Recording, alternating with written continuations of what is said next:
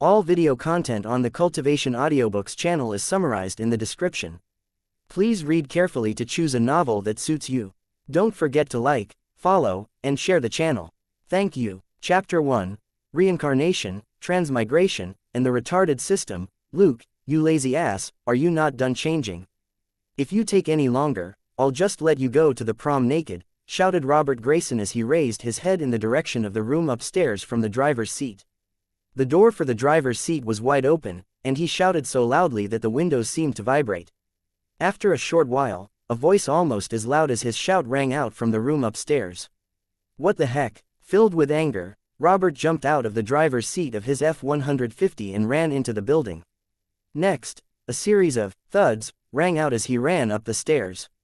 Finally, there was a loud bang as he opened the door. "Ah, Luke, what happened to you, brat?" Robert's shout rang out once more, followed by the voice of a woman. A minute later, Robert could be seen running out of the building with a young man on his back. Following him was a flustered middle-aged woman with a 5-year-old boy in tow. "Catherine, drive your car and come with Joseph. Be careful on the road and don't rush." Robert turned around and said a few hasty words before placing the young man on his back in the backseat. After helping the young man lie down, he rushed to the driver's seat. He started the car, and the Ford's engine roared furiously as the car sped off toward the highway and rushed away. One day later, Luke regained consciousness. He stared blankly at the ceiling above him and only recalled what happened after a short while. The moment he recalled what happened, his heart surged with excitement. However, he still quickly suppressed the excitement and calmed down. He scanned his surroundings and found that he was in a hospital ward. Apart from him, Claire was also in the ward. She was currently sleeping soundly on a sofa not far away from him. The moment he laid his eyes on Claire, he heaved a sigh of relief. Since his younger sister was here, Robert must have been the one to send him to the hospital. He continued listening to the sounds around him and found that the place was nearly empty as there were no sounds of human activity at all. From that, he judged that it was probably late at night now. The hospital was enveloped in silence. Only then did Luke shut his eyes and shout inwardly, with all his emotions poured into it, "Come out, system." Next, he received no response. What damned system was this? Luke stopped himself from cursing and once again called out with all his emotions, "Come out, system my daddy." Next, still no response. Luke. System my son. System my grandson. System, you having S*X somewhere. Fine, still no response. Luke started cursing inwardly. System, at the very least, you should show me an interface or something, right? Or a character page or something. What is the meaning of this? Why are you pretending to be dead? Right after he said those words in his mind, a string of data appeared in his mind. This was completely different from the interface or character page that he had been expecting. The data had all appeared directly in his brain. He didn't need to read some character page. User. Luke alias Luke Colson, strength. 12 physical strength dexterity.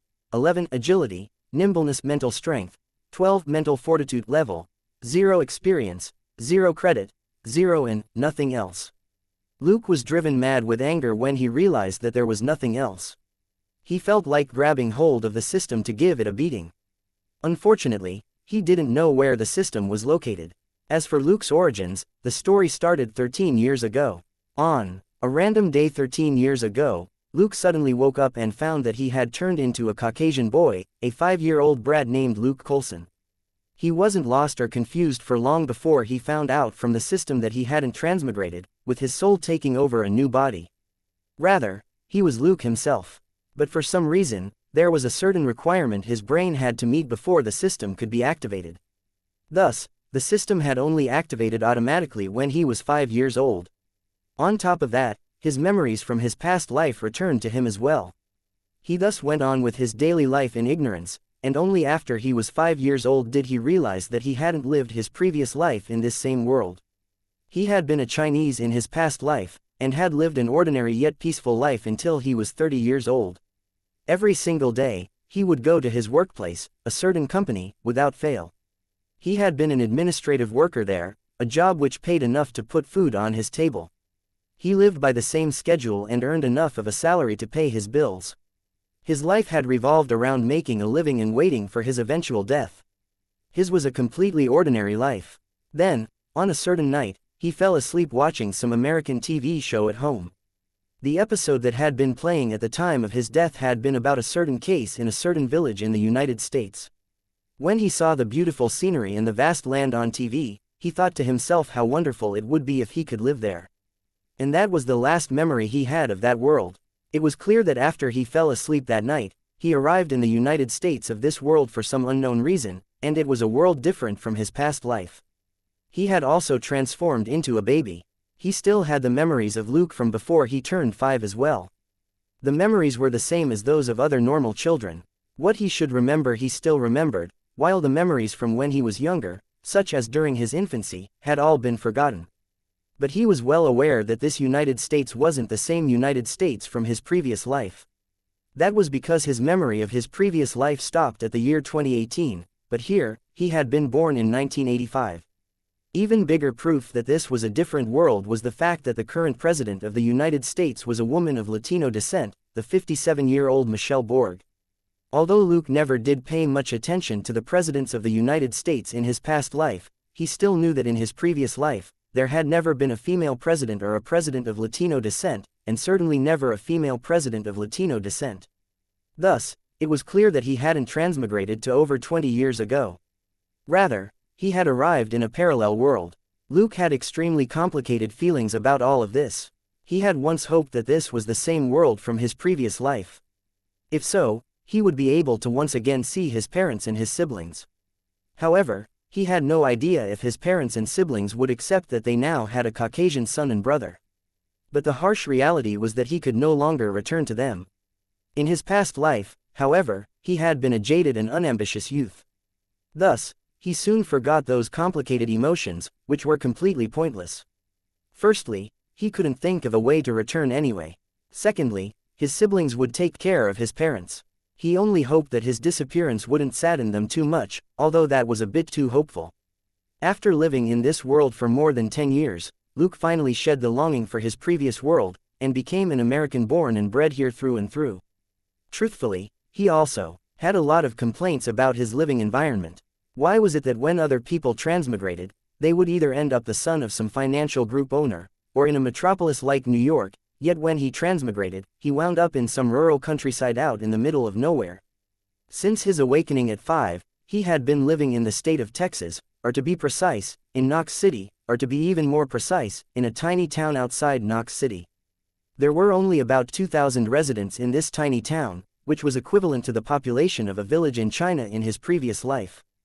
Different to China in his previous life, this place was incredibly vast and widespread, and after leaving town, one could drive for a long time without seeing a single soul. The only reason he had lived in such a rural area for 13 years, and had even survived until his graduation from senior high school, was because he was a man with a system. Since he was 5, he knew he had a system, but this system had never given him any sort of response. Like a stone, it stayed there and didn't move, but for some reason, he was able to sense that this system did indeed exist. But he couldn't accurately pinpoint where. He had never mentioned this to anyone else, as that would only cause Robert and Catherine to think that he was mental. In any case, the system had transmitted one thing to him, which was that it would only be fully activated once he became an adult. Thus, Luke had no choice but to soldier on. The system insisted on pretending like it was dead. What else could he do about it? It wasn't the first time he had tried calling the system various names such as Dad, Granddaddy, and so on. He would usually start calling the system other names such as grandson, grandkid, and so on after being ignored. Even so, the system had remained silent all these years. When he read about main characters in novels, their systems possessed either intelligence or artificial intelligence, and had different personalities. They could be aloof, proud, cold, outwardly kind but inwardly evil, adorable, talkative, or even despicable. When the main characters had nothing to do, they could chat up their systems. But this system he had obtained was no artificial intelligence. In fact, this was a retarded machine. Otherwise, there really was no other explanation for the lack of response from this system. And just like that, Luke grew up uneventfully, studying until he finally reached the day of his senior high school graduation prom. That was also the day he turned 18 years old. Just as he was suiting up in his room upstairs, preparing for the prom, the system suddenly sent him a message, the host has been detected as having reached adulthood. The system is formally activated, and synchronization will begin in 10 seconds. What the heck? Luke was able to cry out. After that, before he could think of anything else, intense pain assailed his brain. His eyes instantly darkened as his body's self-defense mechanism kicked in from the intense pain, causing him to pass out. The first thing Robert saw after he arrived upstairs was Luke lying unconscious on the ground. Next, Robert sent him to the hospital, and after one day in a coma, Luke woke up. Currently, only his sister, Claire, was here, and she was sound asleep. This was the right time for him to unveil his prize. The so-called prize was the system. All these years, he had felt like someone who found out that he had inherited immense wealth, but couldn't touch it until many years later. Yes, in a way, that was how he felt. This system was akin to a legacy his previous life had left him. During those 13 long years, Luke had been waiting for this one thing. And after he woke up, he finally understood why the system would only activate once he became an adult. That was because the system needed to synchronize with his soul to bind them both together. Prior to adulthood, his body, or to be precise, his brain wouldn't be able to bear the shock from the synchronization. It could easily kill him. Luke was rendered completely speechless as he cursed inwardly. Can't you tell me earlier if you're going to synchronize with me? Like maybe give me a one-day notice. The system had actually given him a simple countdown of 10 seconds before directly starting the synchronization. And thus, not only was he hospitalized, his graduation prom was ruined as well. Even worse was the fact that his current girlfriend, Jamina, had wanted to dance with him. After leaving her in the lurch, he wondered if that fierce kitten would scratch him to death. Nevertheless, that was something for him to worry about later. For now, his focus was still on the system.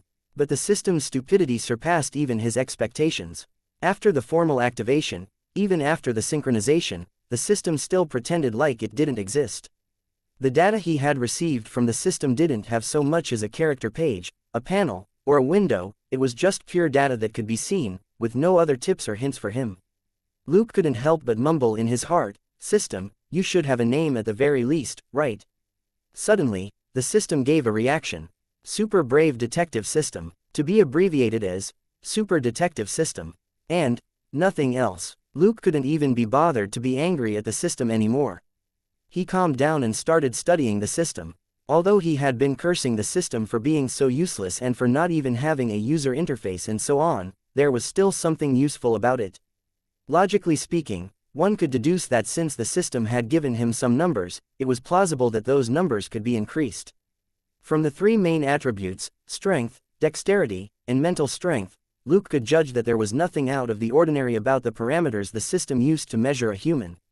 And the system had also tacitly agreed that for an ordinary person, the average value for all three attributes was 10. As for Luke, he had a strength of 12, dexterity of 11, and mental strength of 12. In other words, he was slightly above average. But that was probably because the majority of the people here worked as manual labor while the students here enjoyed exercising. Luke himself had also joined the fad and would occasionally follow the bodybuilding addicts from his class to the gym. Of course, for those people, bodybuilding was a passion. For him, he was only playing around. Thus, his strength was only 12, a number only slightly above average. As for a dexterity of 11, that was likely because he hadn't gone through any specialized training. Thus, he was only 1 point above an ordinary person. As for a mental strength of 12, he had some inkling of what that meant. Mental would definitely be related to his brain, or to be precise, to the speed at which his brain operated. None of the three main attributes was much higher than the other two, yet none was particularly weaker as well. He was left wondering if the system could help improve these attributes. Next on the list was level, experience, and credit, all three at 0.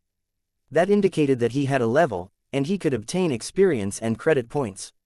As for how many experience points would be required for him to level up, and what to do with the credit points, he could slowly figure that out in the future. At the very least, he now knew that the system wasn't completely worthless. After spending half a day researching it, Luke started experimenting with the system.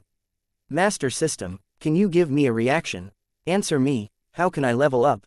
Experience. Of course I know it's through experience. How am I supposed to get experience? Mission. Where is the mission? Dang, you're only showing me the mission after I asked for it. Luke's repeated experiments finally garnered a response from the system, and he finally received additional information from it. Of course, there was still no user interface or anything similar. Mission: officially become a policeman. Time limit: 1 month. Rewards: 10 experience points, 10 credit points. When Luke received the mission, he felt incredibly touched, so much so that he almost teared up. Thank you, system. Indeed, this system wasn't useless. Indeed, he could earn experience and credit points. But after a short while, the excited Luke sank into thought. He had read a lot of novels, many of them related to main characters with systems.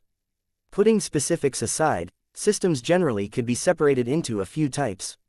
The first type of system was the mysterious kind, where users would be supplied with magic skills, martial arts, immortal cultivation manuals, or even superpowers. The second type of system was the technological kind, where users would be supplied with weapons, gadgets, genetic strengthening, interstellar battleships, and so on. The third type was a real-world system, which involved books that required the main characters to become superstars, scientists, criminals, heroes of justice, and so on. The third type would occasionally be mixed up with the first and second types, but the main focus would still be on the real world. What Luke wanted the most was the first type. The rewards he stood to gain from the first type would always be the most enticing. His second choice would be the second type, where he could obtain technological rewards. After all, when technology reached a high enough level, it might not be weaker than the rewards one could gain from the first type of system. And the third type was his last choice. And if he had no choice but to take the third type, he didn't mind getting a system which required him to be a superstar, a super author, a super screenwriter, or a super schemer. All these were acceptable choices. Or to be a scientist, amassing wealth from his inventions. That would be a good option as well. From the 15th of February 2020, coins spent on books that aren't selected will be refunded within 30 days. However, fast passes will not be refunded. The selected book will have a mark on the corner of the book cover in 30 days to indicate continuation. Thank you for your understanding. Chapter 2, Police Assault, Lipstick Mark, and everything is bigger regardless of whether he became a superstar, a super author, or a tech tycoon. All of them meant that a large number of high-class women would rush into his embrace. He no longer needed to worry about the lack of a girlfriend. In fact, as a winner in life, he wouldn't even need a girlfriend. Many women would be willing to fool around with him without him even needing to lift a finger. But, super detective system, and the first mission was for him to formally become a police officer. He was greatly saddened by that. Why? Because Robert was an officer, the sheriff of the town they lived in. No, sheriff wasn't Robert's last name. The so-called sheriff referred to a township's law enforcer, or in other words, someone similar to a police chief. The law enforcement in these towns was somewhat different from the police departments of larger cities. Both were law enforcement agencies, yet sheriffs were in truth paid from the residents' own pockets, and were in a way private police officers. As someone who had lived with Robert for more than 10 years, Luke was extremely clear on the amount of money a police officer in a small town made. Robert only made about $54,000 annually, and even that was a pre-tax amount. And he was the chief. For those ranked below him, their annual pay could go as low as $32,000. Even with Robert's pay, he was barely making enough to support their entire family. Fortunately, Texas had some of the lowest taxes in the United States, and the cost of living here was rather low too. In addition, Catherine also worked as a teacher. Because of that, Robert's family didn't have to live in poverty. And now, this shitty system was actually telling Luke to become a police officer. Wasn't that a trap? Since this was a super detective system, why couldn't he go and become a private detective or something? As a private detective, it was possible to make millions a year if he did well. With the system's help, Luke could very well become wealthy as a private detective. But what sort of future could he have if he became a police officer? Even New York's police chief didn't make more than $200,000 a year. Of course, the higher-ranked ones didn't rely solely on their salary to get rich. After they retired, they could perhaps go and give speeches, write a book, or go into politics, and easily make millions a year. That was legally allowed, but Luke was only 18 years old this year. How far away was retirement for him? Furthermore, if he could only get rich after he reached the age of retirement, what was the point of his life? Even worse, 3 days ago, Luke nearly got into a quarrel with Robert while talking about jobs. That was because Robert wanted him to join their police department after graduation and Luke firmly rejected him. His goal was to become a wealthy person. He had a system, even if it was a system that would only activate after he became an adult. According to the law in the United States, those who were 21 and above in age were considered adults. After all, they could already start drinking alcohol at that age, how could they not be considered adults then? Luke had believed he only needed to wait another 3 years for the system. Never had he expected that he would only need to wait 3 days for the system to activate, and after activation, it wanted him to become a police officer. Had he done any evil to deserve this? Luke started crying silent tears in his heart. It wasn't that he was worried about Robert. Although Robert wasn't his biological father, he was as good as, given their relationship. If Luke suddenly changed his mind and agreed to become a police officer, Robert would tease him for a bit at most, and would still help him with it. Robert was a normal Texan citizen, who had once served in the army and once ran a ranch before ultimately becoming a police officer. He was a coarse but straightforward and direct person. Luke lay on the hospital bed with extremely complicated emotions and started letting his thoughts run wild, and without realizing it, he fell asleep again. After a long time, a voice sounded by his ear. "Luke, wake up." Still half asleep, Luke mumbled, "No, Claire, let me sleep in. It's the school holidays." And indeed, that voice stopped. After a short while, a hoarse voice rang out. "Robert, Luke should be fine now, but he's refusing to wake up. I can't do anything about it." "Oh, you're coming over." "Sure, all right, I'm going camping with Shelley and the others, so I'm leaving in an hour regardless of whether or not you get here by then." Next, there was ongoing rustling in the room, as if someone was bustling around. After an hour, a fragrant smell drifted over and warm lips landed on Luke's cheek. Then, a voice sounded. "Luke, sweet dreams. Robert is coming over, so I'm heading out first." Luke mumbled unhappily and turned around before continuing to sleep. The woman giggled, before walking out of the ward. As for Luke, he was still happily in dreamland. In his dream, he was holding an RPG in one hand and a Gatling gun in the other. He fired both weapons at once, forcing numerous aliens to flee. After that, he laughed smugly. "I'm a super police. Who else?" Suddenly, he felt like the entire world was swaying, as if a massive earthquake was happening. The buildings around him started collapsing and crashing down on him. With a miserable wail, Luke sat up. Bang! After a muffled noise, Luke collapsed back on the bed with dazed eyes.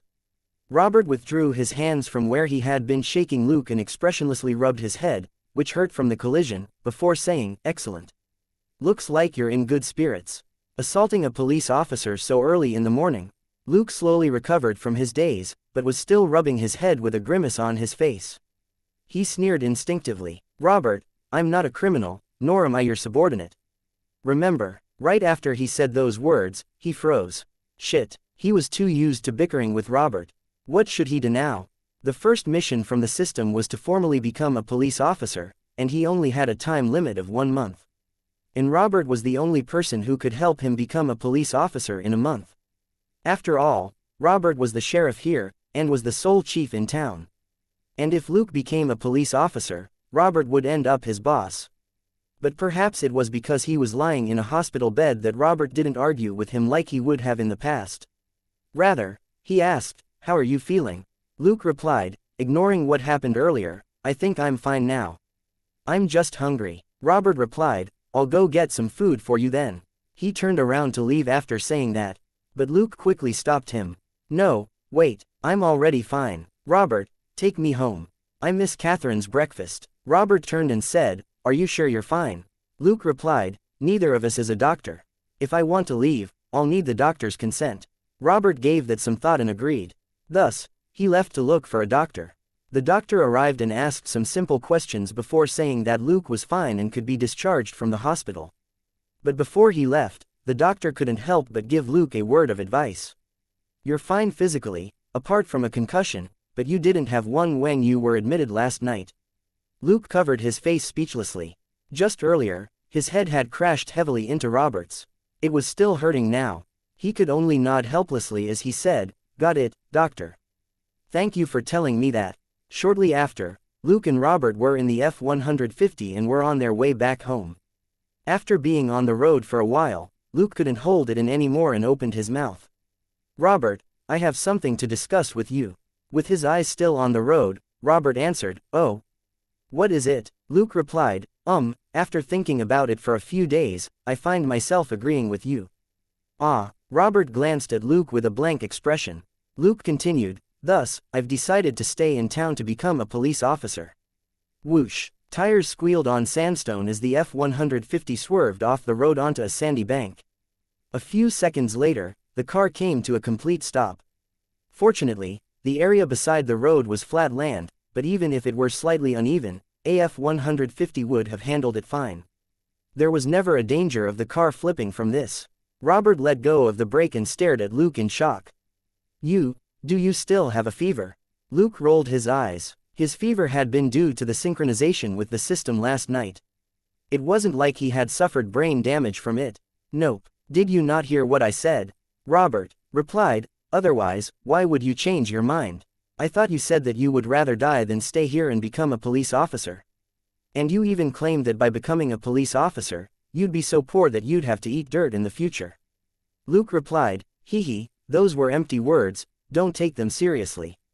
I was just rebutting because I didn't believe you when you described being a police officer as a job where I would be making a salary doing nothing."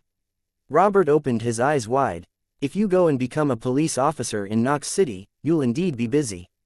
And if you become a police officer in an even larger city, you'll be too tired to do anything else.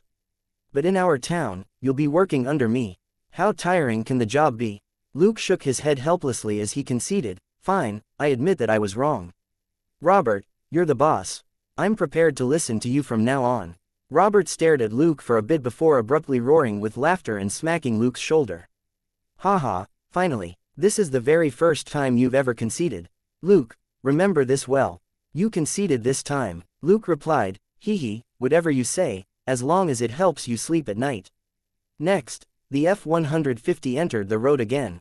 They started to head back home, and on the way, only Robert's occasional outburst of laughter could be heard.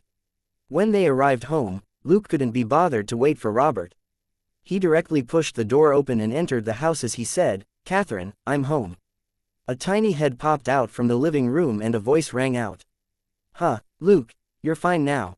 Luke walked over and patted the tiny head before saying, "Yes, I'm fine now." "Joseph, what are you doing?"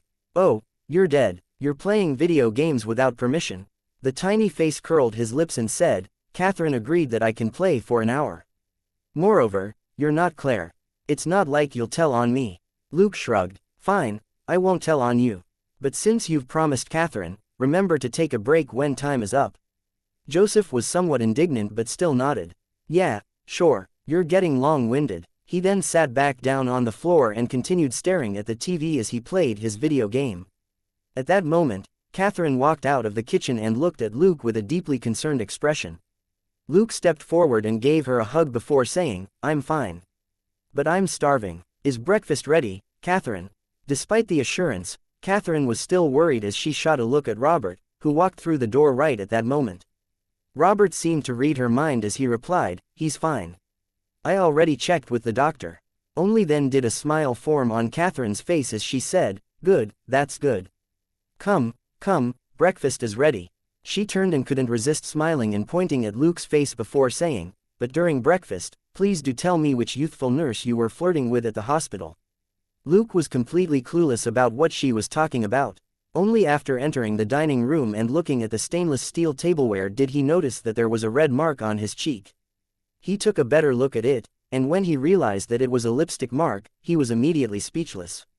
On his way home from the hospital, he had met quite a number of people. Many of them had smiled when they looked at his face. He hadn't paid much attention to it previously.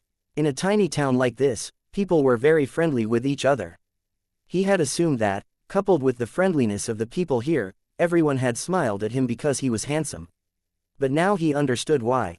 He had been walking around with a bright red lipstick mark on his cheek early in the morning. What would everyone think when they saw that? From the way they had looked at him, their thoughts must have been something along the lines of, "It sure is nice being young." He was in no rush to wipe off the lipstick mark. Rather, he spent some time sizing up the mark before recalling everything from yesterday and today.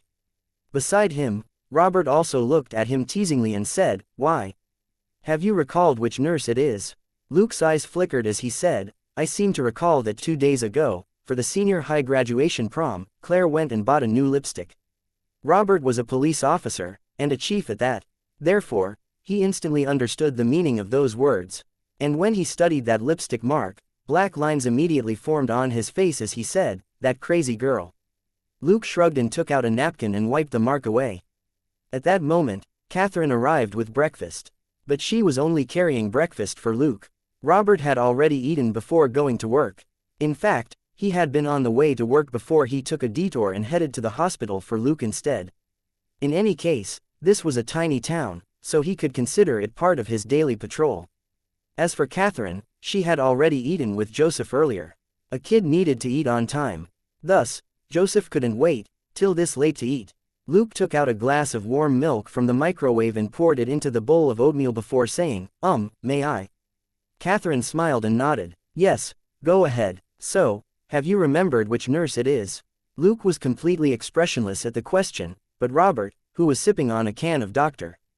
Pepper which he had taken from the fridge, choked and spat out a mouthful of the drink. Fortunately, he was seated at a different corner of the table, and Luke's breakfast was thus saved from the drink eruption. Luke continued eating his breakfast unhurriedly, slowly stuffing a ham sandwich into his mouth. There was a saying that everything was bigger in Texas. For example, the sandwich he was eating was thicker than an ordinary sandwich. The overall size was also larger, and even the ham inside was thicker than the usual ham. Coupled with 2 vegetable slices and some homemade pickled cucumber made by Catherine, the large sandwich oozed with a flavor that encompassed the taste of bread, meat, sweetness and sourness, and which also contained a certain sense of freshness from the vegetable slices. This was just the kind of taste Luke enjoyed. Even in his previous life, Luke had enjoyed eating burgers and sandwiches. And unlike many others, he didn't eat that sort of food to save time. Rather, he truly loved them. And because of that, he didn't feel out of place in this new life in Texas. Moreover, there was quite a number of ethnic Chinese who lived in Texas as well. That was especially true in Houston and Fort Worth. It wasn't hard to get someone to bring over some Chinese food from those 2 places every now and then. In terms of food, Texan food indeed fit his taste palate. The entire sandwich weighed about 1 catty, and Luke finished it in a short while. He also finished the warm milk and oatmeal before patting his belly in satisfaction. "That feels great. I was starving before this." On the side, Robert had already explained where the lipstick mark had come from to Catherine in a low voice. That caused Catherine to burst out laughing. When she heard Luke's words, she said curiously, "Didn't Robert bring you a burger or something?" Luke replied, "How can that compare with your food? I'd rather wait to get home before eating." Chapter 3.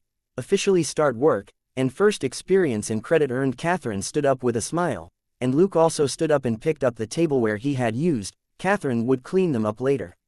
Robert also stood up and said, "All right, if there's nothing else, I'm going back to the department." "Luke, rest at home for now." Luke called out to him. "Wait, I'll go with you." Robert was curious. "What's going on?" Luke shrugged and said, "I've nothing better to do anyway. I might as well go with you and complete the recruitment process. At most, I won't start immediately, but in a few days." "Will that be acceptable?" Robert nodded. "Sure. In any case, you'll only get paid from the day you start working. But are you sure you want to go now? Do you not want to think more on it?" Luke replied, "I already spent a few days thinking about it. I've made up my mind. Let's go." Beside them, Catherine couldn't help but interject, "Start? What are you starting?" Luke said with a smile, "I realized that what Robert told me a few days ago is right.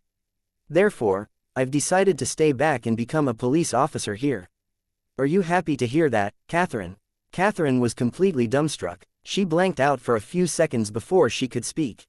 But a few days ago, you were still arguing so much with Robert, even claiming that the job is so poor you'd be eating dirt."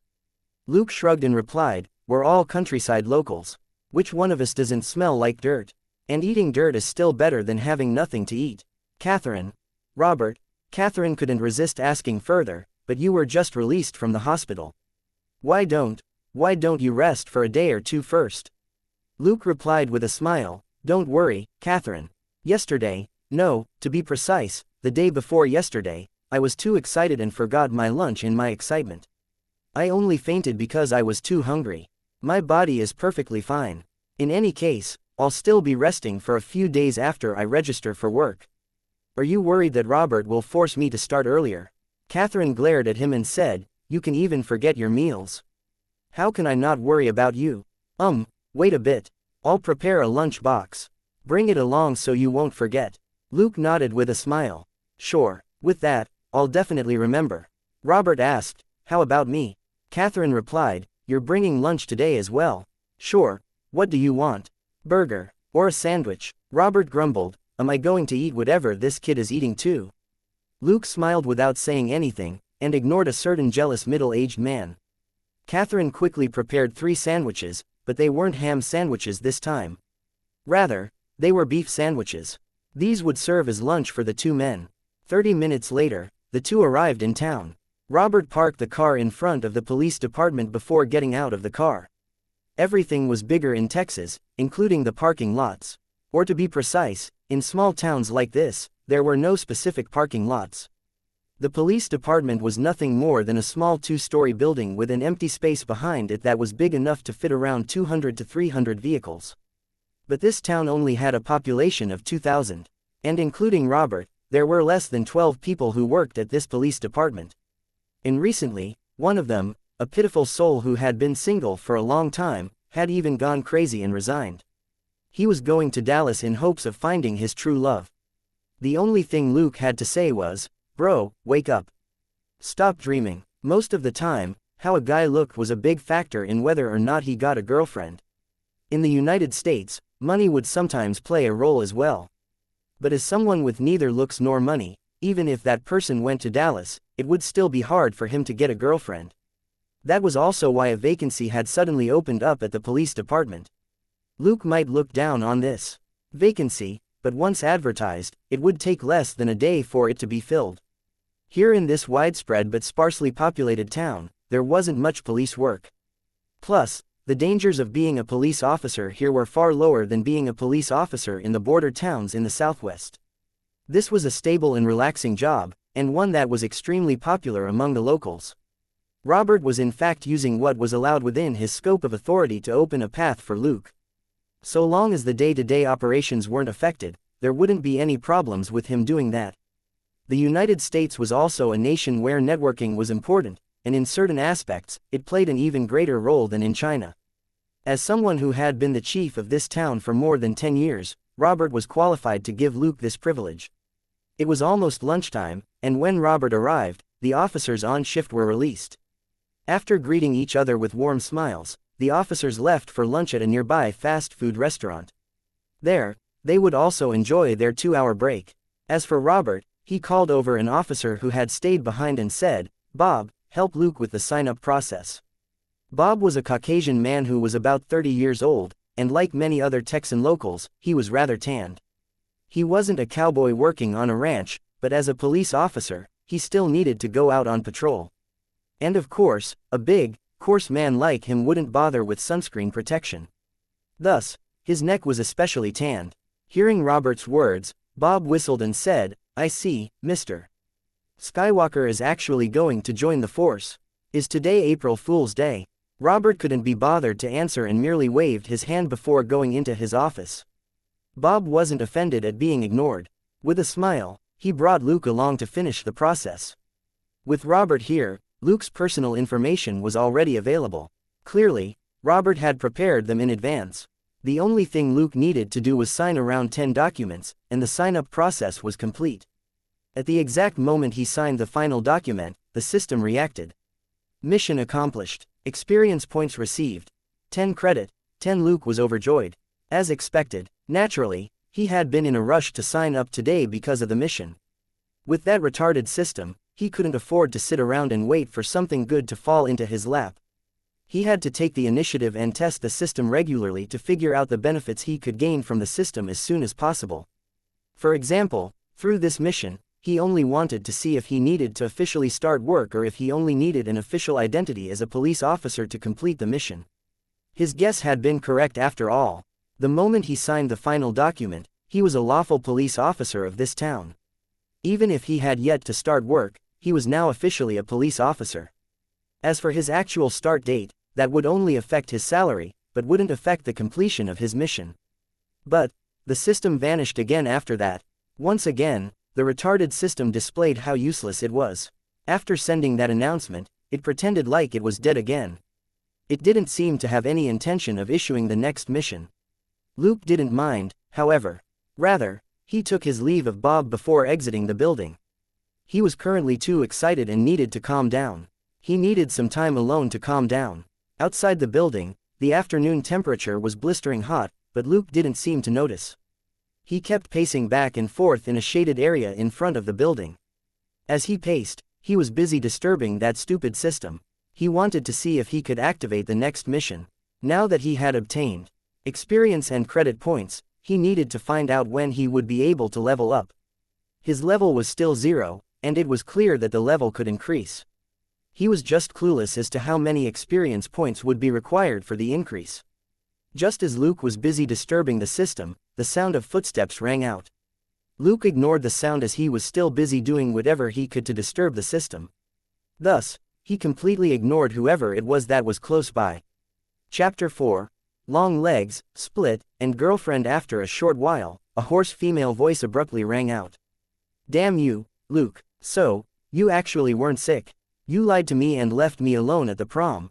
Damn you." Then, a strong tornado streaked over. Luke turned around, and the first thing he saw was an incoming foot. He lunged forward on reflex and blocked the incoming leg with his shoulder. His arms stretched out in a well-practiced manner, and a lively and flexible body fell into his embrace. With a smile on his face, he said, "Oh, Jamina, it's so good to see you again."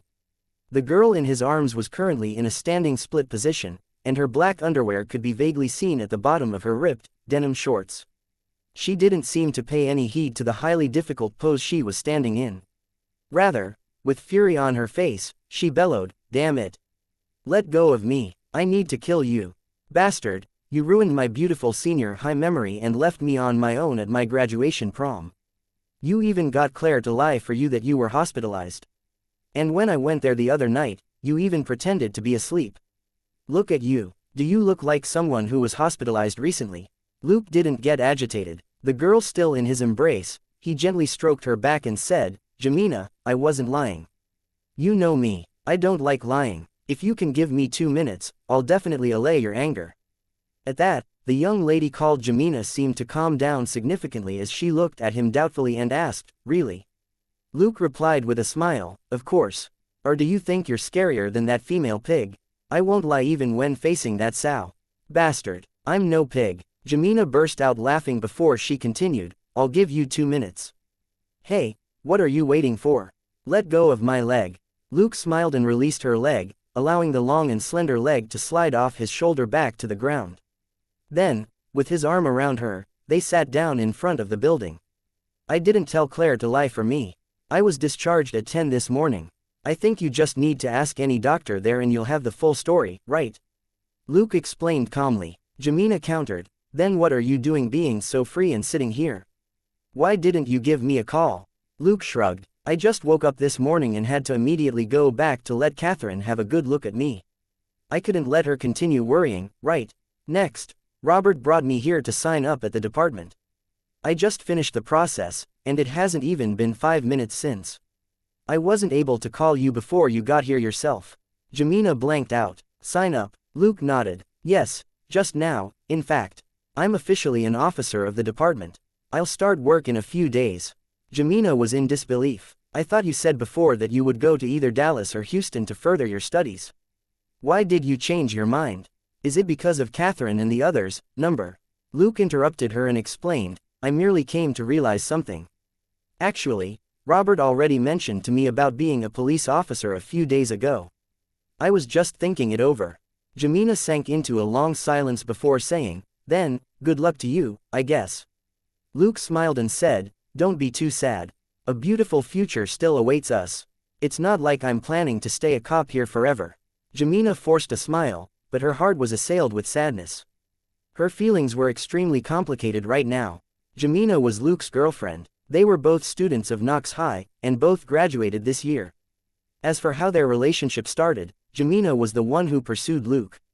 This was a story that started with a hero's semi-successful attempt to rescue a beauty. A group of high school students once decided to go camping. That was when the two met each other. However, they still weren't particularly close at the time. During the camping trip, Jemina encountered a wild boar. At that time, Jemina was frightened and started shouting for help. Luke, who was the nearest to her, arrived first. Then, in a head-on confrontation, he stood in front of the wild boar, which also seemed to hesitate. He protected Jemina behind him as they slowly backed away. Ultimately, the other people on the trip arrived, and an adult with a rifle shot the wild boar down. In truth, that wild boar wasn't particularly big, and at that time, the boar was slightly frightened by Jemina's shout as well. That was why it hadn't attacked her immediately. Strictly speaking, the one who had rescued Jemina was the adult with a rifle, not Luke. But after the two got into a relationship, Jemina said that when Luke arrived and protected her behind him without hesitation, she saw that as a symbol of valor. If it was any other person, they would have directly fled when they saw the wild boar. Or they might have stopped running and started shouting as well. That was what most people would have done. At the time, Luke only had on him a knife which he sliced beef with. It was impossible for him to be able to do anything to the boar with that knife. What could Luke say? Should he tell her that he was already used to seeing wild boars on his maternal grandpa's ranch, and was thus unafraid? Should he also tell her that he in fact knew the temperament of wild boars very well? If he hadn't protected Jemina, and had allowed her to continue shouting, the wild boar would most likely have gotten so annoyed by her loud voice that it might have actually decided to attack. And that wild boar wasn't too big anyway. At the same time, it was rather timid. Sure, to do what Luke did required some courage, but all along he had been sure his life wasn't in danger. And after that incident, Jemina started pursuing Luke. Jemina was an above-average beauty, and that was only because Luke had different taste compared with the locals here. For a regular person, she was definitely a great beauty. She had long legs, a slender waist, and a curvy bottom. Sure, her chest wasn't too bountiful, but her figure was still outstanding as a whole. Coupled with her healthy tan and an athletic body that was the product of constant exercise, she was definitely an athletic-style great beauty. As a Latina, Jemina was a very passionate young lady, and when she started chasing Luke, she had done so openly. And Luke was a normal and healthy man. Although he had lived up to 30 years old in his previous life, and had also had a few girlfriends back then, he had never seen such a powerful attack from a woman before. At that time, Luke had been in 10th grade and still single. Luke was about 60 to 70% similar to Catherine in appearance. They looked unremarkable at first, but the longer you looked at them, the more you felt that they were incredibly pleasing to the eye. Luke was a high school kid that had decent looks, a decent build, and a decent character, yet had been single all this time. In the United States, a man in this situation would very commonly be misunderstood as someone with different preferences, i.e. a man who didn't prefer women. In truth, although Luke had lived up to 30 years old in his previous life, he wasn't too good at chasing someone. That, coupled with certain habits of his that were completely out of the norm compared with ordinary American students, had caused him to remain single all this time. Suddenly, a great beauty appeared to pursue him. He couldn't resist the attack by the beautiful and passionate Latina, and soon, he accepted her and became her boyfriend. Only then was Luke free of the rumors swirling around in school about his sexual preference, and people no longer talked about him behind his back. But in truth, his and Jemina's relationship had formally ended after the prom the day before. Chapter 5, Party, Bold Idea, and Another Mission completed. The prom was the last formal event of senior high, and after that, the students could start spending their time as they wished. Some went on a trip, some traveled around in preparing to further their studies, some started looking for a job, and so on. Most of them would start doing all that after the prom. Although some of them were staying behind in their hometown, Luke and Jemina had long known each other's plans. The difference in their grades was rather big. Luke's results were above average, and since he had long accumulated enough credit, entering the state university was a possibility. As for Jemina, she had barely been able to accumulate enough credit right before graduation. Nevertheless, she still planned to enter a community college and further her studies. She longed for the big city life. It seemed that the two were fated to be unable to continue their relationship. But they had never talked about it seriously. In any case, something like this was in fact incredibly common among high school couples, and not many people would be overly bothered by it. Now that Luke had suddenly said that he was staying here to become a police officer, it was a change that nevertheless wouldn't affect their plan to break up after prom. Jemina would never stay back. She was full of life, and would never remain in a small town like this. After a long while, she said, "But you must go to Martha's party tonight." Luke nodded with a smile. "Of course. Do you need me to dress up in the suit I prepared a month ago?" Jemina laughed and hit him playfully before saying, "Even if you're shameless enough to wear it, I'd be too embarrassed." "All right, don't forget the time. It's 7 tonight. If you dare come late again, I'll crush your balls." The party tonight was a private event and not a school event. Therefore, everyone could wear whatever they wanted, or one could even choose to go in their birthday suit. The only thing nobody would wear were the same formal suits and dresses they had worn for prom. Luke nodded with a smile. Jemina stepped forward and gave him a long French kiss before saying, "All right, see you tonight. Martha's still waiting for me at the supermarket." Luke nodded with the same smile on his face. "See you tonight." When Jemina saw his expression, she couldn't resist stepping forward and nibbling lightly on his ear before speaking into it. "Don't you have any bold ideas? Hee. Don't forget to search Robert's bedside cabinet."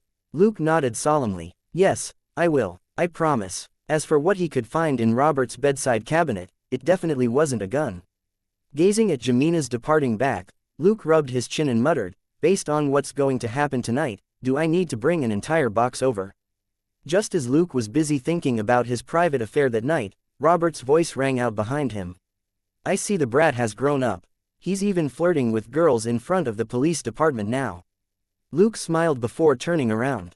"By the way, Robert, I have a party tonight, but I'll visit your bedroom before that." Robert blanked out slightly before raising an eyebrow. "Hee, sure, do as you wish. I have some lube as well. Do you want it?" Luke replied, "No, thanks. I'm far more skilled than you are." Robert raged, "Piss off, you damn brat." Luke said, "Give me lunch first. I'm hungry again." A while later, Robert chased Luke out of the police department, the latter holding a large paper bag. Luke looked at Robert, who entered the building again, and his lips curled up before he sat down in front of the building and started eating his lunch slowly. He didn't care too much about the party. Even with Jemina's hint, he still wasn't particularly moved. The two had been in a relationship for 2 years. Anything they could do, they had already done. He had an 18-year-old body, but his soul was in fact 30 years old. He continued disturbing the system in his mind while he ate his lunch. After lunch, he leisurely headed home. After walking for a couple of 100 meters, he met Smith, his neighbor. Thus, he got a free ride home. And at 6 on the dot, Luke left his house after he was done getting ready. Apart from a shower and a clean outfit, he didn't need to dress up in anything fancy for the party. And he didn't need to drive. Martha's house was in the same small town, and was only about a 10-minute bicycle ride from his place. He rode his bicycle leisurely along the road, and when he stopped at a particular traffic light, he heard a shout not far away. "Come, Mickey, come home with Granny. We're having your favorite canned fish tonight." Luke turned around and smiled at what he saw. He got off his bicycle and left it resting against the railing along the road before he walked over and said, "Lucy, is Mickey being naughty again?" This was a granny around 60 years old. She had a petite body and her white hair was pulled up neatly with a few hair clips. Her face was filled with wrinkles, but one could still see that she had definitely been a big beauty when she was young. She turned around, and when she saw Luke, she felt immensely relieved. "Ah, Skywalker, use your force and help me out. Get this troublemaker down here for me." Luke gave a police salute and said, "Yes, ma'am." Granny Lucy smiled. "Oh, am I Obi-Wan now?" Luke replied with a smile, "Yes, you are. Otherwise, how can you command me around?" As he spoke, he made use of a small opening in the wall to push himself up before he grabbed at the eaves with both hands. Applying some force, he found that the eaves were stable, and spoke again. "Come here, Mickey. Follow Granny back and have your dinner." An American shorthair cat sat there looking at him with its head tilted. The cat didn't run, and Luke was able to grab it easily with one hand before jumping off the wall. After he handed the cat called Mickey to Granny Lucy, the two said goodbye and parted ways. Granny Lucy was one of his neighbors, and lived 3 houses away from him. Mickey would occasionally hang out at Luke's place. Thus, Mickey was rather familiar with him. That was why Luke had been able to catch Mickey so easily. While Lucy took her sweet time driving back home, Luke encountered something that gave him a pleasant surprise. He had received another response from the system. Mission: help a town resident, save a cat. Mission accomplished. 2 experience and credit points have been obtained as a reward. But what surprised Luke wasn't the experience nor the credit. It was only 2 points, which was almost negligible. What surprised Luke more was the fact that one of his guesses had been verified yet again. The system had indeed been officially activated. This time, it was truly active, unlike the previous activation and synchronization, and also unlike the first mission he had done to become a police officer. Based on the fact that the mission had been deemed complete after he signed the final document, it was more the official identity as a police officer that had been required for the mission rather than him actually performing a task as a police officer. And now, this cat rescue mission was also something that had appeared before he had even started his job. This indicated that the experience and credit rewarded by the system weren't limited to his job or working hours. Rather, so long as he was officially a police officer, his actions and conduct would earn him experience and credit. Chapter 6. Make Me Happy. On the other hand, this cat rescue mission had also revealed a particular piece of information. Luke didn't necessarily need the system to issue a mission first before he could start earning experience points. That was likely related to the fact that he was legally already a police officer. After all, he had also done many good deeds before this, and this wasn't his first time helping Granny Lucy catch the naughty cat. However, the system had never given him a reward. From that, Luke deduced that only after becoming a police officer would he start to level up. That was right. This was a system that centered around leveling up in practice. Different from games where people leveled up by killing monsters, he would level up through police work. In games, the missions would reward him with experience points, but when he killed monsters, experience points would also be rewarded. Likewise, helping a granny catch her cat was the same as killing monsters in a game. The system wouldn't issue a special mission for each deed, but after he completed one such deed, he would automatically receive experience and credit points. With that, leveling up wouldn't be as difficult as Luke had imagined. Different from the systems in novels where one could only earn experience points through missions, his system was most likely focused on the daily life of a police officer. Helping a granny catch a cat was an extremely minor deed, on par with killing a chicken around the newbie village in a game. That was why he had only earned 2 experience and credit points. What if he did something else? In the United States, the police force had an extremely wide job scope. From traffic control and neighborhood disputes to accidents and crime, everything was part of police work.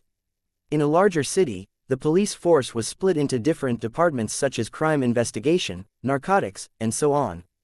But here in this small town, Robert was in charge of everything, and there was no strict separation of jurisdictions for the officers under him.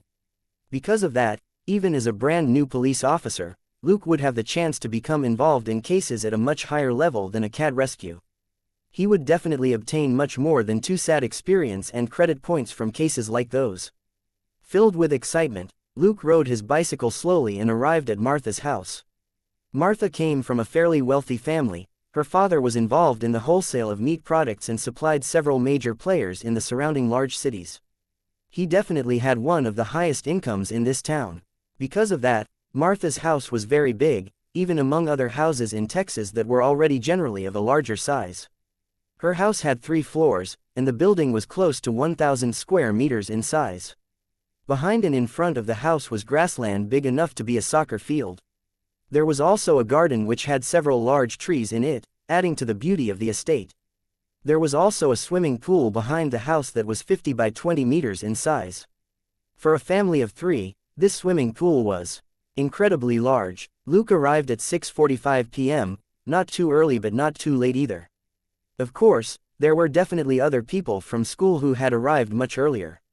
For parties like this, one could come so long as someone who had been invited brought them in. Or one could even take part just by sneaking in. But most of the time, only senior high students from their school would come. There was also the occasional middle school girl or 2 who seemed to have matured a tad too early. Yes, middle schoolers. Given the size of the crowd at a party like this, nobody could be bothered about a few middle schoolers in their midst. But of course, the prerequisite for their presence was that these middle schoolers had to be females who had developed early and looked like any other high schooler. Luke picked a random metal pole and locked his bicycle to it. He wouldn't carry his bicycle in. An ordinary person would find it hard to imagine how crazy a group of partying high schoolers could be.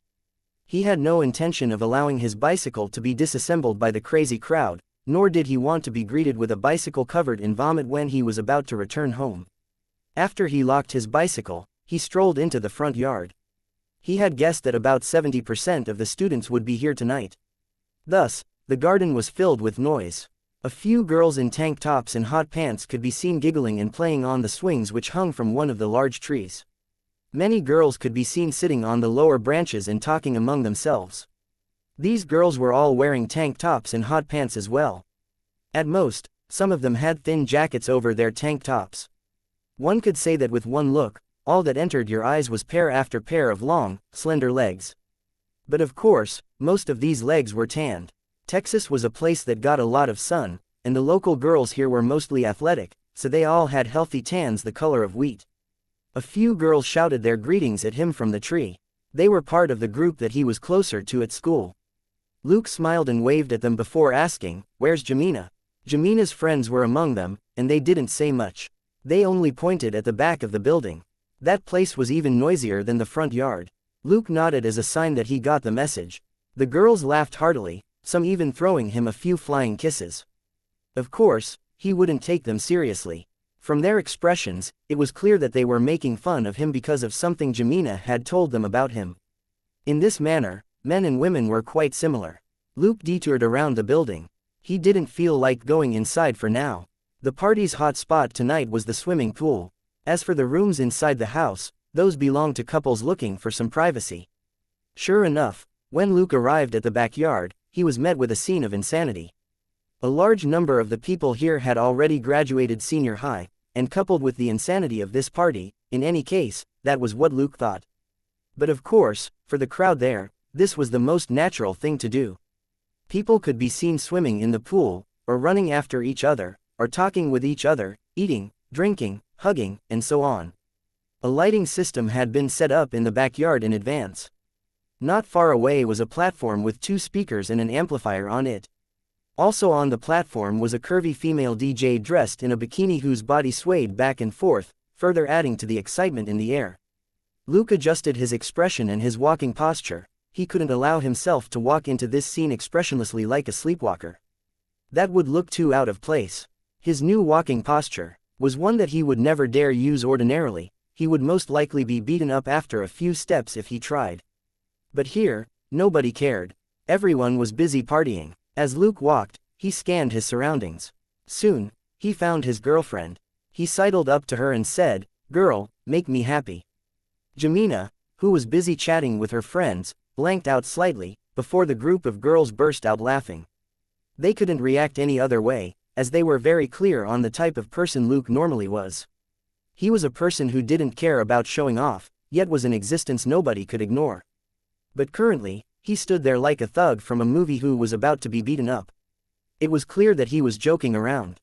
Jamina and the other girls all roared with laughter. Now that they had graduated, it was understandable if someone suddenly decided to change their image.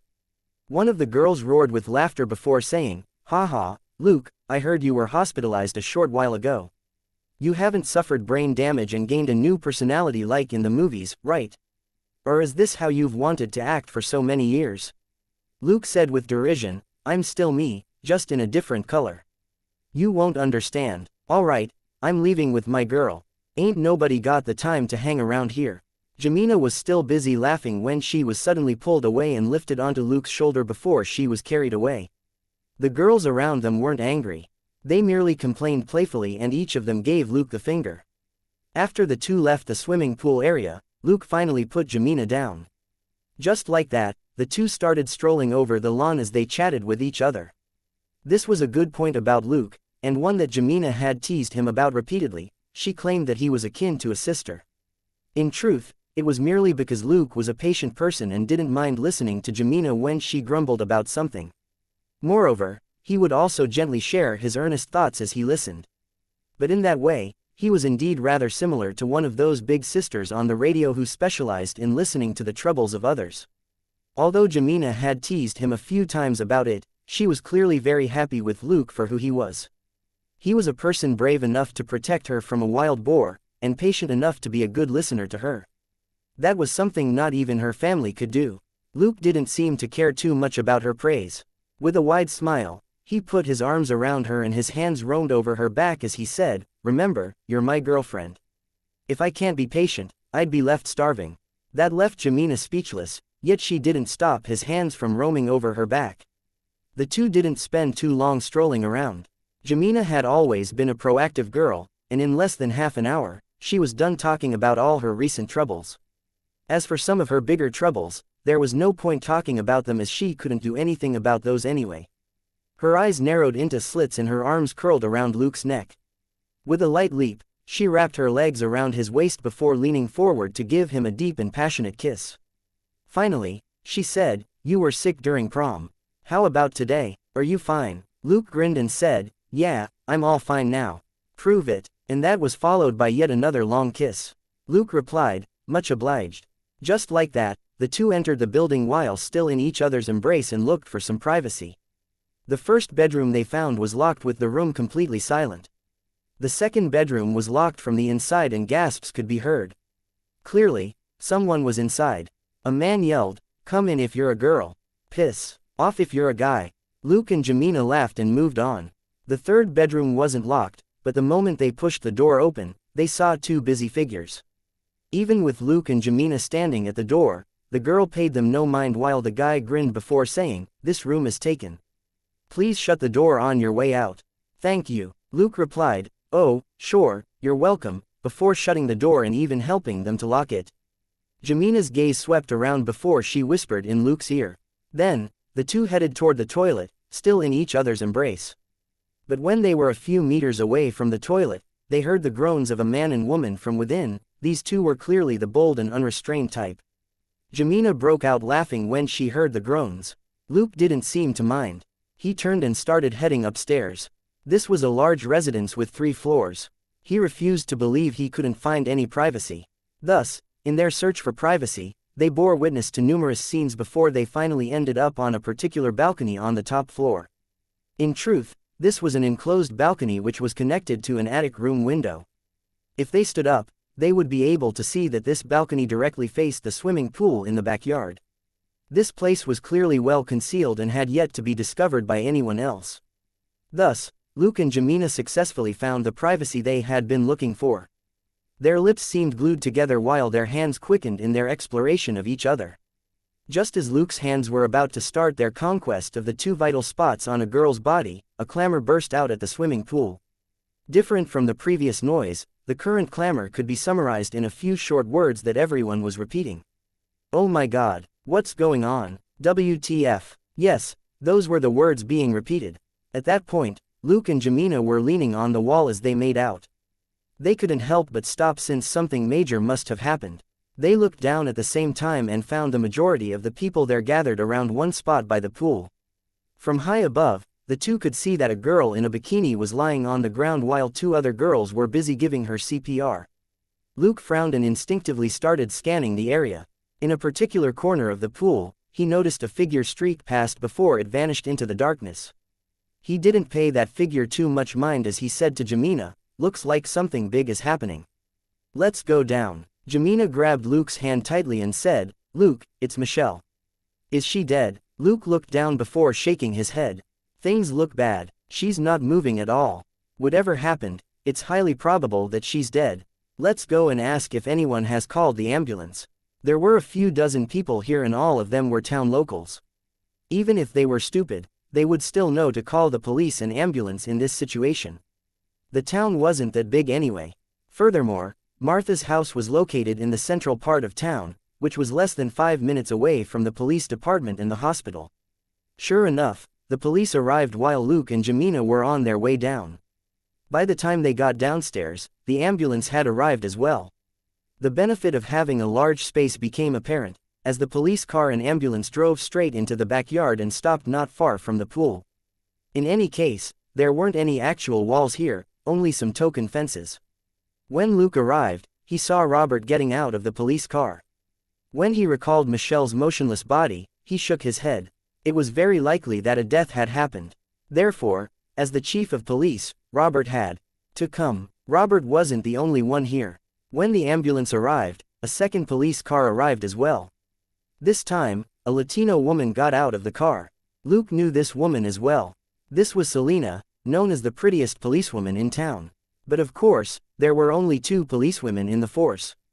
The other policewoman was Mary, who was over 40 years old this year, and had been the prettiest policewoman previously.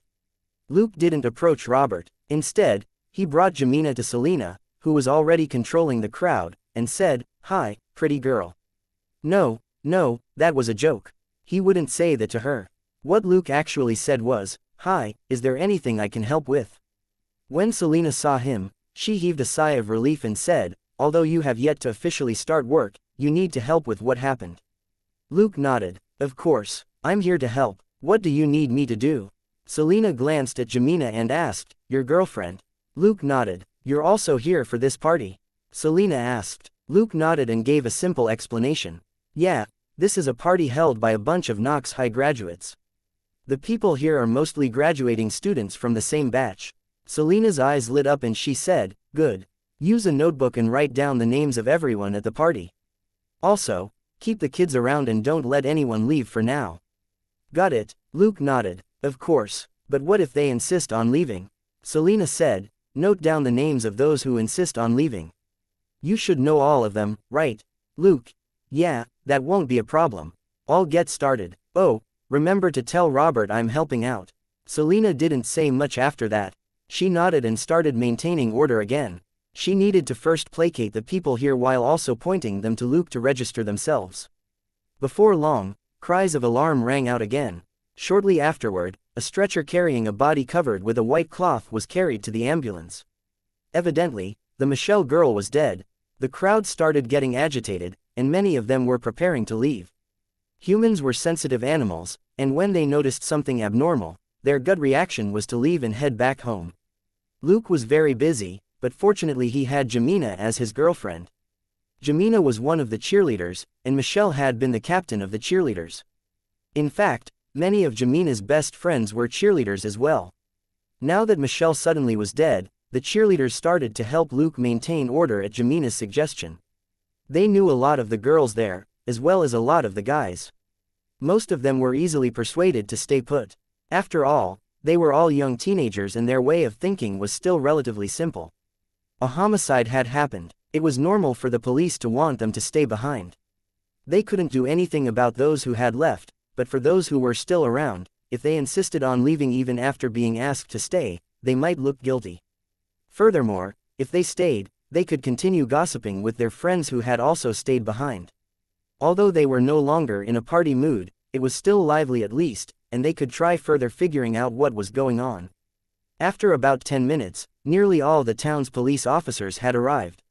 Apart from a policewoman on shift at the station, the others were here. At present, Robert was greatly troubled. What he was most worried about wasn't the homicide itself. Rather, it was the excessive number of people at the crime scene. From the information gathered, there were more than 200 people at this party. More importantly, apart from the Knox High graduates who made up the majority of the partygoers here, there were also some underage high schoolers. And even 3 girls who weren't even 15. That was right, the 3 were the so-called middle schoolers, 8th grade students who had been brought here by someone's cousin to show them the ways of the world. It was very likely that after tonight, the 3 would have a miserable summer. Their parents would most definitely freeze their allowance, and might even ground them. But all that was their parents' problem. What Robert was worried about was the fact that these minors most definitely couldn't stay here for long. He would have to release them at midnight at the very latest. Otherwise, if something else happened, things might get even more troublesome. This was also a sign that the upcoming investigation would be extremely annoying. There were over 200 kids here, and even if they visited one every day, it would still require more than half a year to finish visiting all of them. And a large number among them had graduated and would be leaving on trips, for work or for further studies. What could Robert do? He sank into despair. They worked tirelessly, and slightly before midnight, they finally finished the initial casework. The exhausted Robert started to head for his car. But what he saw was Luke, who looked just as exhausted, standing there, with a girl beside him. Of course Robert knew who Jemina was. Although he always bickered with Luke, he still cared deeply for him. Thus, he had known about Luke's relationship with Jemina since long ago, and even had a rough understanding of their situation. When he found out that Jemina was a decent girl, he stopped worrying about Luke's relationship with her. When he saw Luke, Robert asked, "So, should I consider this your first day of work?" Although he was tired, Luke still flashed a smile as he replied, "It's fine. Just consider tomorrow the first day." Robert flashed a helpless smile and said, "Thank you. Tomorrow will be a busy day." Luke pointed at Jemina beside him and said, "Luckily, she was here to help tonight. Otherwise, I wouldn't have been able to handle those troublesome kids." Robert nodded at Jemina and said, "Thank you, Jemina." Jemina was similarly exhausted, but she also smiled and said, "Don't worry about it.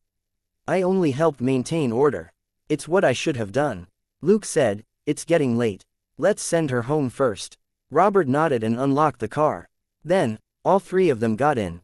They arrived at Jemina's home, and after she went in, Robert waved a hand and spoke to a woman who was there waiting for Jemina. "Sandra, let her get a good rest. She helped me a lot today." Sandra was Jemina's mother, and when she heard Robert's words, she waved her hand with a smile before shutting the door. Next, the car started moving again, this time headed for home. Robert suddenly said, "You were there. Did you notice anything?" Some recollection surfaced in Luke's mind, yet he said a different thing. "I'm not sure. In any case, Michelle was found in the pool. There's a possibility that she just drowned." Robert sank into a short silence before saying, "Come with me to the station tomorrow. Tomorrow will be your official first day at work. We'll be checking forensics for the autopsy report." A while later, Luke said, "Going to the morgue on my first day at work. You sure are taking care of me well." Robert laughed. "Brat, that's a place you'll visit sooner or later as a police officer. You need to get used to it." Luke sighed, lowered the seat so that he could sit in a more comfortable position, then said, "There's a saying that a job is like rape. If you can't resist it, you might as well shut your eyes and enjoy it." When Robert heard that, he roared with laughter before saying, "Ha ha, I was right, you're indeed a natural at police work." Inside the dark car, Luke rolled his eyes. "Do you mean that police officers are all pitiful souls devoid of choice?" That caused Robert to choke on his laughter and stop. A short while later, he flew into a humiliated rage. "Fine, I now feel like you should be a lawyer instead. Your mouth is as poisonous as theirs." Luke replied, "Sigh, I wish," and sank into silence. First, it was unknown whether he could actually get into law school. With the super detective system, it was impossible for him to become a lawyer, not in this life. After they reached home, Luke took a quick bath before going to bed. He was completely exhausted from today. Early the next morning, Catherine woke him up. After he took a bath and went downstairs, Robert was already there having breakfast. "Faster, kid, this is your first day. You can't be late." Luke moved quickly as he made himself a sandwich with a thick layer of peanut butter. Today was going to be a busy day. Thus, if he didn't eat more for breakfast, he was worried he would run out of energy by noon. He still bickered with Robert out of habit. "So, do you mean that after today, I can start arriving late?" Robert nearly spat out the sandwich that was in his mouth. Those words caused him to choke on it, and after coughing and drinking a large mouthful of milk, he was finally able to swallow the stuck sandwich. He rarely emerged victorious when bickering with Luke, as his line of thinking was never faster than Luke's. That was the extent of their bickering, as they still had a lot to do today. After Robert finished his sandwich and milk, he stood up and started rushing Luke. Luke poured the glass of milk down his throat and stood up with an unfinished sandwich, ready to leave. Catherine quickly walked out and asked, "Are you returning for lunch?" Robert answered, "No, we'll grab something to eat outside." As for Luke, he grinned and quickly took the paper bag from Catherine before planting a kiss on her forehead, his mouth covered in breadcrumbs, and said, "Oh, good to hear that. Thank you, Catherine, for preparing lunch for me alone." Robert's face immediately fell when he heard that. So it turned out Catherine had made more food just now and wanted them to bring the food along so that they could have a quick bite when they got hungry. Looking at the two men, one with an ugly face and one with a wide grin, enter the car, a smile surfaced on Catherine's face. With the two going to work together, she felt much more at ease. She cared deeply for the both of them. And with the two of them watching each other's back, their work would most likely be less dangerous as well. Of course, for now, it was still Robert who was taking care of Luke. But based on the intelligence Luke had displayed since young, he would be on the same level as Robert before long, and the two could start watching each other's back then. Catherine was confident of that. The police car sped off toward Knox City. Their small town didn't have a forensics department. Thus, they had to visit the one in Knox City for the autopsy results. However, even Knox City wasn't particularly advanced in forensics. If they couldn't figure anything out, they would need to enlist the help of a better forensics department, such as the one at Houston. The United States was different from China. Their administrative divisions were arranged in descending order: state, county, township, and smaller population centers. As for their law enforcement system, it worked differently. Cases not within the jurisdiction of the local town or city police force would fall under the jurisdiction of county-level law enforcement agencies, and those not under the jurisdiction of these agencies would fall under the jurisdiction of state-level law enforcement agencies. Moreover, their local town police department wasn't under the city police department, nor was it under the county-level police department. Rather, their police department, or to be apt, their sheriff department, answered directly to the local citizens, while the salaries of members of the sheriff department were paid from the town's administrative budget. Thus, situations where different law enforcement agencies would snatch each other's cases were quite commonplace here. After all, the various law enforcement agencies nationwide were independent entities that weren't subordinate to one another. Even when FBI agents carried out their investigations, the local police force would frequently be prejudiced against them, feeling as if the FBI was trying to interfere in their cases. Since the local police department was responsible for the town, they preferred to solve their own cases. Unless they were unable to solve a case, or if the case was too big to handle, they would never hand a case over to a different law enforcement agency, no matter if it was the FBI or some other police department. The reason Robert was in a rush to see the autopsy report in Knox City was so that he could quickly determine the nature of this case. If the girl had drowned, the police department would no longer have anything much to do with it. And if it was an actual homicide, he would have to solve the case as quickly as possible. It had been many years since a murder had happened in their town. This time, the dead was the daughter of a local resident. As such, they had to treat this case seriously. Only by solving the case as quickly as possible would they be able to prove that their department wasn't receiving their pay for nothing. They sped along, and in less than an hour, they arrived at Knox City's police department. The forensics department wasn't inside the department. Rather, it was located in a 4-story building next to the department. As for whether that was because the police force didn't want corpses in their building, no one knew. After getting out of the car, Robert didn't enter right away. Rather, he looked at Luke. "Do you know what you need to pay attention to as a new officer?" Luke sank into thought for a short while before saying, "Listen more, speak less, and don't touch anything." Robert replied, "Where in the world did you hear that from?" "Yes, that's right, simple and accurate. Remember, don't repeat those words to anyone. I'll use them to train my subordinates in the future." "Luke, can I tell you that that's the most common saying in the TV series one watched in my past life?" After signing in with his name and position on the force, Robert brought Luke along and followed the receptionist to room number 3. The so-called room number 3 was the third morgue. Robert didn't seem to have any misgivings as he directly knocked on the door before entering. A middle-aged man of about 40 years old nodded when he saw Robert enter. "You're here. Please wait a moment, let me finish my freshly ground cup of coffee."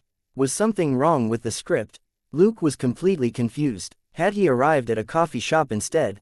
On the other hand, Robert had an unsightly expression. But he didn't flare up. Rather, he lowered his voice and said, "This is how he is. Every morning before work, he must have a cup of so-called freshly ground coffee. He claims that without this cup of coffee, he'll feel weak for the entire day." Luke replied in an even softer voice, "Are you sure he's talking about coffee?" Robert's face twitched as he replied, "He doesn't do drugs, not even weed. I think coffee is his version of weed. He's completely addicted to caffeine." That left Luke speechless. But that wasn't the only surprise that morning. While waiting to finish his freshly ground coffee, the middle-aged man turned on the speakers in the room. It wasn't too loud, but it was still extremely clear in this completely silent morgue. It was the sound of a violin playing, but Luke couldn't figure out what the song was. He had never been too interested in music. But the music was still quite nice. After 30 minutes, the middle-aged man finally slowly finished his cup of freshly ground coffee. He didn't even show any intention of offering them some. Robert was perfectly calm. He knew this person well. This was a person who would take his own sweet time in everything. And nobody could do anything about him. He was just too good of a forensic doctor. Or to be precise, he was the only forensic doctor in all of Knox City. After the middle-aged man put his coffee equipment away, he sized up Luke and asked, "New guy?" Robert replied, "My kid, Luke. He's also an officer. Today is his first day on the job. Mars, can you hurry up?" The middle-aged man clicked his tongue and said, "Hee, you brought him here on his first day. Are you sure he's your biological son?" Luke smiled but didn't say anything, adhering closely to the command to speak less. In any case, Robert was there to do all the talking. Sure enough, Robert's face fell as he said, "Mars, don't joke about my family." The middle-aged man called Mars blanked out slightly before he smiled apologetically and said, "Sorry, I'm used to trash talking with the people from the department. You should know about Hanks." "Oh, let's not talk about that." Chapter 10. Autopsy, Cause of Death, and Close Relationship. Mars stopped harping on the awkward conversation topic. He started to walk toward the stainless steel autopsy table before he turned to look at Luke and said, "Young man, are you sure you're ready for this?" Luke nodded with a calm expression. It wasn't that he didn't feel anything, but as a police officer, it was a matter of time before he had to face something like this. He had to get used to this. Michelle's cause of death was likely to be drowning, and she had been discovered soon after her death. Luke would rather this be his first autopsy than face something that was comparatively more dreadful. Mars started to remove the white cloth which covered the body and stopped at the chest. He first started studying the head under the lights. First, he used something which resembled a comb to comb Michelle's hair. No obvious foreign objects found in the hair. He put the comb down and used his hand to move the hair around as he inspected the head in even more detail. No obvious external injuries on the head. Then, he moved on. No palm or rope marks found on the neck. Next, he moved on to the part that would generally be censored in films. Luke remained silent and watched attentively. Luke wasn't a psycho, and thus wouldn't be turned on by seeing a naked corpse. It wasn't as if he was watching a movie. He was facing an actual corpse here. Luke was merely attentively watching Mars' inspection process. He was no forensic doctor, but as a police officer, Luke had to have a certain degree of knowledge when it came to forensics. After inspecting the entire body from head to toe, Mars gestured at Robert. Robert, who already had gloves on, stepped forward and helped turn Michelle's body on its side.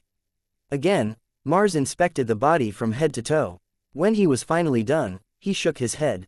"All right, you can put the body down now. No obvious external injuries found." Robert placed the corpse down and said, "Can you check if she engaged in any sexual activity prior to her death?" Mars glanced at Luke before asking, "You sure?" Robert replied, "Yes," but he immediately turned and faced Luke. "Stand over there." Luke said nothing and slowly stood in a new spot. In this new spot, he was facing Michelle's head. Clearly, Robert still cared more than he let on. Mars got to work, and after a while, he lifted his head and said, "The deceased engaged in sexual intercourse prior to death, and a large amount of sperm was left behind." Robert rolled his eyes. "Prioritize finding whom the sperm belongs to. Are you able to determine the cause of death?" Mars replied, "Please wait a moment." He got working on the corpse again, and shortly after, he said, "Suffocation." Robert raised an eyebrow but didn't say anything. Mars glanced at him and added, "However, there was no water in her lungs. Therefore, she didn't drown." "Hee, you're going to be busy now." Robert sighed helplessly. Generally speaking, of the few causes which led to suffocation, drowning and choking were the two most common scenarios.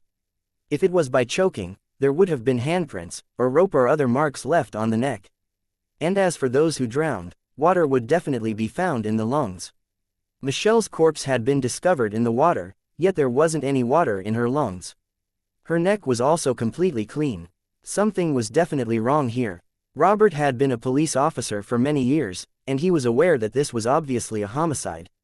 That meant that he had to solve the case as quickly as possible.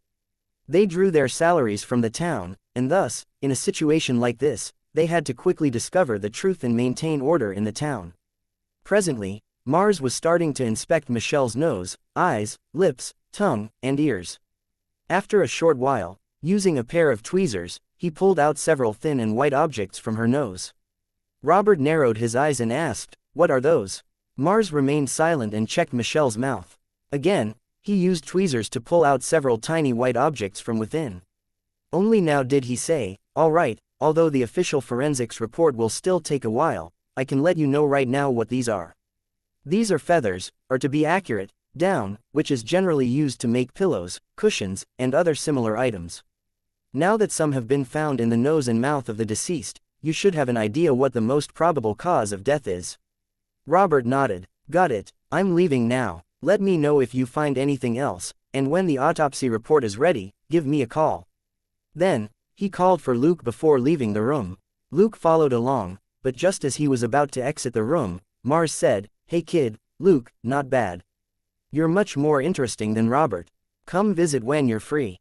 Luke turned and nodded with a smile on his face. "Thanks, I'll definitely come when I have the chance." He then waved and shut the door behind him as he exited the room. Inside the room, Mars blanked out slightly before smiling. The way he behaves is completely unlike Robert. Perhaps he really isn't his biological son. He then shook his head with a smile before he continued with his work. Once again, the police car sped off along the road back to where they came from.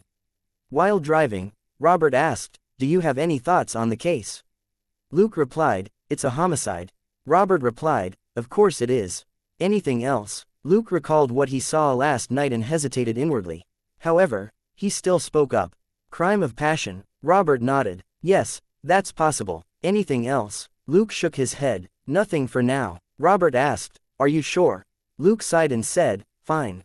Michelle has a boyfriend at school, the football captain, George Joshua." Robert asked, "Are you close to him? Or is Michelle the one you're close to?" Luke replied, "Neither. But Jamina is a member of the cheerleading squad, and Michelle was the captain of the cheerleaders. That's why I know a bit about her." Robert asked, "What else do you know about her?" Luke sank into a short silence before saying, "Michelle is also rather intimate with two other members of the football club." Robert raised his eyebrows. "What?" Luke sighed and said, "She's already dead and I don't like talking about her like this. But since her death wasn't an accident, I can't keep this hidden anymore." Robert was somewhat speechless. Kids nowadays sure are playful. Back then, when I was in high school, I was very innocent back then. Luke snorted. "If you're going to lie, can you improve your awkward acting first?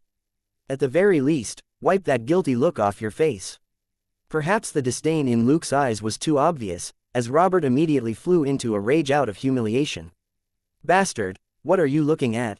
I'm busy, I need to focus on the road." Wait, I'm the boss. Why am I the driver?" Then, he slammed on the brakes and stopped the car before saying, "Come, you drive." Luke helplessly got out of the car and walked around it to the driver's seat. As for Robert, he moved to the passenger seat. After he got into the car, Luke shut the door, put his seatbelt on, and said, "I still don't have a driver's license. Am I driving illegally now?" Robert sneered. "Sure, get an officer to issue you a fine, then." Speechless, Luke stared at a distant road sign. The sign said that they were 30 miles away from Shackelford, their hometown. That also meant that they had in fact crossed Shackelford's border. And inside the town's jurisdiction, only the police officers of the town could issue a fine. And only an idiot would issue their superior's car a fine. And thus, even without a driver's license, Luke was still able to drive to his heart's content. Robert watched as Luke started the car, changed gears, and drove off steadily. When the car entered the road without any problems, he stopped worrying and said, "Look at how good you are at driving. You must have driven around the ranch a lot, huh? Why don't you go get a license then?" Luke replied, I'll do it after this case." Robert said, "You can drive faster, you know." Luke replied, 80 miles per hour is fast enough. Otherwise, I won't be able to ensure our safety anymore. It's not like I'm some experienced driver." Robert said, "Fine, wake me up when we're there." Then, he shut his eyes and lay back as he started thinking about the case. Inside the car, only the sound of country music on the radio could be heard. 20 minutes or so later, Luke stopped. "We're here, Robert." Robert grunted in acknowledgement and got out of the car. Still in deep thought, he entered the police department right away. Luke shook his head helplessly as he stopped the engine and locked the car before entering the building as well. Right after he entered, he saw Selina talking to Robert. When he greeted them, Selina gave him a bright smile and a hug before saying, "Luke, you're finally here. The boss said to wait for you before we start." Luke nodded with a smile on his face. People here normally wouldn't act so intimately with their colleagues, but since he had helped out at a moment's notice last night and lightened her burden considerably, and coupled with his young age, Selina was very friendly toward him. Robert was still silent, the look on his face pensive as he entered his office. In this tiny police department with only about a dozen members, Robert was the only one with his own office. Even the deputy chief only had a large table in a corner of the room. It wasn't that the deputy didn't want a room, but the budget application for his own room had been rejected. Thus, he didn't get an office of his own. The three entered the office, with Luke at the end. He shut the door behind him when he entered, and even locked it. Selina, who had been observing him all along, muttered under her breath, "What a cautious kid. He's completely unlike the chief."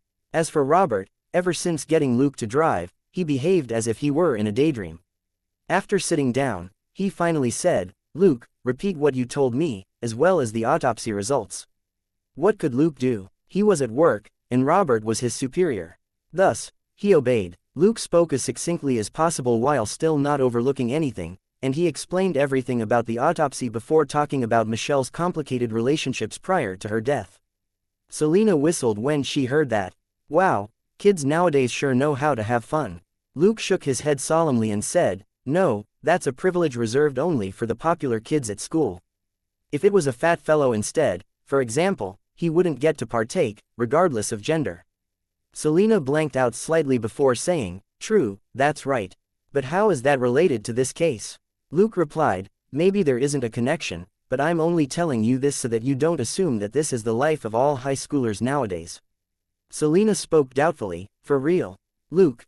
My point being, a person's looks will determine their popularity at school." Selina. Robert. After some empty talk, Luke finally got the conversation back on the right track. He looked at Robert and asked, "Do you need me to give a detailed explanation about the other two students?" Robert nodded. "Don't worry, Selina is an experienced officer. She knows what to say and what not to say." Luke nodded. Apart from George Joshua, her official boyfriend, Michelle was also close to Boris Pepe and Lord Terry, both members of the football club. Oh, Boris is an offensive guard while Lord is a quarterback. Selina clicked her tongue and said, "This Michelle sure has wide preferences." Luke was rendered speechless. What could he say? Those two, along with the captain, George, who played the tight end position, resembled a gathering of the club's main positions in the palm of Michelle's hand. Boris, the offensive guard, was a Latino, and was as sturdy as a wall. As for his appearance, he looked rather boorish.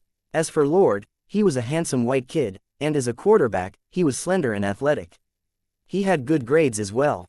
As for George, he was akin to an average of the two, sturdy but not as sturdy as the offensive guard, and handsome but not excessively so. One could say that the three had completely different styles, and all three were intimate with Michelle.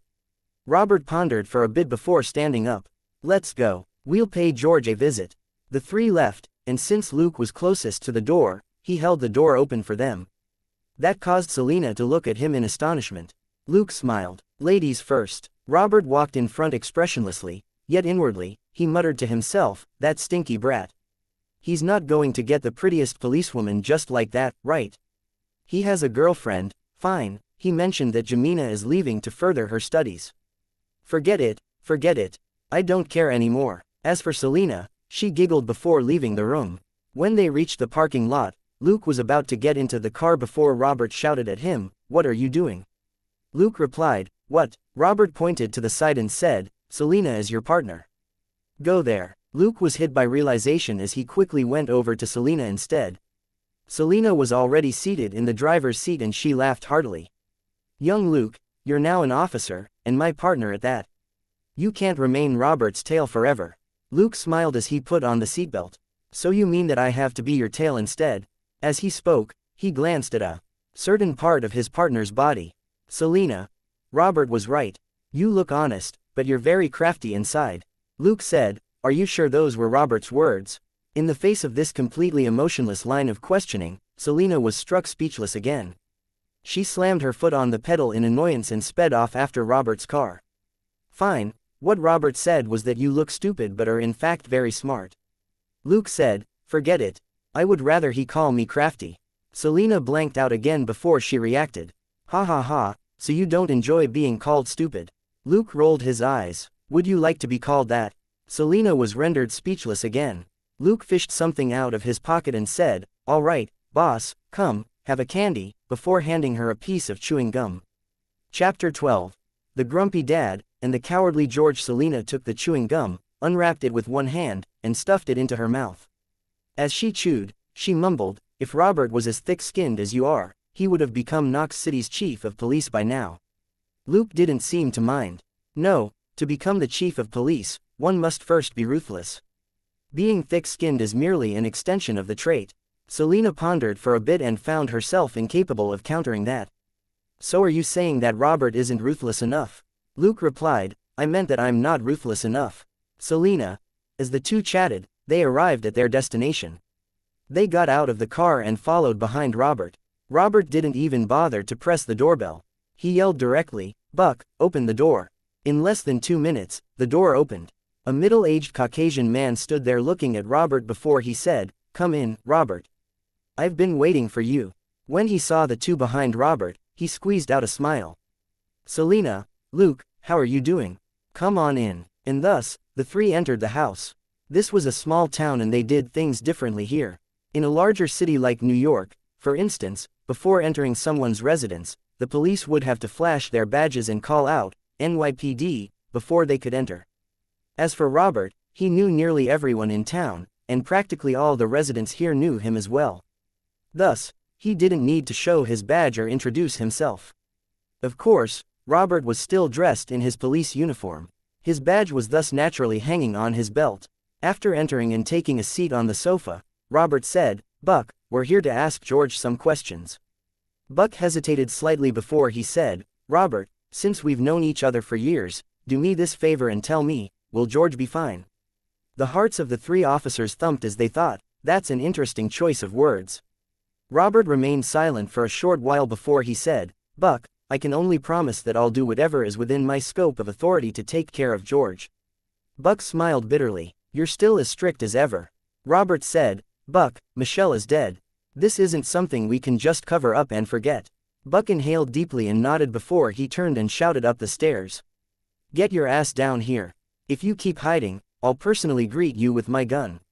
Luke was speechless, but this was Texas, and grumpy dads like this weren't exactly rare. Almost immediately, George appeared on the stairs. He had evidently been eavesdropping on them. Looking at the 6 feet 2 inches tall guy step forward with a pitiful expression, Luke found it hilarious. In truth, there was something else he hadn't mentioned to Robert. But that was related to his own privacy, and he had no intention of clouding Robert's judgment, so he decided to keep silent. Luke personally believed that the person who had left the large amount of sperm in Michelle was either George, Lord, or Boris. It was most likely George, as Luke had heard from the cheerleaders that George and Michelle had entered the house together earlier that night. And what else could they have done inside? Most likely what Luke and Jemina had been doing, the only difference being Luke's bad luck at being interrupted when he had barely gotten started. But Luke didn't think that George was the one who had murdered Michelle. At the very least, he was the least suspicious suspect. That was because Luke knew that George was in truth a very cowardly person. Moreover, George was actually aware of Michelle's relationship with other men. Likewise, Michelle was also aware of George's relationship with a few of the other cheerleaders. These two were quite a pair. The man enjoyed messing around everywhere, while the woman was like a collector of special editions. Luke was aware of all of it because George had once set his eye on Jemina, and for some reason, he had even stupidly decided to threaten Luke, telling him to give up on Jemina.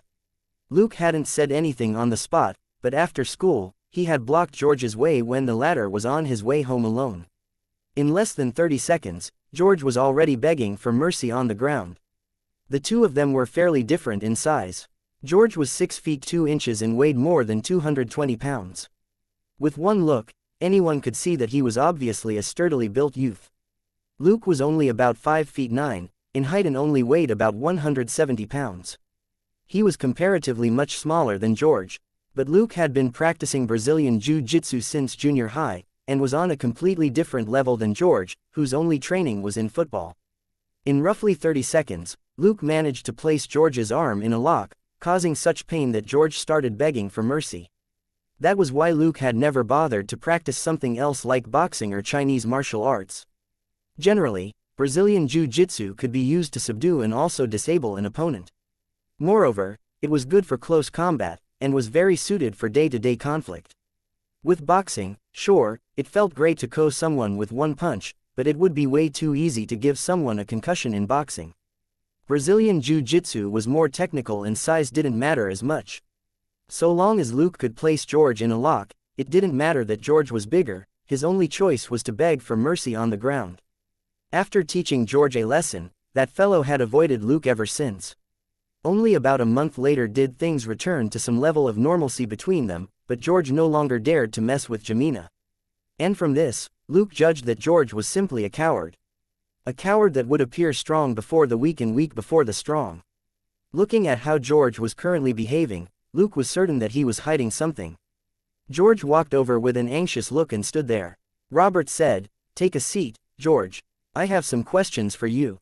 At that, George broke out in a cold sweat while his gaze drifted to his dad, Buck. Luke's face twitched when he saw what a coward the fellow was. Buck had a complicated look on his face. Anger, helplessness, and anxiety were all present. Ultimately, he clenched his teeth and said, "Tell Robert everything you did last night. Answer all his questions. Don't think of hiding anything, unless you want to become a murderer." But when the three officers heard those words, their hearts thumped again. This father and son pair must have talked about this before. Buck might already be aware of what happened last night. That was why he had agreed to let George be questioned. But whether George was the murderer or not still remained unanswered for now. It was quite typical that the more one tried to hide something, the more one revealed. After hearing his dad's words, George started talking with a sullen face. After he was done talking, Robert had an odd expression on his face. As for Selena and Luke, they exchanged glances, both sending different messages with their eyes. Luke sensed from Selena's eyes that she was thinking something along the lines of, "Do you still claim that the kids in your school aren't all that wild?" While Luke's eyes said something like, "That has nothing to do with me." Robert continued questioning George. As for Luke, he listened on while pondering what George had said earlier.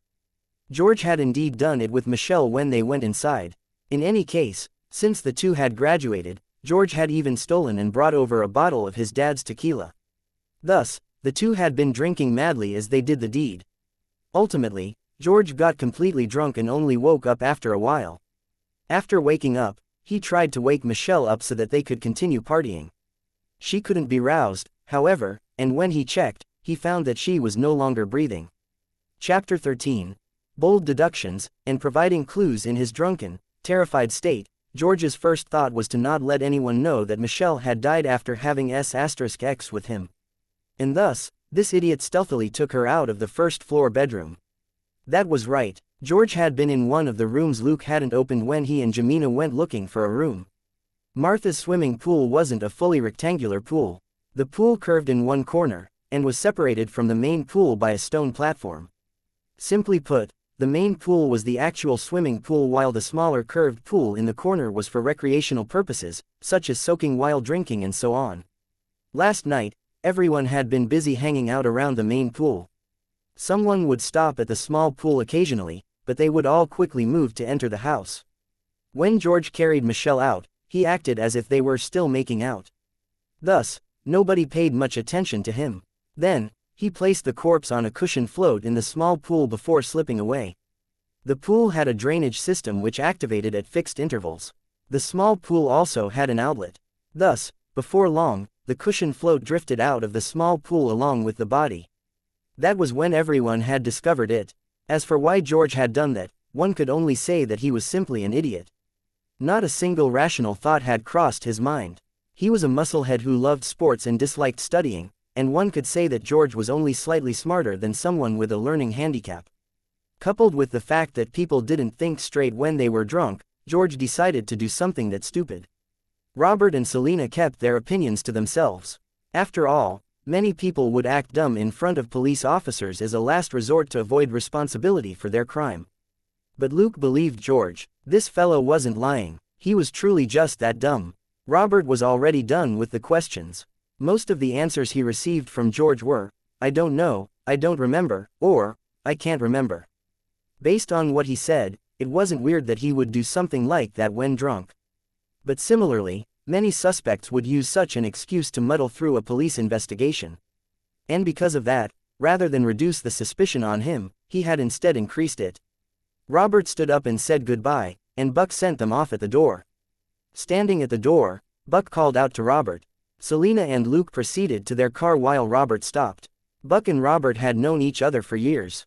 For his son's sake, Buck would definitely try to plead for leniency. Luke and Selena were tactful enough to give them some privacy. Buck spoke with a pleading expression. However, Robert only shook his head and patted Buck's shoulder before turning and getting into his car. Buck was left standing there helplessly. Luke sighed softly when he saw that. Selena glanced at him and said, Why are you sighing like you're some old man? Luke said, One must never be too stupid. Otherwise, he'll trouble himself and his loved ones. Just look at Buck. His usual coarse and outspoken attitude is nowhere to be seen now. Selena sank into silence when she heard that. Hence, you learn to be cunning so as not to worry Robert. Luke. Hee. Girl, you make it sound so simple. Robert isn't the one worried about me. Instead, I'm the one worried about them. This world isn't as safe as you think. When they arrived at the police department, the three of them entered Robert's office again and locked the door. This time, Robert didn't ask for Luke's opinion. Rather, he asked Selena, Selena, what do you think? Luke grumbled inwardly, Robert, are you reenacting an American version of Detective Derengi? Then, the beautiful Selena replied, George might be telling the truth, but we can't completely remove him as a suspect. Robert understood what she meant. She didn't believe everything that George said. He looked at Luke and said, How about you? George is from your school, and you knew Michelle too. Did you notice anything? Luke pondered for a bit and said, Robert, have you thought about it this way? The murderer didn't choke Michelle to death, and instead used something like a pillow to suffocate her to death. What's the reason for that? Robert answered immediately, Perhaps the murderer has some common sense when it comes to committing a crime, and was aware that leaving fingerprints behind would expose them. Thus, they used a pillow or something similar instead. Luke said, There's another possibility. Given the murderer's size and physical strength, she decided to use a pillow instead of her own hands. The other two blanked out before Selena asked, She, he, and she were different, and the both of them had latched keenly onto that point. If even Selena had caught that, then the experienced Robert had naturally caught it as well. Are you saying that the murderer is a woman?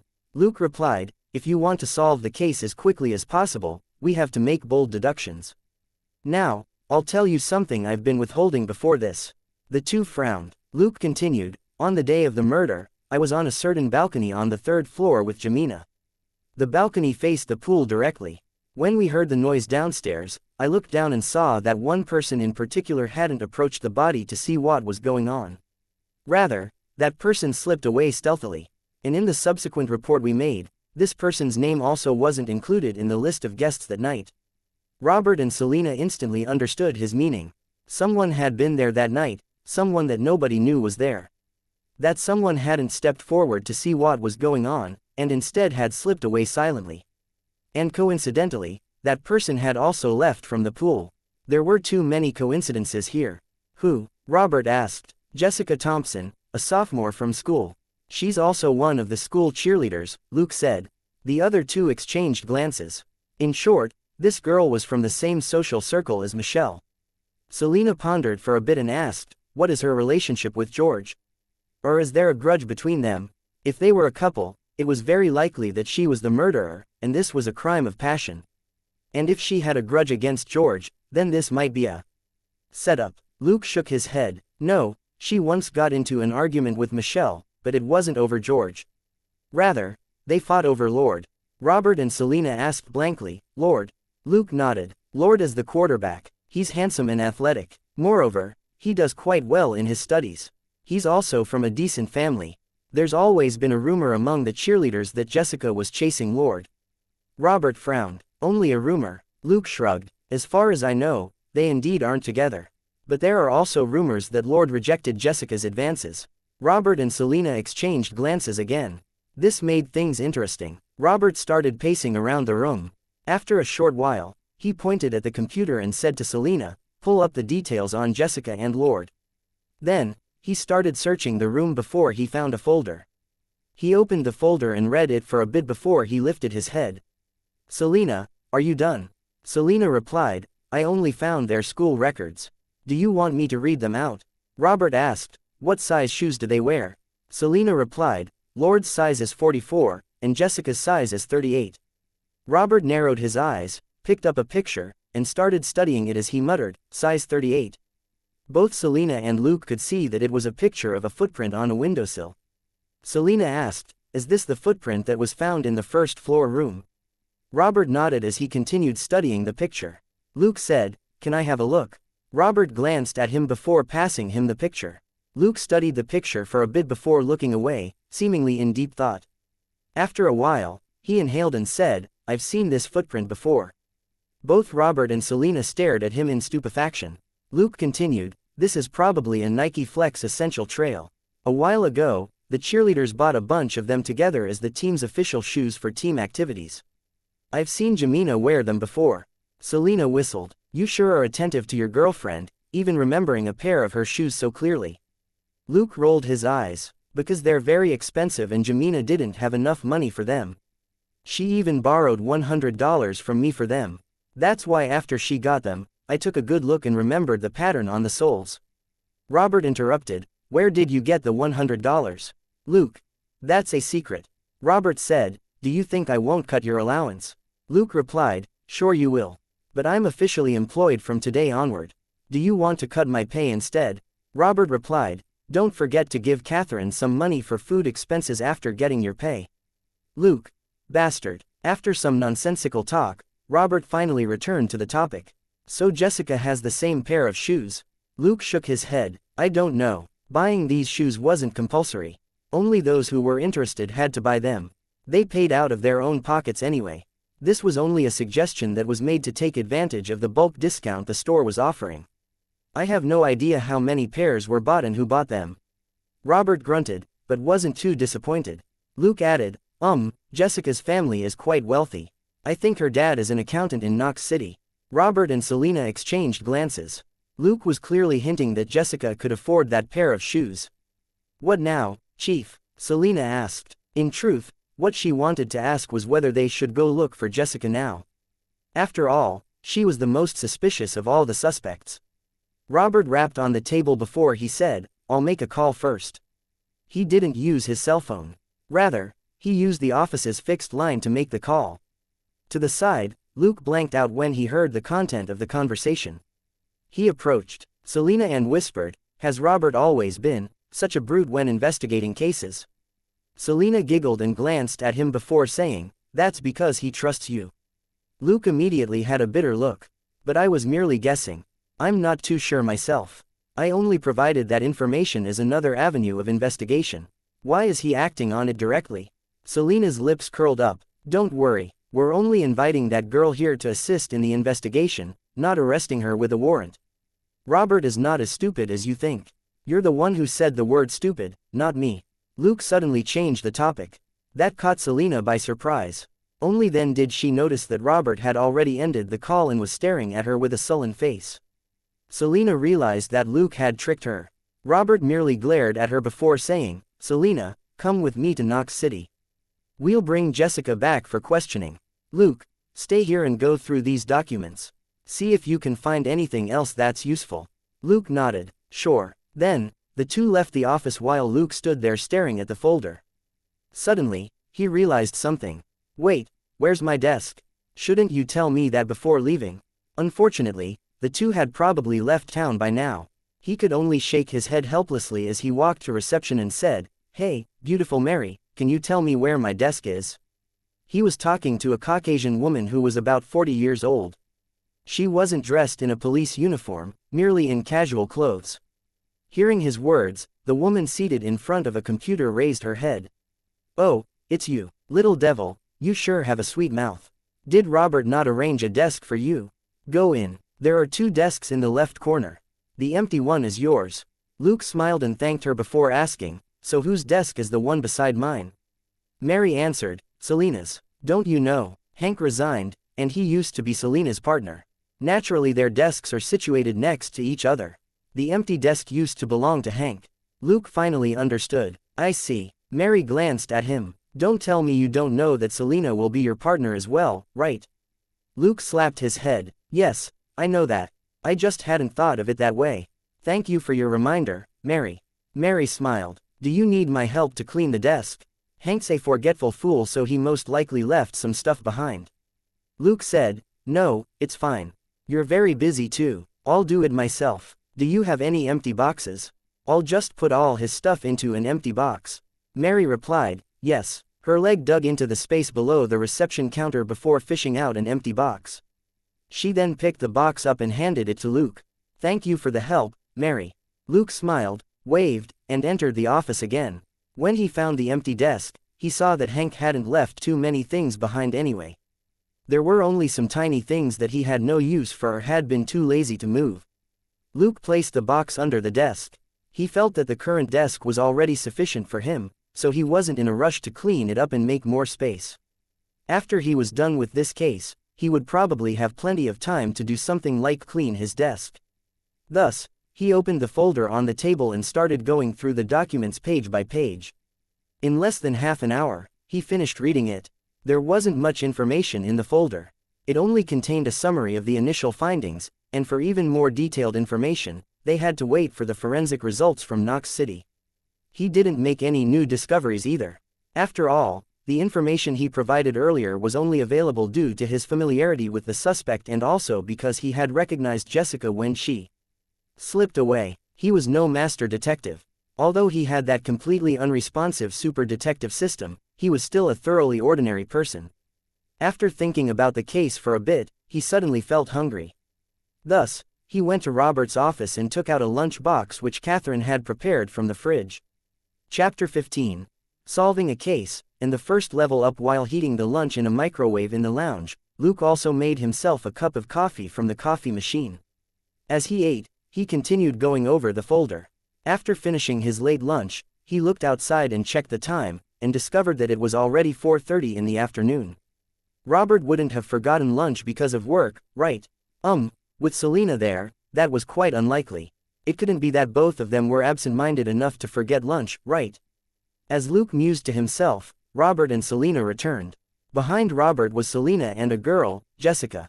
On the girl's other side were her parents, as well as a man who was dressed formally. This man was also carrying a black briefcase. When Luke saw that, he frowned. The guy walking behind everyone with a briefcase reeked of a lawyer. Luke could guess his identity without being told. It seemed that although Robert had brought Jessica down here, her parents weren't to be trifled with either. They had directly brought a lawyer along with them. Luke mused to himself that they sure were rich. He quickly wiped his mouth and hands with a paper napkin before throwing the trash into the trash can and stepping forward in the newcomer's direction. He remained silent, but when he looked into Robert's eyes, he received no hint that he should do anything. Fine, it seemed that Robert intended to do everything according to procedure. Next, Jessica was brought into the interrogation room while her parents waited outside. Naturally, the lawyer went inside with her as well. Inside the room, Selina asked the questions. Selina spoke gently. Jessica, where were you between 6 p.m. and 12 a.m. yesterday? Jessica replied, I was home, with my dad and mom. Bingo. Luke thought to himself. The lawyer didn't prevent Jessica from answering. After all, that was an extremely ordinary question, one that didn't even touch on his client's privacy. Generally, if the suspect refused to say anything, that would be when they knew that they had no hope of escaping. The more they spoke, the more they revealed. In such a situation, the suspect would simply refuse to talk so as not to reveal even more clues. At the moment, Jessica still wasn't under arrest. Thus, the lawyer naturally wouldn't tell her to refuse to answer the questions. But Luke believed that Jessica probably hadn't told her parents that she had been at the party yesterday. Otherwise, the lawyer would have taught her a completely different set of lies to say.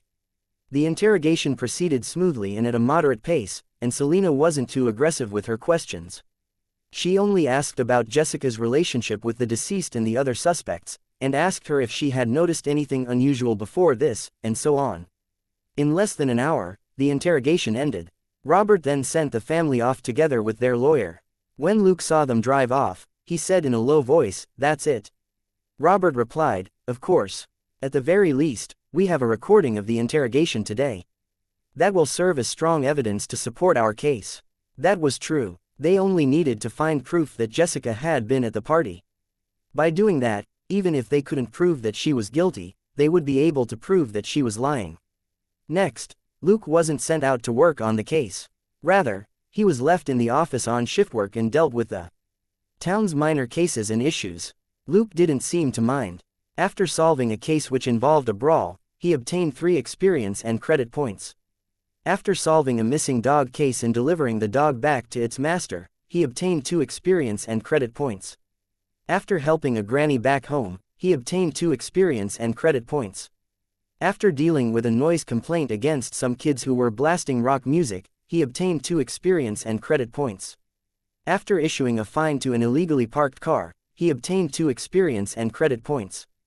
Luke worked diligently as he handled the numerous issues, such as calling for a dispatch for incidents that required it, solving some unresolved issues on the spot, dragging things out if necessary, or redirecting people back to the police department as needed. After about 5 days, he had accumulated 76 experience and credit points. Excluding the 10 points and 2 points he gained when he had first been hired and when he had rescued the cat, he had earned 64 points over the past 5 days. He was making more than 10 points per day. Although this was quite slow, Luke was in no rush. And then, the weekend arrived. He woke up late on the weekend, only getting out of bed after 9 in the morning. Yawning, he entered the kitchen and gave the busy Catherine a peck on her forehead. "What delicious food are you preparing today?" Catherine smiled. "Steak, salad, apple pie, and tomato soup." Luke nodded. "That sounds so good." It wasn't like he had to do anything himself. He was eating for free. "Was there anything bad about that?" Catherine asked. "Try asking Robert if he has any free time. Maybe we can have a barbecue tonight." Luke shook his head. "Forget it, he's still busy. I'm sure he won't have any free time." After saying that, he took a bite of bread. Right at that moment, there was suddenly a reaction from the system. Mission: Michelle's murder case solved. Completion of the mission is worth a total of 100 experience and 100 credit. Since the host's contribution to the mission was 70%, 70 experience and 70 credit points have been awarded to the host. As experience has reached 100 points, the host has leveled up to level 1. That caused Luke to choke on his bread before he coughed it out, spraying bread all over the table. This surprise had completely caught him off guard. Faced with Catherine's curious look, Luke said that he had carelessly choked on the bread, before he ran out of the kitchen with the bread and a glass of milk. He sat down on a chair in front of the house and placed the milk and bread on a table before he shifted his focus to the system. This stupid system had remained silent for the past few days, no matter what he did. The only reaction he had gotten from the system were the experience and credit points he had gained from the police work he did. But today, he had actually leveled up. After a short while, Luke checked the information in the system, and was overjoyed. Character: Luke alias Luke Colson. Extra stat points: 3 strength, 12 dexterity, 11 mental strength, 12 level, 1 experience, 46 credit, 146. Holy shit. Level up. There were free stat points upon leveling up. That was great news. Luke loved a simple system like this. Fine, he could excuse the system for its lack of reaction. Since he could obtain additional stat points, that was more than enough for him. But 100 points had been deducted from his experience, leaving only 46. As for his credit, he still had 146 points. Evidently, the experience indicated here was something like an experience bar, which only showed his progress for his current level. The missing 100 points had been used for his level up. And the benefit of leveling up was free stat points. He didn't even need the system to explain the stat points. He knew the 3 points could be added to the 3 main stats. What did that mean? An ordinary person would have an average stat of 10 points. Luke only needed to level up 3 times to obtain 9 points, and if he added them all to the same stat, his stat would be nearly twice that of an ordinary person. Upon reaching level 10 or something like that, he would be akin to a mini Superman. But now was not the time to be overly excited about this. Michelle's murder case had been solved, but in truth, Luke hadn't participated in the entire case. And from this, he was able to glean an important piece of information on how the system worked. Chapter 16. The Truth of Michelle's Death, and First Stat Allocation. The super detective system wasn't the same as a superior at the police department. It had its own way of calculating one's contribution to a case. The total points allocated in Michelle's case was 100, while Luke had contributed 70% in solving it. When Luke thought about it, it was probably because he had played a big role in both identifying and capturing the suspect. For example, without what he had seen at the party, the investigation wouldn't have focused on Jessica so quickly. If the case had dragged on until she was already out of town for further studies, it wouldn't have been as easy to look for her to assist in the investigation. Moreover, the longer the case dragged on, the more likely it was for more of the evidence to disappear. At the same time, the memories of the people involved in the case would start growing hazy, and all that would adversely affect the investigation. Because of that, Luke had been accorded a contribution of 70%, and awarded 70% of the total points for this case. This implied that if Luke was the chief of police and wanted to gather points via his subordinates solving cases for him, that was unlikely to succeed. He had to make actual contributions to qualify for the rewards. Luke wasn't too disappointed by this discovery. It wasn't that bad. The only thing he was still clueless about was the credit points. What exactly could he do with the credit points? Generally speaking, credit points existed for the purpose of being spent. But the system hadn't shown him any sort of catalog, so the credit points were left untouched for now. Perhaps that function would only unlock after further level ups. He opened his eyes and started eating his breakfast of bread and milk again. After he was done eating, he entered the house. After thinking about it, he gave Selena's official number a call. "It's me, Luke. How's the case coming along?" Shortly afterward, Luke hung up and nodded in satisfaction. The case had indeed been solved. The intelligence he provided had indeed been helpful. Jessica was the murderer. The next day after Jessica's questioning, Robert obtained a search warrant. They caught Jessica by surprise, and from her house, they found the shoes which matched the footprint. Apart from that, they also found several articles of clothing which Jessica hadn't yet had the opportunity to wash. Since Luke had described what Jessica was wearing the other night from memory, Robert had a clear target when searching her house. Next, Knox City's forensics department worked overtime and found George's and Michelle's bodily fluids on Jessica's clothes. That, coupled with the footprint, made it clear what Jessica had done that night. In truth, Jessica had been paying attention to Michelle. When she saw them enter the room, she waited until they were dead drunk after S*X before she snuck in through the window.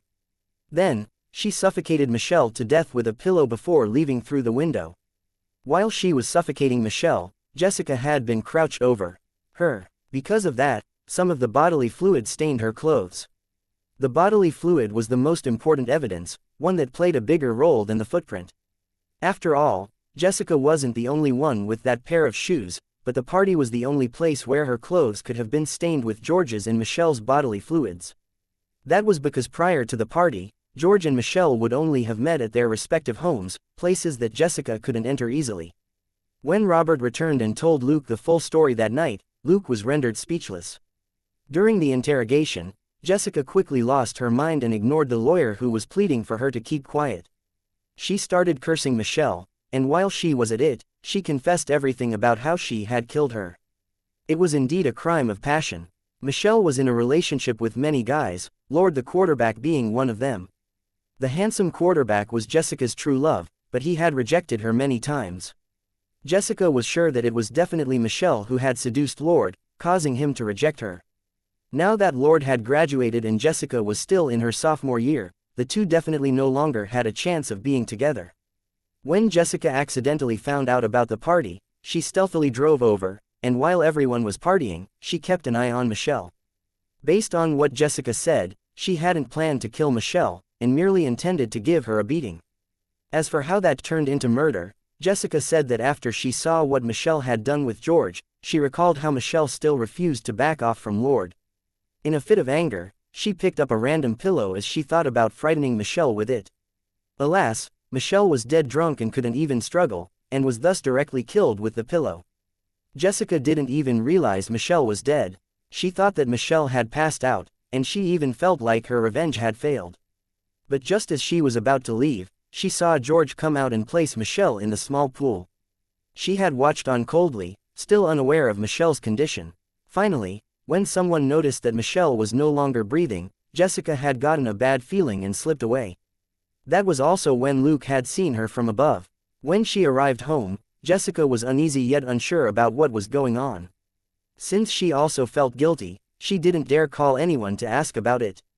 She didn't even tell her parents anything. As a result, when Robert brought her to the police department the next day, she was greatly frightened. And before her parents could even do anything, Robert arrived with a search warrant the day after. As for what happened after that, it no longer had anything to do with their police department. It no longer had anything to do with Robert as well. They had already done their job. What was left was for the prosecutor to charge Jessica with a criminal lawsuit, while her family would enter a plea for her.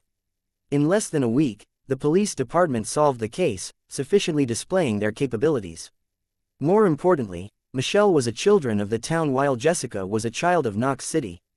Because of that, the residents of the town were satisfied with the results of the investigation.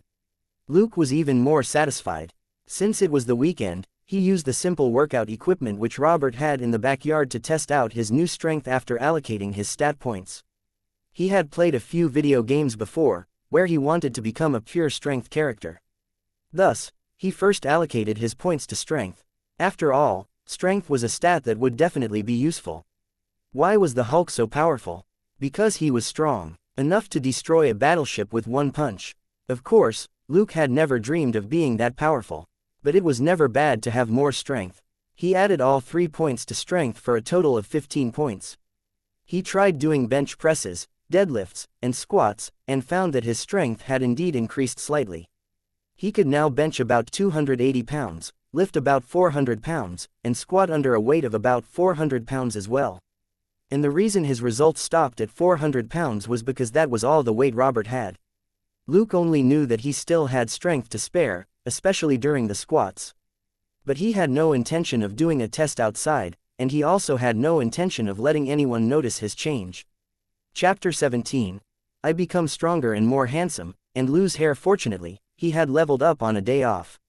One whole day after his stat allocation, his entire body felt uncomfortable. It was neither painful nor itchy, it was more like his entire body felt sore, as if all his muscle groups were working out non-stop. Luke also learned that allocating stat points wasn't exactly fun in real life. But for the sake of increasing his strength, that small amount of suffering was worth it. For an ordinary person, they had to work out for a long time at the gym and also persevere with their diet before they could build a clearly chiseled body. Comparatively, this tiny discomfort was truly nothing. Before allocating the stat points, Luke's body had still been rather ordinary, with a body fat percentage of about 18%.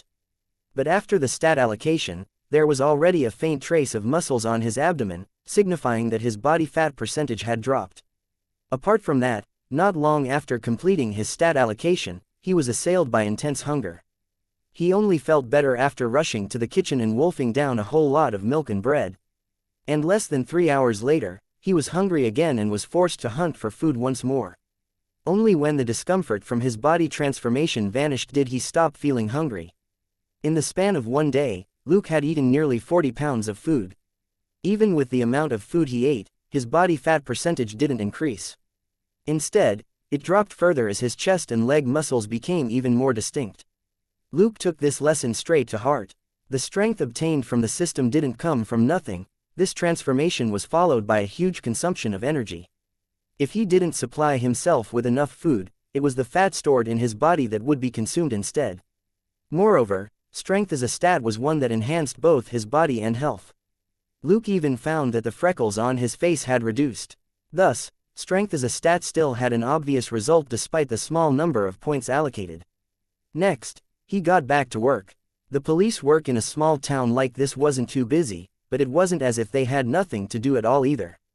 If one truly wanted to work, one would be able to find something to do at any time.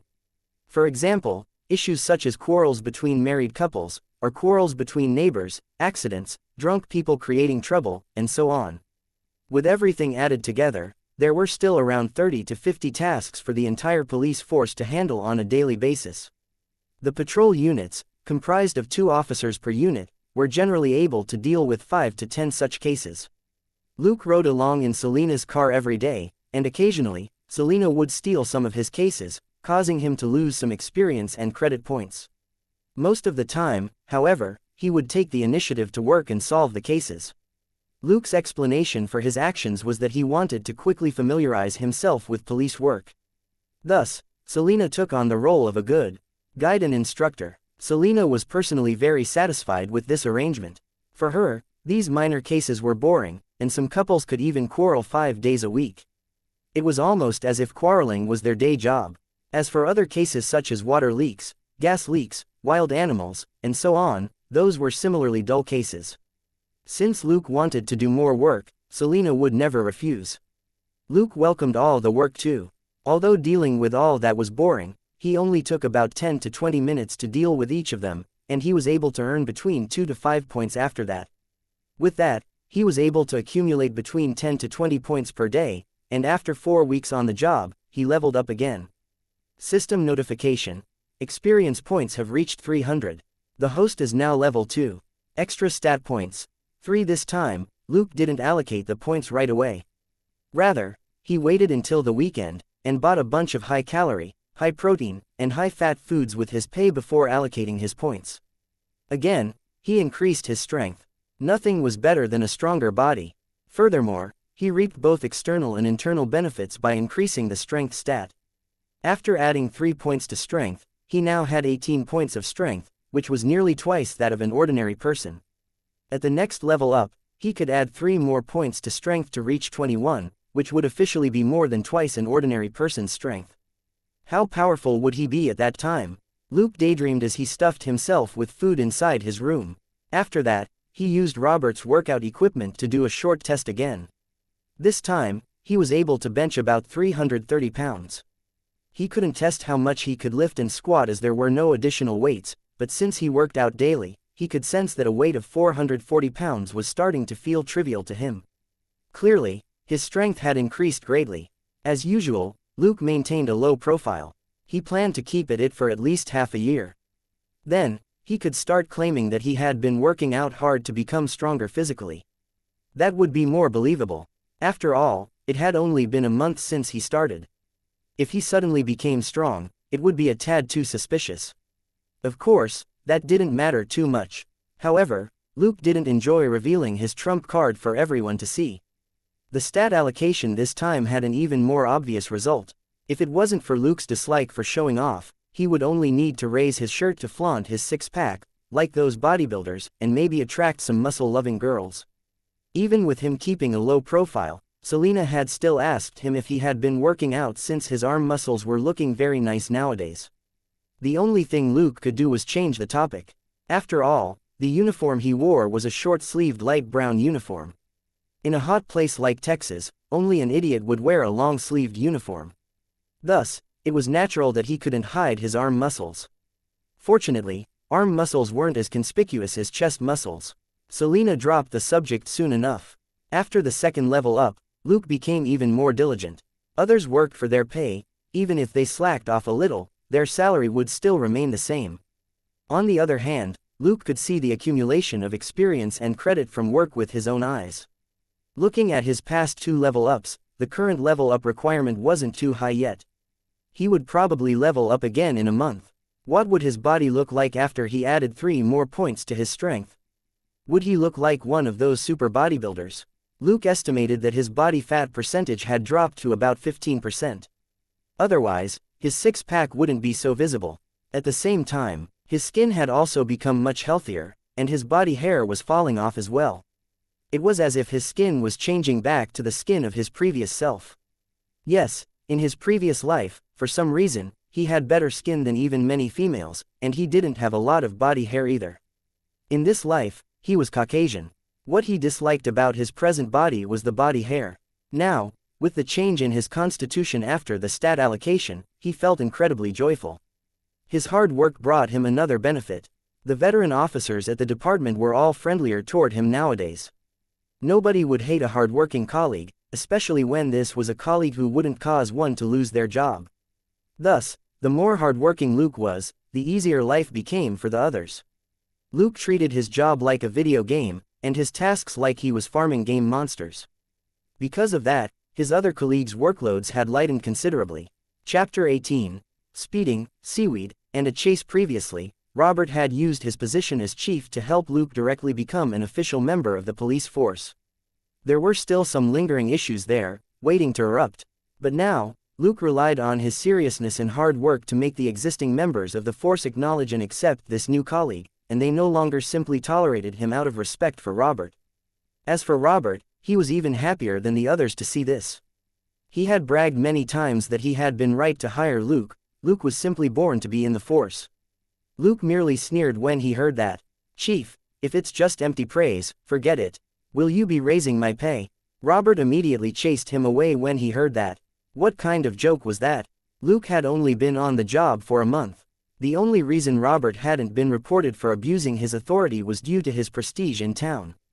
If he dared raise Luke's pay, someone would definitely report him for abuse of authority.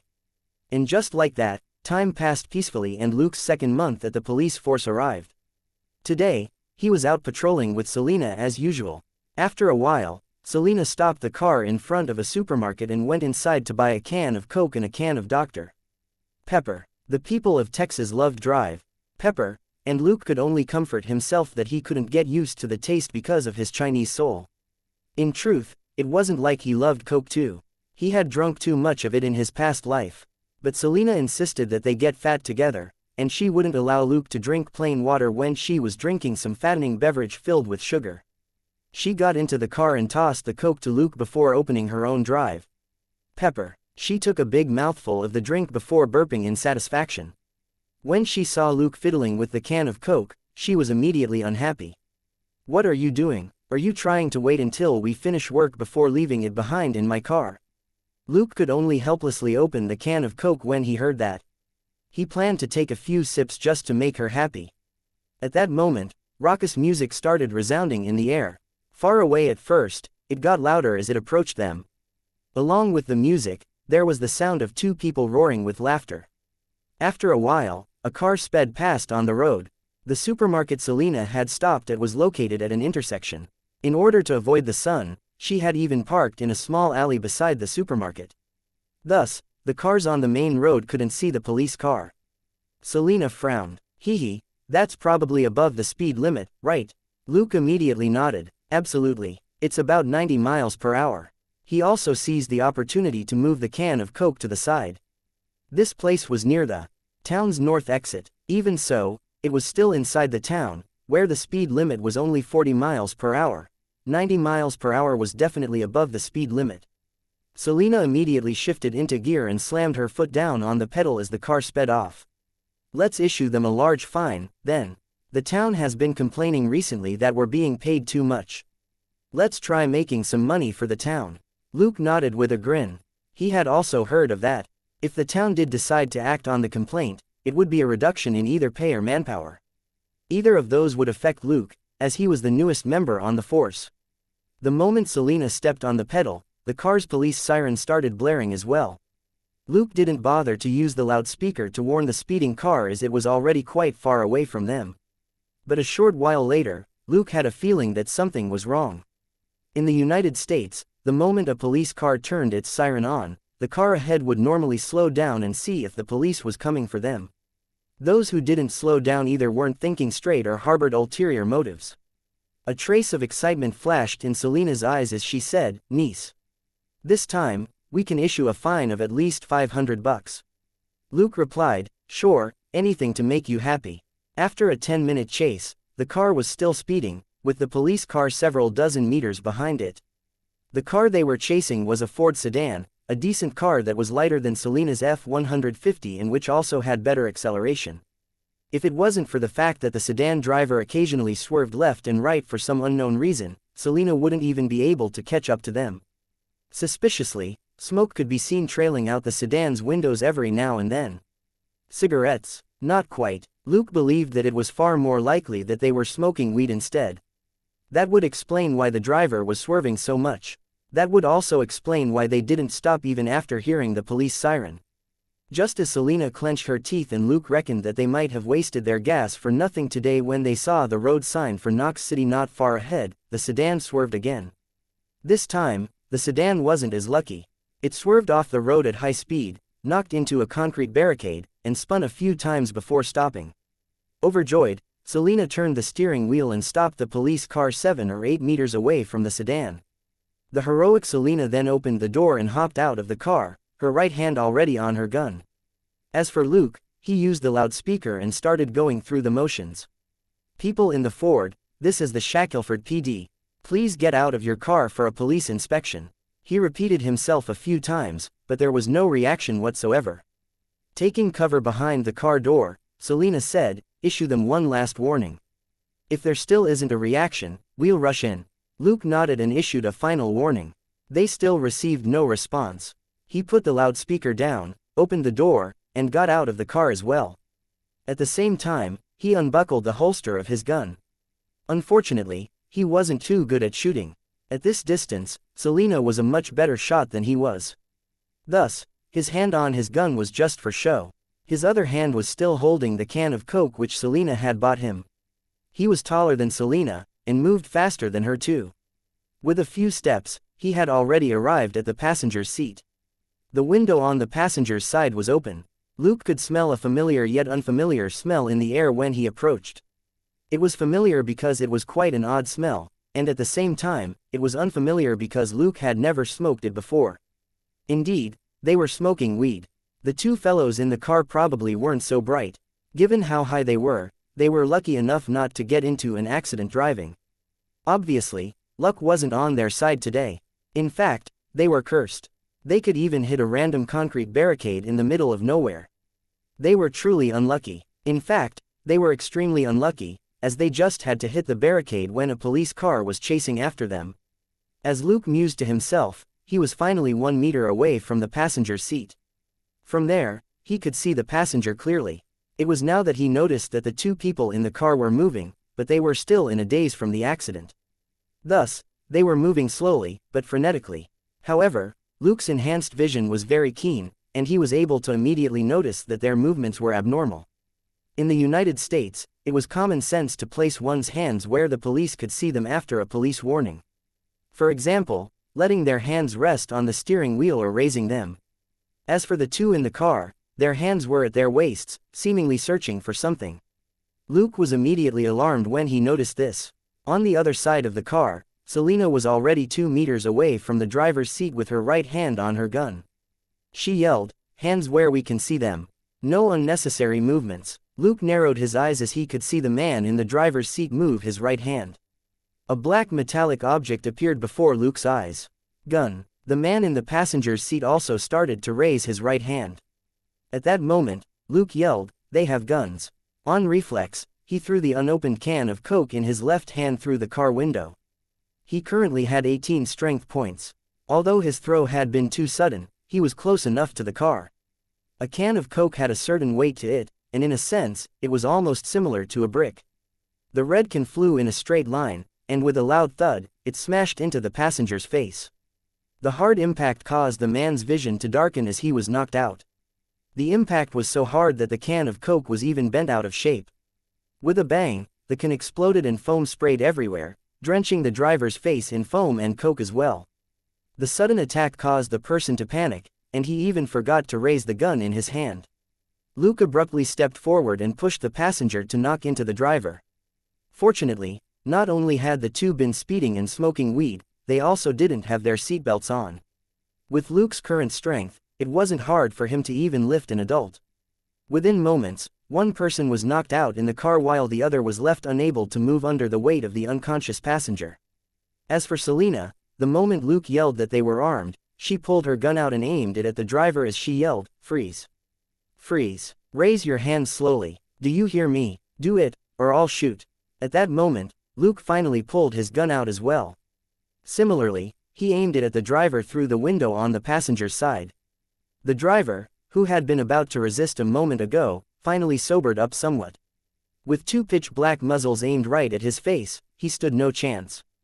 This was Texas. Since he had already revealed his gun, if he dared move again, he was sure he would be immediately pumped full of lead. Although his mind was still somewhat hazy, he still understood the police force well. If he dared move in this situation, he would definitely die. If he allowed himself to be arrested, he could live, and might even be free in a few years. He quickly shouted, "No, please don't shoot. I'm raising my hands. I'll raise them slowly. Please don't shoot." As he spoke, he slowly raised both his hands. Selena didn't lower her gun. Rather, she kept it up in one hand while she reached over with the other and pulled the car key from the ignition before she quickly took 2 steps back. "Step out slowly. Keep your hands up and no unnecessary movements, or I'll shoot." The driver replied with a sullen face, "But I'm stuck here because of this fellow." Selena replied, "You still need to come out. Open the door slowly and crawl out of the car." Thus, the driver could only helplessly do as told. The 2 guns pointed at him were less than 3 meters away. He didn't dare disobey in such a situation. With great difficulty, he slowly moved and crawled out of the car after opening the door. Selena didn't step forward. Rather, she yelled, "On the ground. Lie on the ground. Hands on your head. Don't move." As she yelled, she signaled to Luke with one hand. With his gun raised in one hand, Luke dragged the unconscious passenger out of the car with his other hand. Then, he quickly put his gun away and took out his handcuffs to cuff the man's hands behind his back before tossing him on the ground. Next, Luke jogged around the car and pounced on the driver, keeping him on the ground. Selena kept her gun on the driver and only lowered it when Luke was on him. With her free hand, she took her handcuffs from her waist and tossed it over. Luke caught the handcuffs and cuffed the hands of the person under him. Only then did he heave a sigh of relief. Done. Selena finally put her gun away, stepped forward, and rubbed Luke's head. "Good boy. Well done." Luke rolled his eyes and stood up. All right, I'm not Dollar." Dollar was Selena's golden retriever and a very obedient dog. Selena laughed heartily and said, "You're much sturdier than Dollar. He can't catch criminals." As she spoke, she gestured at Luke to deal with the driver while she walked back to the police car.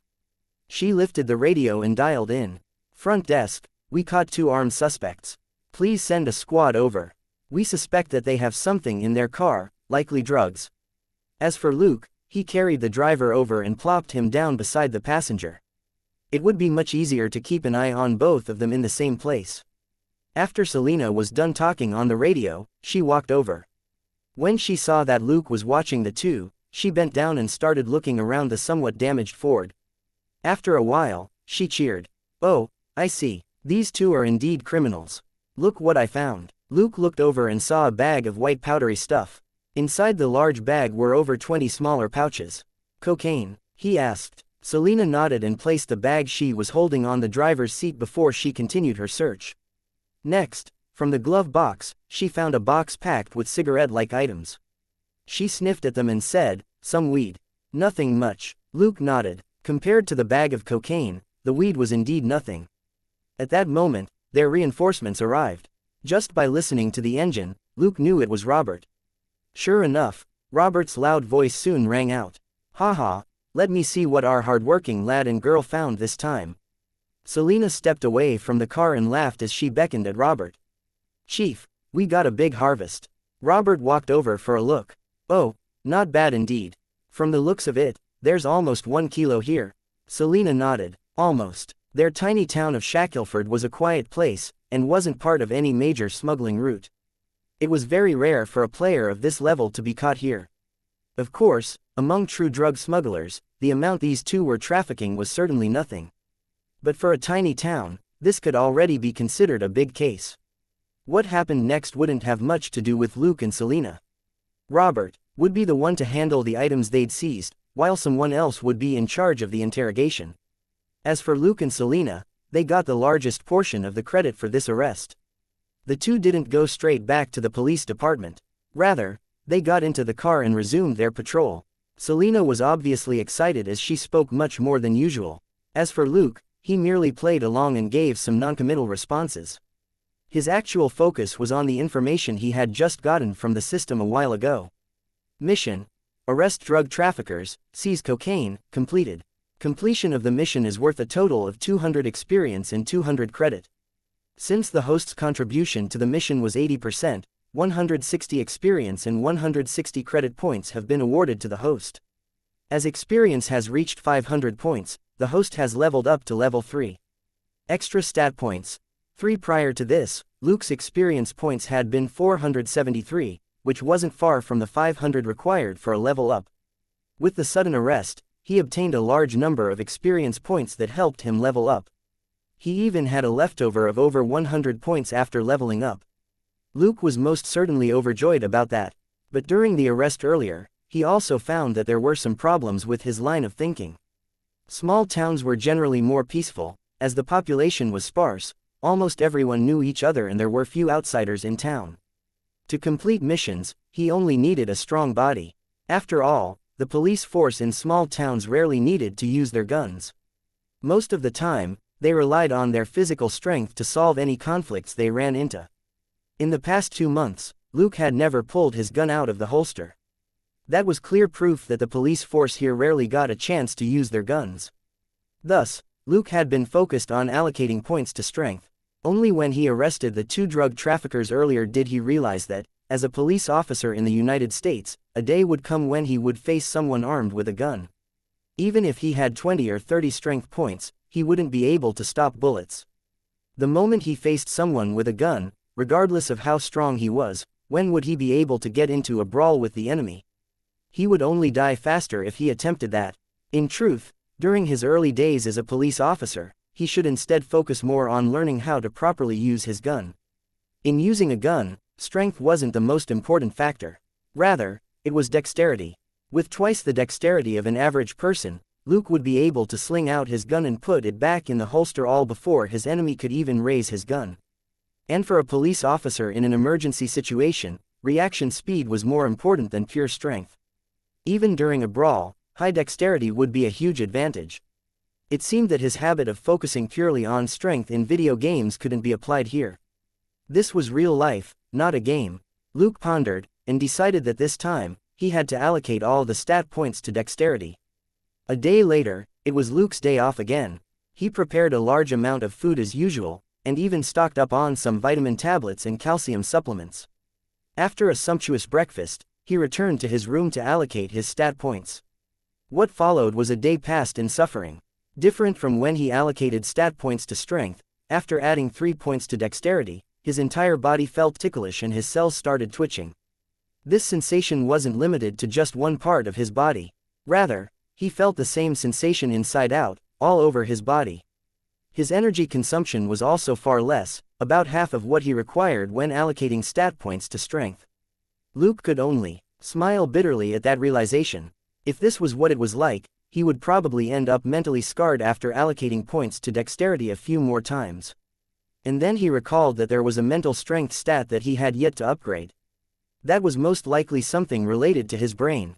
What would happen then? Unfortunately, he didn't know what to do for now. He would only think about it during the next level up. Although the arrest of the drug traffickers was a large case, for the police department, it brought them limited benefits.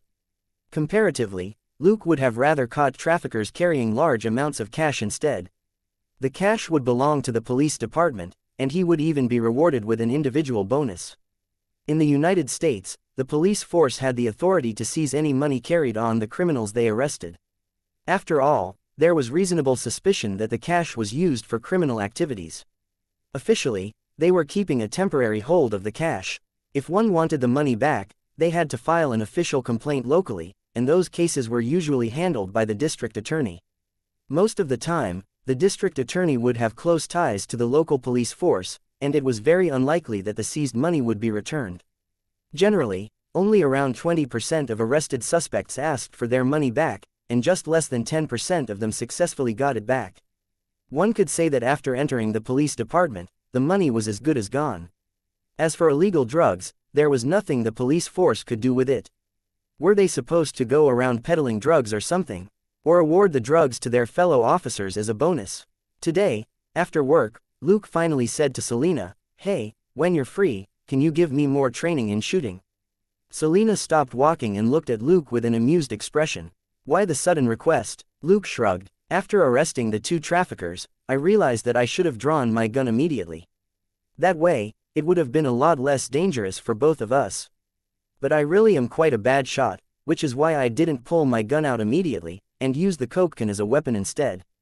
Selena giggled and nodded. True, it's the same as driving. A new driver will be nervous when they see a lot of cars on the road. But I'm quite curious. Isn't Robert an expert shot? Why don't you learn from him? Luke. What if I say I don't want to see his smug face? Selena had a curious look on her face. Why would he be so smug? Luke. Because I never planned to be a police officer. Thus, every time he offered to teach me in the past, I rejected him. To be precise, he had even sneered at Robert in the past. The two were already used to bickering with each other, and out of habit, they would trash talk each other, saying things like, I would rather swallow 100 bullets than learn to shoot from you, and so on. Selena roared with laughter, and then patted Luke's shoulder. You're very brave to have the guts to talk back to Robert. Luke appeared indifferent. He's my family. Of course family members need to tolerate each other's faults. Selena nodded after thinking about it. True. Fine, I can train you. But what do I get in return? Luke. I thought we're partners. Selena grinned. But the training isn't part of the job. Luke said, what do you want, then? A month of lunch, or soft drinks, or even desserts? Selena replied, no, I want you to join me in my combat training. Luke blanked out. What kind of combat training? Selena replied, mixed martial arts. Luke immediately shook his head. I only know Brazilian Jiu-Jitsu. I don't know much about mixed martial arts. Selena said, that's why I want you to train with me. You're pretty good in Brazilian Jiu-Jitsu, right? Luke nodded after a slight hesitation. I'm decent at it. Selena said, perfect. Consider it a mutual learning experience. I've always wanted to learn Brazilian Jiu-Jitsu. I once read that it's very suitable for females and is great for subduing stronger opponents. Luke replied, fine. What the hell was that about Brazilian Jiu-Jitsu being suitable for females? He was male through and through. The two didn't bother to change. Selena drove directly to a shooting range. To be precise, this was a gun store with a shooting range attached to it. It was built outside the town so as to avoid noise complaints. This place was also considered the police department's collaborative partner, as this was where the town's police force practiced shooting. Robert was old acquaintances with the owner of this place. After they entered into an agreement to make this place a training location for the police department, the entire police force was offered a special discount. Also, because of the agreement, most of the police force didn't bother to keep an eye on this place. No business would enjoy being under the watchful eye of the police force.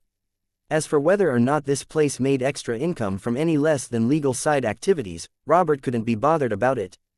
This was Texas. Any random house would contain several firearms. Walking along the street with a rifle slung over one's back was a common occurrence here.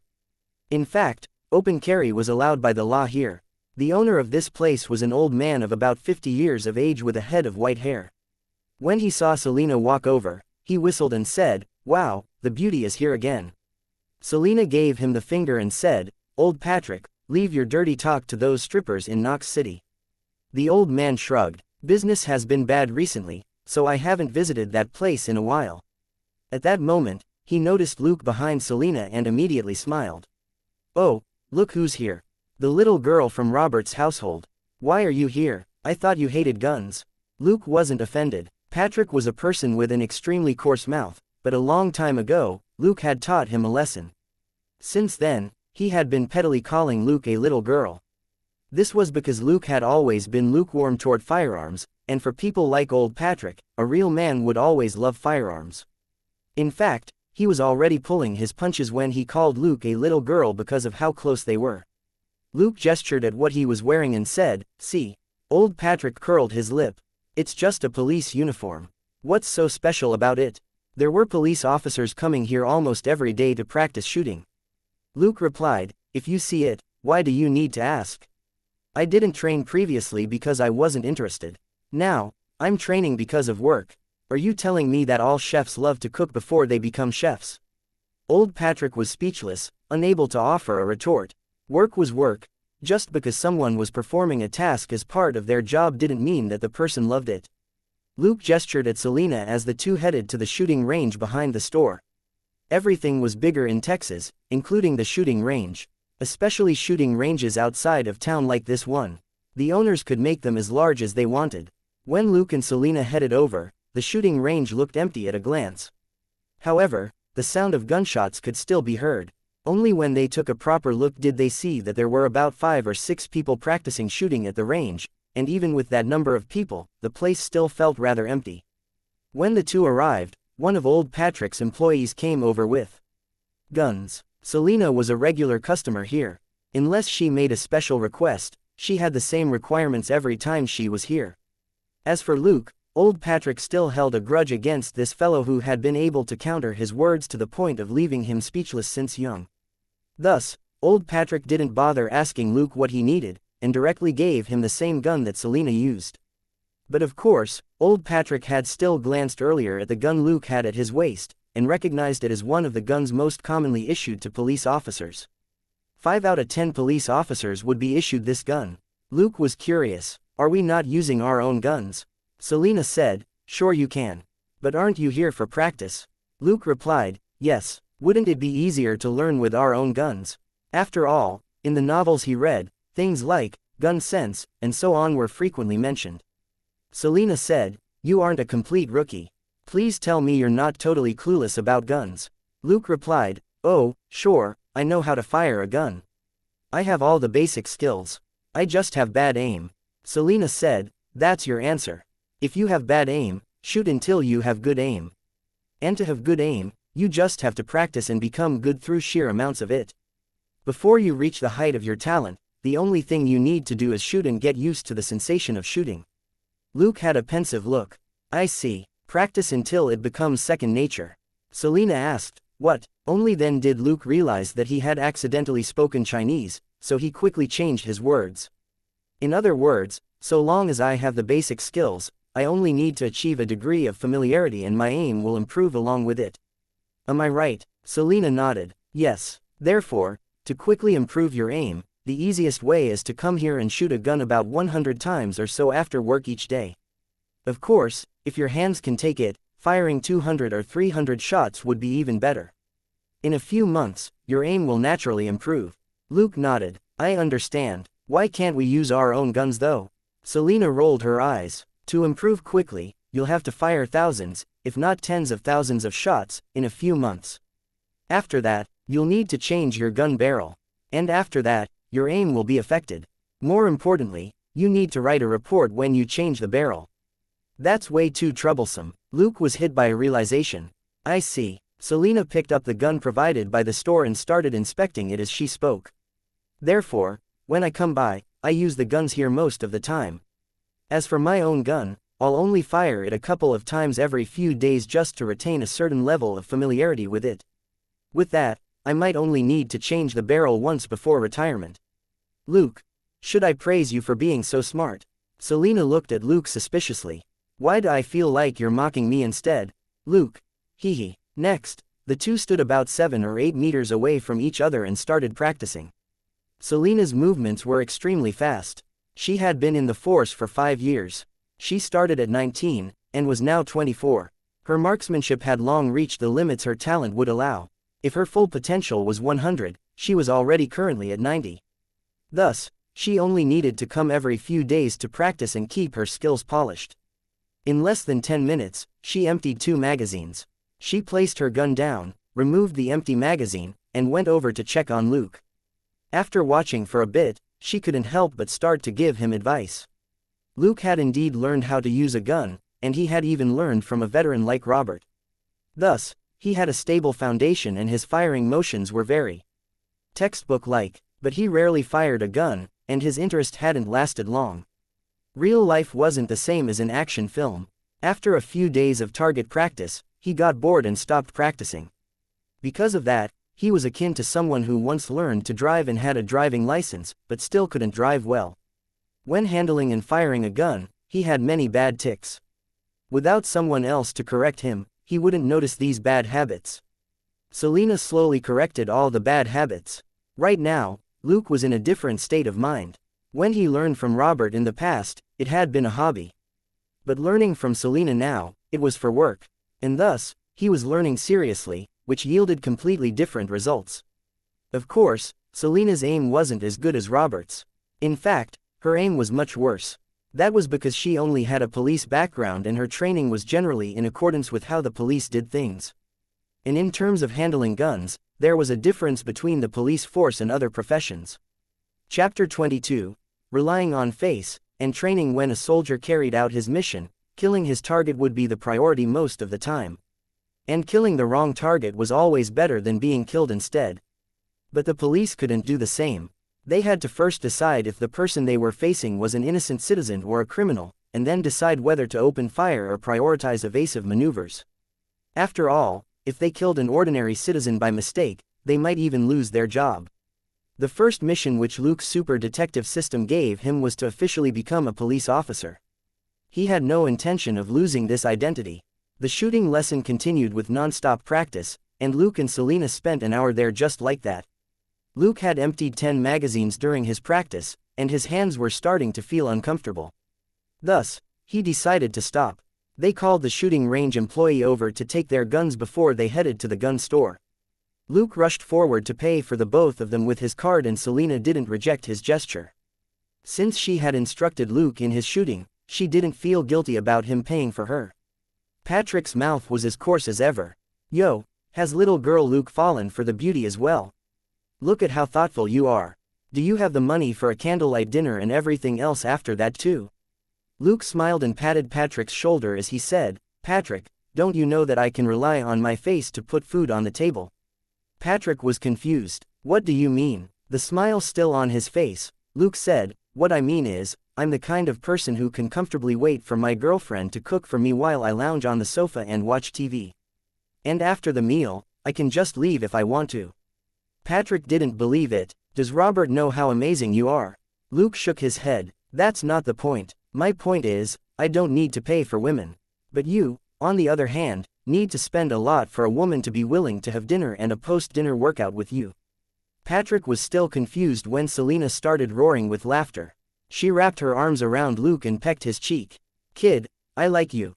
That shocked Patrick. "Are you too serious?" Luke shook his head helplessly. "She's just in a good mood after finding out about your sorry life." That caused Selena to burst into another round of laughter. As for Luke, he no longer bothered to continue mocking Patrick and left with Selena. A few minutes later, a furious shout rang out from the store. F***CK. Did you imply that I can't get any action without paying? You damn mother F***C King Ashla. Meanwhile, Selena and Luke were happily leaving the store. When they got into the car, Selena didn't start driving right away. Instead, she said, "It's still early. Want to come get some exercise with me?" Luke checked the time. "It's 6:12, aren't you going home for dinner?" Selena appeared indifferent. "They'll keep some food for me. Let's go," Luke said, "but it's close to dinner time at my place." Selena replied, "Call them and get them to save you some food." Luke said, "I don't have my workout clothes with me either." Selena replied, "Go home and get them, then. That way, you don't even need to waste money calling home." Luke thought to himself, "You're pretending like gas is free. But then again, money for gas can be claimed on a police car, so long as the amount doesn't exceed a limit." Ultimately, Luke surrendered. After all, Selena had been very earnest when training him earlier. To repay kindness with kindness was a great virtue of the Chinese.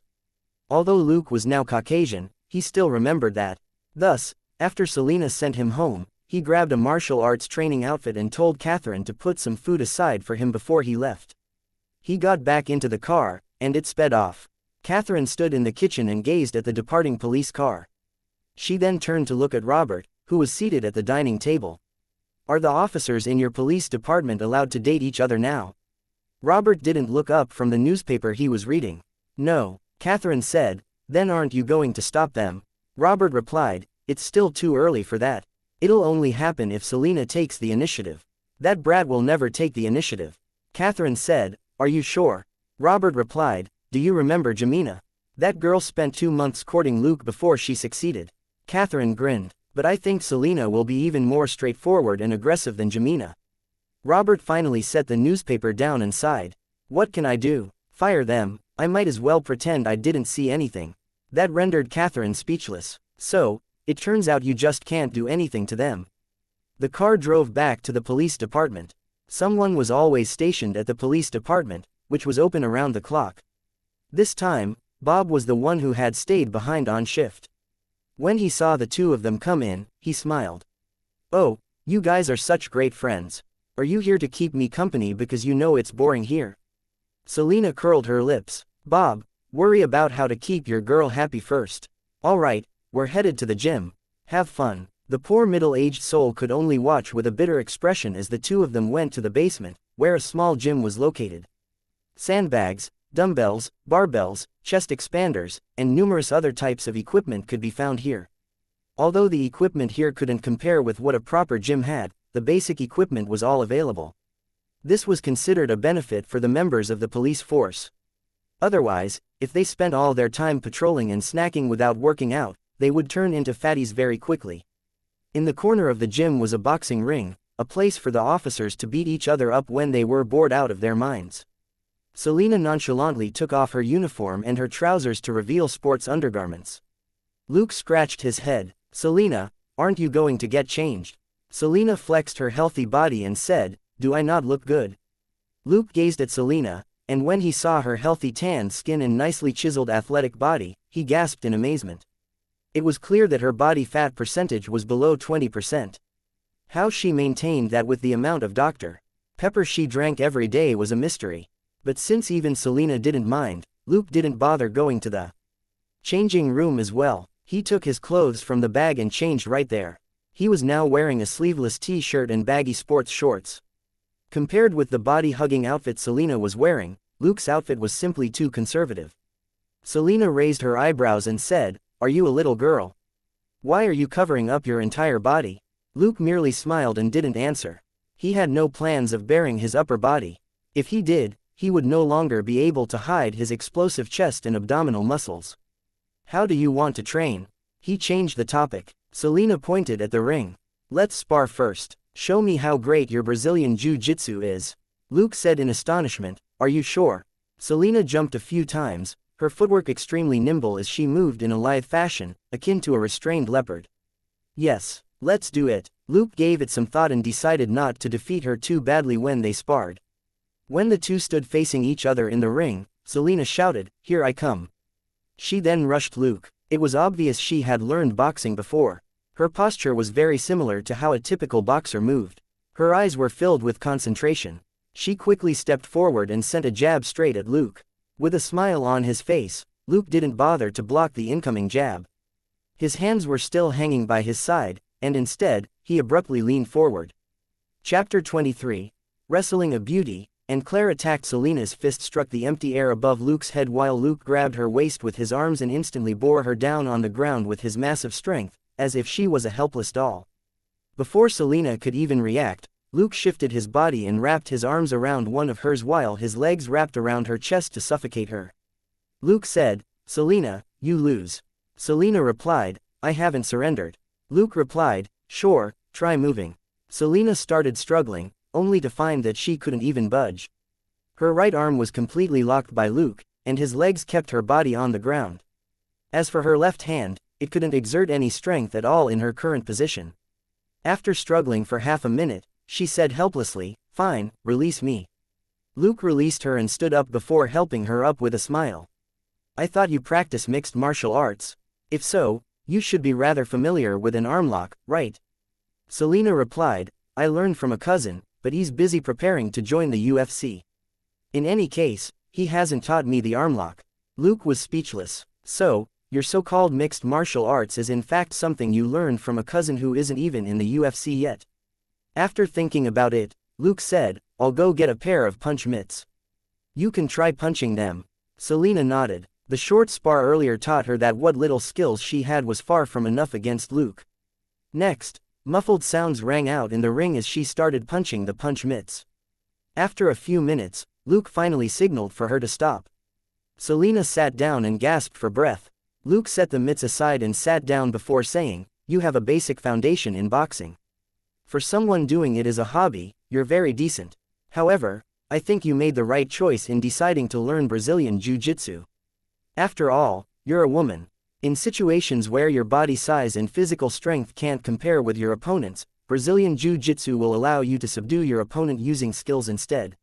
Moreover, boxing is very widely practiced, and you can easily encounter someone even better at it than you. Of course, there will also be criminals who have practiced Brazilian Jiu-Jitsu, but the number definitely won't be as high as those who have boxed before. Therefore, you'll be able to catch them by surprise, increasing the chances of you winning in a brawl." Selena nodded. "When will I reach your level?" Luke smiled. In terms of technical skills, so long as you aren't too stupid, you won't have trouble reaching my level in 3 years. Selena replied, that's a long time. Luke shrugged. I've been training since middle school. It's been 4 years for me now. Only after hearing that did Selena accept that it would take years for her to reach his level. After all, she clearly wasn't a genius fighter.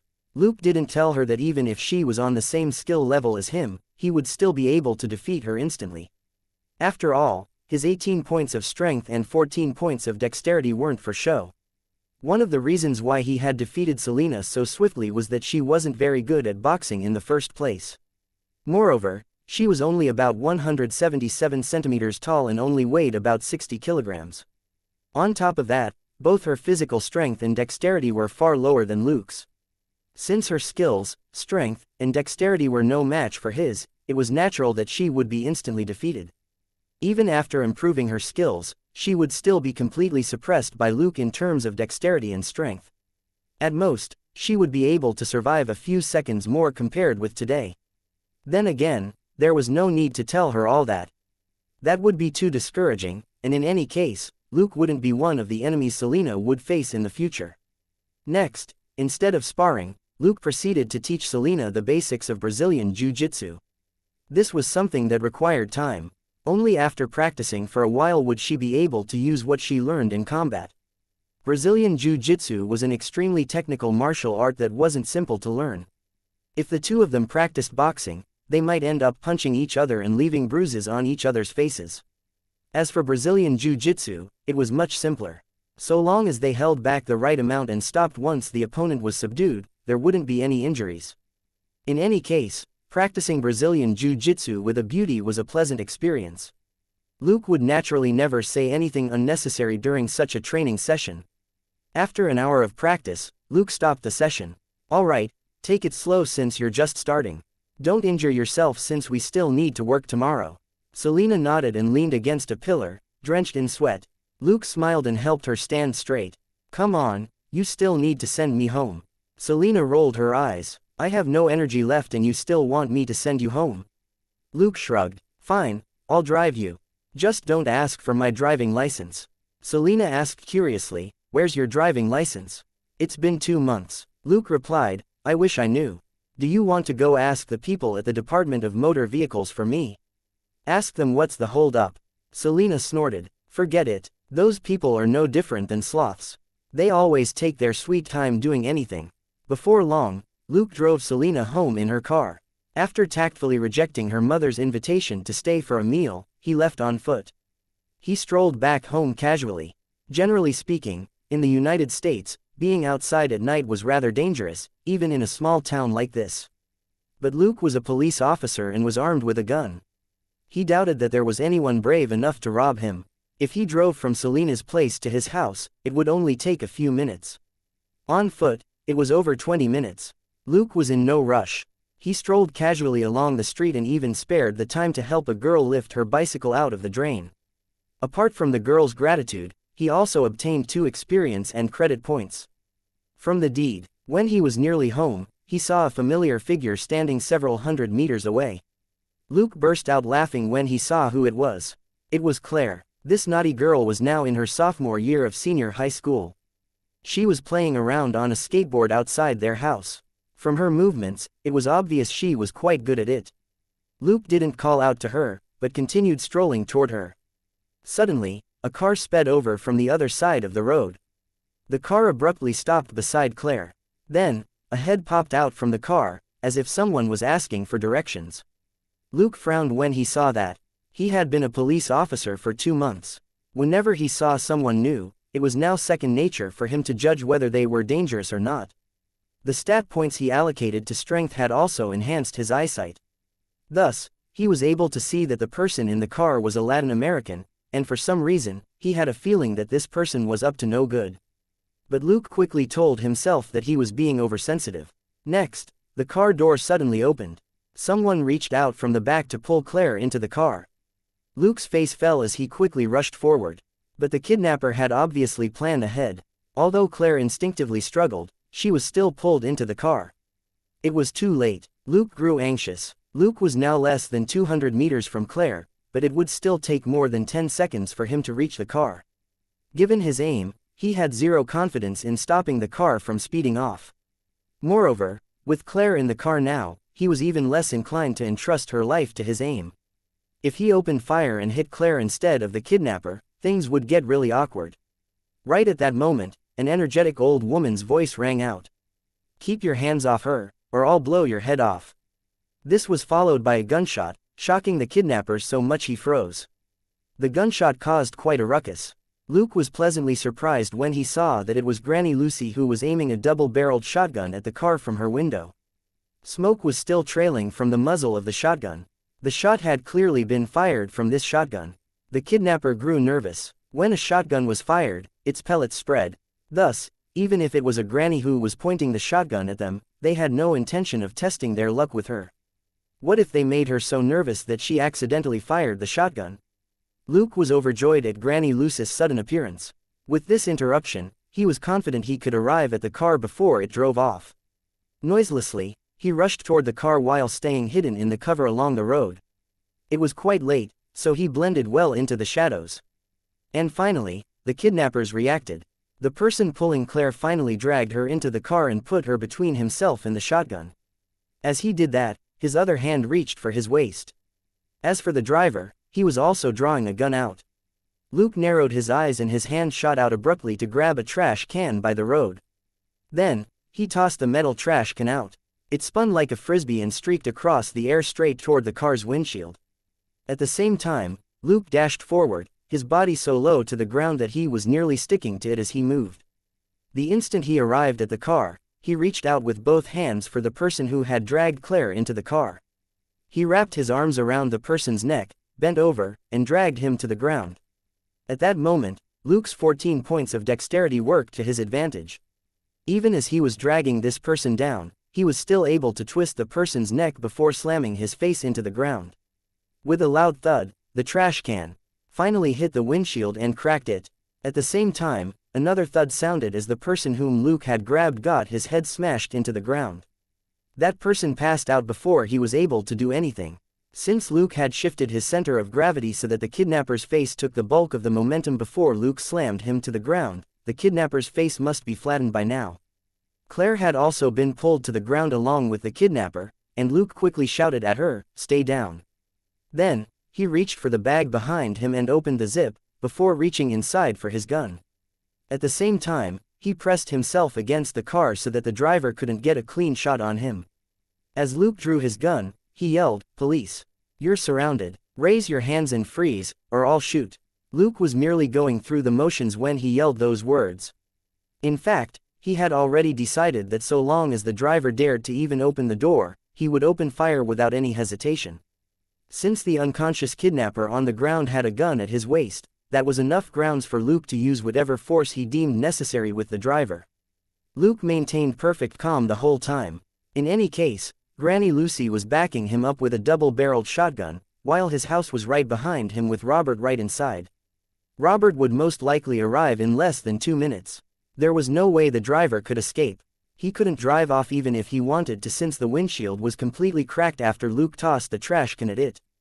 The driver wouldn't be able to see anything through it. If he dared drive with such a windshield, he would probably crash into something instead. After yelling, Luke held his gun in front of him as he slowly moved toward the trunk of the car. With his left hand, he gestured for Claire to move to the trunk as well. For now, the trunk was the safest spot. After all, this car was 5 meters away from the nearest building. If they ran, they would be sitting ducks. But since this was Luke's neighborhood, he didn't mind taking his time and dragging this out. Abruptly, the front car door opened as a man rolled out. With a ferocious expression, he stared at the rear of the car and prepared to open fire. Luke's heart thumped as he retreated without hesitation. It was obvious that the driver was aiming the gun at him. He had no intention of exchanging fire with this person at such close range. They would only end up killing each other. Bang, bang, bang. After 3 bangs, the neighborhood sank into silence. Luke was stunned. What's going on? Then, Granny Lucy's voice rang out.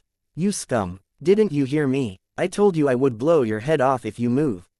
Luke trembled and walked over to see Lucy lowering her shotgun and reloading it with a smug look on her face. When Luke looked at the driver, he saw the latter sprawled on the ground with his butt up in the air. His gun was now nowhere to be seen. And when Luke focused, he saw a bloody hole in his back.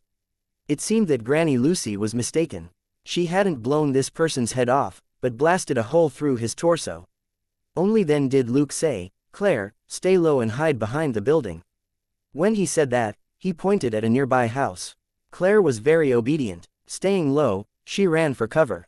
As a police officer, Robert had educated them properly on what to do in a situation like this. Luke only needed to remind her, and she followed, like it was second nature to her. As for Luke, he stood guard as Claire ran. Only when she got to safety did he sigh with relief. He then rushed forward and kicked the guy whose face he had slammed into the ground earlier. And when Luke heard a loud crack, he knew that this person wouldn't survive. After all, he had kicked the person's neck in his fury, and he must have broken it. He wouldn't spare anyone who dared threaten his family with a gun. He then walked toward the pitiful soul whom Granny Lucy had shot. He only gave that person a glance to confirm that he was already dead. The shot had gone straight through his heart. Only Wolverine would be able to survive such a wound. Luke heaved a breath of relief as he double-checked the car to make sure that there wasn't anybody else inside. When he rushed over earlier, he had already scanned the car. Only after making sure that there were only two of them did he dare attack. Not far away, Robert was already running out of their home while yelling, "Luke, how are you?" Luke shouted back, "I'm fine. Both criminals are dead." As he said that, he stood up and gave Granny Lucy a thumbs up. "Lucy, you should join the Olympics. With your skills, you can get a gold medal." A wide smile bloomed on Granny Lucy's wrinkly face as she said, "Haha, of course. I was bear hunting with my grandpa by the time I was 5. In fact, I inherited this gun from him." Luke thought, "Shit, no wonder this gun is so powerful. So, it was used to hunt bears a couple of decades ago." Back then, smaller caliber firearms weren't as popular, and all sorts of firearms were used for hunting. There was even a so-called lion hunting gun with an excessively large caliber which might even dislocate someone's arm when it was fired. In comparison, Granny Lucy's bear hunting gun was completely normal. No, not really. Her gun was still excessively scary no matter how one looked at it. It was at that moment that Luke vowed to allocate even more stat points to his dexterity. When facing a scary gun like that, a nimble body that could quickly hide was much more useful than a strong body. When Robert arrived, Luke gave him a simple explanation. Robert started calling more people over to deal with it. Although Luke was a police officer who had been directly involved in the incident, Robert wanted to let him rest instead of continuing to work on the case after that life-threatening situation. After Robert told Luke to go back home, Luke went over to the side of the road and gave Granny Lucy a big hug. "Lucy, thank you. Thanks to you, Claire is safe and sound." Lucy smiled and patted Luke's back. As Lucy had a petite build of about 160 centimeters, she could only pat Luke's back. "I've known Claire since she was a baby. I'll kill anyone who dares lay a hand on her," Granny Lucy declared. Luke nodded and smiled. "That's right, but still, thank you. In the future, feel free to look for me if you need anything." Granny Lucy smiled. "Don't worry about it. Just remember to help carry Mickey home whenever he climbs someplace high again." Luke smiled and gave her another hug. "All right, no problem, Mickey, you heard her." The cat sitting behind the granny merely shot Luke a glance and didn't bother making a sound. Lucy then said, "Go back home. You just left work, only to have this happen right after. Go back and get a good rest." Luke nodded. "You rest well too, Lucy." When Luke took his leave, Robert had just finished his work at the scene as well. He came over and patted Luke's shoulder before saying, "Let's go home." Luke asked, "You're not saying anything to Lucy?" Robert replied, "I'll come visit her with Catherine tomorrow. We'll come with gifts as well. Don't worry about it." Luke nodded. Even if Robert forgot, Catherine wouldn't. But inwardly, Robert grumbled to himself, "Back when I was a little boy, I went to a camp with Lucy. Right before my eyes, she fired 4 times in 10 seconds and killed 4 wild boars charging at her. After seeing that, how would I dare forget to thank her for her help? She was simply a super assassin encumbered by her identity as a housewife." As for Claire, Catherine had already brought her home. They were currently sitting on the sofa, and Claire didn't seem frightened at all. Instead, She was talking excitedly about her experience while Catherine listened attentively. Even when Robert and Luke returned, the two didn't notice them. Luke smiled at the sight. Claire, the naughty girl, was busy telling the story of Luke's heroic exploit earlier. But what was up with her description of him flying over 20 meters like Superman before crashing straight into the bad guy? If he really could fly, would he need to run so hard until he was drenched in sweat? Luke grumbled inwardly, but kept the smile on his face, which calmed Claire down. Luke didn't want to lose even one member of this family. That was how he felt even if he wasn't Robert and Catherine's biological son. When he woke up at 5, he learned that his biological parents had passed away a year before. Child Protective Services thus sent him to Catherine. Catherine was his biological father's sister, Luke's paternal aunt. Claire wasn't Robert's biological child either. She was the child of Catherine and her former husband. Claire was only 3 years old when Luke started living with them. Thus, the two grew up together and their relationship was no different than between regular siblings. Of the 3 children in this house, only 5-year-old Joseph was the biological son of both Catherine and Robert. In fact, Robert had deliberately waited for Claire and Luke to reach a certain age before deciding to have a baby. It was obvious that Robert was a good man. He wasn't Luke's nor Claire's biological father, but he assumed the role of one very well. Robert stepped forward and interrupted Claire's storytelling, telling her to go wash up and sleep. She still had school tomorrow. Claire's face fell in despair. Do I need to go to school even after this? Catherine slapped her head with a smile. Look at how you're behaving. You look completely fine. All right, go shower and sleep. In truth, Claire herself was the reason she couldn't skip school. After that incident, she was still as lively as ever. Thus, she would have to attend school as usual. Catherine was a biology teacher and Claire couldn't fool her even if she wanted to. After Claire went upstairs, Catherine walked over and hugged Luke tightly without saying anything. The force of the hug shocked Luke and he quickly said, "Don't worry. It's all fine now, Catherine. We're all fine." Only after more than 10 seconds did Catherine release him. She said solemnly, "Promise me, never take such a risk again in the future." Luke answered, "Okay, I promise." Catherine stared at him for a bit before she shook her head and sighed. "Forget it, you won't listen. Just remember to stay safe." Luke nodded. "I understand, Catherine." Both of them understood that if Luke had decided to do nothing in that situation, Catherine would have been disappointed in him. After all, Claire was her daughter, the person who had grown up together with Luke. If Luke could choose to do nothing even when Claire was in danger, it would only prove that Catherine had raised Luke for nothing. Robert's reaction was less extreme. He only patted Luke's shoulder and said, "Go to bed earlier. We'll know what the situation is at work tomorrow." Luke nodded and went upstairs to take a shower as well. Of course, there was only one bathroom upstairs.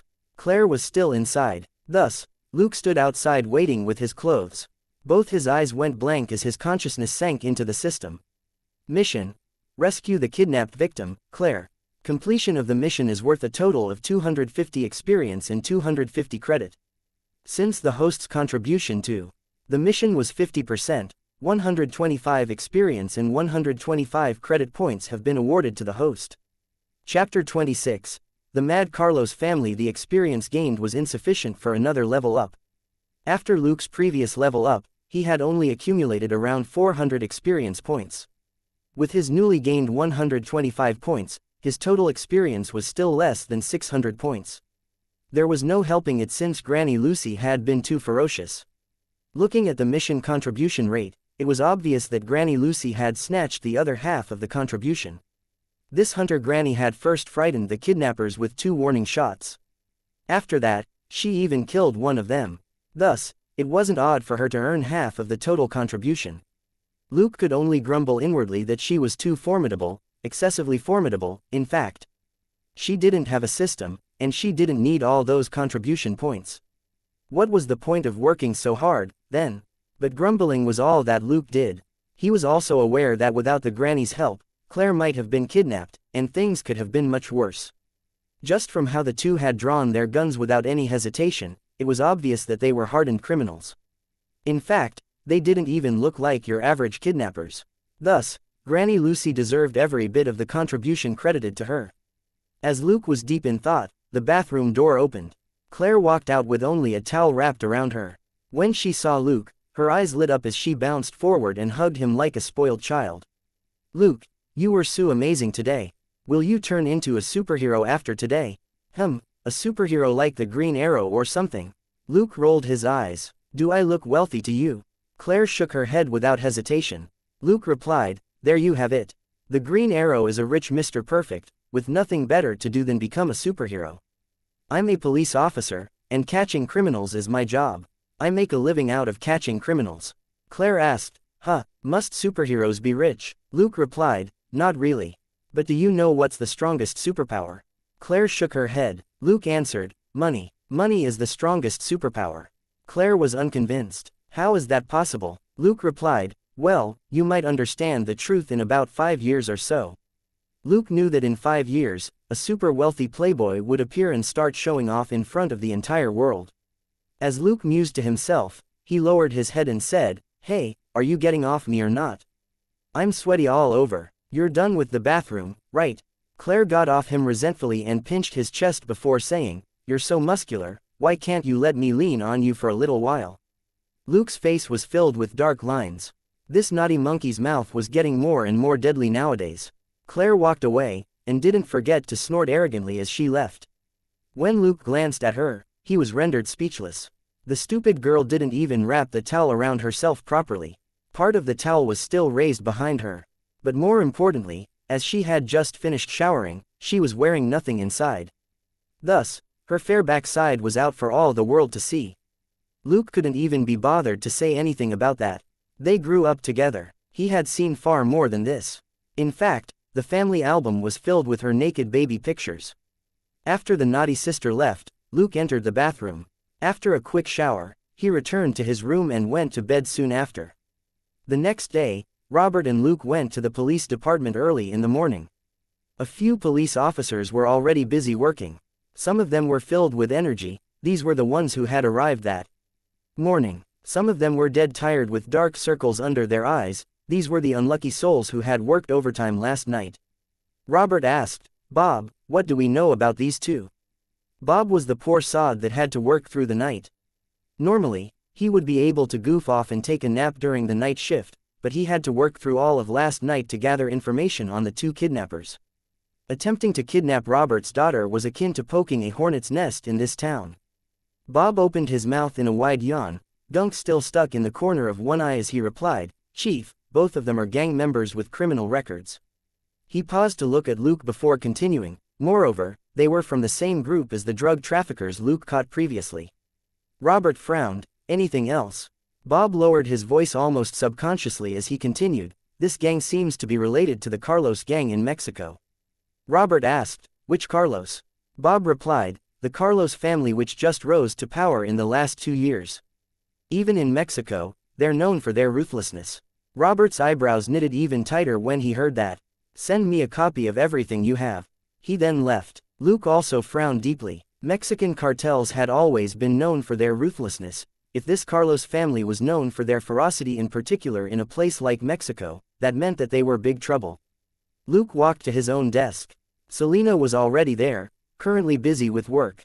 When Luke greeted her, she stopped whatever she was doing and asked in excitement, did you really pick a fight with the Carlos family? Luke shook his head, I don't know. When I was on the way home last night, I saw 2 people trying to kidnap Claire.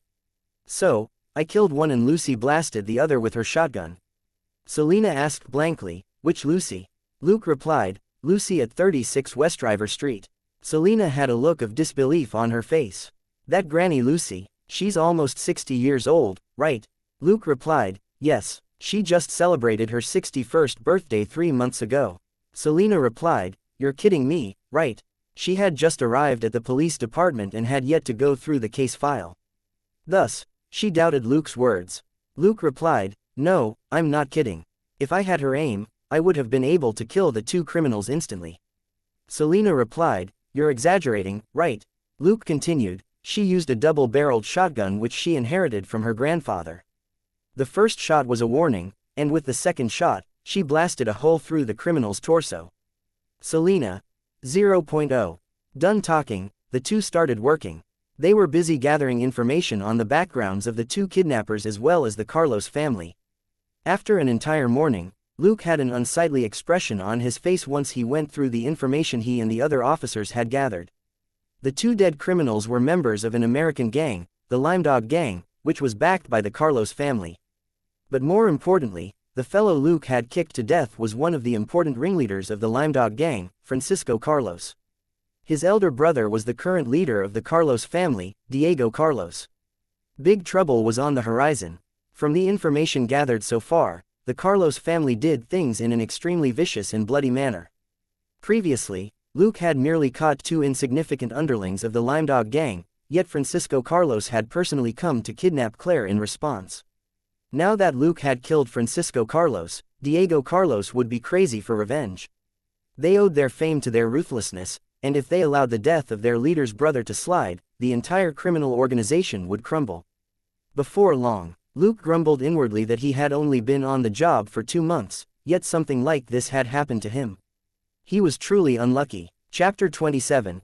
The darkness disperses, the correct stat point allocation method. Selena comforted Luke. Luke, don't worry, it'll be fine. This is America. The Carlos family can't do whatever they like here. Luke could only nod silently. Sure, they couldn't do whatever they like. If they couldn't use the AKs and grenades they wanted, they would attack with pistols instead. Both he and Robert could stay vigilant and protect themselves. But what about Catherine, and Claire, and 5-year-old Joseph? They would be completely helpless against the gangsters. Luke sank into a short silence before he stood up. Let's go, Selena. Selena asked blankly. Huh? Where are we going? Luke replied, patrol. That'll help calm me down. Selena replied, oh. She quickly got up and left with him. Robert had said that they didn't have to patrol today as long as they paid attention to emergency callouts. They could dedicate the day to gathering information instead. But since Luke wanted to go on a patrol to calm down, Selena would most certainly back her partner up. In any case, Robert wouldn't do anything to Luke. So, was Luke really going out to calm himself down? Of course not. When facing something like this, he needed to get stronger, and the easiest way to do that was to level up. He had about 600 experience points right now. Perhaps, it wouldn't be long before he reached level 4. Sure enough, after Luke issued a ticket for illegally parking 3 days later, he received a notification from the system. Mission: dealing with illegally parked vehicle, issuing a ticket, completed. Rewards: 2 experience points, 2 credit points as experience has reached 700 points, the host has leveled up to level 4. Extra stat points: 3. Luke was overjoyed when he received the notification, and he nearly used the stat points on the spot. But he managed to stop himself. When they returned to the police department at noon, Luke seemed preoccupied. Selena asked curiously, "What's up with you?" Luke answered, "Nothing. Are you going to have lunch?" Selena nodded. "Yeah, coming with." Luke took out $10 from his wallet and said, "Buy me 3 sandwiches and a bottle of mineral water." Selena snorted. "You're really shameless." Luke didn't seem to care.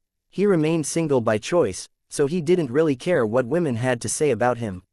Even when he was munching on the sandwich Selena bought for him, Luke's mind was still preoccupied. Selena had brought her lunch back to the police department and was eating beside Luke. She much preferred Luke compared with her previous partner. This new partner was hardworking, a good fighter, and a brave officer. More importantly, Luke was much more handsome than her previous partner. They had been training together for the past 2 days, and Selena had also discovered a tiny secret about Luke. They had been practicing Brazilian Jiu-Jitsu together frequently, and she wasn't an idiot. She was in fact a very observant veteran police officer. She didn't need to see with her own eyes to be sure of how muscular Luke was. Just from their body contact when they trained, she could tell that he was completely ripped. Selena had always been a woman who loved guys with muscles, and for her, a perfect man was akin to Captain America, both muscular and handsome. Although Luke was rather ordinary and was only slightly above average in terms of looks, he was still pleasing to the eyes. Coupled with his perfectly chiseled body, it was impossible for Selena to not like this new partner. When she saw Luke spacing out, she asked, "Are you still worrying about the Carlos family?" Luke shook his head. "No," Selena continued, "don't lie. Apart from them, nobody can make you this worried." Luke replied, "Fine, yes, I'm still somewhat worried." Selena spoke fearlessly, "If they dare come, I'll deal with them for you." Luke raised an eyebrow. "They aren't pushovers. The next time they come, it might be in a large group of about 10 or 20 people. Selena gave it some thought and said, well, just find a way to split them up before killing them off one by one. Luke replied, split them up? Sure, you still need someone to do it though. Unless they're stupid. Huh? What did you just say? Split them? Selena asked doubtfully. What? Is it really such a bad idea? A look of realization flickered in Luke's eyes as he muttered, right, why didn't I think of that? Yes, I can split them up. Then, he stood up. I'm going to take a quick break. Selena. Huh, Luke was so happy he even gave Selena a hug and said, thank you for the reminder. Lunch tomorrow is on me. Selena was completely confused, and when Luke entered Robert's office, she muttered, what's up with this guy? Why is he suddenly so happy? And lunch on him. Lunch won't cost him more than $10 anyway. What a cheap guy. Even though she grumbled, her lips still curved in a smile. No matter what, she was still happy to see Luke recover from his depressed mood. After entering Robert's office, Luke lay down on the sofa. He was the only person here that could do this. Nobody could say anything about it. Then, in the invisible character window, Luke started allocating his stat points. Dexterity +1 to reach 15 points. Then, the familiar numb feeling assailed his body again. But as expected, the sensation was much less intense this time. This was an idea he got after speaking with Selena. All along, he had been allocating all 3 points from his level up in one go, like how he would in a video game. Today was the first time he asked himself why he was allocating all the points at once. Allocating skill points usually came with discomfort as the system altered his body. That was something unavoidable, but what if he only allocated 1 point at a time? When he first allocated stat points to dexterity, he added 3 points at once to reach 14 points. A simple calculation showed that in one level up, his dexterity had increased by about 27%. A massive transformation like that would cause him great discomfort. But now, he was only adding 1 point to his existing 14 points of dexterity. It was only an increase of about 7%, which was roughly a quarter of his growth from when he had first allocated stat points to dexterity. And as expected, the sense of discomfort was significantly less as well. Previously, the intense numbness and stabbing pain assailed him mercilessly, but now, he only felt a faint numbness that came and went. Compared with his previous experience, this level of numbness was something he had no problem enduring. There was no fear of mental trauma. Apart from that, he could also deduce that when he next allocated a stat point to dexterity, the numbness would only lessen. After all, he would have 15 points of dexterity by then. Thus, the change would be even smaller.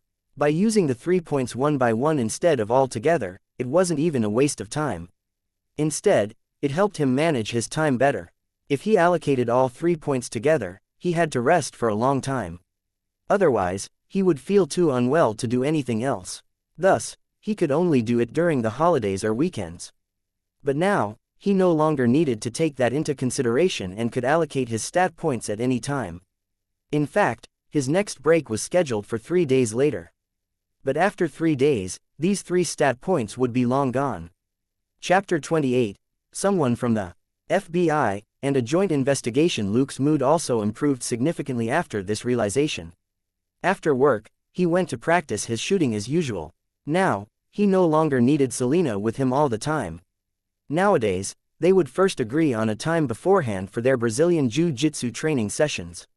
Selena would usually come pick Luke up after his shooting practice before heading to the police department's gym for their Brazilian Jiu-Jitsu training. Today was the same. After an hour of training at the shooting range, Luke hopped into Selena's car. The two then headed to the gym for another hour of training. After the training session, Luke passed Selena a glass of water. Selena drank slowly. Gasping for breath, she said, "You freak. Why do I feel like you're getting stronger? It almost feels like I haven't improved at all, and I've gotten weaker instead." Luke smiled. "No, Selena, you've improved greatly. In fact, it took me 3 months to reach your current level back then." Selena replied, "Are you sure?" Luke replied, "Yes, if you continue training, you'll be able to utilize a majority of Brazilian Jiu-Jitsu techniques during actual combat in half a year. Of course, you still won't do well against a pro fighter." Selena wasn't discouraged when she heard the last bit of Luke's words. She knew that the so-called pro Luke was talking about referred to those who trained specifically to counter Brazilian Jiu-Jitsu or those that were very good in hand-to-hand combat. But in real life, these people were very few in number.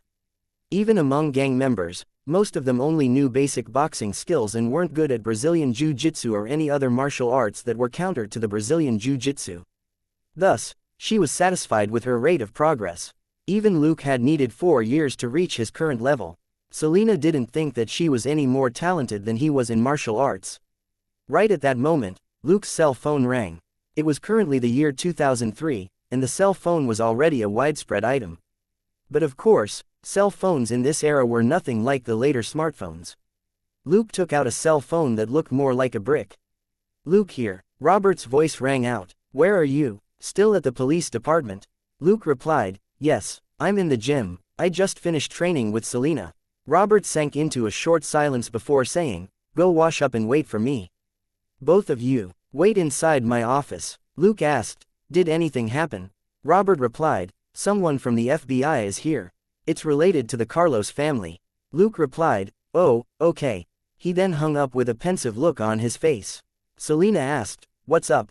Luke replied, "The FBI is here. Robert told us to wash up and wait for him in his office." "Let's go." Selena stood up. "Why are they here?" Luke replied, "Robert said that it's related to the Carlos family." Selena stopped walking as her face lit up with excitement. "For real? Hee. Looks like I'll get a chance to have some fun this time."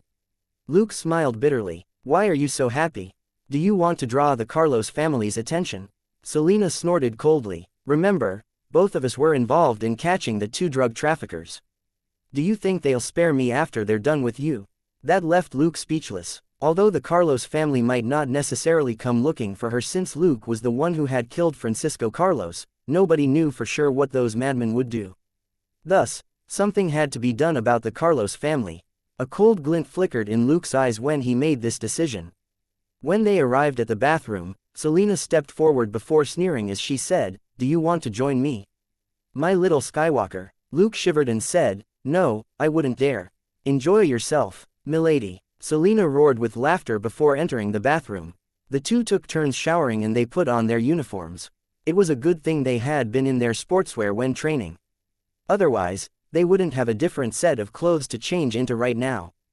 They waited in Robert's office, and in a few minutes, Robert arrived. When Robert entered the office, he said, "I'll give you a rough explanation now before they arrive." The two nodded. Robert said, "The FBI is here to bust the Carlos family's smuggling route. They received intelligence that the Carlos family has spent the past few years looking for a suitable smuggling route. Our town is part of some of the routes being considered. That was why the 2 traffickers you guys caught were here."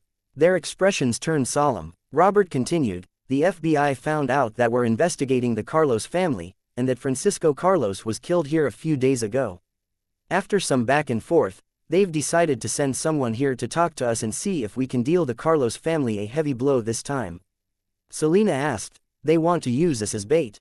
Robert nodded. "That's right, I haven't agreed. I need to know first what you guys think." Selena knew that Robert mainly wanted to know her thoughts. After all, he had plenty of other opportunities to ask Luke the question if he wanted to know Luke's thoughts. Without any hesitation, she answered, "I'm in." Robert asked, "Don't you want to think about it?"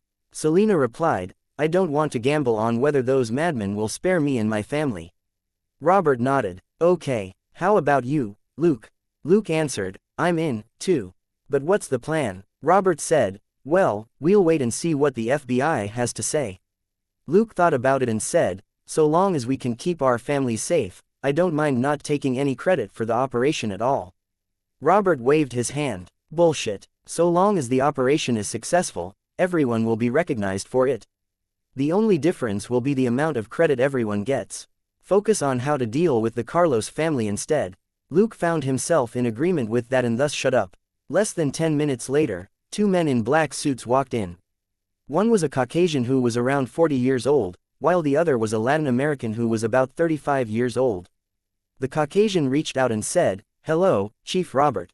I'm Agent Chris Jones. This is Agent Mario Santos." Robert maintained a flat expression and shook his hand lightly before saying, "Welcome. Let me make the introductions. This is Selena Hayek and this is Luke Colson. They were the officers who caught the 2 traffickers." The four shook each other's hands before sitting down. Robert stood at the table with the agents to his left and the officers to his right. He said, "All right, let's cut to the chase. Chris, tell us your plan." Chris wasn't too startled by this straightforwardness. He nodded and said, "I have a group that has been monitoring the Limedog gang for a year. They are in fact a front for the Carlos family on this side of the border, helping them with their drug distribution. We're planning to get rid of this gang." Robert frowned. "Shouldn't that be the DEA's job?" Chris nodded. "If the Limedog gang was focused on just the sale of drugs, we might not have set our eyes on them. After all, that's what the DEA is for. But they're behaving like the Carlos family as well. In a short span of 3 years, they've been involved in several dozen shooting cases in the country, and a total of 17 civilians and 3 police officers have been killed." Chapter 29. The Death-Seeking Carlos Family, and Operation Bait. At this point, Chris paused slightly before resuming in a heavy tone. "Moreover, 2 of our agents have even gone missing." When Robert and the other 2 heard this, they all gasped in shock. Are they crazy? After what the Carlos family had done, they now had the attention of both the police and the FBI. And since they were involved in drug trafficking as well, they had also attracted the DEA's attention. After all that, they still had the guts to kill police officers and FBI agents.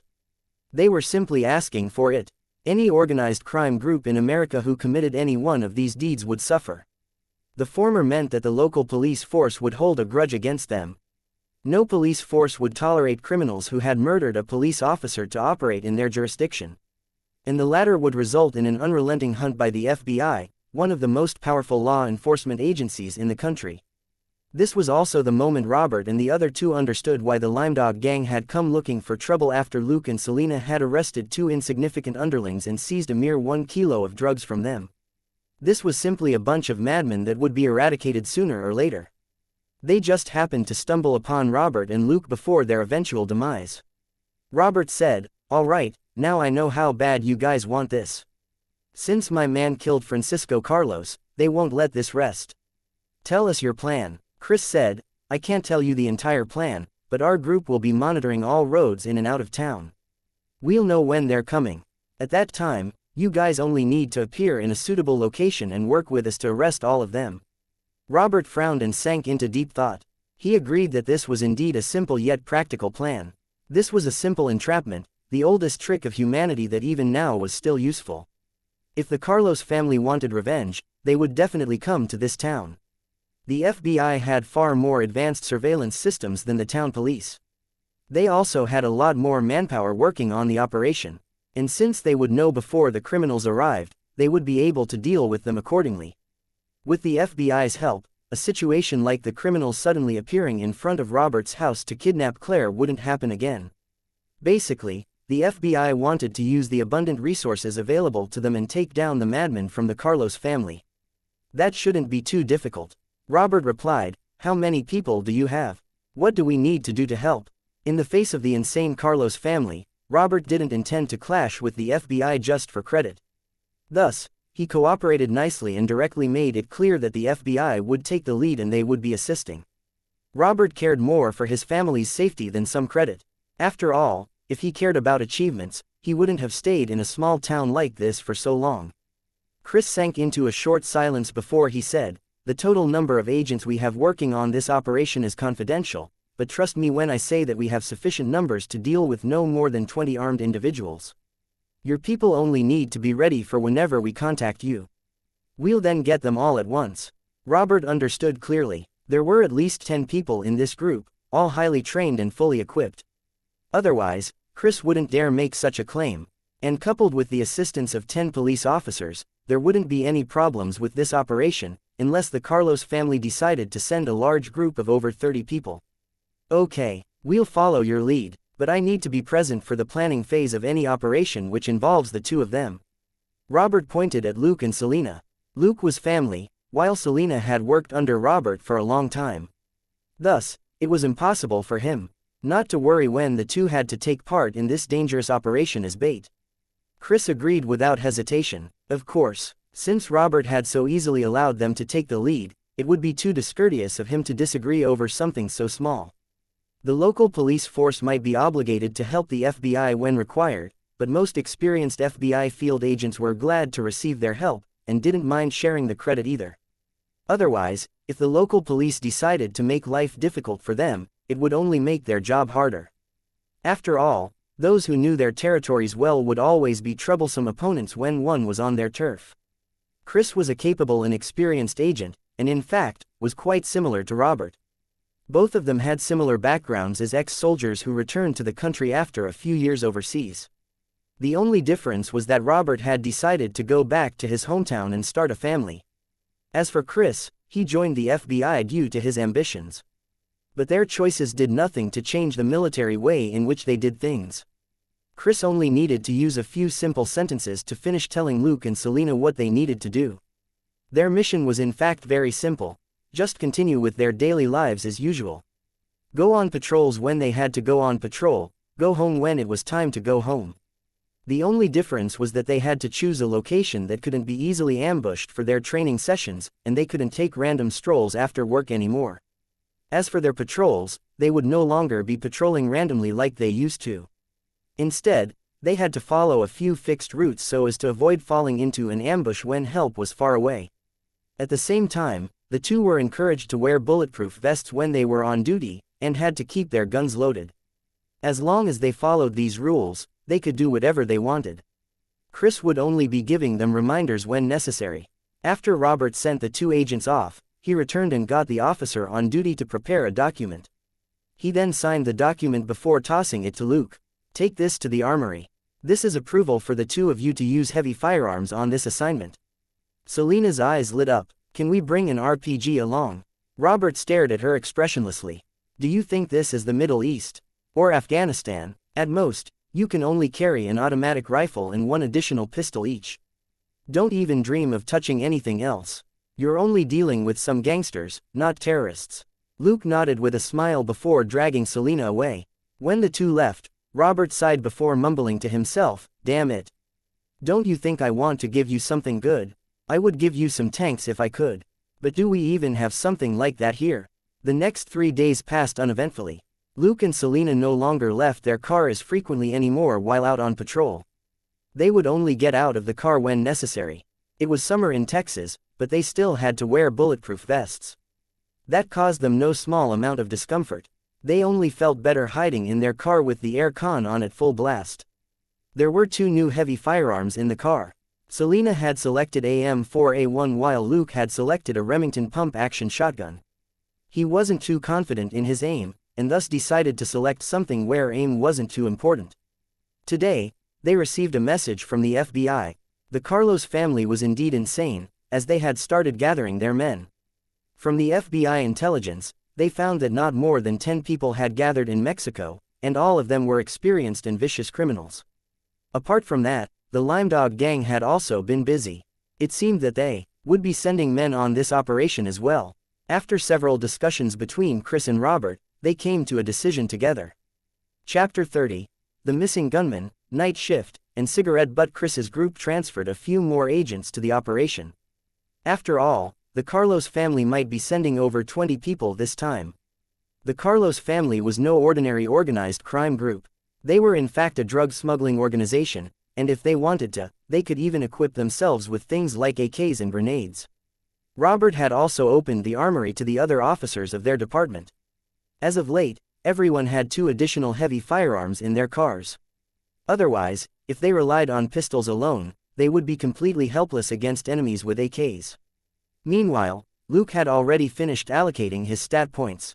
Since he had found the right method to do so, he didn't suffer as much.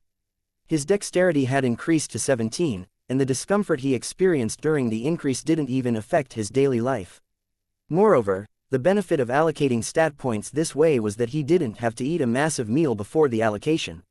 He only needed to eat double his usual portion at meal times, and that was enough. But of course, the allocation of stat points to dexterity required less energy compared with strength anyway. A week later, the FBI received more specific information. The people from the Carlos family were coming. They would arrive here from Mexico in less than 3 days, but what they would do was still unknown. Robert had already made preparations beforehand with Catherine. The moment the Carlos family was within 100 kilometers of the town, Catherine would hide out with Claire and Joseph at her father's ranch outside town, which wasn't easy to find. As for Selena, she couldn't do anything in advance. Her family was too huge. There were over 20 of them, including her parents, cousins, uncles, aunts, and so on. Thus, the only thing she could do was have some officers posted close by at all times. If required, they could move her family to a safe house temporarily. On the second day, they received bad news. Chris's group lost sight of the members of the Carlos family from Mexico. The gunmen all vanished roughly 500 kilometers from town. The FBI couldn't find any trace of them either. That caused Chris's head to ache. The Carlos family had been able to grow in power in Mexico because they were truly capable criminals. At the very least, they were capable enough to completely vanish from the FBI's radar. Nevertheless, that didn't change the fact that their final destination was still the town. The only thing Chris could do was get the FBI to keep searching for those gunmen. At the same time, he also placed the roads coming into town under heavier surveillance. The Carlos family might send up to 20 people here this time. A large group like that wouldn't be able to completely evade surveillance. As for Robert, he had already brought Catherine, Claire, and Joseph to his father-in-law's ranch outside town. He no longer allowed them to remain in town. On the third day, there still wasn't any trace of the gunmen. The police force and FBI agents in town were all on high alert. It was rather troublesome that they couldn't ask for any help. To ask for reinforcements last minute, they had to know exactly when the attack would happen. After all, the other agencies and departments all had their own jobs to do and couldn't wait around blindly like them. On the fourth day, nothing happened. On the fifth day, nothing happened as well. Today was also Luke and Selena's off day. The FBI still couldn't find any trace of the gunman. Robert had even called Chris to his office to question him about the situation. Waiting like this was too tortuous. Everyone felt extremely jittery, as if they were dolls that had been turned on but weren't allowed to move. Robert almost got into a fight with Chris. Staying on the defense forever always resulted in defeat. This was a concept Americans knew as well. No defense lasted forever. Their enemy was free to attack any time they were fully rested and prepared. On the other hand, the police force and the FBI had to stay on guard, waiting day and night in exhaustion. If this lasted a few more days, their combat effectiveness would probably go down by about 30%. The sixth day was still Luke and Selena's off day. Chris finally found something as well. Their agents had discovered traces of the gunman at a town a few hundred kilometers away. They would probably be able to locate the gunman before long. On the seventh day, Luke and Selena worked the night shift.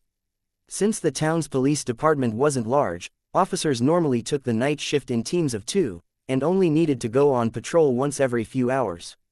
Luke and Selena kept to their usual routine of going on a patrol every 2 hours. At about 2 in the morning, Luke woke Selena up. She was sleeping on a makeshift bed she had assembled with 2 chairs. The two washed their faces and checked their equipment before leaving the department. In truth, the best thing for them to do in their current situation was to stay holed up in the police department. But Chris once told them that although the people from the Carlos family were savages, they were also crafty and sly. If Luke and Selena strayed too much from their usual behavior, the family might change their plan as a result. At that time, Selena had asked, "What's the new plan then?" Chris sank into a short silence before saying, "Timed bombs, long-distance sniping, and so on. Based on the information we have, a few of the Carlos family members are retired members of the Mexican Special Forces." That caused both Luke and Selena to sink into silence. In Mexico, it wasn't too rare for members of the law enforcement agencies to turn into members of organized crime groups instead. In order to lure the gunman out, Luke and Selena could only stay on full alert while they still went about their daily routine. They still had their bulletproof vests on, and Luke even had an additional bulletproof panel on him. It was quite heavy, but that was better than being killed by bullets. At Luke's suggestion, Selena also put on a few bulletproof panels as well. But since she wasn't strong enough physically, she could only put on enough to protect her vitals such as her heart. Naturally, the bulletproof panels wouldn't guarantee their safety, but at least it made them feel better. Since it was night, the 2 heavy firearms that usually rested in the trunk were now placed between the 2 front seats for easy access. As usual, Selena was the driver. The car slowly moved down the town's main road. In about 10 minutes, they reached the northern border of the town before they turned around and headed south. When they were nearly there, Luke caught sight of a red dot out of the corner of his eye. He now had 18 points of strength and 17 points of dexterity. Not only had the strength stat enhanced his physical strength, his eyesight, hearing, and sense of smell had all improved as well. As for dexterity, not only had his speed increased, his reaction time, dynamic vision, and so on had also improved. And after 2 months as a police officer, his observation skills and sense of vigilance had only increased. Thus, he only needed a split second to determine what the slow-moving red dot in the darkness was, a cigarette butt. It was this late at night, yet someone was out here smoking on a street corner instead of sleeping at home. There might be people like that in China, where drunkards staggering around in the middle of the night in summer was a common occurrence. But this was America, or a small town in Texas, to be precise. Only criminals or those in special situations would be out here in the middle of the night. Luke immediately focused on his right, but the red dot was already gone. Then, as the police car slowly moved ahead, he saw a vague outline of something massive on the street further back from where he had seen the red dot. A truck. Luke shivered and abruptly said, "Speed up." As he spoke, he pressed on Selena's knee to make her step on the pedal. Selena's car was an automatic since she found manual cars troublesome. Thus, Luke only needed to press on her knee to make the police car speed up. The two had been partners for 2 months and frequently trained together. Thus, they had developed a certain level of tacit understanding. Selena reacted quickly and stepped on the pedal since she understood what was going on the moment Luke pressed on her knee. The engine of the F-150 roared as the car accelerated. At the same time, Luke noticed the massive outline move. Its lights lit up as its engine roared before it charged out of the street. Luke's heart thumped when he saw it. The car lights were blinding, and after that brief disorienting flash, a monstrous truck could be seen trying to ram into their car. He yelled, "Speed up! Speed up!" Bang! At the loud bang, Luke felt the world spin around him. It wasn't him passing out, but the car that was spinning.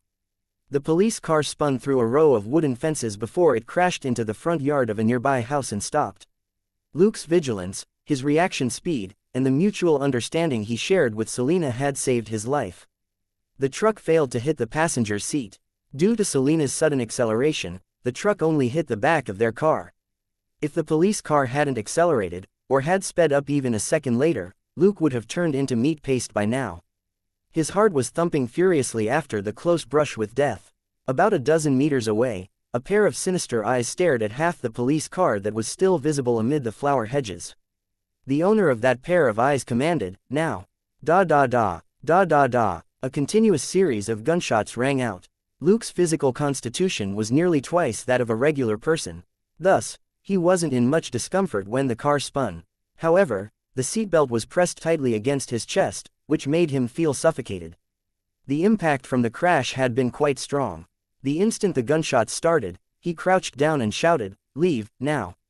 Selena was still dizzy from the crash, but she still reached out to the door, unlocked it, and pushed it open. But the door refused to budge. Selena grew anxious. "My door's stuck." Luke glanced over and found that her door could only be opened about 5 centimeters wide as there was a wooden railing in the way. F***CK. He cursed as he quickly removed his seatbelt. He also unlocked his door before kicking it wide open with his leg. Fortunately, there weren't any obstructions on this side of their car. Seizing the opportunity, he grabbed the heavy firearms between the seats and yelled, "Crawl over here. We'll leave from my side. Move." They had to be fast. In the span of a few seconds, the gunshots had already gotten closer to them. The hedges and plants around them were torn apart by the bullets, and more of the bullets were starting to properly hit the car as well. The enemy seemed intent on turning both them and their car into a hornet's nest. Luke pushed with his hands and legs at the same time, sending himself sliding out of the car in an odd posture. And right after he left the car, he felt a stabbing pain at his waist, as if someone had jabbed him in the ribs. He understood that he hadn't been hit by a bullet. Rather, it was a stray bullet brushing past his ribs. Against AKs at such short range, the bulletproof vests wouldn't do much. But no matter what, it still helped. At the very least, he wasn't bleeding, though it was still extremely painful to be hit by a stray bullet. He groaned in pain, but didn't stop moving. He held his weapon in one arm and reached inside the car with his other hand to pull Selena out. Then, the two of them crawled over the ground and hid in a corner of the yard. Although there was a hedge around the police car, their surroundings were too exposed. They would be sitting ducks if they remained there. The two were still desperately gasping for breath when gunshots rang out in the distance. The two blanked out before turning around. Their expressions changed at what they saw. The gunshots were coming from the direction of Selena's house. Selena paled and clenched her teeth before she tried to run off. Luke stopped her and dragged her back behind cover. Stop being stupid. There were at least 7 AKs firing at them outside the yard. They were facing heavy firepower here. If she charged out, she would only die. Selena howled, "Let me go. I need to rescue my mom, my sister, and my brother." Luke slapped her without hesitation and said, "There are at least 7 or 8 gunmen here. Do you want to lead them to your family to slaughter them?" That stunned Selena. Luke continued moving as he put on a bullet belt before picking up his shotgun. He also tossed a tactical vest to Selena and said, "Put it on. Let's kill all these mother ********. He didn't forget to comfort her. "Trust Robert, he won't leave your family unprotected." Hesitation flickered in Selena's eyes, but she still decided to believe in Luke and Robert. Both of them were reliable people, especially Robert, who was a war veteran. 2 officers in civilian clothes were posted in her family's vicinity at all times. Both of them were also Army veterans, and were equipped with heavy firearms. They were definitely the most experienced and skilled officers after Robert in town. Given their advanced preparations, they would be able to keep her family safe. Thus, they had to focus on dealing with these gunmen first before Selena could rush back home and check on her family. She quickly put the tactical vest on. There were 5 magazines in it, and after grabbing the M4A1 Luke tossed her way, she said with a murderous glint in her eye, "Kill these *****stards."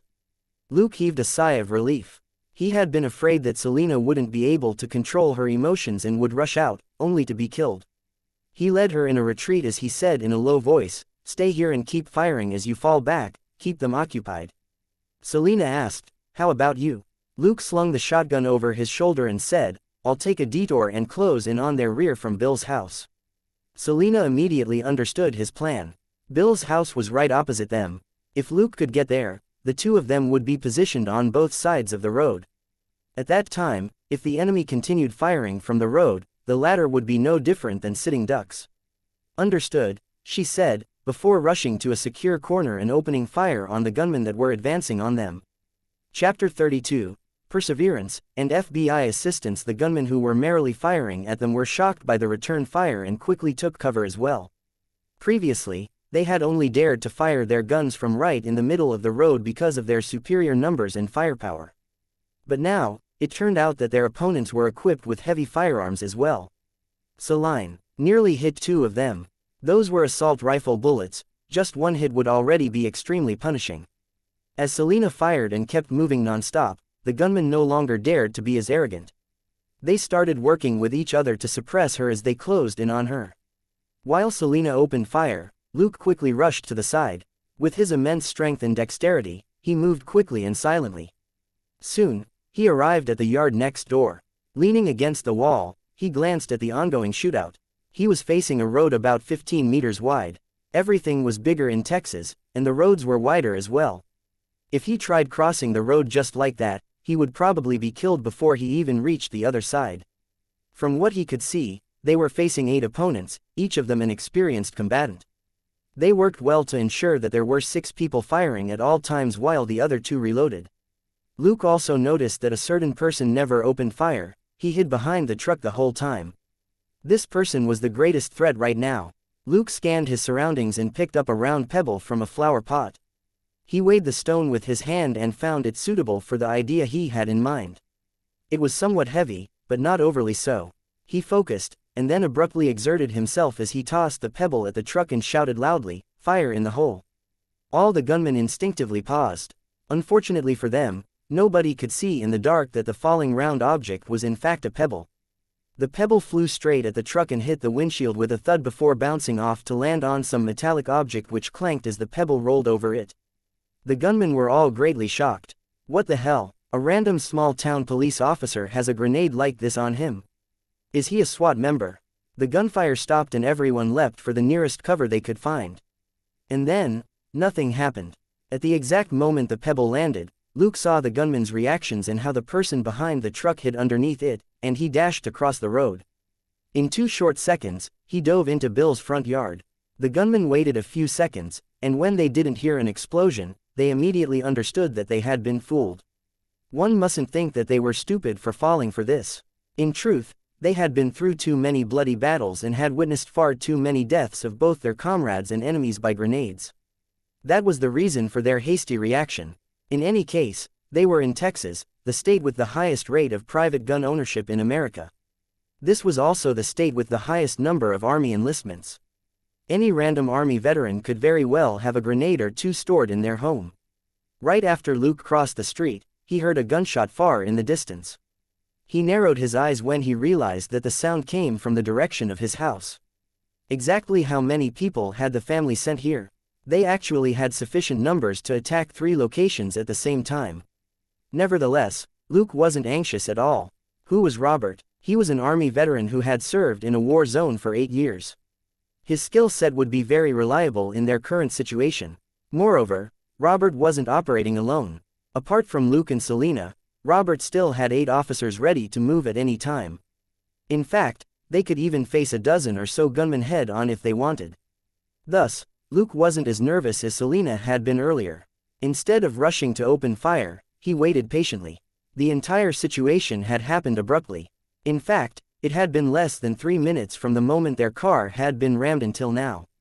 To stay hidden, the FBI agents and other police officers were only stationed at specific locations in town and would only move when required. Given the size of the town, it wouldn't take them more than 5 minutes to reach Luke and Selena. Sure enough, just as the gunmen stood up and fired at Selena in their fury, a Chevrolet SUV arrived. The lights of the car were off, and the car thus wasn't very noticeable under the cover of night. The car stopped roughly 100 meters away from the gunmen and 4 agents got out, all of them fully armed with automatic weapons. They remained silent and were in no rush to open fire. Keeping close to whatever cover they could find along the road, they advanced swiftly while staying hidden. FBI agents naturally weren't as stupid as the films made them out to be. They wouldn't do something as stupid as drive right into an active combat situation and shout at the criminals. If they did that, they would have long been turned into a hornet's nest by the criminals. Only when the agents were about 50 meters away did the gunmen notice them. Without any hesitation, 4 of the gunmen aimed at the agents and started firing madly. At that moment, one of the agents finally shouted, "FBI! You're surrounded. Lay down your weapons and surrender immediately." Luke smiled. It wasn't like the FBI agent was shouting because he was stupid. Rather, it was part of procedure. If even a single enemy refused to lay down his weapon after the FBI agents had clarified their identities, the latter were free to fire. As members of a law enforcement agency, it was important for them to follow procedure.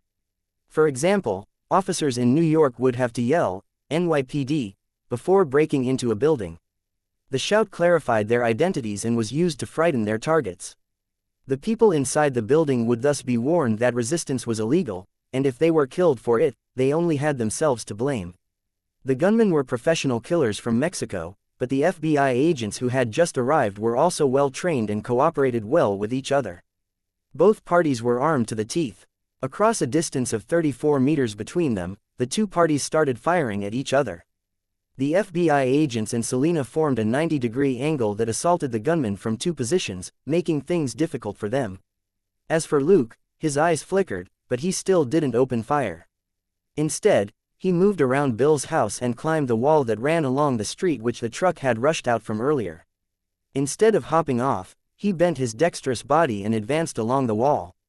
And from on top of the wall, he was finally able to get a clear look at all the gunmen.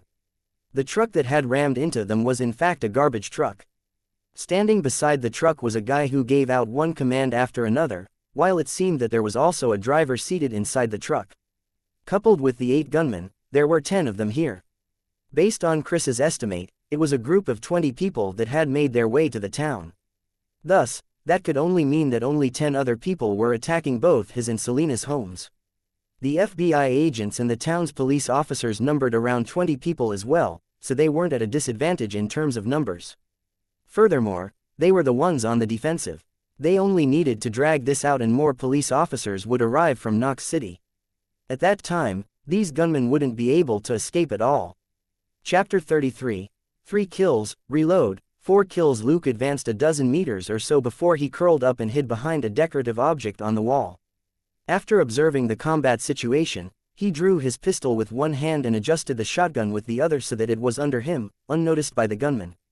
Finally, he checked his waist to make sure all 5 pistol magazines were there. He then took a deep breath.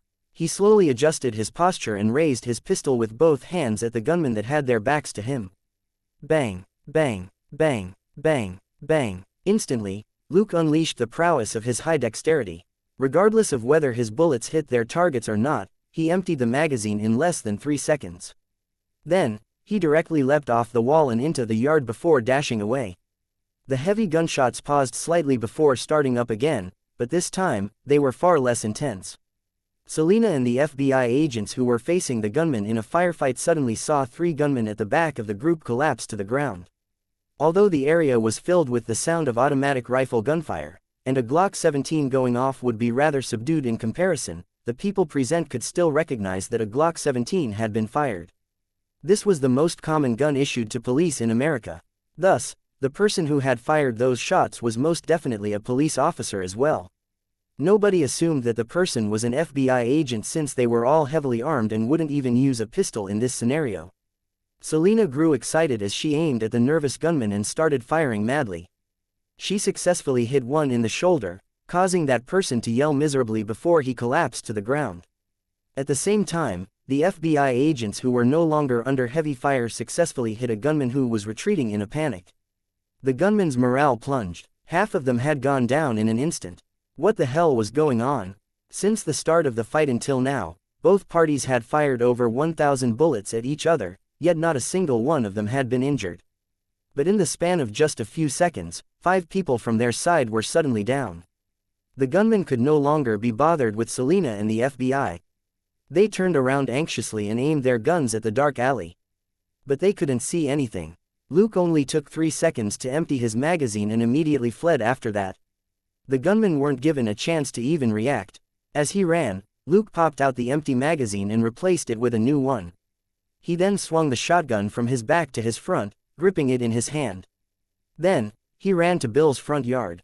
There, he crouched down and took a peek at the current situation. Bingo! He found that his firing spree earlier had actually hit 3 gunmen. He had only expected to hit 2, and he could even accept hitting only 1. Although he had 17 bullets to fire, he truly had no confidence in his aim. As for the gunman who was clutching his bleeding shoulder, that definitely wasn't Luke's work. After all, that gunman was positioned further from where Luke had been aiming earlier. As for the other gunman who was currently struggling on the ground, he was facing off against the FBI agents. All the 3 whom Luke had hit were those who had been firing at Selena. They were also the only ones whose backs were completely exposed to him earlier. They gave him a wide target to fire at and were also closely grouped together. That was why he could take 3 of them down with his Glock. Luke took calming breaths and listened to the commander talking non-stop on the other side of the wall. To his great regret, Luke found that he didn't understand anything that the person was saying. That guy was speaking Mexican Spanish, and Luke could only understand a handful of words. Most of what he knew, he had learned from Selena when they were joking around. But one of the words Luke happened to know was the word for retreat. They were going to flee. Luke sneered as he thought to himself, "What, do you think this is a public toilet, and you can come and go as you wish?" When he heard a few people yelling at each other, he took a quick peek at them again. 2 gunmen were standing on the step behind the garbage truck, one on each side. The commander hopped into the front passenger seat while the other gunman stood on the side step of the truck's door. The garbage truck slowly moved and turned right. When the truck turned, the 2 gunmen at the back finally faced the direction that the 4 FBI agents were in. Luke stood silently in front of Bill's house. The wooden gate was already open, and he silently waited with his shotgun in hand. When the truck turned, it started to accelerate.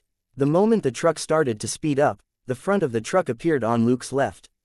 Luke moved at an unprecedented speed and fired the first bullet. Bang! The gunman hanging outside the door was sent flying by the shot.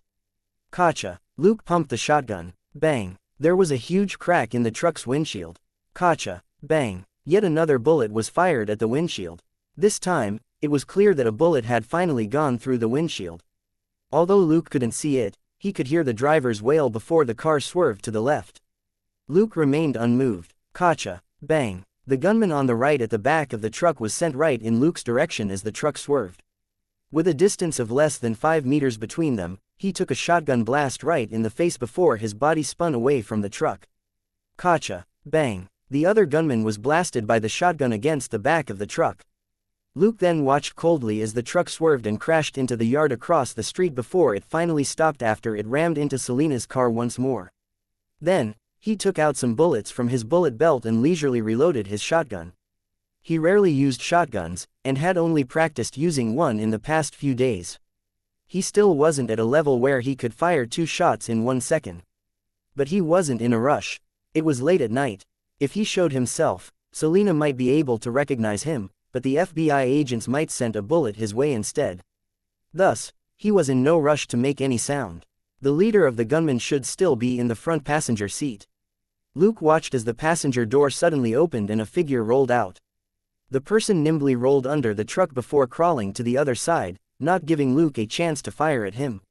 F***ck. Luke cursed. That was the leader of the gunmen, and he was indeed a crafty person. Luke was forced to walk around the house and get on the wall again. From there, he looked down at the gunman who had been taken down earlier. His eyes were filled with murderous intent, and without any hesitation, he aimed his shotgun at the gunman whom Selina had hit in the shoulder. Bang! The gunman was already drenched in sweat from the pain, when a bloody wound suddenly opened up in his chest. He stared at his chest in disbelief before falling still. Luke then leapt off the wall and pumped his shotgun. At such close range, he no longer needed to aim. He shot the gunman sprawled all over the ground once each. After he was done, he finally shouted, "I'm Luke. This place is clear. Be sure to not open fire on me." The FBI agents were initially shocked when they heard the sudden gunshots. But when they heard that it was Luke, they heaved sighs of relief. They knew that none of the gunmen used a shotgun, and they were all aware that Luke, the bait, had a shotgun in his police car. Chapter 34. Pursuit and lasso. The FBI agents still remained vigilant and only lowered their guns when they saw Luke slowly walk out of the alley. Luke yelled again, "I'll chase after the escapee. You guys can deal with this place.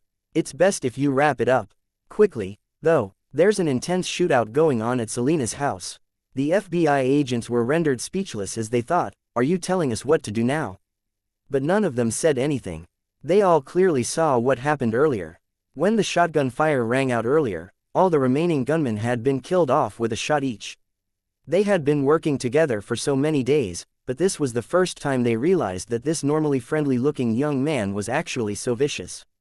Luke left in pursuit, and when he passed by the garbage truck, he drew his Glock. Bang! He aimed the Glock at the head of the person hanging from the driver's seat before pulling the trigger.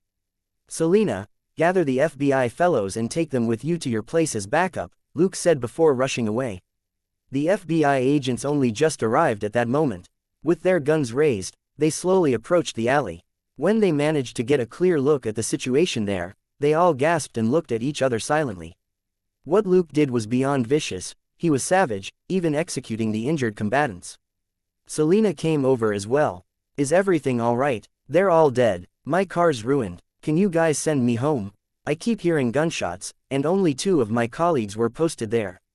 The reason why Luke said what he did to Selina was that he was afraid she would foolishly rush over alone.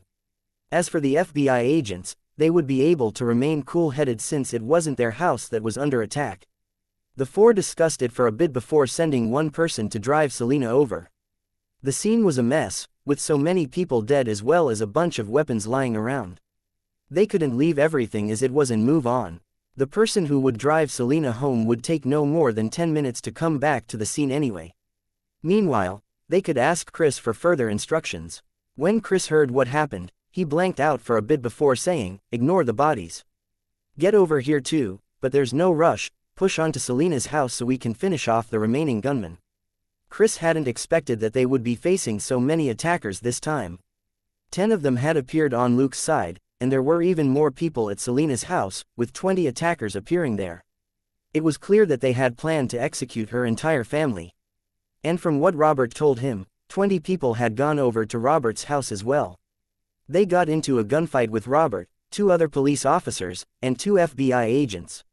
With them working together, Robert didn't fear the attacker's superior numbers.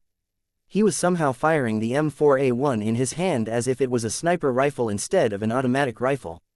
He would stay silent for a long while without firing a single bullet, and the moment he opened fire, someone would go down.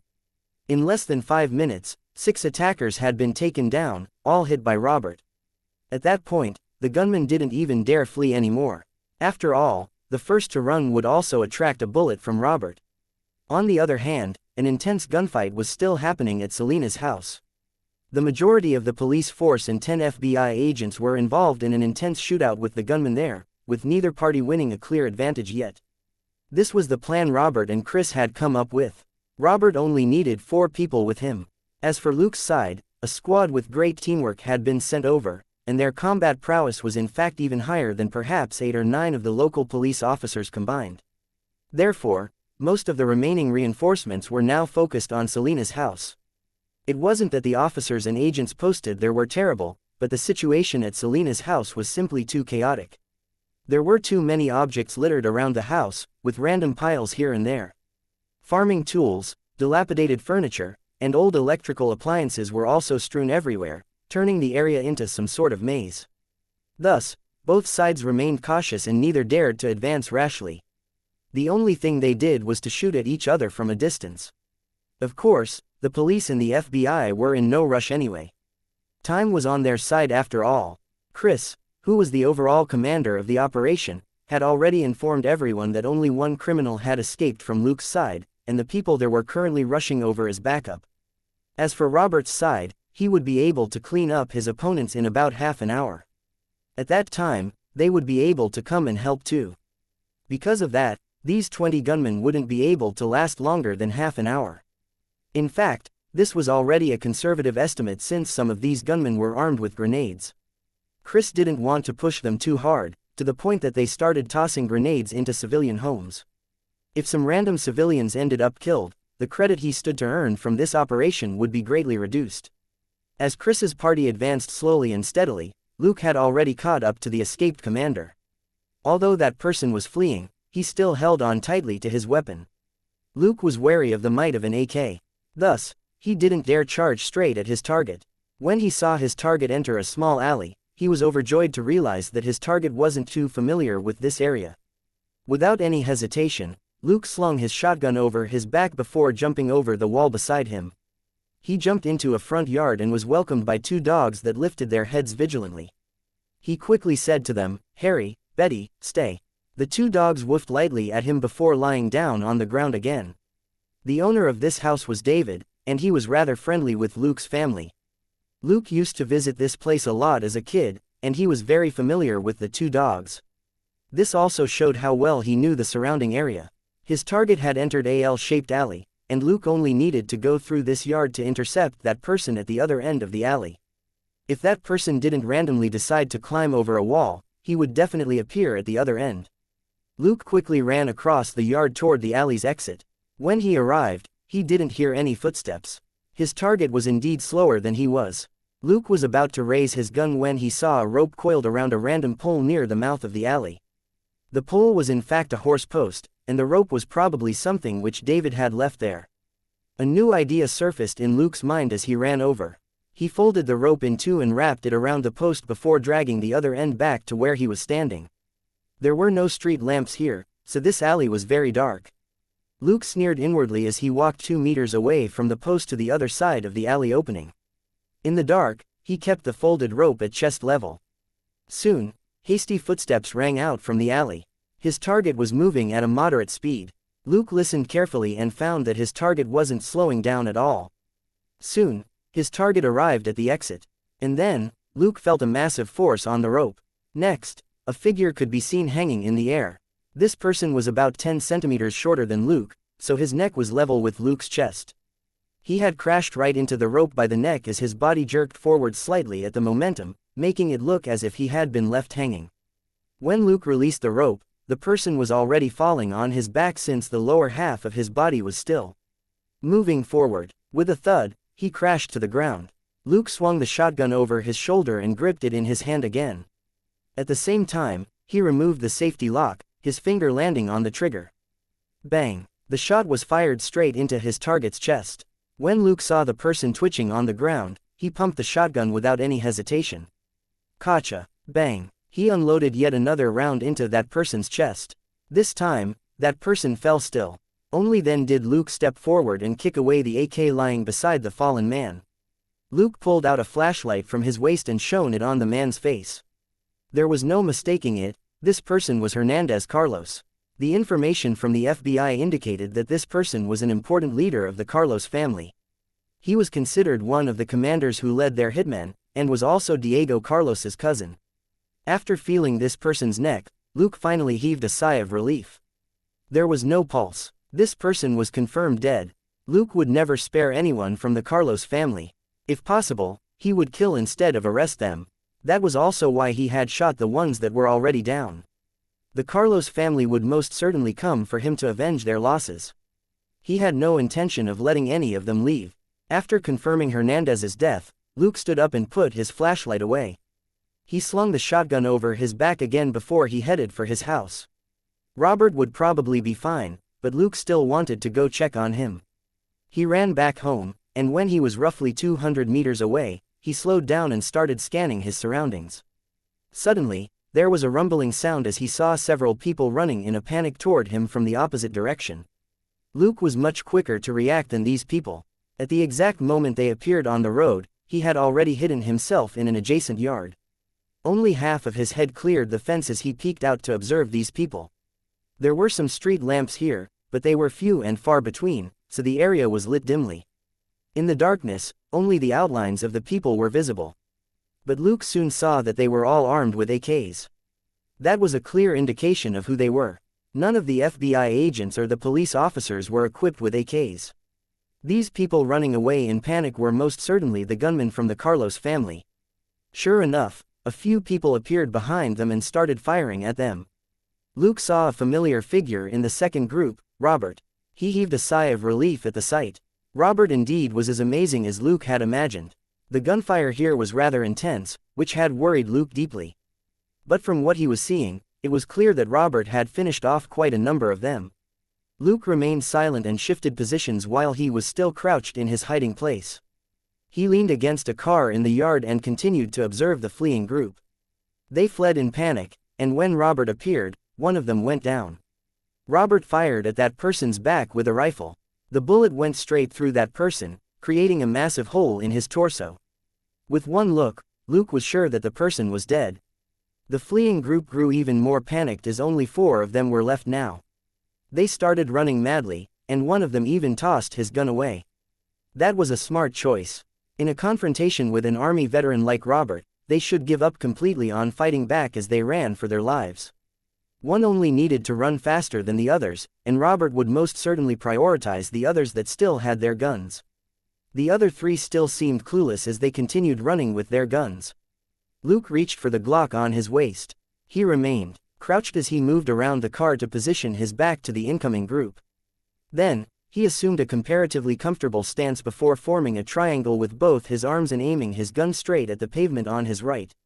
Shortly after, the sound of footsteps approached him. The person running in the front was the smart guy who had thrown his gun away. Instead of firing, Luke allowed him to run past. Less than 2 seconds later, 3 other people appeared in his sight. Luke emptied his mind of all thoughts, focused on what he had learned during the past 2 months, and fired his gun repeatedly. Bang, bang, bang, bang, bang, bang, bang. Next, 2 bullet holes appeared in the back of each of the 3 fleeing gunmen. The 2 at the front swayed lightly before collapsing to the ground. As for the third person, he staggered slightly before he continued running. Without hesitation, Luke fired again. Bang, bang. Again, he fired 2 shots at the man's back, finally causing the man to collapse to the ground as well. Then, Luke rushed out from behind the car and moved forward with his body still bent low. When he arrived at a spot with a direct view of all 3 men, he raised his head and glanced at them. The 3 were all on the ground. The third person twitched slightly before falling completely still, clearly dead. The first person was still groaning and crawling slowly over the ground. The 2 bullets had hit him in his left arm and right shoulder. That was why he could still struggle. As for the second person, he was less lucky. Both bullets had struck him in the left side of his chest. He was already completely still on the ground. A cold glint surfaced in Luke's eyes as he stood up slightly before raising his gun at the person who was crawling over the ground. Bang! That person's face slammed into the ground. At such close range, Luke's bullet landed right in the back of his head. Bang! Bang! Once again, Luke shifted his aim and quickly fired a bullet each into the heads of the other two. He wouldn't spare any Carlos family member. Not far away, Robert yelled, "Who is it?" Luke replied, "It's me, Luke. 3 suspects have been killed." Robert thought to himself, "What the hell? This kid is here to steal my prey." Soon after, they regrouped. Robert started giving one command after another. The police force was different from the FBI. Their priority would always be the safety of the civilians. Thus, Robert already had the officers stand guard at the scene to avoid anything untoward happening. As for the FBI, they had a clear goal. Since they were all well trained, they were sent to Selina's house as backup. Of course, Robert wasn't an unfeeling person. After an officer drove his car over, he called Luke to hop on before he drove to Selina's house as well. Based on Robert's and Luke's combat ability, just the two of them would be far more helpful than 4 or 5 other police officers. On their way there, the police officers started chattering on the police radio. "The chief killed 9 people alone. All of us together killed 2 of them and injured 5. When Luke was in pursuit, he killed 3. Only 1 escaped. Holy sh*t. The chief is amazing. Did you think Robert served in the army for nothing? Let me tell you, all the 9 people were killed with 1 shot each. He didn't need more than 1 bullet for each of them. Hey, all 10 suspects at Bill's place are dead. Aren't you guys shocked? You mean where Luke and Selina were ambushed?" Chapter 36. Nobody left alive, psychiatrist, and advancing to level 5, I checked. 4 of them have pistol and shotgun bullet wounds. The other 5 were all killed by shotgun bullets. The radio sank into silence at that. Nobody from the FBI used a shotgun. They were either armed with assault rifles or submachine guns. They were also armed with pistols, but they wouldn't use them today. Luke was the only shotgun user here. Everyone knew that he had a Remington shotgun in his car, and his service gun was a Glock 17 that had even better firepower at close range than a shotgun. He was the only one who would use a pistol since his shotgun would be too slow in the face of a large number of opponents. "Luke is so ruthless. I was still laughing at his aim last week," one officer said hesitantly. You can take a look for yourself. Alright, cut the chatter and focus on work. Finish up your tasks and go help out at Selina's place. They're still fighting a battle with 20 gunmen there. Oh, I wanted to say that the chief and Luke are already headed over there." In the car, Robert was listening to the radio chatter. He glanced at Luke and said, "You killed all the attackers in the ambush." Luke hummed a response, but his eyes were still focused on the road ahead of him. Robert said, "When this is over, I'll find you a psychiatrist." Luke smiled. "It's okay. Since they had the guts to come, I had the guts to kill them." Robert asked, "Are you sure?" Luke laughed. "Yes, I am, but I think you can find Selina a psychiatrist." Robert asked, "Have the two of you really gotten together?" Luke rolled his eyes. "She's a woman. Wouldn't it be weird that she wouldn't need to consult a psychiatrist after something like this?" Robert laughed in response, an odd expression on his face. After Robert and Luke arrived, the final batch of gunmen didn't last much longer. When the group of criminals encountered an army veteran with sharpshooter skills, their ferocity was completely suppressed, and their lack of discipline was immediately exposed. With the help of the FBI agents, this group was sent fleeing everywhere in less than 10 minutes. By this time, Robert had already taken down 6 of them. One of them was thinking of barging into the buildings in the neighborhood to avoid capture, but at the first door he opened, he was faced with a pitch-black muzzle. Phew, he didn't even finish cursing when a gunshot rang out and he staggered backward. The one who had opened fire was a Latin American woman.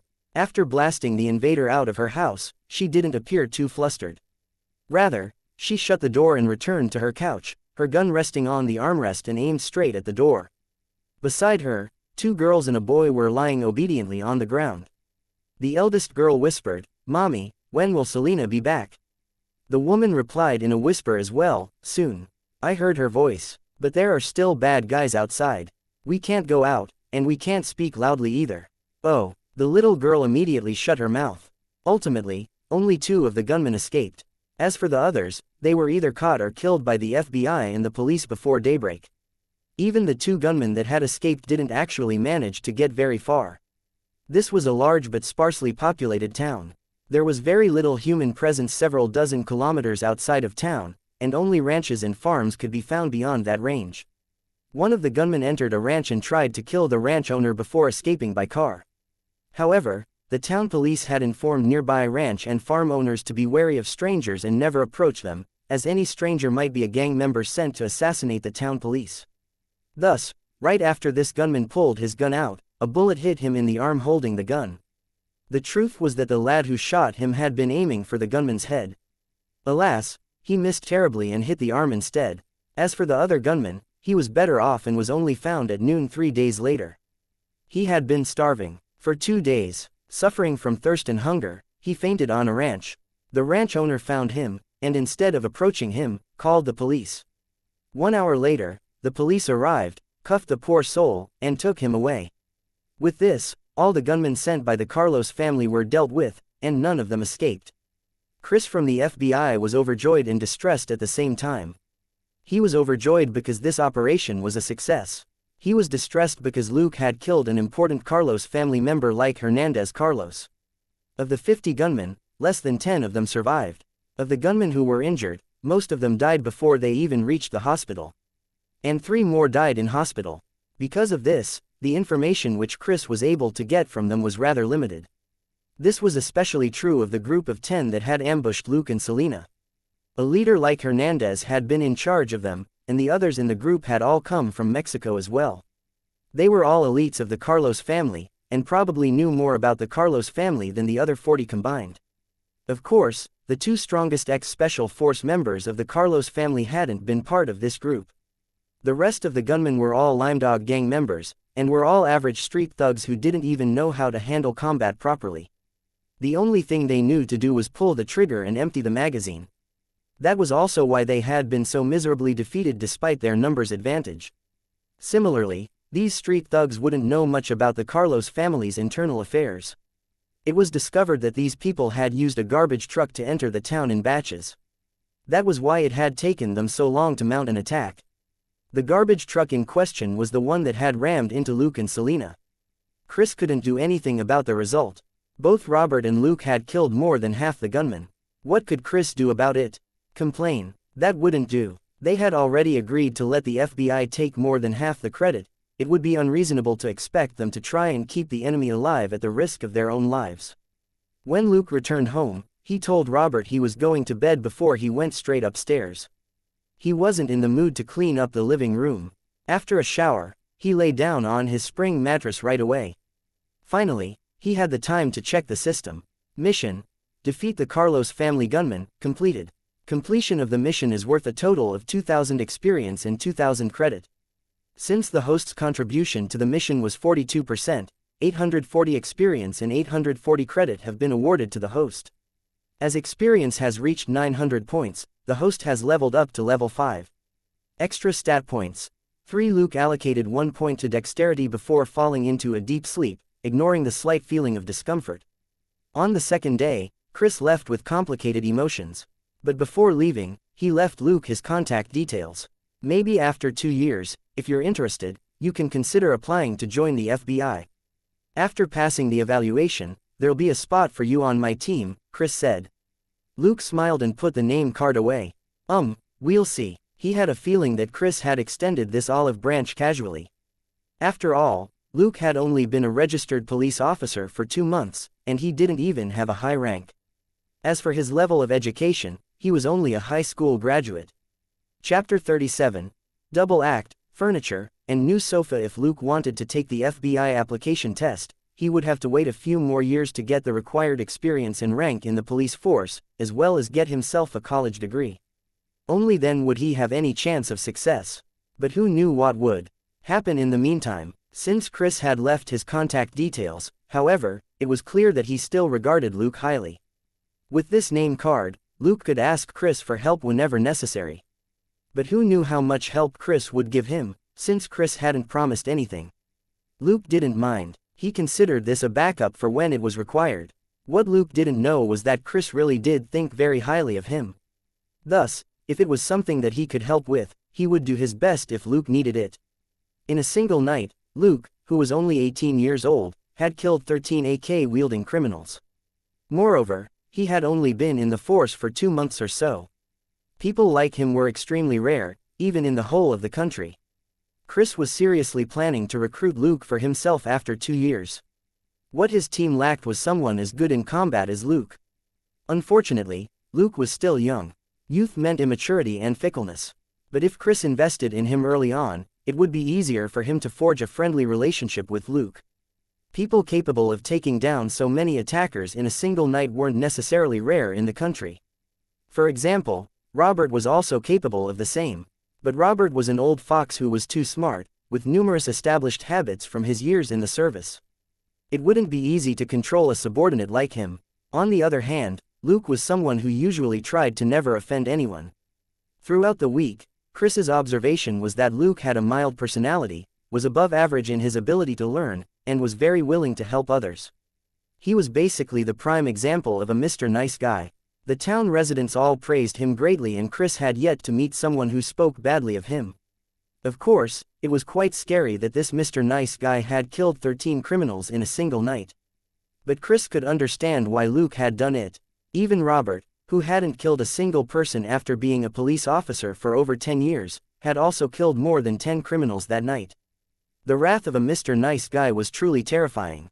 Since Luke was Robert's adopted son, it was understandable that the two had similar personalities. In any case, the FBI had strict recruitment requirements. Luke was a police officer, his foster father was a police officer, and he had also performed well during his 2 months in the force.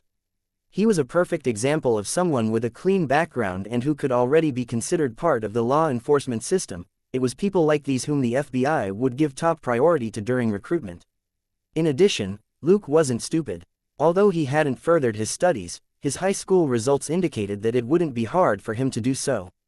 And more importantly, Luke was an excellent combatant. Luke's name was already on Chris's list of promising candidates. He would be paying close attention to Luke from now on. The moment he got the chance, he would drag Luke into his team.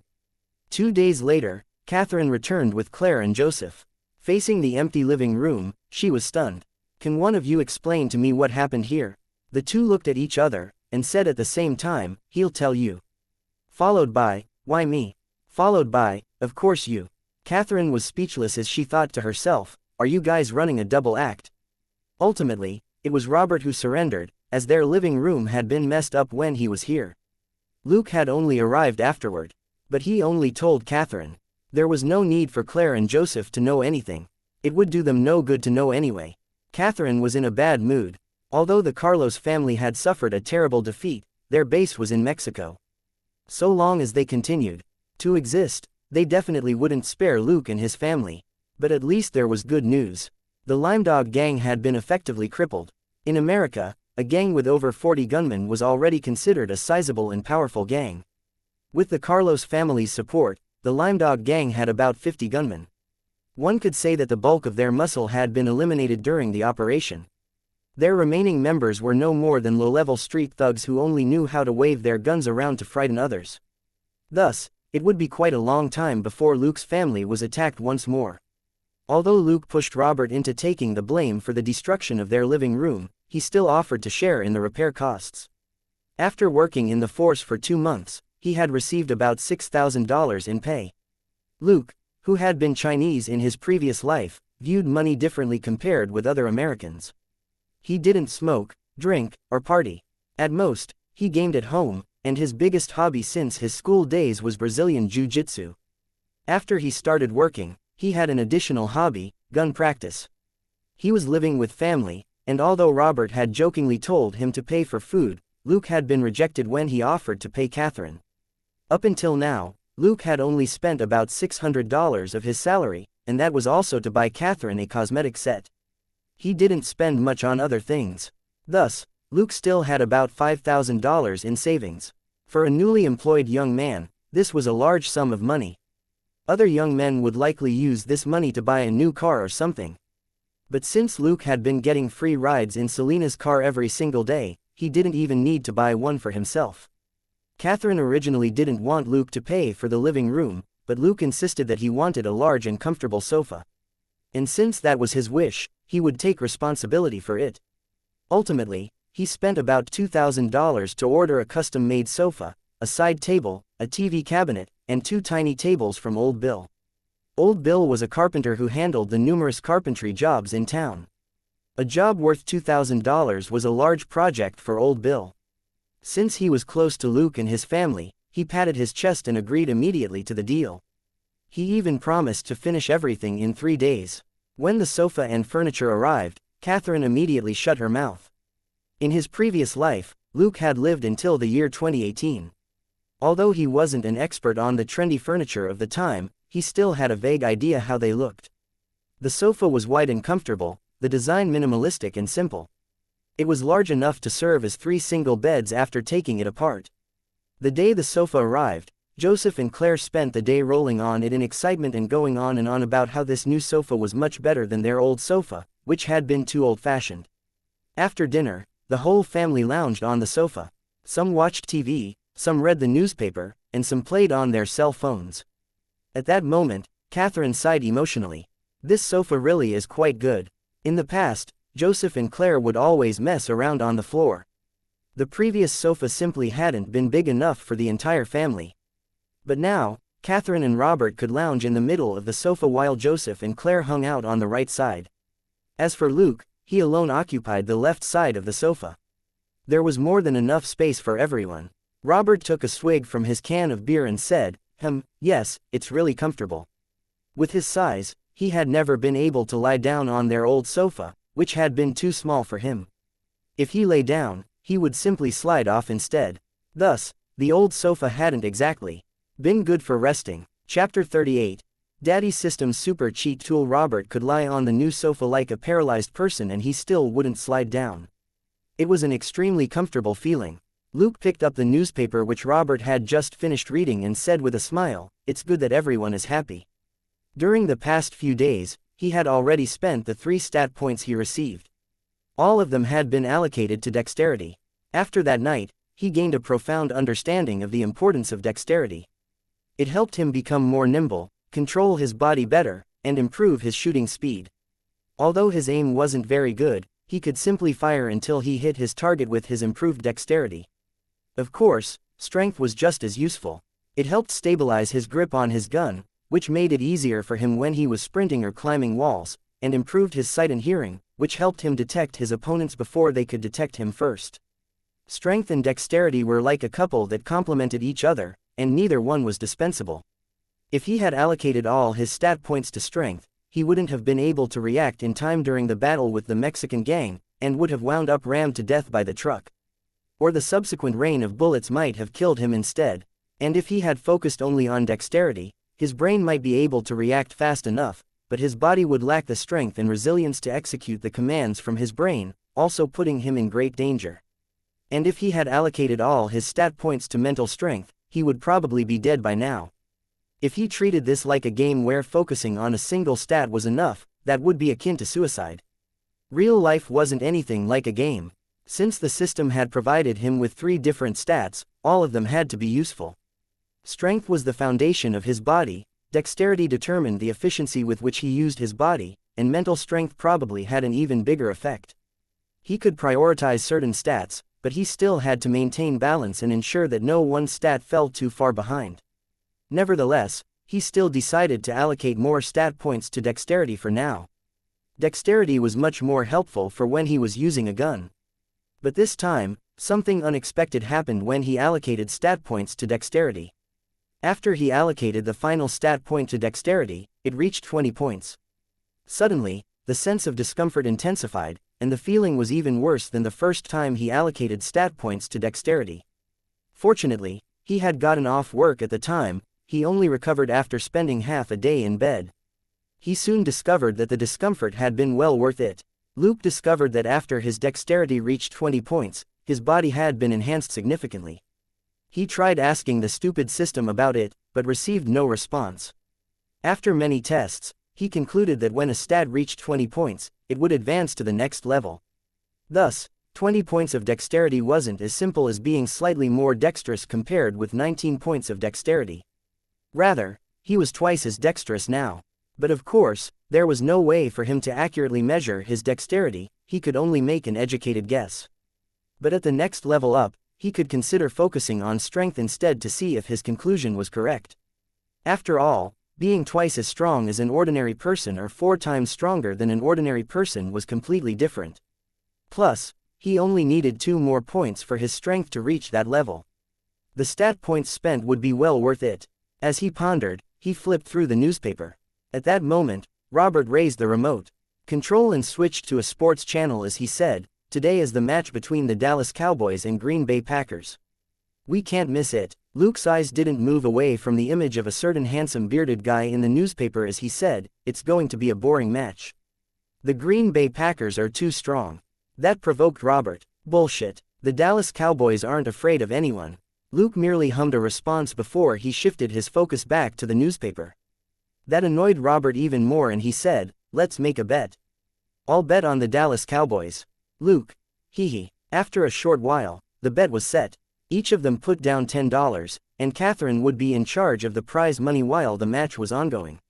Regardless of who won the bet, the $20 would ultimately be given to Catherine to buy whatever she deemed necessary for the living room. This development caused Catherine to be speechless. The 2 boys were getting all excited over a bet of $10. Then again, that was how America was. People enjoyed betting there, and police officers were no exception. Of course, when betting against close friends or family members, the wager would be small, such as a few dollars. Thus, the result of the bet didn't matter much. An hour and a half later, the match ended. It was Robert's defeat. He kept grumbling that the Dallas Cowboys would win next time, but Luke couldn't be bothered to bicker with him. Right as the match ended, the system suddenly reacted. "System, you have defeated Robert Grayson. Learning conditions have all been fulfilled. Super learning mode is now activated." This retarded system had developed a new function.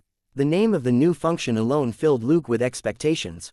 Of the numerous systems he had read about, the number 1 essential function was a storage function. And the number 2 essential function was something like a learning space or something that could speed up the host's learning. That would help the host quickly learn and master numerous skills. Suddenly, Luke had a feeling that he should just address the system as Daddy System. After all, although this system had few functions, each of them was very useful. After interacting with the system for a bit, an odd expression crossed Luke's face. He made up his mind. Moving forward, the system would be called Daddy System. That was because this so-called super learning mode was very different from what he had imagined. This thing was more like a cheat tool. Super learning mode function. The host may obtain a list of a defeated opponent's skills, and may purchase the skills with credit points. If this wasn't a cheat, then what was? Wasn't this the same as a copy and paste? It was also at this moment that the purpose of the final stat given by the system became clear. The credit was indeed the same as in the other systems he had read about. It was a type of currency for the system. Luke had a feeling that this was in fact the most important stat in the whole of the super detective system since he could purchase skills with it. The only inconvenience was the fact that he had to defeat opponents to obtain a list of purchasable skills. Numerous ideas emerged, and certain thoughts that he had long buried in the depths of his mind surfaced uncontrollably. Perhaps I can try it out. He glanced at the newspaper on the side, at the image of the bearded guy who was smiling, and numerous odd ideas filled his mind. After excusing himself, Luke returned to his room. When he looked at the list the system had just obtained from Robert, his eyes lit up. Character: Robert Grayson. Abilities: Basic Firearms, Basic Military Combat, Basic Special Combat, Basic Driving, Basic Special Vehicles Piloting, Basic Tactical Command. Holy shit. Robert was, indeed, a treasure trove. He actually had 6 abilities. But of the 6 abilities, only Basic Firearms, Basic Military Combat and Basic Driving were lit up with a note at the end saying that these abilities were available. The other 3 were blacked out with, "Not available," at the end. The list was shown on an interface which Luke had recently forced the system to use. He really couldn't get used to looking at only a string of data in his brain with no user interface. The price was also listed next to each ability. Basic Firearms: 100 credits Basic Military Combat, 100 credits Basic Driving, 100 credits Basic Special Combat, 200 credits Basic Special Vehicles Piloting, 200 credits Basic Tactical Command, 300 credits. Luke pondered as he looked at the 3 abilities he couldn't learn. The 3 abilities unavailable to him required more credits. Perhaps these were high-level abilities. But he already had more than 2,500 credits now. So, the restriction wasn't due to the lack of credits, but perhaps because he didn't meet certain conditions. This super learning mode was only activated after he won a bet with Robert. And if he wanted to learn new abilities, he had to defeat an opponent. So, did he have to defeat Robert again to unlock these abilities? With that in mind, Luke spent the next few days betting with Robert. He lost 2 rounds and won 3 of them. He found that the restriction really was due to him not meeting certain conditions. After an overall total of 2 victories in his bets with Robert, all the abilities became available to him. Moreover, after spending 300 credits on basic firearms and basic special combat, all the abilities were still available for him to learn. So the condition he had to meet was indeed to defeat Robert. Also, it was likely that the condition was assigned a numerical value, and the ability was unlocked when that value was met. This small test also helped Luke figure out how this so-called condition functioned. When he made the bets with Robert, he found that if his total victories dropped to 0, all the abilities on the list would be blacked out. Even the 2 abilities he had already purchased would be blacked out, and his body seemed to forget how to use them as well. In other words, the moment he stopped meeting the condition, the abilities he got would stop working. This entire thing felt like a video game. It was similar to many video games in his previous life. For example, the equipment he already had would stop working if he suddenly stopped meeting the requirements for using them. But Luke also discovered something that was different from video games. After learning Robert's basic firearms and basic special combat abilities, he still continued with his daily shooting practice. When he practiced shooting after losing Robert's ability, the results told him that he hadn't exactly lost everything. He only had Robert's abilities for 2 days, and only used them in a brief 2 hours of shooting practice. In 2 sessions, his aim transformed from that of a complete newbie to a veteran. From this, Luke concluded that if he practiced and used his opponent's abilities while he had them, his own skills would still improve. This was akin to a low-level character unlocking a temporary high-level skill. Even after the duration of use for the high-level skill passed, the experience and loot earned from using the skill to hunt monsters remained. Even after losing Robert's ability, Luke might still be able to retain that level of skill after a few months or years. No wonder the super learning mode wasn't called the super duplication mode. The core function of this mode was still to learn instead of copy. It helped Luke to learn and improve quickly. After understanding everything, Luke became very excited. He was a conservative person by nature, and he loved things that were truly his. That included skills and abilities. In a flash, it was the end of his 3rd month in the force. It was now that Luke applied to Robert for annual leave. Technically, someone who had only started working for 3 months shouldn't be taking annual leave. But Robert still agreed. That was because Luke told him he needed to go on a trip to take his mind off the stress. When Robert heard that, he stared at Luke for a long time before asking, "Do you want me to introduce you to a psychiatrist? I guarantee that it's an excellent psychiatrist." Luke smiled. He understood what Robert meant. He was trying to assure Luke that the visit to the psychiatrist wouldn't be logged in the system. After all, if there was a record of it, Luke would have to head over to Knox City to get a mental evaluation done. Actually, he had already gone once after the battle. In fact, all the police officers involved in the shootout had gone as well. But the mental evaluation showed that Luke's mental condition was still perfectly normal. Ultimately, with just a large rucksack over his shoulder, Luke got Selena to drop him off at the bus station. Traveling alone, he got on a Greyhound bus and left town. Luke headed south on the cheap Greyhound bus, and when he arrived at his destination, he rented an old pickup truck. After buying some stuff, he headed for the border. The border of Mexico and the United States was a stretch of land so wide that there wasn't enough manpower to guard the entire length. Thus, the number of Latin Americans in Texas increased every year. Currently, Caucasians only made up about 50% of Texas's population. Latin Americans made up 30% of the population, African Americans 7%, and various others made up 10%. And most of the Latin Americans were from Mexico. Every year, a large number of Mexicans would enter the United States illegally in search of the so-called better life. Mexico was too far from heaven and too close to the United States. It was the largest source of drugs that circulated in the United States. In a few years, the war on drugs would begin as well. At that time, the Mexican military and police would engage in a large-scale conflict with the drug cartels. Similarly, the drug cartels would become increasingly vicious and even better at what they were doing. The Carlos family couldn't be allowed to survive that long. The coming chaos would either destroy them or enable them to grow even stronger. Luke drove the truck around, and after a while, he finally found a suitable location. The truck sped through the desolate wilderness and arrived at a tall wire fence on the border.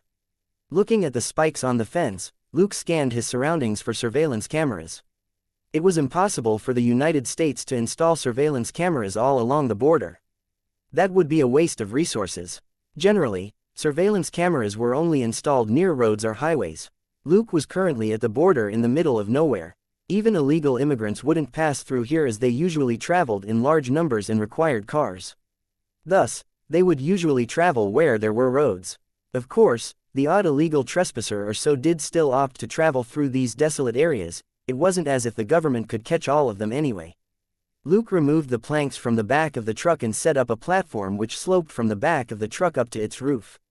He then opened his rucksack and took out a pair of odd items that looked like artificial limbs.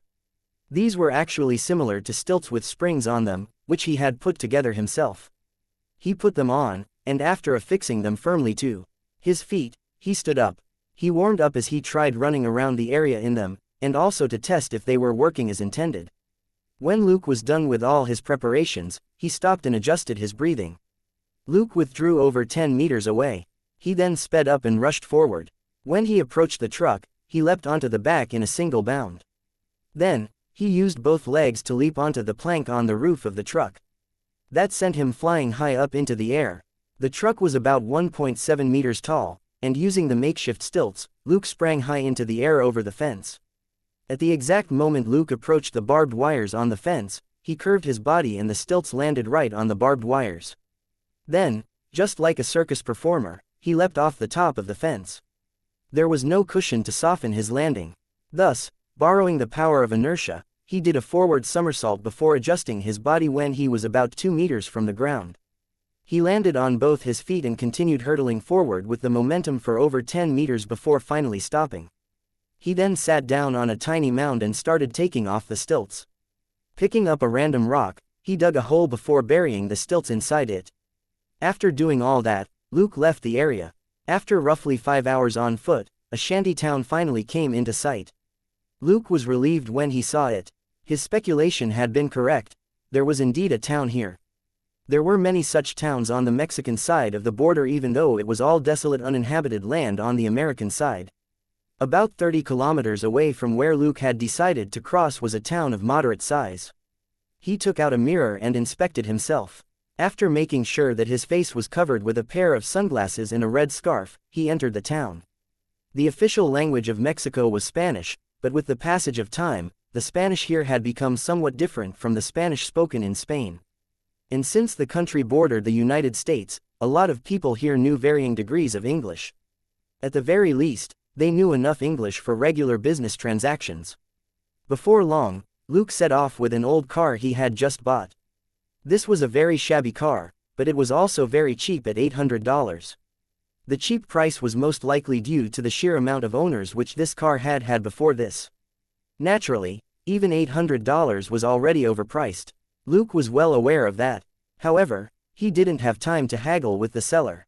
He only had 10 days of leave, and he had spent 2 days just getting here. The return trip would take him at least 3 days as well.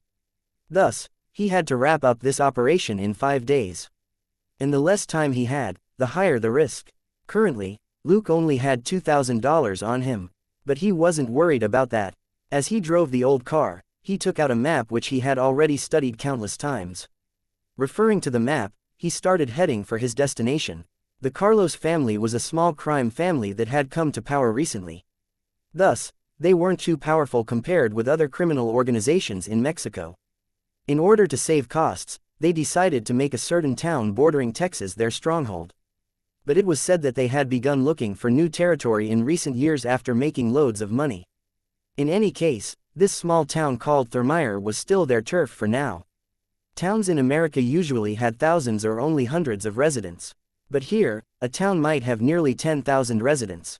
And in this town, the most powerful organization was the Carlos family. On his way, Luke stopped to buy some bottled water. As for food, he didn't bother. He didn't trust the hygiene here and had no intention of testing the limits of his stomach. Naturally, he had some high-calorie food in his rucksack. They would last him a day or two without any problems. Apart from when he had to top up gas, Luke drove without stopping. This car looked shabby and old, but everything still worked fine. He picked this car based on the know-how he had learned from Robert, which enabled him to purchase a vehicle that actually worked instead of one which would simply stop working not long after purchase. This car didn't have air conditioning, one of the windows was broken, and there were several bullet holes in the seats. Even so, it still moved steadily down the road. Luke wanted to reach Thermire before nightfall. He didn't rush into the town like an idiot. Instead, he stopped about a kilometer away and looked around for a shady spot before driving his car over. Getting out, he set up a simple perimeter alert warning system before getting some rest in the car. He rested until the sky was completely dark. Then, he put on some makeup, a fake beard, and a long and thick wig, which made him look like some hipster kid. He then set off for Thermire on foot. This town was no different from most Mexican towns. It was dirty and messy, but it also had 2 decent nightclubs. One of them belonged to the Carlos family. The club dealt drugs openly, which attracted quite a lot of wealthy American tourists. Inside this club, guests could do whatever they couldn't do in America as long as they forked out the cash.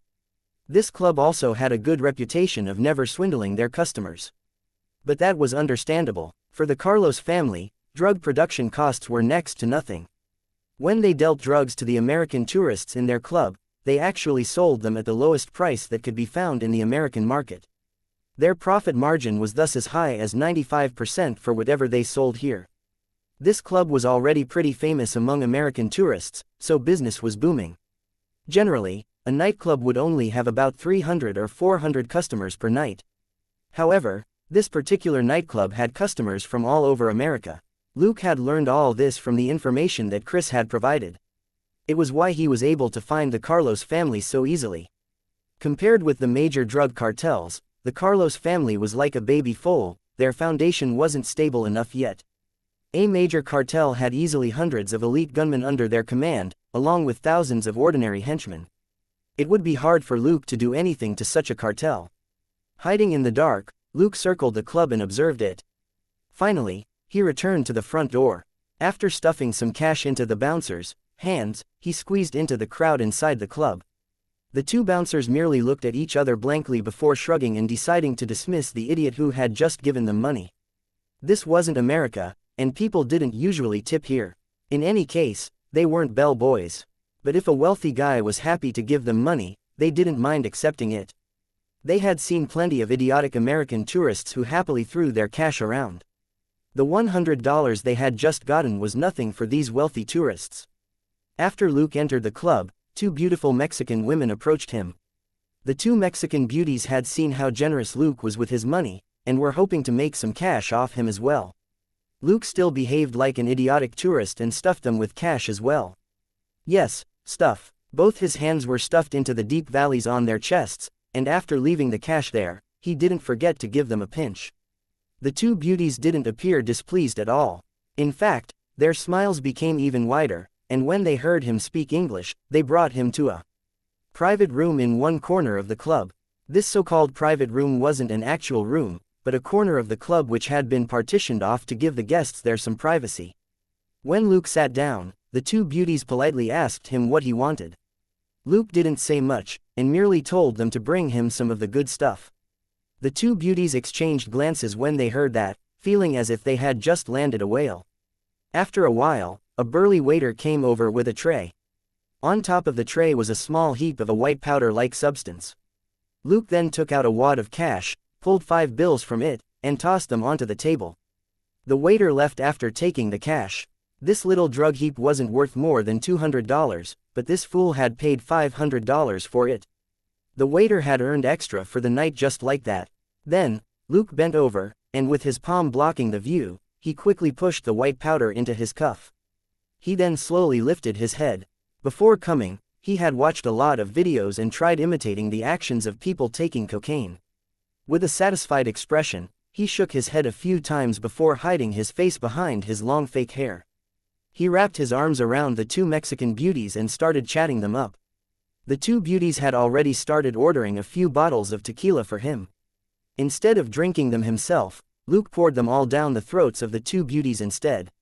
After around 10 minutes, Luke looked at the two drunk women, then stood up and swayed as he said, "I'm going to take a piss," before walking away, staggering all the while.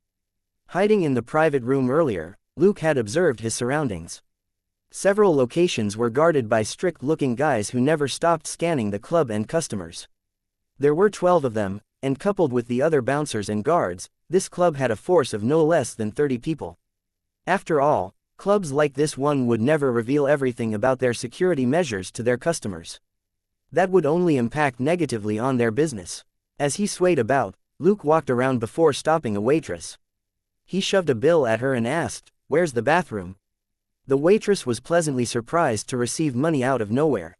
"There, let me show you the way." Luke grinned like he was mentally unsound and nodded. The waitress didn't mind him. All sorts of customers could be found here, the majority of whom were idiots like this guy. She might be able to make even more money from this fool. While she was planning how to make more money from Luke, she plastered her bountiful chest against him unreservedly as she led him to the bathroom. When they arrived, Luke saw a guard standing there. He then grumbled unhappily, "A man. I don't like men, I like women." Then, he wrapped his arm around the waitress and said, "This is what a woman looks like." A wide smile bloomed on the waitress's face. "Hee, don't mind him. He's only here to carry drunk customers out of the bathroom." Carry, more like throw them out, Luke thought to himself, but he didn't say anything. Just like that, the beautiful waitress helped him into the bathroom. The guard only shot them a glance and didn't seem to mind that a woman had entered the men's bathroom. After a while, a shout rang out in the bathroom. "B*TCH. You bit me, screw you." Then, a loud slap rang out. The guard frowned but still didn't leave his position. But more shouts rang out inside. "Ah, it's bleeding, bleeding, you B*TCH. Then, there was the sound of jumbled footsteps followed by the sound of deep gasps. It was as if two people were brawling with each other inside. The guard finally moved. He pulled the door open and entered. But when he looked around inside, he didn't see anyone. He walked toward a cubicle that was still shaking, and a woman's thigh could be seen in the gap at the bottom of the cubicle. He reached out to push the door open. But right at that moment, the door of the next cubicle suddenly opened. Luke came out noiselessly before slamming his fist into the back of the guard's head. Instantly, the guard collapsed. Luke quickly stepped forward and caught the guard. He wrapped one arm around the guard's neck and twisted, and the sound of a crack rang out in the air. Then, Luke dragged the body into the cubicle and propped it up so that it was sitting on the toilet. He then searched the body and found a M1911 and an extra bullet magazine. He also popped out the magazine from the gun and discovered that it was completely loaded before he put it back in. The M1911 had 7 bullets in it, and coupled with the backup magazine, he had a total of 14 bullets. Despite the low number of bullets, this was still a decent gun. Luke also took the holster off the dead guard before putting it on himself. After putting the M1911 into the holster, he went to the cubicle which the waitress was in. He had knocked the beautiful waitress unconscious the moment they entered. After scanning the bathroom, he started making the noise from before to lure the guard inside. He didn't believe that the guard would allow the waitress to die inside the bathroom. Luke walked to the door, and just as he was about to open it, he heard footsteps stop outside. His heart thumped, but he didn't stop. He opened the door and swayed as he walked out of the bathroom. Out of the corner of his eye, he saw a bulky guy looking at him skeptically. Abruptly, a ruthless glint appeared in the man's eyes before he reached under his arm. He was drawing his gun. Luke was exposed. Although Luke didn't know how he had exposed himself, he still moved without hesitation. Instead of reaching for his gun, he suddenly exerted more force as he swayed toward the bulky man. The sturdy man reacted swiftly as well. He instantly noticed that Luke was swaying a lot quicker than he should be, and was thus robbed of the chance to draw his gun. The man's palm, which was already raised to his chest, turned into a fist as he punched right at Luke's head. An expert. Luke was alarmed at the realization. This level of vigilance and flexibility in combat only proved that this guy was no ordinary street thug. Luke was still nimble, however, so he abruptly bent even lower, dodging the incoming fist. After he bent over, with half of his back to the man, both his hands shot out and grabbed the man's arm before locking it on his shoulder. As Luke pushed with his legs, his shoulder shot up while his hands pulled down at the same time with even more force. With a crack, the man's right arm was twisted grotesquely out of shape. The man yelled while his left hand reached for the combat knife that hung at his waist. But before he could even touch the hilt of the knife, Luke bent over again. Taking one step back, Luke repositioned himself so that he was on the right side behind the man. He was still holding firmly onto the man's broken arm. In his new position, Luke twisted the arm again. The man cried out again, and stopped reaching for the knife. The intense pain from his broken arm wasn't something an ordinary person could endure, and this man was no exception. Luke was still completely calm, and didn't stop moving just because his opponent was wailing. He abruptly tackled the man and pushed him to the floor.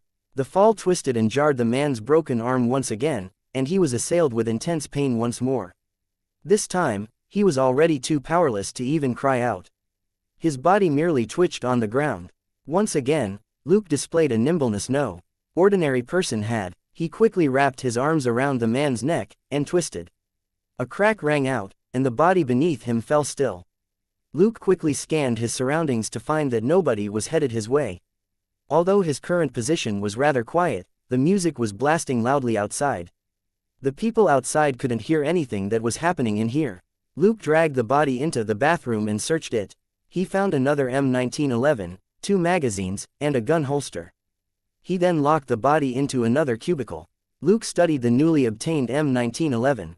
He found that this gun had a double-stack magazine, with double the bullet capacity of the first pistol he had gotten. Unfortunately, used as he was to the Glock's size, the grip of this gun was a tad too large for him. Nevertheless, there were around 50 bullets in total when the 2 magazines were put together. He didn't throw them away. Instead, he put on the other holster and stuffed the new gun inside as well. He took less than 2 minutes to do everything. After thinking about it, Luke decided to pick up the unconscious waitress and take her to the ladies' bathroom next door, where he stuffed her into a random cubicle. When he came out, he stumbled upon 2 women outside the bathroom. When they saw a man come out, they blanked out before staring at the sign on the door. The sign confirmed that this was the ladies' bathroom. Luke looked at the 2 women and assumed a drunk and bewildered expression. "What are you looking at? You want me to screw both of you at the same time?" When he said that, he lifted his belt, as if he had just put on his pants, before he left. The 2 women merely looked at each other, shrugged, and entered the bathroom. Soon, they found a locked door. One of them was curious and climbed the cubicle wall to find a woman snoring inside. Sexy black lacy underwear hung off one of the woman's legs. The woman who had just come in immediately understood what was going on and curled her lip as she said disdainfully, "Sure enough, that horny couple just finished their business here." The man ran off after he was done, and left the B*TCH snoring on the toilet. What a scumbag. The other woman didn't seem to care. So what? Apart from scum and B*TCHES, what else can you find here? The 2 then broke out in contemptuous laughter. You wouldn't find any good people here. In fact, they acknowledged that both of them were also B*TCHES. Little did they know, a good man had actually arrived tonight. A good man who was here to kill. As Luke walked, he familiarized himself with the holster under his armpit. Like many police officers, his holster had always hung on his waist. Now that the gun was under his armpit, he wasn't quite accustomed to it. Robert, on the other hand, was clearly used to this. Luke had Robert's basic firearms and basic special combat skills. Thus, after walking just 10 meters, Luke already felt at home. At present, he was standing in front of a door. Before entering the club, Luke had discovered that there were also people at the back, but he didn't know what they were doing there. What would there be in the back of a club owned by a crime family? Luke was certain it wouldn't be something like a VIP room. The front of the club was enough for customers to do whatever they were here for. No private rooms were required at all. From the information provided by Chris, this place was the Carlos family's headquarters. More importantly, according to the intelligence, Diego Carlos enjoyed the club atmosphere immensely. Thus, he spent a lot of his time here. If Diego Carlos was here, most of his underlings would be here as well. Luke pushed the door open and found 2 men staring at him coldly. Luke immediately smiled. Hee hee, where's the bathroom? I need to pee. The two men appeared impatient and one of them was already reaching into his jacket while the other stepped forward and said, F***ck off or die. Luke currently reeked of liquor, and there were also traces of white powder on his face. With one glance, the two concluded that he was one of those high, idiotic tourists. That was why they didn't do anything to him at first. From this, it was clear that they weren't as vigilant as the big guy whom Luke had encountered in front of the bathroom.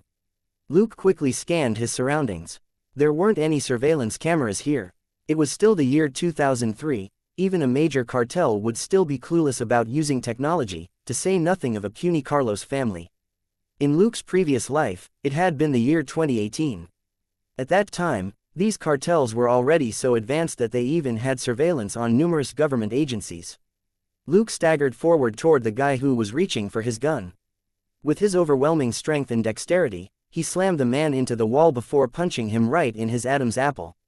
He stuck out one of his fingers when he punched the man, causing the latter's Adam's apple to cave in. The man's eyes rolled back in his head as he clutched at his neck with both hands. Meanwhile, Luke reached for the gun under the man's arm and pulled it out. After drawing the gun, he chucked it at the other guy who was just starting to draw his own gun. As Luke had thrown the gun in a rush, he wasn't able to aim properly, but the gun still struck the man in the shoulder, slowing the latter down slightly. Taking advantage of the short interruption, Luke dashed forward and kicked the man in the crotch. The man immediately turned pale, and then red. He wanted to scream, but no sound came out. The throbbing pain in his crotch seemed to have locked his vocal cords, only allowing him to helplessly gasp for breath. Luke didn't stop. He wrapped his arms around the man's head and pulled it down as he brought his knee up. With a thud, knee and face connected, the impact even causing Luke's knee to ache. As for the man in front of him, his nose had already caved in and his breathing was very faint. As usual, Luke dragged the two into a random storeroom next door. He then twisted their necks before tossing them into a corner of the room. He also lifted two M1911 guns off them. Both guns were the old model, same as the first one he found. He compared the guns and only took the one that was in better condition. He didn't forget to take all their magazines. As of this moment, nearly 10 minutes had passed. Who knew when the other Carlos family guards would discover that something was wrong? Luke pushed the door open and advanced quickly. As he advanced, he strained his ears and scanned his surroundings repeatedly. Soon, he found a rather noisy room. He looked at the door, which didn't have a sign on it. Standing next to the slightly opened door, he peeked into the room through the tiny crack. The room was rather spacious, and a group of people were having fun inside. Luke adjusted his breathing and pushed the door open a little more. With that, he had a better view of the room. Moving left and right outside, he got a look at the entire room. It was something like a security room. Everyone inside looked like capable fighters, and a few of them were bare-chested, with guns stuffed into their waistbands. Generally, a professional would never stuff his gun into his waistband like that, as it was in fact very uncomfortable. After a few glances, Luke was able to get a clear head count of the people inside. There were 17 of them. The 17 included two completely naked women. Most of them were playing poker around a table, while the two women were fooling around with two men in one corner of the room. Those playing poker didn't even spare the two couples a glance. They were long accustomed to it. Luke took another deep breath before pushing the door open and entering the room. After entering, he lightly kicked the door close with his foot. Then, he walked quickly toward the table, but not so quick that he would look suspicious. When he was practically beside the group, someone finally looked at him. The person had a puzzled look on his face, as if wondering who Luke was.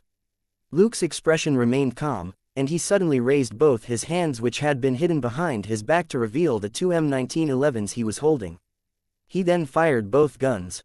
Bang, bang, bang, bang, bang, bang, bang. The hail of bullets was sudden, and the 13 around the table couldn't even react before half of them were already on the ground. With two M1911s and 21 bullets, 8 people were hit. In 2 seconds, Luke utilized his dexterity to unload the magazines on the group.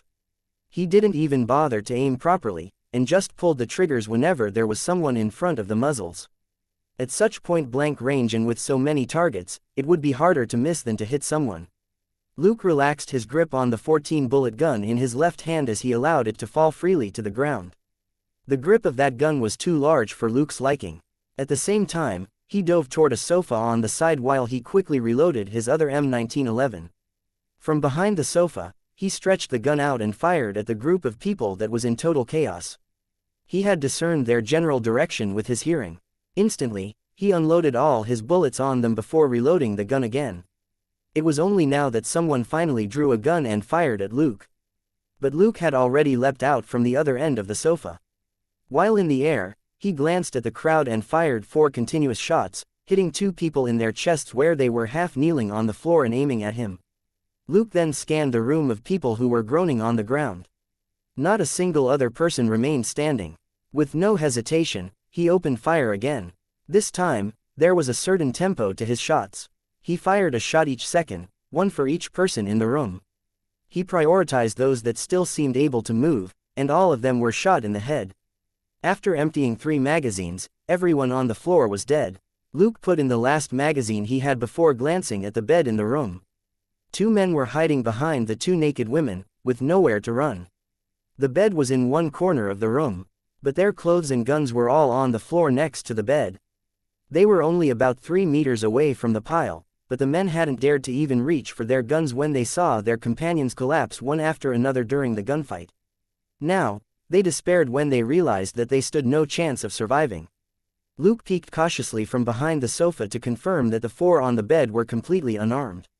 He also finally noticed the 2 guns on the pile of clothes beside the bed. Luke remained silent as he slowly walked out from behind cover.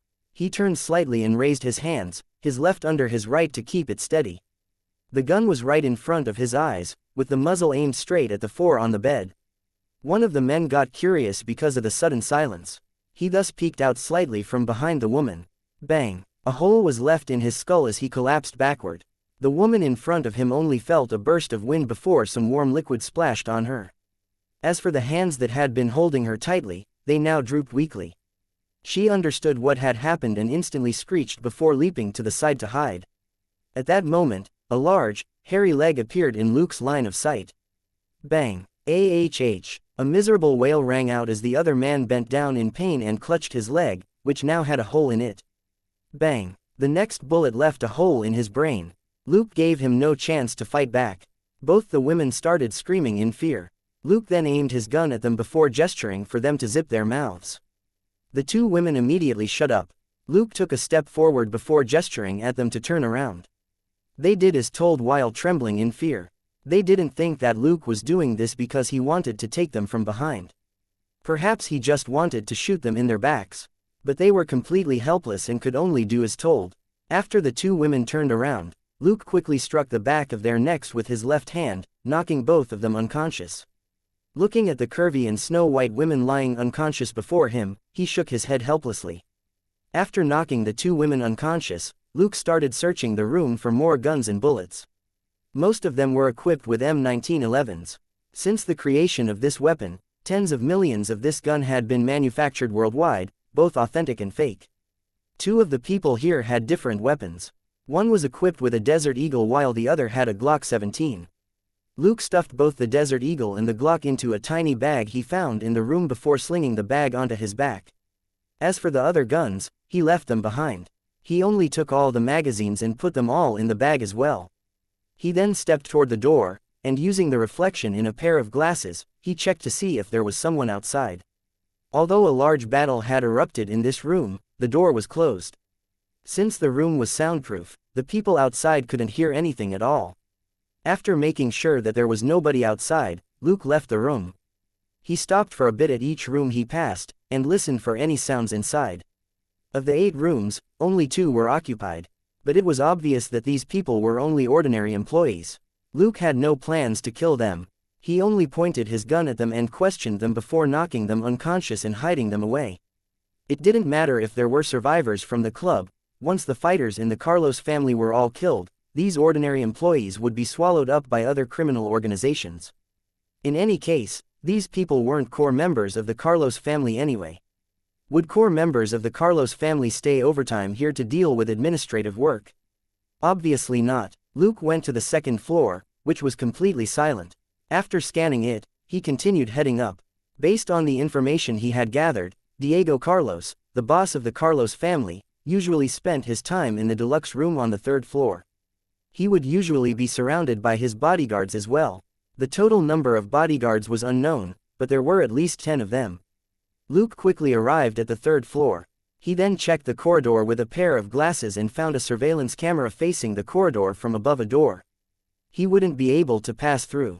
After thinking about it, he went back to the 2nd floor and entered a random unlocked room. He opened the window of the room and looked up. After a short while, he stuffed his gun into his holster and climbed up a drainpipe. When he reached the 3rd floor, he nimbly traveled across several air con units before he reached a window. He peeked inside and found the room empty. He tried opening the window, but it was locked. Taking out a roll of adhesive tape from his bag, Luke started randomly sticking the tape on the window. He then punched the window, shattering the glass near the window lock. As he was wearing a pair of gloves, he paid the shattered glass no mind. He reached inside and unlocked the window before opening it and sliding inside. Doing this would be very troublesome for other people, but for Luke with his immense strength and dexterity, everything took him no more than 10 seconds. After entering the room, Luke didn't move immediately. Instead, he took a few bullet magazines from the bag and stuffed them into his waistband. Then, he put the bag down and walked to the door. He wrapped his palm around the doorknob, and after applying some force, the door opened a crack. Through the opening, Luke glanced out and saw a spacious room. The room was over 200 square meters in size and was lavishly decorated. A few people were seated on the sofa in the middle of the room. Luke had good eyesight. He had already determined that one of them was Diego Carlos, and the rest were all beautiful women who were snuggled up to Diego and giggling nonstop. A few bodyguards were posted around the room, and they turned a blind eye to what was happening on the sofa. They would only occasionally look at the room's several exits. When Luke saw that, he frowned. He hadn't expected the room to be so big, and his immediate surroundings were rather empty. They would probably notice him the moment he went out. Suddenly, shouts rang out. Luke guessed that someone had already discovered the bodies downstairs. Although the members of the Carlos family weren't some sort of professional soldiers, the disappearance of the guard posted near the bathroom was too obvious. The body wouldn't stay hidden for long. As for the security room filled with bodies, it was even easier to find. Luke took a deep breath before taking out the Glock from his bag.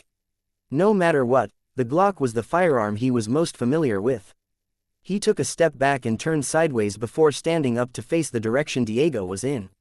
Shortly afterward, a radio on one of the bodyguards finally crackled. After listening to it, the bodyguard's face fell as he quickly shouted something at Diego. Luke knew they had probably been informed of the bodies downstairs. Diego, who was enjoying himself with the group of women, abruptly shouted with a savage expression. His eyes turned red with bloodlust as he quickly spoke a string of commands. As he spoke, he waved his hands around, appearing extremely agitated. Now, Luke's front foot moved slightly, and the door slid open further by about another 5 centimeters. He quickly raised the Glock, and he started firing on instinct without even aiming. Bang, bang, bang, bang, bang. 5 continuous gunshot sounds rang out in the room. The bodyguards then saw Diego Carlos, who had still been shouting furiously a moment ago, with 3 bullet holes in his upper body. One in his cheek, one in his neck, and the last in his chest. This mob boss wasn't even given a chance to shout before he collapsed weakly on the sofa behind him. The bodyguards reacted immediately as they reached for their guns while they scanned the room.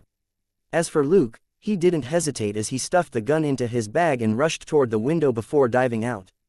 Outside, he grabbed at an air con unit to neutralize the impact of his fall, before letting go and continuing to drop to the 2nd floor.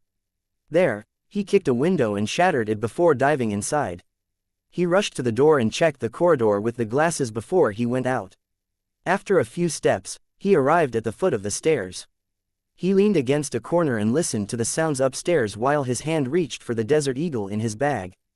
In less than 30 seconds, footsteps rang out as a group of people rushed down the stairs. Only one of Luke's eyes and the muzzle of the Desert Eagle were peeking out around the wall corner. The moment the 3rd bodyguard appeared in his line of sight, Luke pulled the trigger. At such close range with a Desert Eagle, there was no need to aim. He only needed to fire in the general direction of the stairs. The bodyguards were in too much of a rush and couldn't even stop in time. They had never expected an ambush to be waiting for them here either. After all 7 bullets of the Desert Eagle were fired, 5 people were sprawled all over the stairs. Luke quickly reloaded the gun and kept it pointed at the stairs. He suddenly heard a clinking sound, before a round object flew at him from the corner of the stairs. Luke had excellent eyesight, and his dynamic vision was strengthened thanks to his 20 points of dexterity. Thus, the moment that object appeared, he clearly saw that it was a grenade. At that discovery, he retreated and dove into a room. Behind him, there was a rumble and the burst of a shock wave which extended into the room. Luke didn't stop once he was inside the room. He ran to the window and jumped out, instantly reaching the first floor. There, he walked along the wall before finding a new drainpipe and climbing up again. He returned to the 3rd floor. This time, he didn't have to bother hiding himself. He rushed directly into Diego's deluxe room. Inside the room were 2 big guys armed with submachine guns and a young Latino who was staring at Diego's body in anger and muttering under his breath nonstop.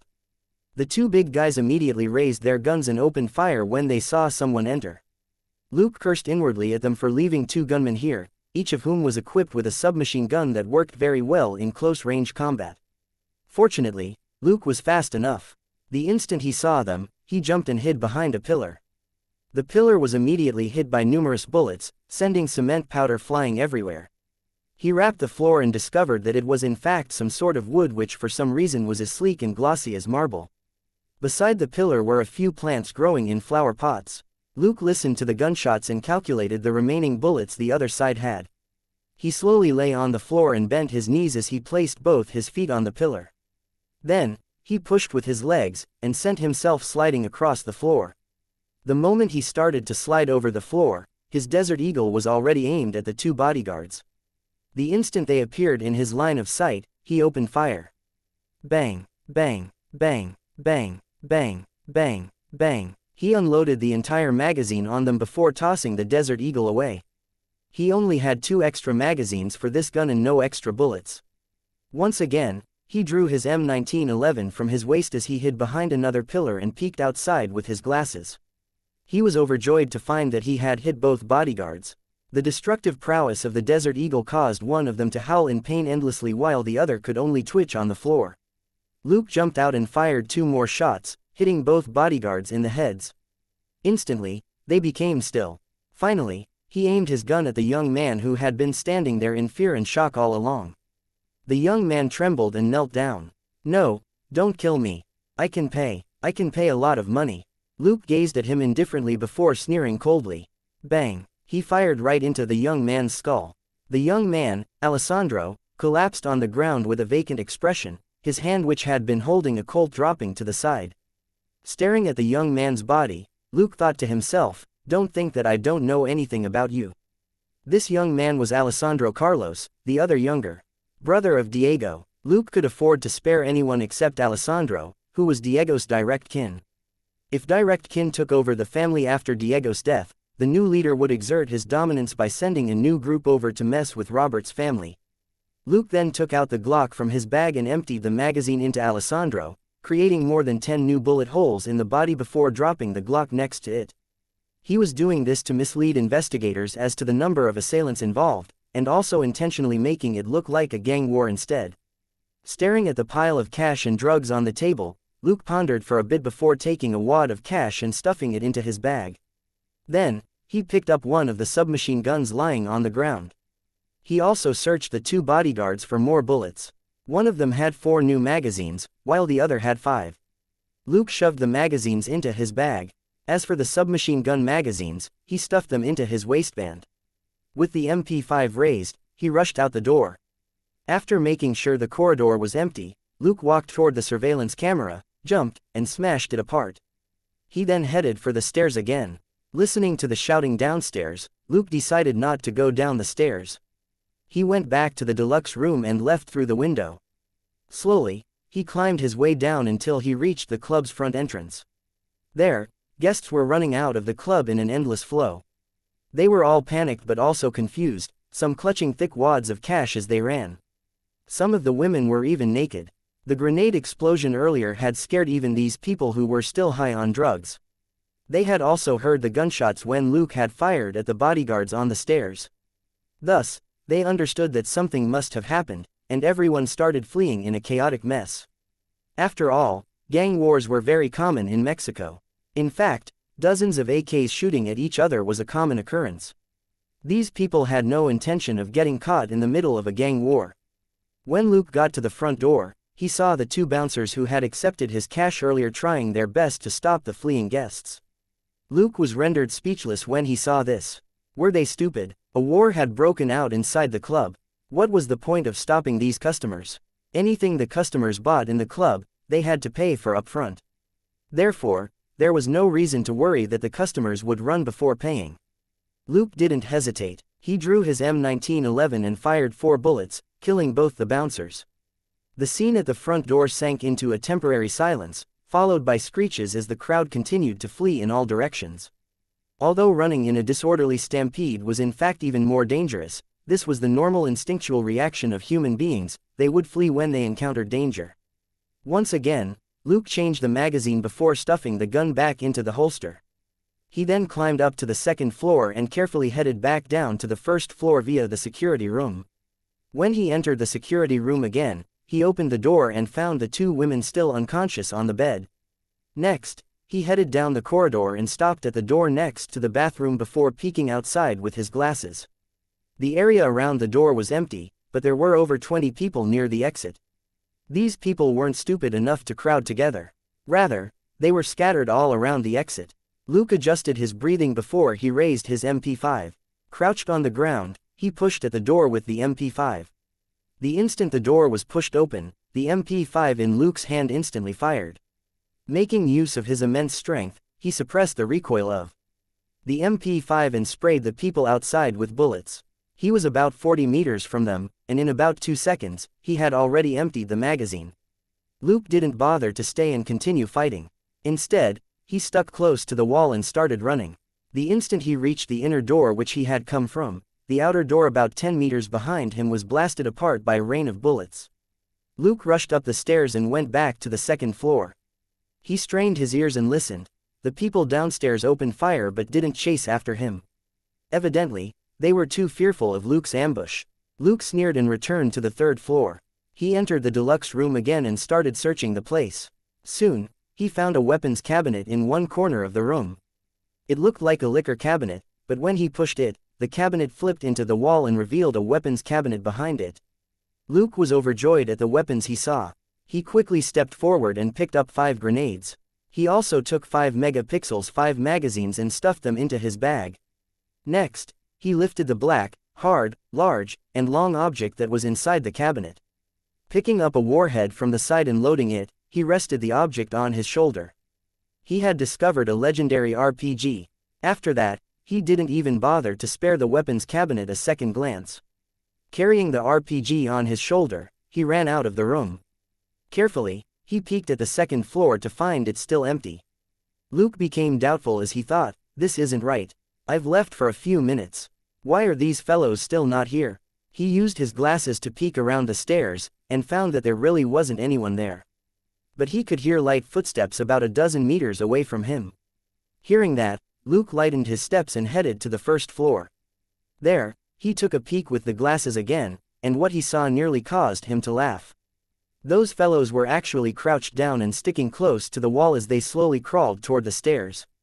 Naturally, the 5 people made to crawl in front were trembling with fear, their expressions extremely ugly.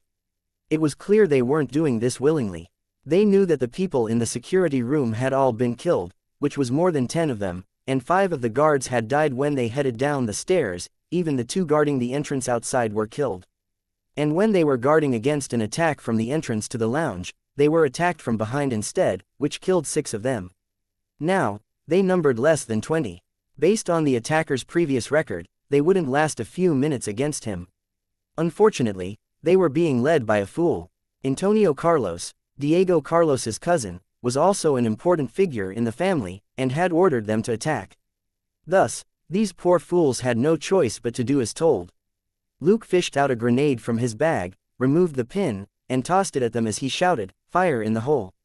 The moment the people heard that shout and saw the grenade flying toward them, they were scared shitless and immediately fell flat on the floor. They were already in the middle of the corridor. Thus, they had no other way out. The only thing they could do was pray that the grenade flew over them instead. The group of more than 10 people behind them was frightened as well. They turned and fled without hesitation. The moment Luke tossed the grenade out, he shifted his body sideways and aimed the RPG at the fleeing group before pulling the trigger. The instant the rocket shot out of the RPG, Luke tossed it away, got back behind the wall, and started to retreat. Bang, bang. The sounds of 2 explosions rang out, one after the other. Intense heat also shot out from the corridor next to him.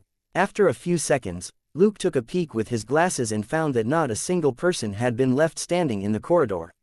In fact, the door there was already completely gone. Only a few mangled bodies littered the ground. The corridor was also filled with a thick cloud of smoke and dust. Luke then returned to the second floor and climbed out the window before heading for the front door again. There, he opened the door and found a few people still struggling inside. Holding an MP5 and an M1911, one in each hand, he slowly entered. Relying on cover from various objects inside the club, he reached a certain corner near the entrance. There, he scanned the room using the glasses again. Only 5 people were struggling to get out of the corridor. From the way they looked, their injuries were pretty severe. Without hesitation, Luke took out another grenade, removed the safety pin, and tossed it at the group. Bang! They were completely helpless and took the explosion head-on before flying in all directions. Luke didn't stop. He took out another grenade and tossed it directly into the corridor. After a while, a loud explosion rang out and a cloud of smoke burst out of the corridor. Only then did Luke bend down and start searching the lounge. After about 10 minutes, he was finally done with his search. He didn't find any survivors. M1911 in hand, he walked past the gangsters one after another and shot them in the head. Even the people in the corridor who had been blasted apart by 2 grenades and RPG fire weren't spared this fate. After doing all that, Luke dropped the gun, leaving only one M1911 on him before he left. Outside, Luke took out an electronic car key for AF-150 and randomly aimed it at his surroundings as he pressed the button on it. Soon, a fairly new truck nearby beeped as it unlocked. Luke walked over, got into the truck, and started it before he slowly drove away. Looking at the now completely deserted club and the flickering lights above the club, Luke grinned and muttered, "Goodbye, Carlos family." He then sped up and started to leave town. Earlier in the corridor after he killed the final injured person, he received a system notification. You have killed Antonio Carlos. You may now learn all his abilities. Mission: eliminating the Carlos family, completed. Completion of the mission is worth a total of 3,000 experience and 3,000 credit. Since the host's contribution to the mission was 100%, 3,000 experience and 3,000 credit points have been awarded to the host. As experience has reached 1,000 points, the host has leveled up to level 6. Extra stat points. 4. Luke drove to where he had hidden the shabby car. He then searched it and placed everything which belonged to him, including the clothes he was wearing, in a pile in the back of the car. Then, he removed some gas from the car's gas tank and stripped off the scotch tape that he had stuck to his fingers. Putting on a pair of gloves, he poured the gas on the pile of items in the car before finally lighting it up. Looking at the items turn into ash in the burning car, Luke got back into the F-150 and set off again. He drove through the darkness, and took the opportunity to allocate 1 stat point to his strength, for a total of 19 strength points. Now that he was done with his mission, Luke didn't want to waste any more time here. If his guess was correct, when his strength reached 20 points, he would feel a strong sense of discomfort as well. Following that, his body would be significantly enhanced. Because of that, he planned to rush back to the United States and check into a motel for one night. There, he would push his strength up to 20 points. His return trip was different. With a much nicer car, he didn't need to worry about it and could speed all the way. After an entire day of travel, he arrived at the border town before nightfall. There, he dumped the F-150 in a random alley before buying another old truck to continue his journey. After an hour or so, he arrived at the fence on the border. When he saw that his truck was still parked on the other side, he heaved a sigh of relief. It seemed that nobody had been here for the past 2 days. Once again, Luke set up some planks, which he had gotten beforehand, on the truck, before retrieving his stilts from where he had hidden them previously. After putting them on, he tried moving around. The weather here was dry with little rain. Thus, the stilts hadn't been damaged by the 2 short days that they had been left here. Then, Luke did what he did when he first came, and easily jumped over the fence. He looked for the car key which he had hidden underneath the truck before removing his disguise. After burning his disguise, Luke continued with his trip. As for the final M1911 he had been carrying on him, the gun had already been dismantled and thrown away when he arrived at the border. The only things he had on him were what he had initially brought and the $10,000 which he had stolen from the Carlos family. That was right, Luke had taken $10,000 from the table in Diego's room. Nevertheless, he had spent over $3,000 on this private mission of his. Thus, he hadn't really profited much. After driving for 2 hours in the dark of night, Luke arrived at a small town. There, he rented a room at a motel. He bought a bunch of food from the supermarket next to the motel before returning to his room, where he hung the "Do Not Disturb" sign on the door. After a shower, he finally pushed his strength up to 20 points. He was assailed by an intense sense of discomfort. He could feel all his muscles twisting and warping.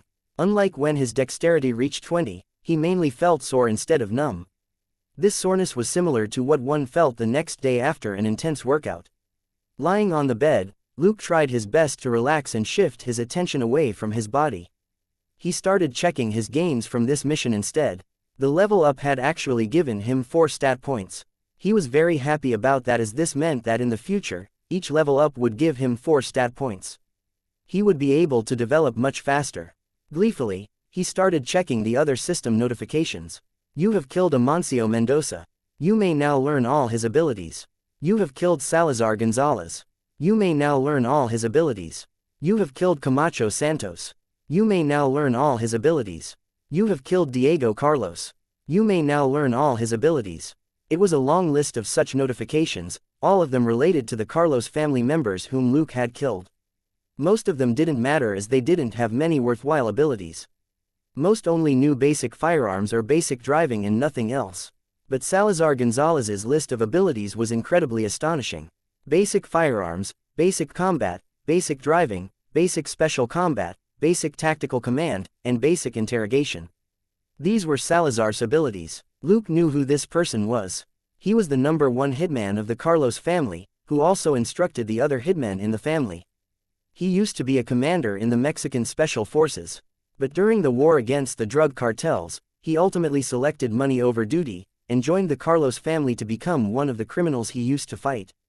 Although Salazar was only a hitman, he used his experience and skills to train the Carlos family members and raise their level above other regular gangs. With him in command at the scene, the Carlos family would rarely lose a gang war either. It wouldn't have been easy for Luke to proceed with killing all the members of the Carlos family if Salazar had been alive. Unfortunately for them, this Salazar was too cautious. The moment he found the guard at the bathroom missing, he attacked Luke outside the bathroom without hesitation, only to get himself killed instead. That was right, Salazar was the big guy Luke encountered when he left the bathroom. Salazar was a remarkable combatant, and was very good in a melee. Unfortunately, Luke was just as strong as he was, while Luke was far more dexterous. On top of that, Luke was also very good in hand-to-hand combat.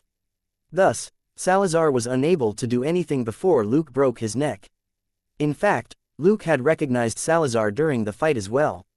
That was why he had been so brazen in the later battle. Without a capable commander like Salazar, the members of the Carlos family fell into complete chaos and had zero advantages in their confrontation with Luke. After Luke checked Salazar's list of abilities, he shook his head. This list of abilities was nearly identical to Robert's. He had no use for these abilities for now. The only noticeable difference was basic interrogation, which Luke didn't need. The most important information Luke obtained was the "killed" notice in the system notifications. From this, Luke learned more about how the system worked. Compared with just a defeat, killing an opponent unlocked all their abilities right away. So, he had to kill even more criminals in the future. After thinking about how Daddy's system told him to become an official police officer, Luke concluded that this system was on the side of justice. Luke continued checking the other abilities and found basic manufacturing of cocaine on Diego's list. Diego was indeed a professional drug dealer. He didn't even possess abilities such as basic firearms and basic driving. His sole ability was basic manufacturing of cocaine. He truly deserved his death. By the time Luke was done studying the system notifications, he was already feeling less uncomfortable.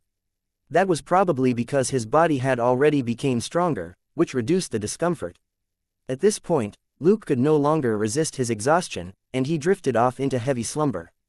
He woke up at noon the next day, his stomach rumbling with hunger.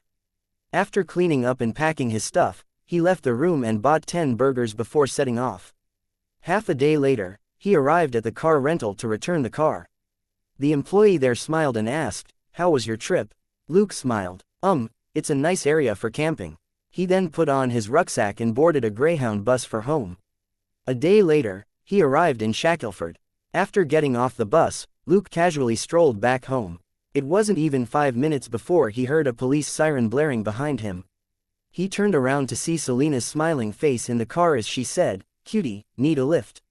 Luke replied, "Oh, thank you God, for bestowing this kind angel on me," as he walked over and tossed his rucksack into the back of the car before getting into the car himself. As she drove, Selina asked, "Why are you back so soon?"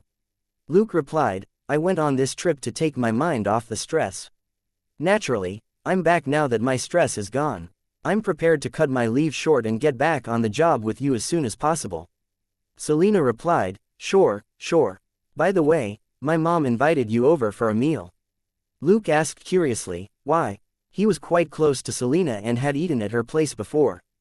But whenever he did, there was usually a reason for it, and he didn't frequently eat there either. Selina shrugged. "She wants to thank you for killing the Carlos family hitmen." Luke was still confused. Then she should invite Robert, right? Robert alone killed nearly half the hitmen outside Selina's house that night. Selina replied, "Robert's already been invited. This time, my mom's inviting you because everyone now knows about the 13 hitmen you killed on your own." Luke replied, "Sure, when?" Selina glanced at him. "You look like you're feeling alright, how about tonight?" Luke naturally had no problem with that. After eliminating the Carlos family, he no longer had any worries. Thus, he was completely at ease, and his mood was excellent. When he returned home, he found that Catherine was back from work, and Joseph was home as well. When Joseph saw Luke, he dropped the painting he was carrying and ran over. "Luke, any souvenirs for me?" That left Luke speechless. He had been too busy killing and had completely forgotten about souvenirs. He shook his head. "I didn't find anything interesting, so, what could he bring from the Carlos family anyway? A gun, or some drugs?" He couldn't give Joseph that stack of cash, right? Joseph immediately lost interest and walked away, his head bowed listlessly. Luke stopped him and smiled. "Selina's mom invited me over for dinner. Do you want to come?" Joseph still had the same disappointed expression. "What's so special about a dinner?" "Look, Catherine is preparing dinner too." Luke smiled and squatted down as he put his hands on Joseph's shoulders. "Selina has 2 younger sisters, one 10 years old and the other 6. They're both as pretty as Selina. Don't you want to see them?" Joseph then looked at Luke with contempt. "You think I don't have a girlfriend? Jasmine and Nastia bring me snacks every single day." Luke was speechless as he added, "Fine. You can eat ice cream, and you can also get the football you wanted before if you come." Joseph replied, "Sure, I'll go. Good boy." Luke smiled and patted Joseph's head before adding, "All right, go do your stuff. I still need to tell Catherine." Joseph returned to his drawing happily while Luke went to the kitchen and informed the busy Catherine about dinner. Catherine smiled and nodded. "Don't drink and remember to come back early." Luke nodded. He naturally remembered that he shouldn't drink. He never drank at home, but it was actually a different story when he was at Selina's place. They might not care that much about the minimum age of 21 before one could start drinking. Luke tossed his rucksack into his room, took a quick shower, and put on a clean outfit before leaving for Selina's place with Joseph. On their way, he bought a decent-looking cake from the bakery. He also bought Joseph a small ice cream. Catherine rarely allowed Joseph to eat ice cream as his digestive system was rather sensitive. Even Luke would only buy him a small one. Plus, he only gave Joseph the ice cream after finding an excuse to take a big bite out of it, leaving only half the ice cream for Joseph.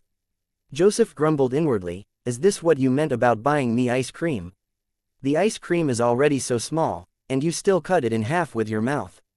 But he couldn't do anything about it. It wasn't like he could complain to Catherine since she would be the first person to teach him a lesson for eating ice cream without her permission. A few minutes later, they arrived at a sports store. There, Joseph's mood improved. He had always wanted a football, but Robert hadn't gotten the chance to buy him one. And even if Robert did buy him one, it wouldn't be the professional football that Joseph wanted. And if Robert did spend several $100s on a professional football, it would only be used as a decoration back home. As for Luke, he didn't mind. He was single, and even after getting a job, he was still eating at home. Thus, he didn't spend much. He had only gotten some cash from his Mexican trip. In any case, he needed to do some tests as well. After entering the store, Luke greeted the owner, wrist, before buying the football that was placed right below the most expensive ball in the store. As for the most expensive ball, Luke couldn't afford it. That was an NFL ball, and a limited edition at that, with a price tag of $8,888. If Luke bought something like this, it would earn him a scolding before Robert confiscated the ball. Joseph might get himself beaten up as well. As for the ball right below it, it was much cheaper at only $59. This was a size 7 ball, suitable for Joseph's age. After getting the football he had been wanting for many days, Joseph finally smiled happily. He looked tiny compared with the ball, yet he insisted on carrying it himself. Luke didn't mind. The biggest joy a kid could have was to carry their beloved toy around. He didn't intend to put a damper on that joy.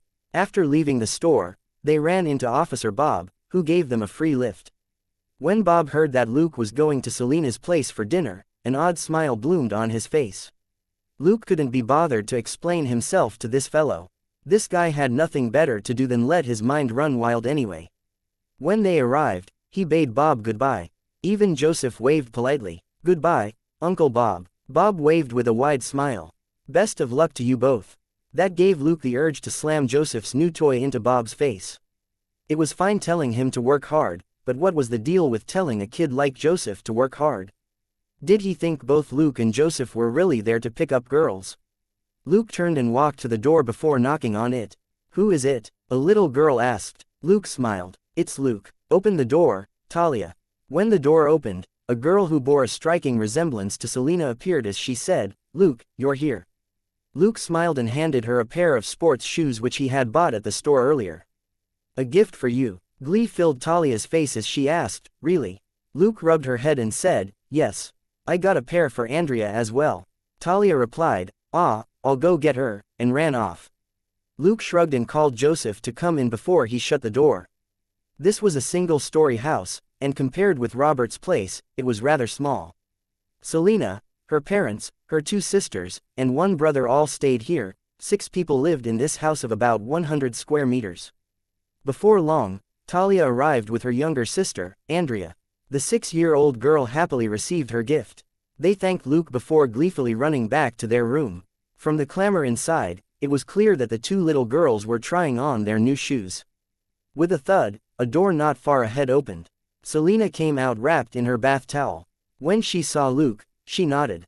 "You're here, have a seat, let me get changed." Luke nodded and smiled, but he didn't forget to let his eyes linger on Selena's petite figure all the way until she entered her room. Next to him, Joseph was busy playing with his football, completely oblivious to the pretty girls in the house. A short while later, Talia and Andrea came out first before Selena. Lukey, see, do we look good in these shoes?" Luke slapped a palm to his forehead as he asked, "Who tied these shoelaces?" The sisters pointed at each other and said at the same time, "She did it." Fine, at least they were aware that their shoelaces were a complete mess. They lacked patience and were in too much of a rush to try the new shoes. Thus, they only randomly shoved the shoelaces through the holes on each shoe before tying them into a dead knot. Luke called Andrea over and got her to sit down before he took her shoes off. Then, he pulled out the messy shoelaces from her shoes before putting them back on and tying them up properly. "Come, try putting the shoes on," Luke said as he helped her put the shoes on. Andrea studied her shoes and said, Luke, you're so smart." "Much smarter than Talia. She's really stupid. She got my shoelaces completely messed up." Talia countered unhappily, "Look at my shoelaces. You made a mess out of them as well." Luke shook his head with a smile. It was no wonder they pointed at each other earlier. So, they had actually helped each other with the shoelaces. The sisters continued bickering over who was the stupid one. At that moment, Selena came out in a loose-fitting t-shirt and a pair of shorts. When she heard her sisters bickering and saw their shoes, she frowned. Why did you buy them something so expensive? The shoes weren't cheap. Luke bought them the New Balance summer collection, which sold at a special price of $99 per pair. Luke replied, to thank your mom for dinner. Selena said, bullshit, everything she made tonight won't even cost more than a pair of those shoes. Luke replied, you shouldn't belittle your mom's hard labor like that. Selena replied, fine, I meant the cost of the food ingredients. Luke shrugged, well, I don't feel like I've done her a favor large enough to deserve dinner, so the shoes are a token of my appreciation. Selena said, no, that sounds fishy. Take the shoes back. The price tags are still on them, so Wrist will still give you a refund. Luke smiled. No way am I going to see Wrist's ugly face again. If you want, just consider that you owe me for this, then. Selena replied, what, a favor from me is worth only $200. No, to be precise, $198. Luke smiled and shook his head as he pointed at the table next to him. When Selena looked over, she saw a beautiful cake resting there. From the packaging, Selena knew which bakery Luke had gotten this from. This was the cake that she had mentioned wanting to try a few times before. Unfortunately, this cake was too expensive at $80. Selena couldn't bring herself to spend so much on a cake. She narrowed her eyes as she stared at the cake before she stared at Luke. Finally, she smiled. Fine, for this cake, I'll owe you one. Since Luke had even remembered that she wanted to try this cake, she decided not to bother about the shoes anymore. In any case, as Luke's partner, she was aware that Luke didn't spend much anyway. She'd just keep in mind to remind him not to bring gifts the next time he was invited over for dinner. Finally, Selena's mom, Sandra, came out as well. Selena's mom was in fact still quite young. She gave birth to Selena when she was 16. This year, she was only 40 years old, and full of a mature charm. She and her husband had been quite lucky.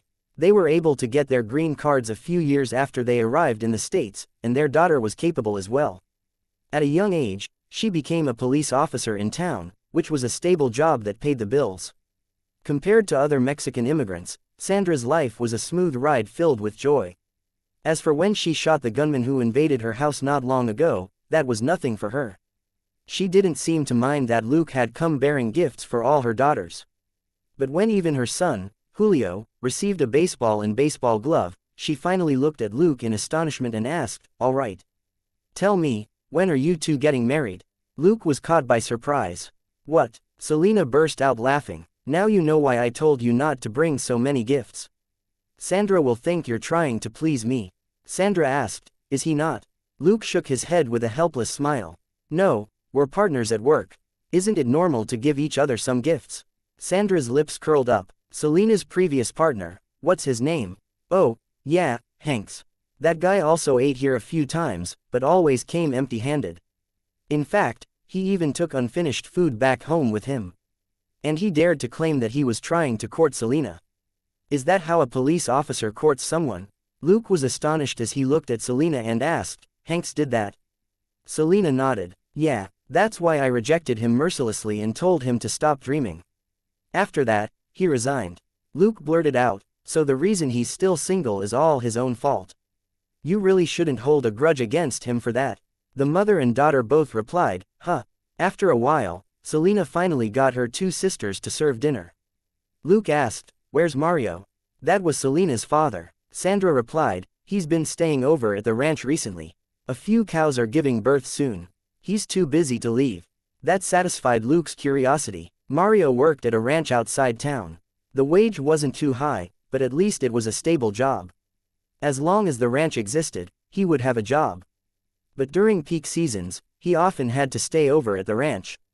Because of that, when the Carlos family attacked, only Sandra had been home to protect the children. Chapter 50. You've changed. Did I grow stronger, or become more handsome? Dinner was a rather casual affair. Mexicans attached great importance to family, and they had a habit of chatting with family members over dinner. The kids gathered together and muttered among themselves. Selena's siblings and Joseph had agreed to go play in the yard after dinner. As for the toys they would be playing with, it would naturally be Joseph's football and Julio's baseball. Even their family dog, Dollar, would be playing with them. As for Luke, he chatted with Selena and her mother on various topics. But when Sandra accidentally mentioned the Carlos family, the mood became rather gloomy. Both Sandra and Selena understood that after suffering such a loss, the Carlos family's revenge would be even fiercer, and at that time, moving would probably be their only option. But they would require a large sum of money to move, especially for a family as large as theirs. And after moving away from town, they would also lose their jobs. Without jobs, how would they support the 3 kids? In the time that they remained unemployed, they would be using up their savings without any income coming in. Nowadays, plenty of Americans didn't have any savings, a lot of them didn't have a habit of saving anyway. Although Selena's family had been living rather comfortably in recent years, they didn't have a habit of saving money as well. It was mainly because their expenses were high given how big the family was, yet their earnings weren't exactly high. Thus, they weren't able to save much.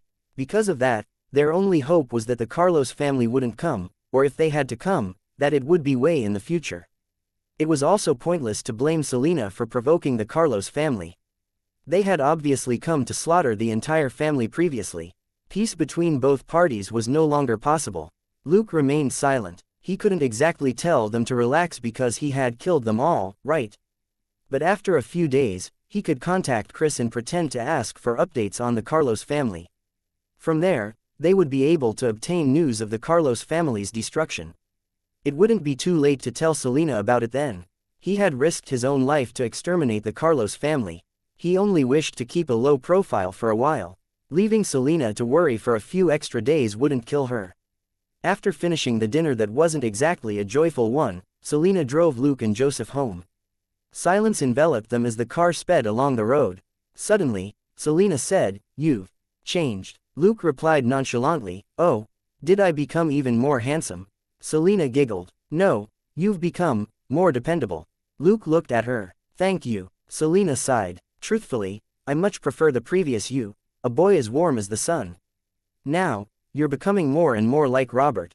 Luke rolled his eyes. "Piss off. I would prefer you tell me that I've become more handsome instead of saying that I've turned into another Robert.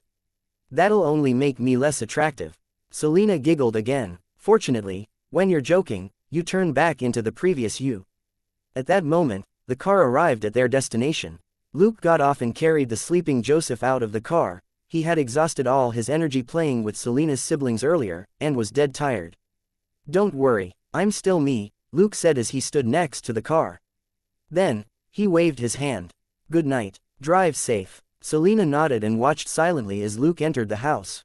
What she left unsaid was the fact that she had sensed something else apart from dependability from Luke. What she sensed was bloodlust.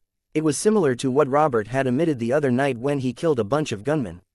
Selena didn't know why there would be such a change in Luke after not seeing him for only a few days. It was an odd feeling which seemed to have come out of nowhere. Thus, she didn't intend to tell anyone about it. No matter what, Luke was her partner, a partner who would put his life on the line to save her. Because of that alone, she wouldn't speak ill of him to others, not even a bit. This wasn't exactly love, rather, this was a camaraderie between partners.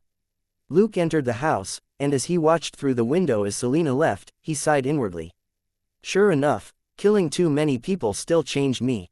If even Selena sensed it, what about Robert? Luke didn't want to dwell on it.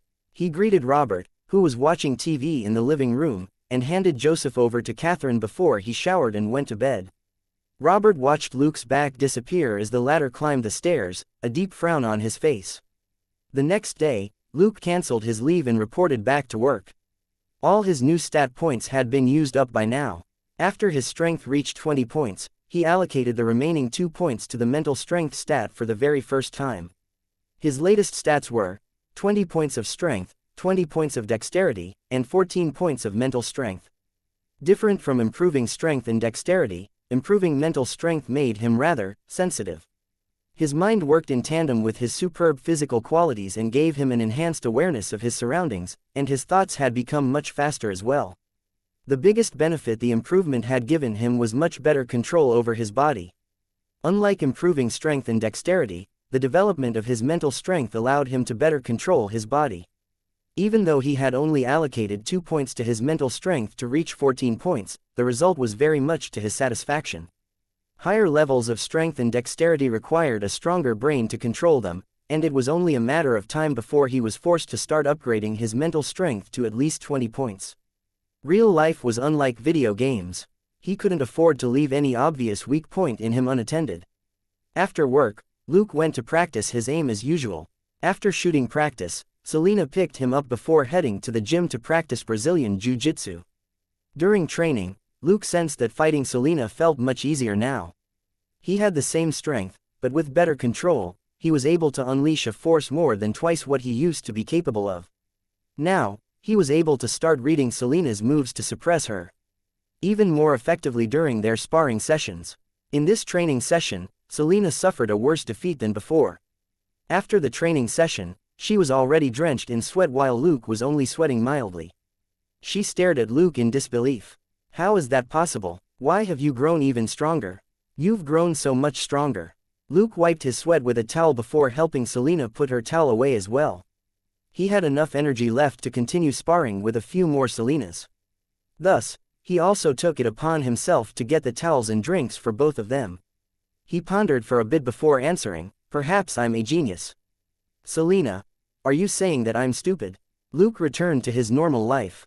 The days were peaceful. Before Luke could even give Chris a call, Chris called Robert and informed him of the Carlos family's destruction. That was right, the Carlos family was finished. In truth, Luke's rampage didn't kill off everyone in the family, but when the other crime family in town discovered the drop in numbers, it moved against the Carlos family unhesitatingly. That was how things were among crime groups in Mexico. In 3 days, the remaining members of the Carlos family were either captured or killed. Their bodies were used as a declaration of dominance to let the townsfolk know of their downfall. Chapter 51. Taking the blame, change of workplace, and lucky guess. For many reasons, the crime family that was at loggerheads with the Carlos family also took credit for the Saprilla Club massacre.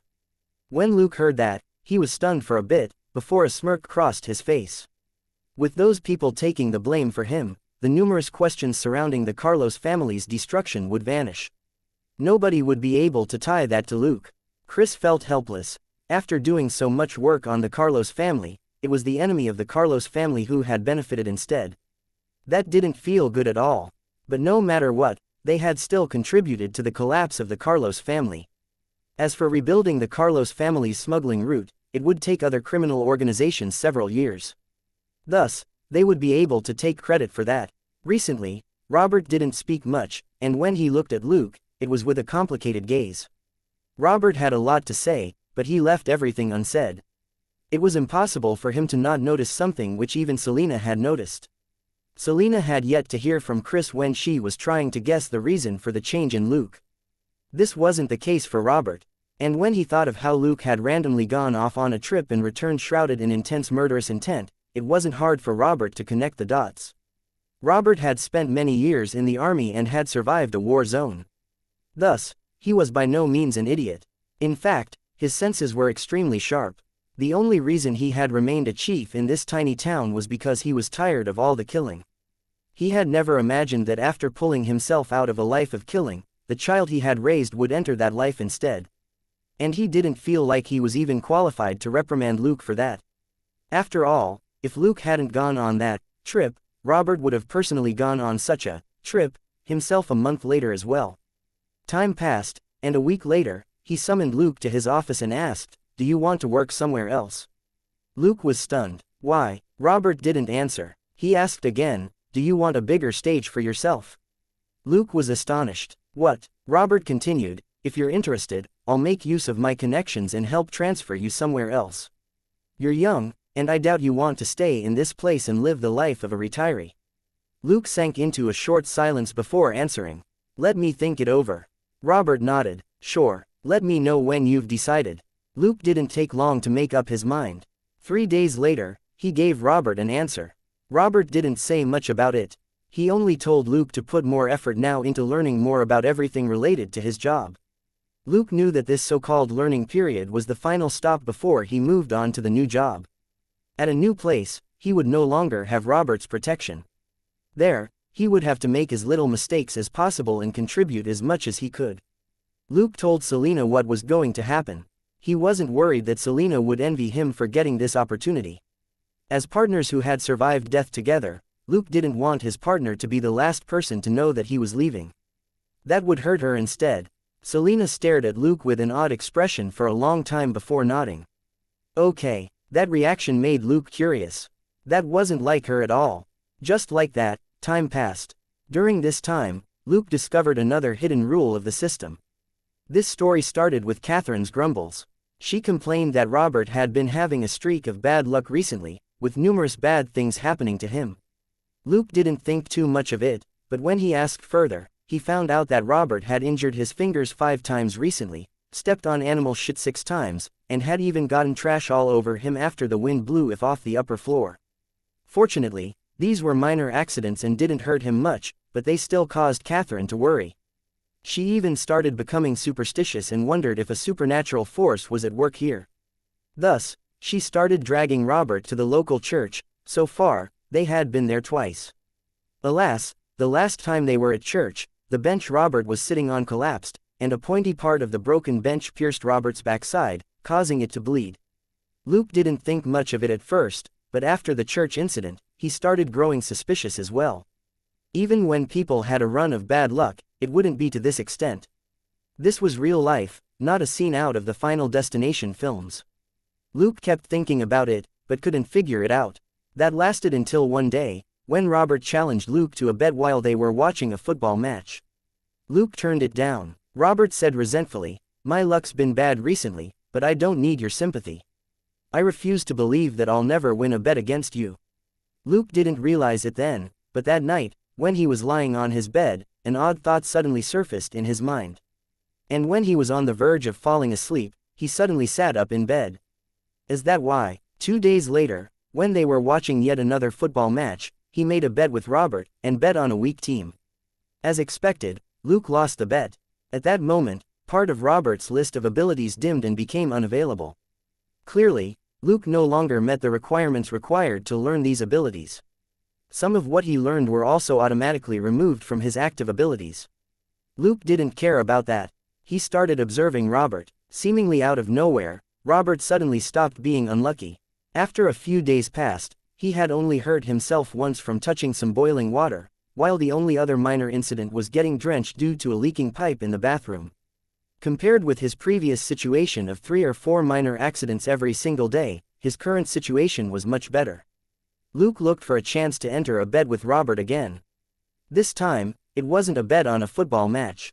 Rather, it was a shooting match between the two with a wager. Luke lost uneventfully as he wasn't even trying his best.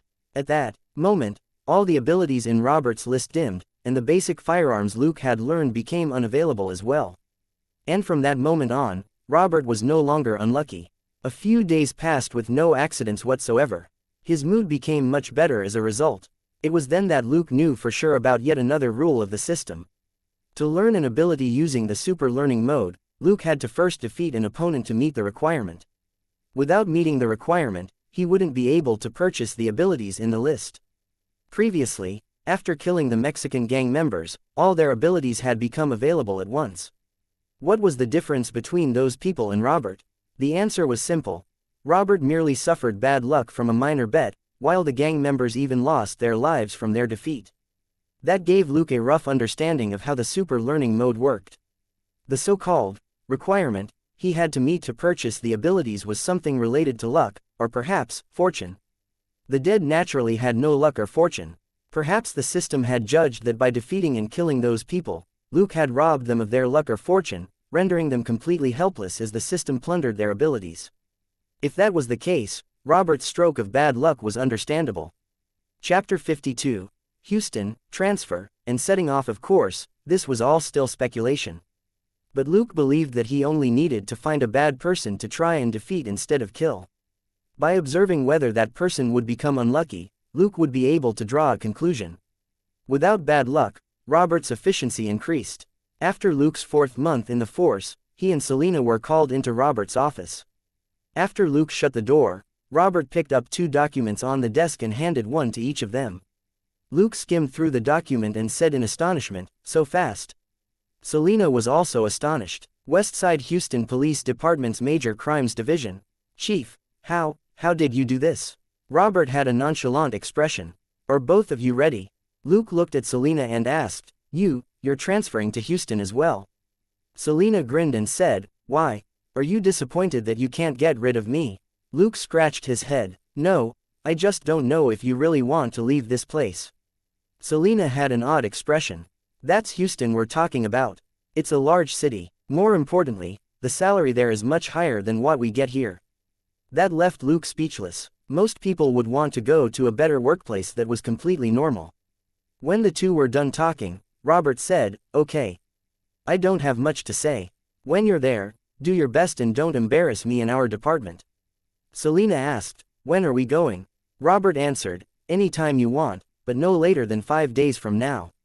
We can't keep your future superior waiting for long, can we? Selena laughed and said, No problem. I can set off in 3 days, before looking at Luke. Luke hesitated slightly before nodding. Sure, we'll leave in 3 days. Without saying anything else, Robert waved his hand and told them to leave. With their respective transfer orders, the two walked out of the department and got into their car. Selena looked at the absent-minded Luke and asked, What's on your mind? The question caught Luke by surprise. He collected his thoughts and said, Nothing.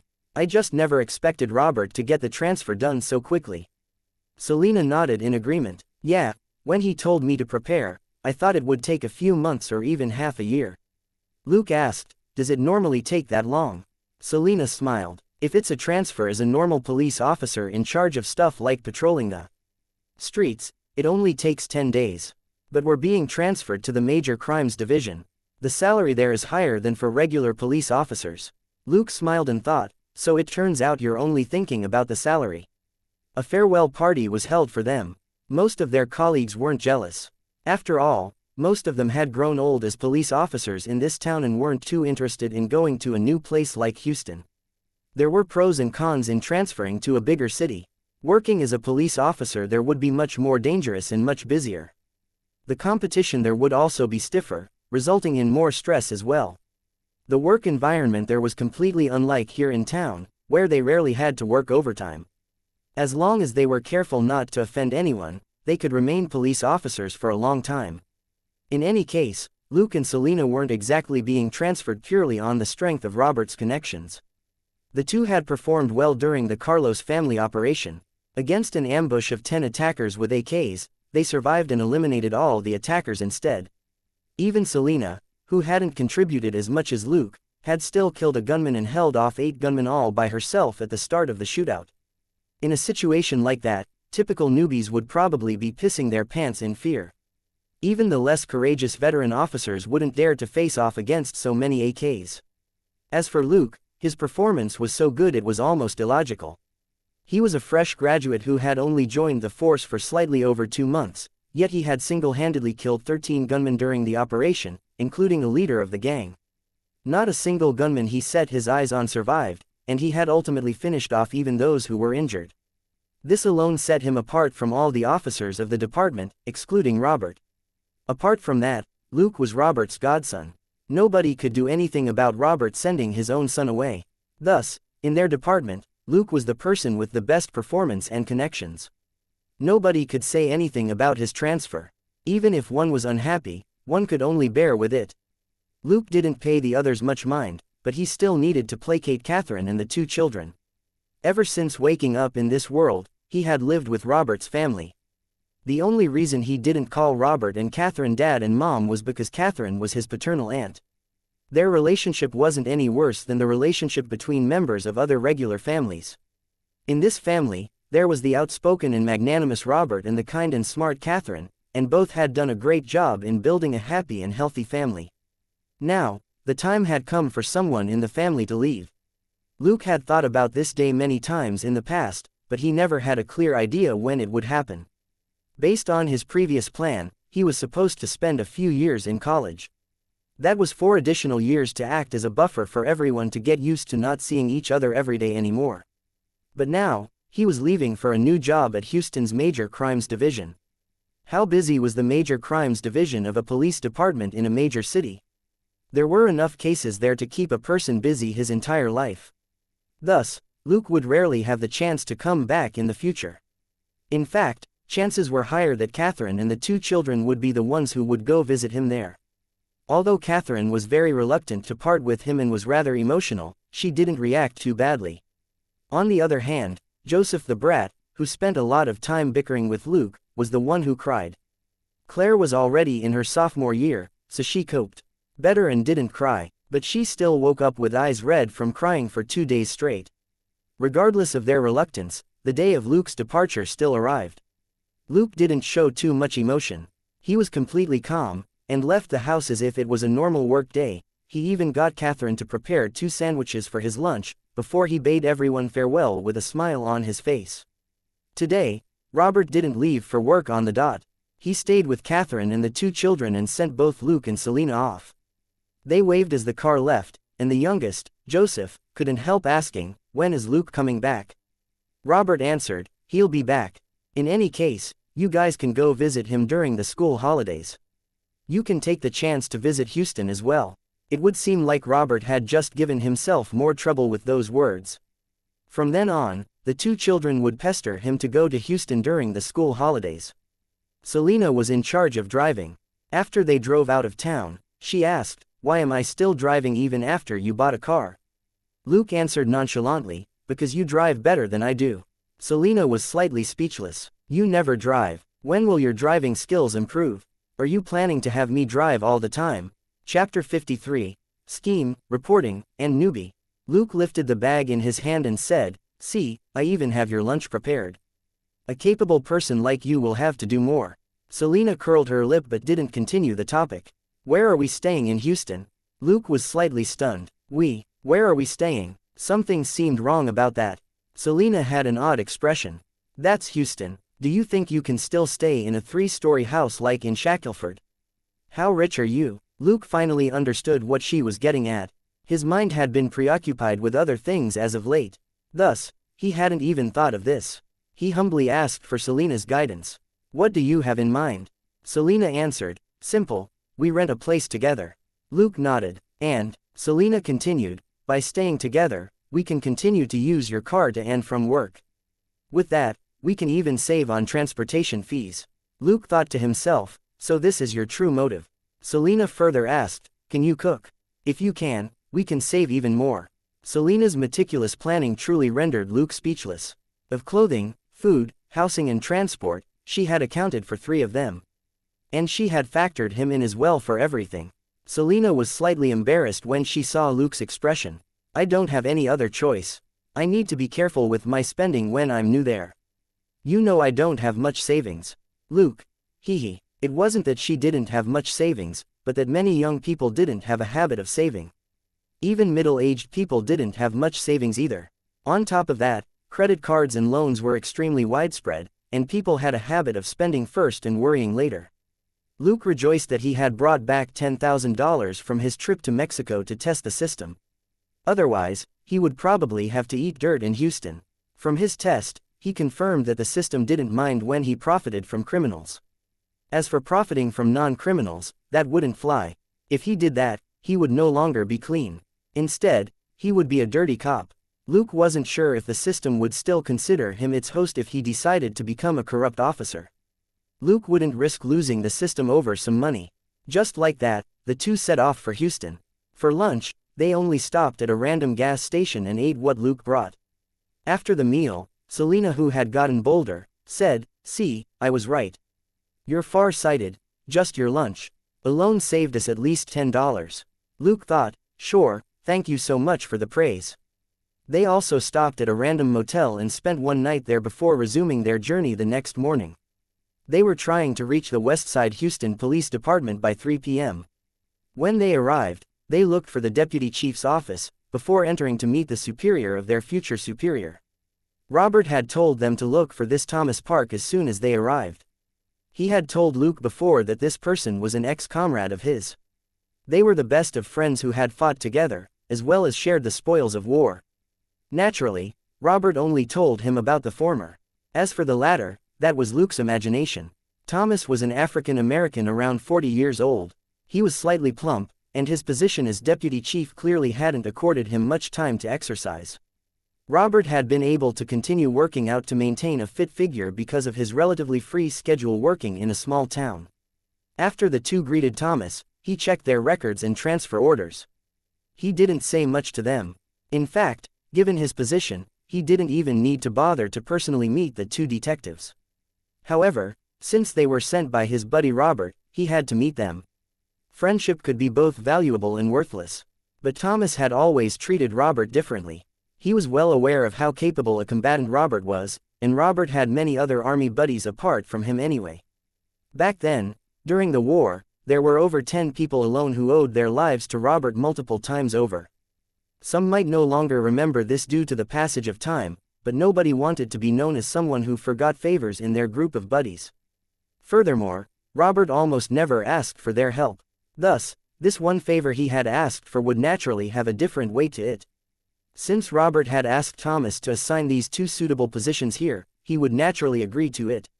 In any case, apart from Thomas, Robert had also pulled in a favor from a big shot. Because of that, there was no refusing this request. It wasn't as if Robert was asking for high positions for the two. He was only asking for a transfer, while the two would remain at the same rank. It was nothing for Thomas to assign two detectives to the Major Crimes Division. Being a member of the Major Crimes Division was slightly different compared with other members of the police department. Luke was still young, not even 19 years old. However, his record was rather impressive, killing 13 hitmen in a single night. Someone with this on file was extremely rare, even in all of Houston. Thomas didn't doubt the authenticity of the file. Robert wasn't the kind of person to fake his reports.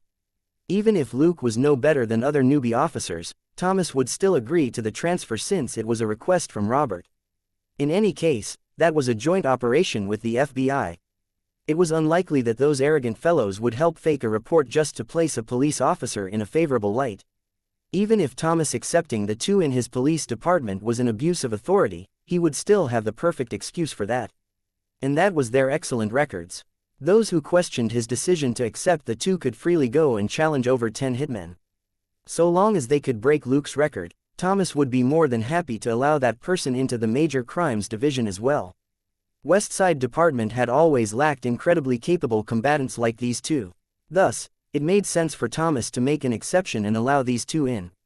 Of course, he still needed to act the part of a deputy chief. He only gave them a short speech of encouragement, before picking up the phone and telling their future superior to come get them. In truth, that was a hint to their future superior. With the commanding officer of the Major Crimes Division picking up two new detectives from the deputy chief's office, anyone who didn't understand what that meant would be an idiot. Everyone was very busy. Thus, Thomas and the commanding officer only had a short conversation.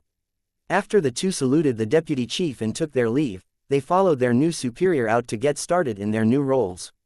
Presently, Brock was rather unhappy. Two detectives were suddenly shoved into his Major Crimes Division. Not only that, the two were clearly newbies. Selena was a Latin American, and they were known to look younger than their age. She was 24 years old, yet looked even younger than 20. She was full of vitality from her comfortable small-town life and the amount of exercise she did back home. As for Luke, his skin had turned extremely fair and tender after his body was enhanced by the system, which made him look even younger. In fact, he looked like a high school student. Brock even wondered if this boy really was a proper police officer instead of a newbie whose sole experience in the force was issuing car tickets. It was with this dissatisfaction that Brock brought the two to the office of the Major Crimes Division. Chapter 54, Troublemaker, Request, and Still Partners. Although Brock was unhappy, Deputy Chief Thomas had made it clear that he had the backs of these two newbies. Thus, he couldn't cause trouble for them for no reason. The Major Crimes Division was an extremely busy department, and the two newbies would still be of help in some way. He decided to first let them work on some less important cases. Right after he stepped into the office, Brock called a female officer over and got her to take the two to their seats. He then turned and looked at the two. Selena, you'll be going to Berkeley. Luke, you'll be going to Ferrigno. Millie will bring you to them. Learn properly from them and try not to mess things up. He was about to leave when Luke suddenly said, Boss Brock, can we stay partners here? Brock's face fell. He hated these troublemakers the most, even more so when these ones had only joined through their connections. But when he thought of Thomas, he suppressed his anger and asked, why? Luke replied calmly, because we were partners before this. We work well together. Brock's expression didn't change as he said, oh, You work well together. Do you mean that one of you always cheers when the other issues tickets? A smile bloomed on Luke's face. No, about a month ago, we worked together and killed 10 Mexican hitmen who ambushed us. Brock was stunned. What? Luke continued, the details of the operation are all in our records. I don't like to brag, but I believe you also know the importance of having a partner you can trust to have your back. Brock frowned and hesitated slightly before saying, fine. Handle your affairs for now and come look for me before the end of the day. Next, the two went with Millie and got all the procedures and paperwork done. They got their uniforms, papers, and some money. The money was in fact for them to purchase their equipment, such as their service guns.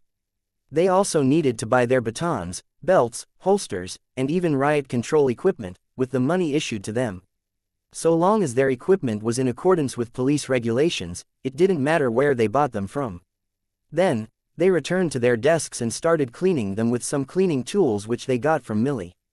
Both of them seemed to be on the same wavelength as they once again selected 2 desks in one corner of the office. This part of the office was rather dark and didn't get any direct sunlight. Thus, it was still empty. They selected 2 tables that were at the farthest end in the corner, even the nearest occupied table was about 4 meters away from them.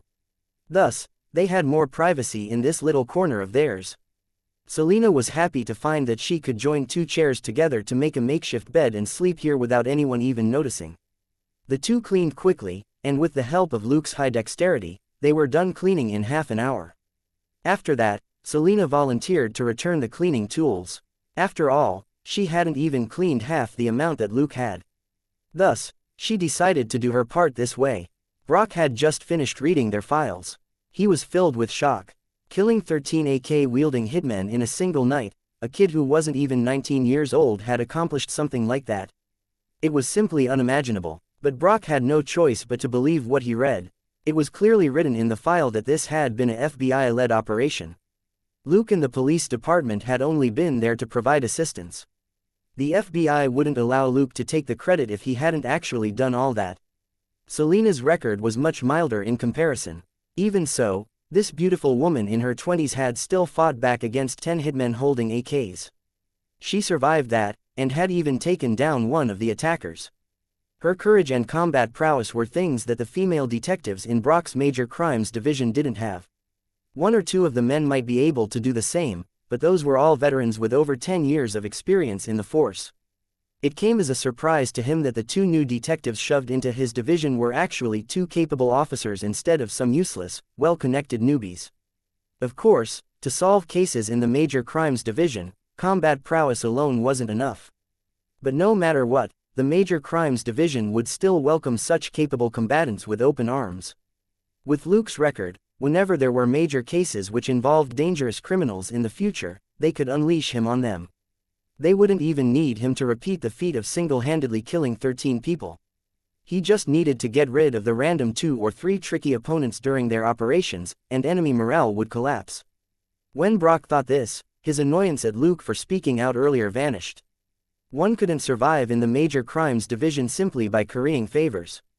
The most important thing here was one's capability, and second to that was the manner in which one handled things. Brock might still suppress or be unfair toward a capable subordinate, but he would never get rid of one. That was something only an inexperienced superior would do. So long as the subordinate obeyed his orders and remained useful, Brock didn't mind tolerating Luke's odd temper. In any case, Luke was backed by Deputy Chief Thomas. Thus, Brock decided to try letting Luke do his own thing. At this thought, Brock raised his head and scanned the office. Soon, he found the 2 in a corner of the office. The 2 were nearly done cleaning up. Brock observed that the 2 didn't talk much but still work well together even when cleaning. They swiftly cleaned their desks. And after they were done, without even speaking, Luke gathered the cleaning tools together and sat down, while Selena picked them up and walked away. Brock was amazed by what he saw. Luke indeed hadn't been bragging. The 2 really worked very well together. Thus, it was understandable why they would rather remain partners. Brock stopped looking at them and reached a decision. He then picked up his phone and told Millie to send the 2 into his office. When the 2 entered, Brock didn't bother with pleasantries. He got straight to the point and told them they could remain partners. However, if they couldn't perform well, they would have to split up and learn from the more experienced detectives. This time, Brock no longer viewed them with disregard like before. He paid close attention to their expressions when he spoke. Joy could be seen on Selina's face, while Luke only smiled as he thanked Brock. Brock was startled by Luke's reaction. As the commanding officer of the Major Crimes Division, Brock had great observational skills and was very good at seeing through a person. Now that he was paying close attention to the two, he easily realized that of the two, the boy Luke was the leader. Similarly, Luke was the calmer person of the pair, and even the smile on his face was merely a facade. None of his true emotions leaked out, he was merely being polite. Brock decided then that he needed to pay even more attention to Luke. As for Selina, he only needed to pay her a little bit of attention. After he was done talking, he told the two to leave. Since the two had just arrived in Houston, they needed to deal with the problem of accommodation. Brock told them to ask Millie for help. Millie in fact working in an administrative capacity in the department, focusing on logistics. Millie was indeed good at what she did. She didn't need to ask anyone else. After poking around on her computer for 2 minutes, she printed out a list of houses for rent. All the available houses were located near the police department, suitable for Luke and Selina. Chapter 55. New house, and first homicide case. The two thanked Millie before leaving the department together. The department had given them 3 days to get settled before they had to officially start work. That was because the Major Crimes Division was very busy, and the moment they started, they wouldn't have the time to properly settle down. That was why they were given a grace period first to get everything done. The two didn't tarry. They spent half a day visiting 8 houses they shortlisted, and ultimately settled on a 2-bedroom apartment near the police department. The biggest benefit of the place was the relative quiet of the area. There was no major traffic or large crowds anywhere near them, the only road close to the apartment being a tiny one at the back of the building. The apartment building was rather old but still clean. The 2 bedrooms were rather tiny at about 10 square meters each. The living room was also rather small at around 20 square meters. The entire apartment was about 50 square meters in size. Fortunately, the apartment was rather cheap, and with them splitting the rent, it was even cheaper. After signing the rent agreement, they started moving their things from the car into the apartment. The trunk and the backseat were crammed full of luggage, most of them belonging to Selina. Luke truly couldn't understand why Selina had brought so many clothes and shoes even though they would be wearing police uniforms anyway. Selina rolled her eyes when she heard what she thought was an idiotic question. "Please, we're joining the Major Crimes Division. Most of the time, we won't be in uniform. Why can't I wear something pretty then?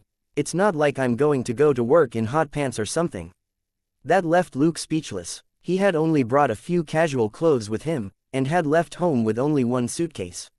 As for Selina, she had 5 suitcases, and had supposedly already tried her best to cut down on her luggage before reaching this number. There had initially been 8 suitcases, most of which contained her so-called pretty clothes. After they were done moving, Luke was too lazy to go out, so he ordered food instead. After they ate, they took a short break. Before heading off to the supermarket, they only had some basic electrical appliances in their apartment, and still had to buy more themselves. Luke didn't have much to buy, but Selina bought a lot of stuff. As she shopped, Selina didn't forget to stare at the price tag sadly and comment, "This thing is as much as an entire week's worth of my salary." Luke could only remain silent. He couldn't exactly offer to pay, right? If he dared to offer to do so, Selina would really think that he was trying to court her. Otherwise, why would he offer to pay for her cosmetic stuff? Just look at her shopping cart. There were even tampons in there. Apart from boyfriends or husbands, men would rarely buy this stuff for women. When they returned home, they didn't continue cleaning the place. Rather, they only carried their own things into their respective rooms before washing up and going to bed. The next day, they headed to work. When they arrived at the department, a few detectives could be seen in the Major Crimes Division's lounge. Some were here early while some had been here working through the night. Only 2 people bothered to nod at the two in greeting. Half an hour before work officially started, Brock arrived. When he saw that the two had arrived early and were full of vigor, he was pleased. From this, he could judge that these two at least weren't the type of troublemakers who liked to do things unconventionally. Generally, the more capable a person was, the more unconventional they tended to be. In fact, they had a few of these capable yet unconventional detectives in the team. Those old foxes would only follow police procedure at the barest minimum required in order to get the job done. As far as they were concerned, the other procedures were as good as non-existent. Of course, that was also partly due to the relative freedom which members of the Major Crimes Division had. Most of the time, when things got busy, they would have to work several days in a row without rest. Thus, they didn't even work regular hours like the other police officers. Brock waved at Luke and Selena and called them over to his office. He cut straight to the chase when they entered. After all, he was also a very busy person. He searched his desk for a bit before taking out a file and tossing it over to Luke. "This case is now yours. Report back to me when there's progress. If you encounter something you can't solve, come find me as well." "Any questions?" Selena wanted to take a look at the file, but Luke merely smiled and said, "Yes, sir." Brock waved his hand. "Since you're working for me, do the same as everyone else, just call me, Head." "All right, get started," Luke agreed before walking out. Selena did the same as well. Inwardly, Brock mused to himself, indeed, the younger one is the leader. In truth, that wasn't too weird. When a man and a woman were partnered together, the man tended to be more suited to lead, while the woman was more suited for support. After all, women were generally better at networking and diplomacy, while men were better in combat situations and were more intimidating. But then again, the boy looked too young. Could he intimidate the people they had to deal with? But Brock immediately tossed the thought aside. He was a commanding officer, not a nanny. They would have to solve that sort of problem themselves. If they couldn't do something like that, they might as well quit the Major Crimes Division. When Luke and Selena returned to their desks, they opened the folder. Luke sat in his own chair while Selena came over and sat on the armrest. Just like that, the two studied the file. A homicide had happened in an apartment at 39-107A Street, Westside. A woman had been killed there. The division had received this case yesterday at the same time that Luke and Selena had arrived. The Major Crimes Division had always been stretched thin in terms of manpower. With two new detectives in the team, Brock decided not to bother the others with the new case, and handed it to the pair instead. After going through the file, Luke picked up his jacket, put it on, and covered his gun before saying, "Let's visit the scene." He couldn't be bothered waiting for the autopsy report. In a major city like this, the forensic department would usually be extremely busy. It was very common for a report to take maybe a month or two if the case wasn't a priority. In fact, it might take as long as half a year. Yes, this was never portrayed in TV shows. In reality, the number of cases actually solved in the United States with the help of forensics was less than 5%. Most of the time, cases were solved through actual police work. Forensics only helped to give supporting evidence. Generally, if the police couldn't find any leads in a case, they would have no choice but to classify it as a cold case. Perhaps a day would come when the criminal would strike again, and leave behind some new clues. Only then would there be a chance to solve the cold case. The two went to the parking lot and hopped into a police car. This was the treatment accorded to members of the Major Crimes Division, but since Brock had yet to fully accept Luke and Selena, they couldn't openly take the car for their personal use. It was fine to occasionally drive the car back home, but if they did it every day, there would be complaints. They got in the car and took 40 minutes to reach 39-107A Street. When they arrived at the scene, both of them observed their surroundings. Although it might not help with the case, police investigations were of times concluded with the discovery of something minor and overlooked. This was an old apartment building that was at least 30 years old. The mottled walls and the outdated doors and windows were proof that this wasn't a place of the wealthy. Chapter 56. Which, missing body, and malfunctioning surveillance cameras. Naturally, there weren't any surveillance cameras in these old apartment buildings. The only security measure the apartment building had was an elderly lady who watched the main entrance. She was about 60 years old and still looked quite spirited despite her age. Luke mused that this granny here definitely wasn't as terrifying as Granny Lucy. Selena went over and showed the granny her badge wallet with the new badge on it. On one side of the wallet was a police badge while on the other side was an ID card. They were most commonly issued to officers dressed in civilian clothes. The granny remained calm and wasn't shocked to see the police. When she heard that they wanted the key for the apartment where the murder had happened, she fished out a key from behind her. "This is the only copy I have. Remember to return it when you're done." Selena thanked her with a smile. The two then headed up the stairs to the third floor. Old apartment buildings like these didn't even have elevators. When they arrived at apartment 305, they saw cordon tape over the door. Selina casually removed the tape and opened the door with the key. The two then entered. Forensics was already done with their work here. Thus, the two no longer needed to put on gloves, and only needed to be sure not to touch anything they saw in the room. Looking at the human figure outlined on the floor, Luke said, "You check around here. I'll go check the bedroom." After Selina nodded, Luke went to the bedroom. The body had been discovered in the living room, and the bedroom wasn't exactly the first crime scene. Thus, the bedroom was still largely the same as before. Luke scanned the room before raising his voice. "Selina." Selina walked over, and when she saw the bedroom, she was somewhat horrified as well. "So, have you investigated cases before which involved someone like this?" Luke asked with an odd expression on his face. Selina shook her head. "No, not many people in our town believe in such superstitions." "Do you know what these things are?" Luke asked. Selina scanned the room before shaking her head. "There are only a few voodoo items here. I'm not sure what the other items are, but whatever the case, the things here definitely don't belong to a regular religion." Luke nodded. "Fine. Looks like our victim is a witch." As the two were speaking, Luke's phone rang. He answered, and after a while, he said, "Got it," before hanging up. Selina asked, "What's up?" Luke replied, "Let's go. Our witch's body is gone." Selina said, "What?" When they went back downstairs, Selina returned the key to the granny. She also passed her a name card, telling her to call them if she recalled anything. Then, the two got back into their car. In the car, Selina asked, "What's going on? How did the body go missing?" Luke replied, "The coroner was about to conduct an autopsy on the body. Right before starting, he went to the toilet, and the body was already gone by the time he got back." Selina asked, "Anything on the surveillance cameras?" Luke replied, "No idea. We'll have to check the footage ourselves. It was Brock who called me. He told us to take on the case of the missing body as well. After all, the disappearance of the body might be related to the murder."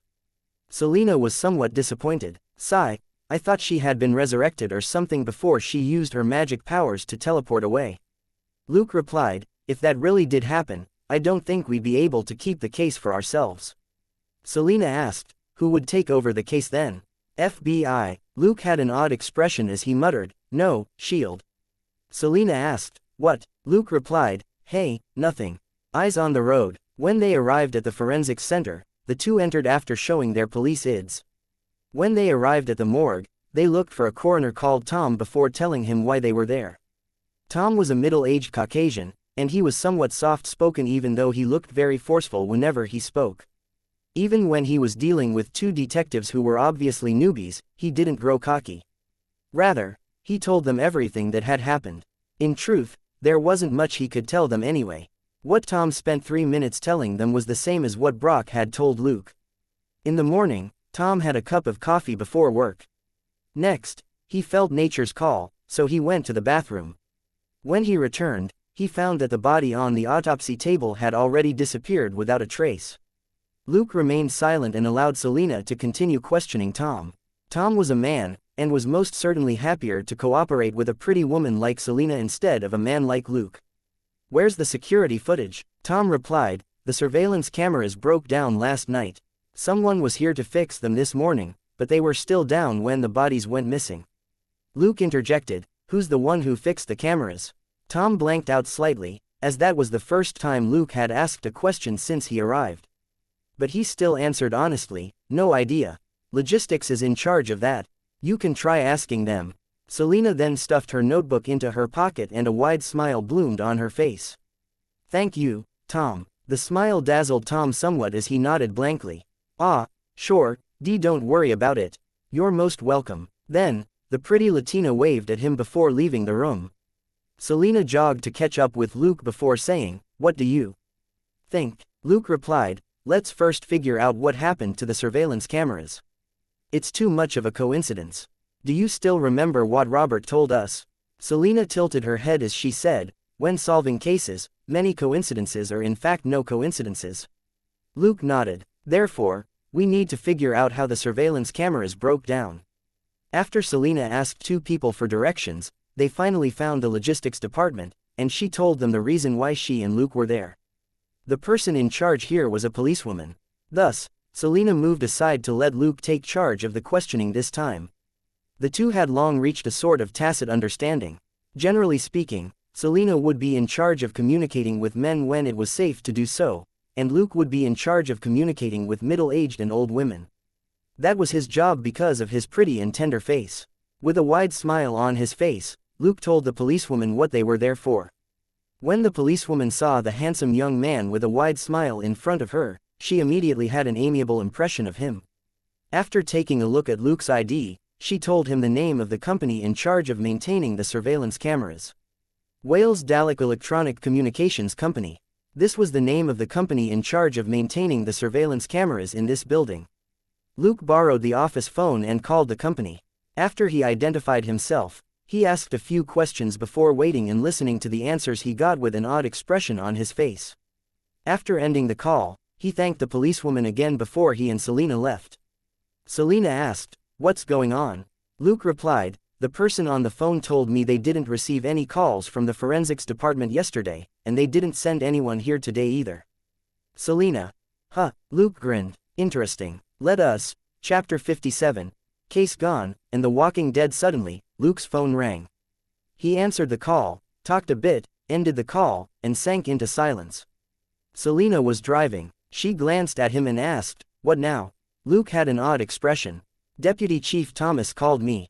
He told us the case has been handed off and we can stop working on it." Selena asked, "Handed to who?" Luke replied, "FBI." When the two returned to the police department, they saw 4 people come out, with one in the lead while the other 3 followed closely behind. All 4 wore black suits and sunglasses, and had solemn expressions. They looked like gang members from a movie. The 4 walked past Luke and Selena. Luke and Selena returned to the Major Crimes Division and headed straight to Brock's office. When they returned, Brock nonchalantly asked, "Anything?" Luke had an odd expression on his face once again. "Boss, the case has already been handed off by Deputy Chief Thomas. We're here to report to you." Brock was stunned. "Handed off? Why wasn't I told? Did the Deputy Chief tell you that?" His face turned unsightly. It was improper for the Deputy Chief to get involved in his subordinates' cases. After all, if the higher management got personally involved in everything, what was the point of having commanding officers like Brock? Were they just puppets? Luke thought about it and said, "In fact, not long after we arrived at the forensics department to investigate the missing body, we received a call to stop." Brock nodded. That made him feel better. At the very least, these two were as clueless as he was. He picked up a different file from the table and said, "Work on this case, then," and waved his hand to tell the two to leave. Luke and Selena med in response and left. Outside, Selena whispered, "Looks like Brock's quite angry." Luke answered, "I doubt. He's angry at us. Well, forget it, let's look at our new case." They went back to their desks and opened the file. Selena was immediately shocked at its content. "What's the meaning of this? Are you sure that Brock still isn't prejudiced against us? Look at the kind of case he's given us." Luke still remained calm. After skimming through the file, he said in a low voice, "It isn't necessarily because he's prejudiced against us. This is Houston. Even weapon smugglers wouldn't resort to a shootout with the police. Did you notice that the final destination of these smuggled weapons is Mexico?" Selena gave it some thought but was still unhappy. "We might have fought a Mexican cartel before, but that doesn't mean that we know Mexico well. Why are we getting a case like this? This is our first day at work. We don't even have any resources for gathering information." Luke nodded. "We no longer have Robert backing us up, so we need to think of a solution ourselves. Since we don't have any information, we'll have to look for it ourselves. A network of informants is something that takes time to grow, anyway." At that moment, Selena suddenly thought of something, and decided to stop talking. In truth, the main reason the two of them didn't have any informants was because of Luke's request for them to remain partners. Otherwise, they would each be following a veteran detective, and would be able to make use of the information resources available to the veteran detectives they were following. They would then have the time to slowly grow their own network. Luke had long seen this coming. Of course, he was more willing to continue working with Selena. That was because he believed that Selena would support him unconditionally. With Selena following his lead, both of them would share the credit when they solved cases, but following the system's calculations, his contribution rate would certainly be higher. If he had to work with a veteran detective instead, he would be the one following the other person's lead.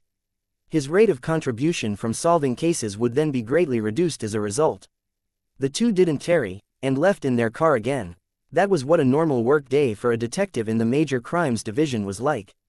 To be promoted and to get a raise, they would have to work hard. There was so much work to be done that they would never be able to complete whatever was available. After leaving the department, they grabbed a meal at a fast food restaurant. This was a Mexican fast food restaurant. At a Mexican restaurant, they naturally ordered some tacos, with meat and spicy sauce. Both of them found this an extremely delicious meal. Selena's parents were Mexicans through and through. Thus, they had Mexican food at home most of the time. In Luke's previous life, he was from Sichuan, China. Thus, he had a deep love of spicy food. Selena had 2 tacos while Luke had 4. They spent almost 40 minutes eating. After the meal, when they got back into their car, Selena asked, "So? Noticed anything?" Luke replied, The tacos here are decent, but slightly worse than Sandra's." Selena rolled her eyes. All right, my mom isn't here. You can stop buttering her up." She might be saying that, but inwardly, she was still happy to hear Luke praising her mom. Luke grinned and moved on from the topic. "Everything looks normal, but we were only there for a meal. If we could find something so easily, the case would have been solved long ago. Let's take a spin around the area instead." The new case they had gotten had to do with arms trafficking, and it was suspected that a Mexican gang was behind it. This was why Selena believed that Brock was prejudiced against the two of them. These gangs varied in size, from several dozen to hundreds of members. 2 newbie detectives without an information network wouldn't be able to deal with such a gang. Luke, however, didn't share her thoughts. Perhaps Brock was thinking of putting them in their place, but he certainly wasn't expecting the 2 of them to solve the case right away. If they did manage to solve the case so easily, wouldn't that make the other detectives in the team look stupid? In fact, the case had been with them for over 2 months. The detectives in charge of this case previously had been transferred off it to work on another urgent case. Evidently, everyone believed it was unlikely that this case would be solved. As Selena drove, Luke never stopped observing their surroundings. Suddenly, his face went blank as a familiar yet unfamiliar face seemed to walk past out of the corner of his eye. It felt familiar since he seemed to have seen that face before. It was unfamiliar because he couldn't recall who that person was, so he was sure that it was someone he didn't know.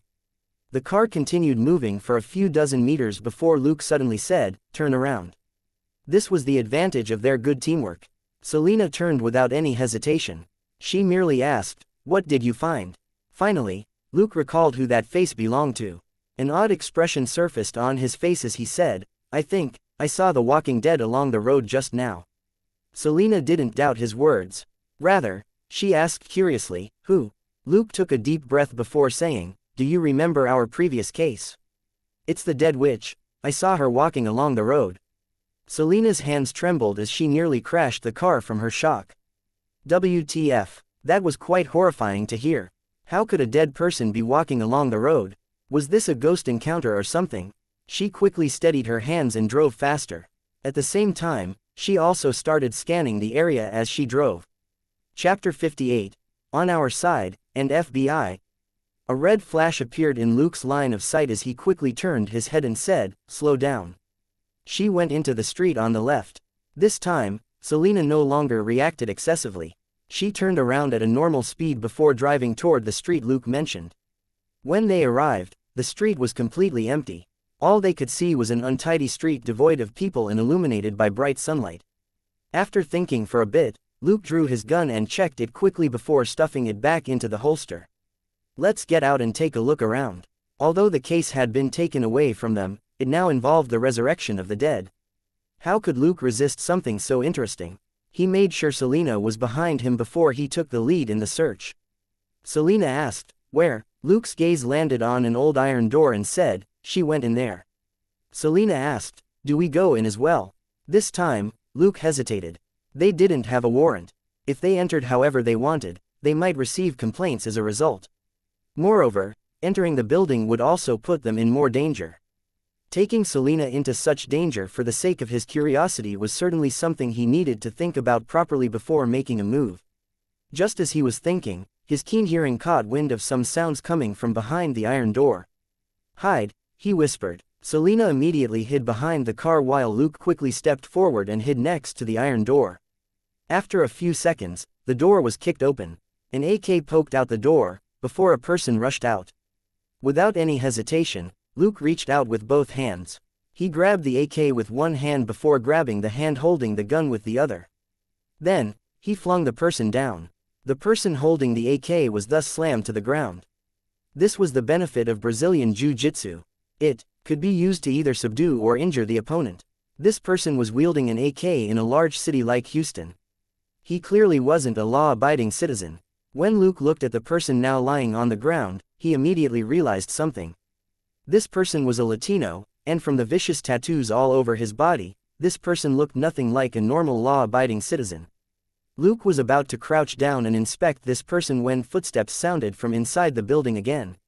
He frowned. The person he had slammed into the ground had in fact run out in a disorderly fashion with a flustered expression. This time, the footsteps he heard were rather subdued and calm, signifying that the newcomer was a well-trained person who could control his pace even when running. Luke picked the person up from the ground and hid behind him as he strained his ears and focused on the approaching footsteps. The footsteps suddenly stopped. Luke's heart thumped as he counted to 2 silently before pushing the person he was holding toward the door. At the exact same moment, someone jumped out the door as well. The newcomer crashed into the person Luke tossed over, and the two were immediately tangled up together. At that moment, Luke raised the AK and shouted, "HPD. Freeze." The newcomer was by now on the ground. When he heard the shout, he was slightly stunned. When he saw the AK Luke was holding, his face was filled with disbelief. "Who are you trying to fool? No police officer in America uses an AK." Nevertheless, with an AK pointed at him point blank, he naturally didn't dare move. At such a distance, the AK could easily kill him. He quickly begged, "Please don't fire." Luke strained his ears and didn't hear any other footsteps, but heard some gunshots instead. Luke said, "Selena, show him your badge." The person on the ground blanked out. "He's really a cop." A short time later, someone walked out behind him. When he looked at her, he realized that she was a pretty woman holding a Glock 23. In her hand was a wallet which clearly showed her badge and ID. The person on the ground finally heaved a sigh of relief. "We're on the same side. I'm from the FBI." Luke wasn't shocked to hear that, but Selena was. Luke didn't seem to care. "Drop your gun, right now." That person helplessly dropped his gun. "Keep your hands up," Luke continued. That person did as told.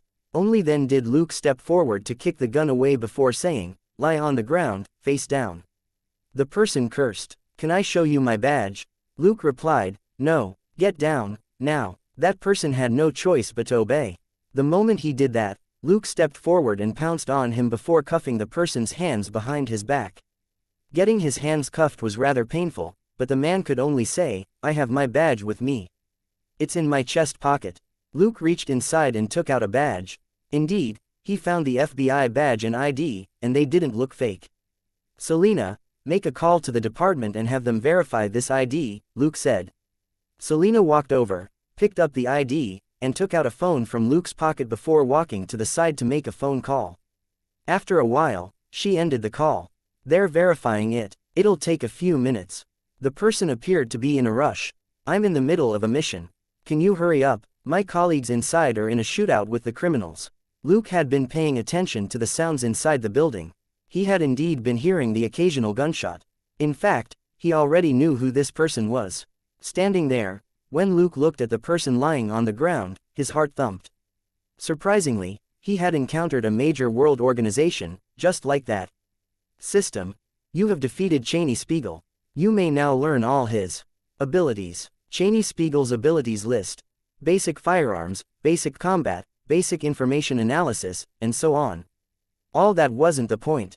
Luke had a habit of messing around with the system whenever he was free, to figure out how the system operated.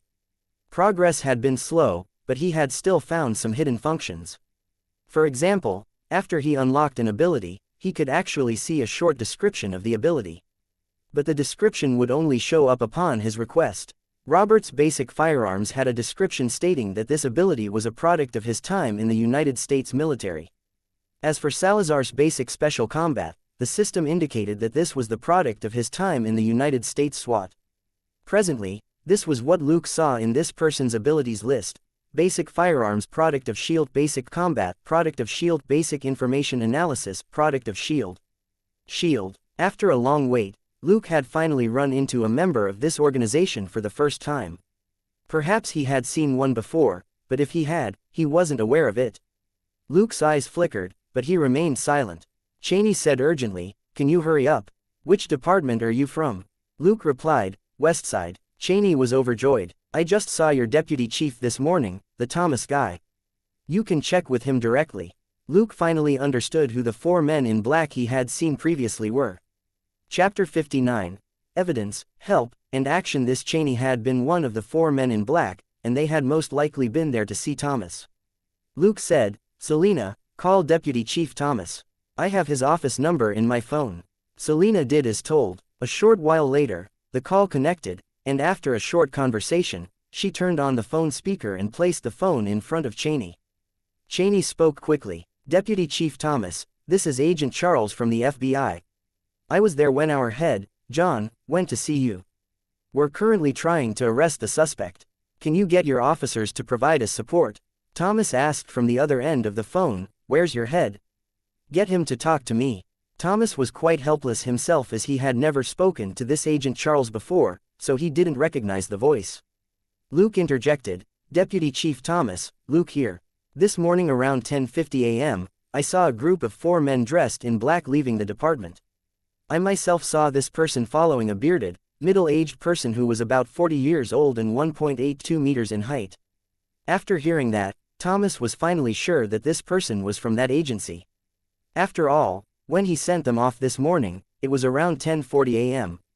He thus said, "I see, that's it then. Release him." After a slight hesitation, Thomas added, "If possible, try to help them as well." Luke replied, "Got it, Deputy Chief." Only then did Thomas end the call. Luke gestured at Selena as she immediately removed the cuffs from the man on the ground. Cheney, the fake FBI agent Charles, quickly stood up and stretched his arms. Luke picked up the gun on the ground and returned it to him. "Sorry, it's a habit of the job." Cheney couldn't be bothered to hold a grudge. He was well aware of how the police worked in America. Luke had acted accordingly as he took his safety and that of his fellow officer into consideration. In any case, Luke was the one who had helped him quickly prove his identity. Cheney quickly said, "3 of my colleagues are still in there. There are also some Mexican gang members in there. Also, there's a female suspect in a red dress. Come with me and be very careful, especially when you encounter the woman in red. Keep your distance from her. She's incredibly strong in melee combat." Luke's heart thumped as he thought. Red dress, the dead which I saw earlier was in a red dress as well. He didn't say anything and nodded. "Understood." Then, he pointed at the AK. "Do you want this?" Cheney shook his head. "No thanks. Things were very complicated in the building. Using an AK would only make things worse." Luke nodded and cuffed the first person's arm to his leg to ensure that he wouldn't be able to flee even after waking up. Then, he searched that person for some AK magazines before saying, "Let's go, Selena. Cover our backs." Selena nodded. All 3 of them went through the iron door. Cheney had only left earlier because he had been chasing the suspect with the AK, thinking that this person was their target. But it turned out that he had been chasing the wrong person, and had gotten himself disarmed by Luke instead. After the delay, he was very anxious. He only had 3 colleagues in there, and they had to face an entire Mexican gang. Apart from that, they had to be on the lookout for their target as well. Thus, they were in a rather bad spot. The only good news was that their target was here to seek revenge against the Mexican gang. Thus, his colleagues wouldn't be facing a 2-pronged attack from both their target and the Mexican gang. After going through a passageway, they arrived at a warehouse. This place was huge and was filled with numerous goods that were piled up everywhere, which limited their line of sight. Luke immediately understood why Cheney had refused the AK. In such an environment, a pistol was much better than an AK. But Luke didn't mind. He was far more dexterous than an average person, and after losing Robert's basic firearms and basic special combat abilities, he switched to Salazar's abilities instead. The system was rather fair in this aspect. So long as he met the requirement for the abilities, he could always freely switch from one person to another for the same ability. Compared with Robert's military abilities, Salazar's SWAT abilities were far more suited to such an enclosed area. Salazar was very well practiced in using automatic rifles, even in such an enclosed area. Cheney gestured at the two, and they understood what he was trying to say as he was using a common tactical gesture with them. The two then started advancing while providing each other cover. In another corner of the warehouse, gunshots rang out every now and then, telling them clearly where to go. Suddenly, a series of gunshots rang out as bullets rained down on Luke's group. Luke reacted speedily as he had noticed the enemy the instant the latter raised his gun. Without hesitation, Luke kicked Cheney in the ass and sent him stumbling to the ground. At the same time, Luke bent low to the ground as well. Through a tiny crack between piles, he saw a pair of legs about 8 meters away from him, which belonged to the person firing at them. Bang, bang, bang. After 3 shots, 2 bloody wounds were left in the legs. The enemy wailed before collapsing to the ground. Without hesitation, Luke fired 2 more bullets at the enemy's head, instantly silencing the latter. Bang, bang, bang, bang. A series of gunshots rang out, and this time, they were aimed at Luke. Evidently, killing the first gang member had put a target on his back. Luke rolled away on the ground, bullet holes appearing right where he had been. Luke had a calm expression on his face as he fired his AK once again. Bang, bang, bang, bang, bang, bang. He fired 2 bursts of 3 shots each and took down 2 gang members. Salazar was an expert at indoor combat like this, even Robert wasn't his match. After the 2 gang members went down, the warehouse sank into silence. Cheney remained on the ground, not daring to move too much. The shootout earlier had ended as suddenly as it had started, and he was completely shocked. As for Luke, he didn't stop. He crouched in an odd posture like a frog as he quickly crawled around in the warehouse. There had been more than 2 people firing at him earlier. After moving away from the dangerous spot, Luke quickly gestured at Selena. Selena instantly understood what he meant. She started firing bullets at where the gang members were taking cover. The gang members were completely untrained, and all they did was reach out to fire their guns randomly. Bang, bang, bang, bang, bang, bang, bang, bang. After moving to the other side of the gang members, Luke fired his gun and took down another person. Again, a hail of bullets rained down on Luke's position. At that moment, it was Selena's turn to shift positions as she fired, causing a gang member to collapse to the ground as he clutched his shoulder. Chapter 60. Kill shots and close-range combat. Luke was moving to a new position, when he heard someone wail in pain before collapsing to the ground. Reflexively, he fired 2 bullets into that person's head. The warehouse then sank into dead silence. This time, nobody dared to fire at Luke anymore. It had only been a minute, and 5 of them were already dead. This was a nightmare for them. They couldn't understand who they had offended. Why were there suddenly so many enemies? Cheney, who was taking cover in a corner, whispered something. Luke didn't bother to try and figure out what he was saying. There was still an unknown number of enemies in the warehouse. He continued moving in that odd squat-like posture with his AK raised at all times.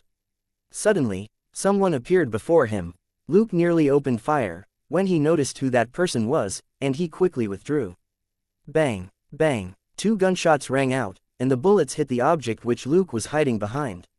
Luke cursed inwardly. The one firing at him wasn't one of the gang members. Rather, it was Cheney's colleague. The entirely black suits they wore were too easy to recognize.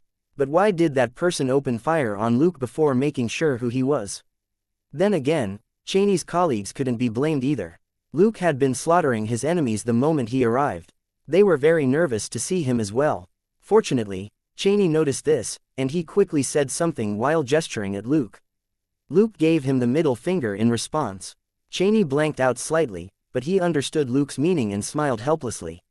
Luke was venting his resentment for almost getting shot by Cheney's colleague earlier. Cheney no longer dared to look down on Luke and Selena anymore. In a short 2 minutes, with Luke as the vanguard and Selena as support, not a single one of their bullets were wasted as they killed 5 people in a row. Their efficiency in a combat situation was terrifying. Even Cheney wondered what kind of police they were. Were the officers of the Westside Houston Police Department all this vicious? Luke took a peek and saw that Cheney's colleague was no longer aiming at him. That person also seemed to be in bad shape. His leg had been hit, and he could only stay hidden behind cover. No wonder he had reacted so fiercely earlier. Luke waved before gesturing at that person. When that person saw his gesture, he understood and nodded. He then raised his gun and fired a few shots in a certain direction. Then, Luke started scanning the warehouse, and discovered that there were reactions from two different positions. With his dynamic vision, he was able to immediately notice any minute change. Without any hesitation, he aimed his gun and fired 3 shots in a row. With a miserable wail, another enemy was hit. Slowly, the wail petered off. Cheney's injured colleague was shocked. Shit, this officer only ever fires kill shots. Luke didn't hesitate whatsoever as he immediately started moving quickly again. He went around 2 shelves and was about to head to one side of the other position where there had been some movement.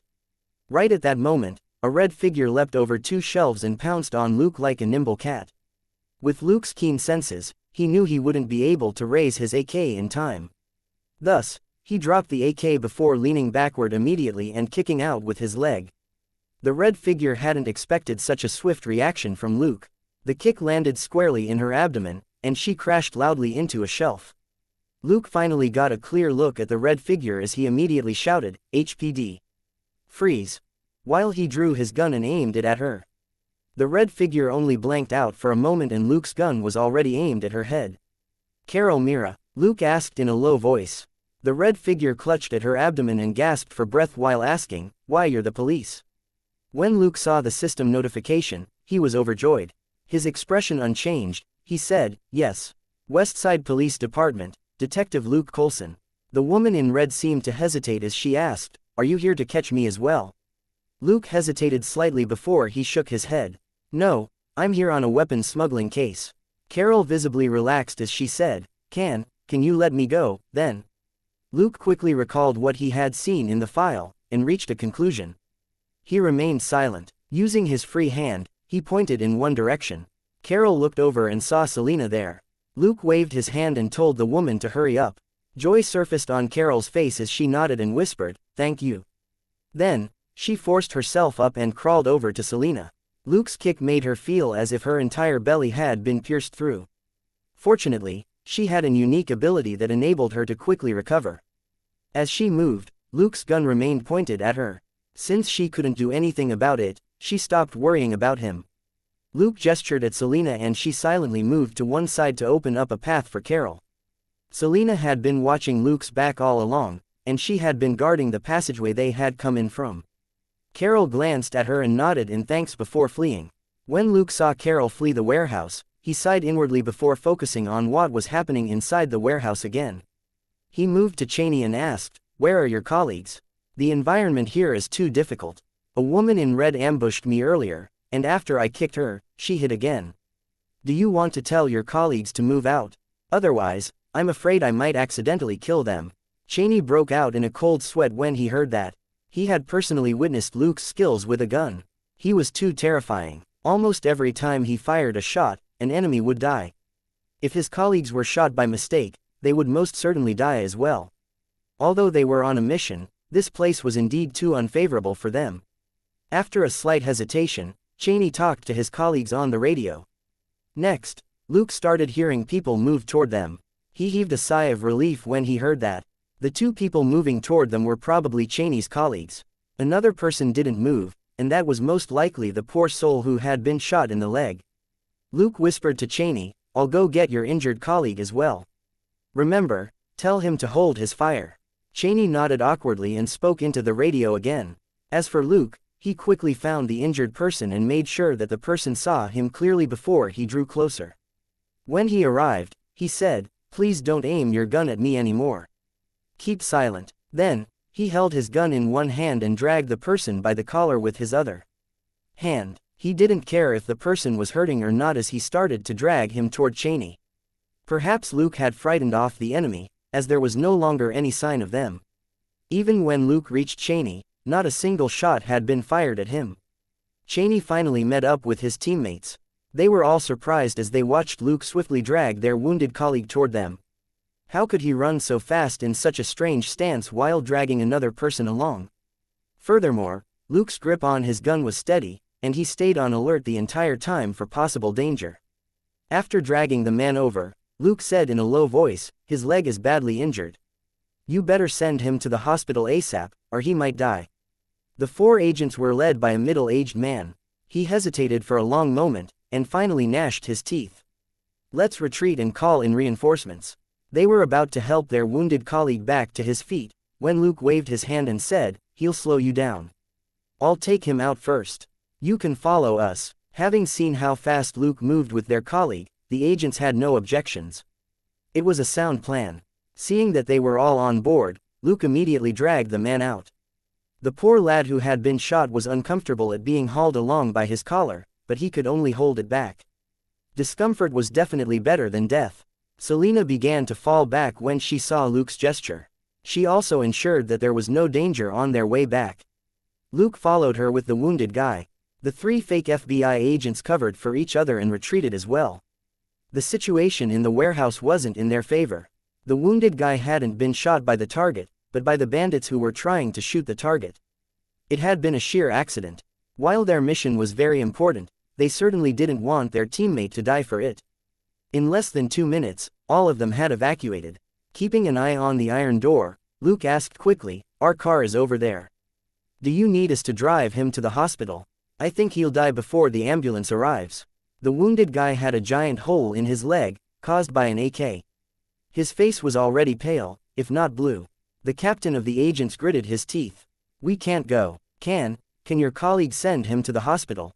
Luke nodded. Selina, bring the car here. The captain couldn't help but add, Luke, please wait a moment.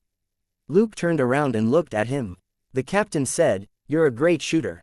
We could use your help. Luke understood him perfectly. Selina, take him to the hospital. Call me if anything happens. As he talked, he picked up the wounded agent, and Selina opened the back door of the car so that Luke could put him inside. Selina reminded Luke to take care of himself, before she quickly drove away. Very soon, a police siren echoed throughout the streets. Selina had turned on the siren and flashing lights to clear the way. Cheney and the rest of the agents were relieved. They had one less thing to worry about now. The captain thanked Luke. He then made new arrangements. He and one other person would go around to the other side, where there was supposedly another exit. Luke and Cheney would stay here to ensure that nobody escaped. Luke nodded his head to show that he understood. The 2 of them hid in a corner. Luke began to check the system notifications. Right when he was excitedly reading the information, Cheney asked in a low voice, Luke, it's Luke, right? Luke nodded slightly. Cheney asked, are you a member of Houston SWAT? Luke glanced at him and said, I work in the Major Crimes Division at the Westside Police Department. Cheney found it hard to believe. It wasn't that he was biased against the Major Crimes Division, but that Luke's performance was too astonishing. If all the officers in all the major crimes divisions in America were as good as Luke, Cheney and his colleagues should be fired. Their boss could barely accept the fact that his elite agents couldn't even compare with a rookie from a local police department. Luke was amused by Cheney's look. He added, I was transferred a few days ago.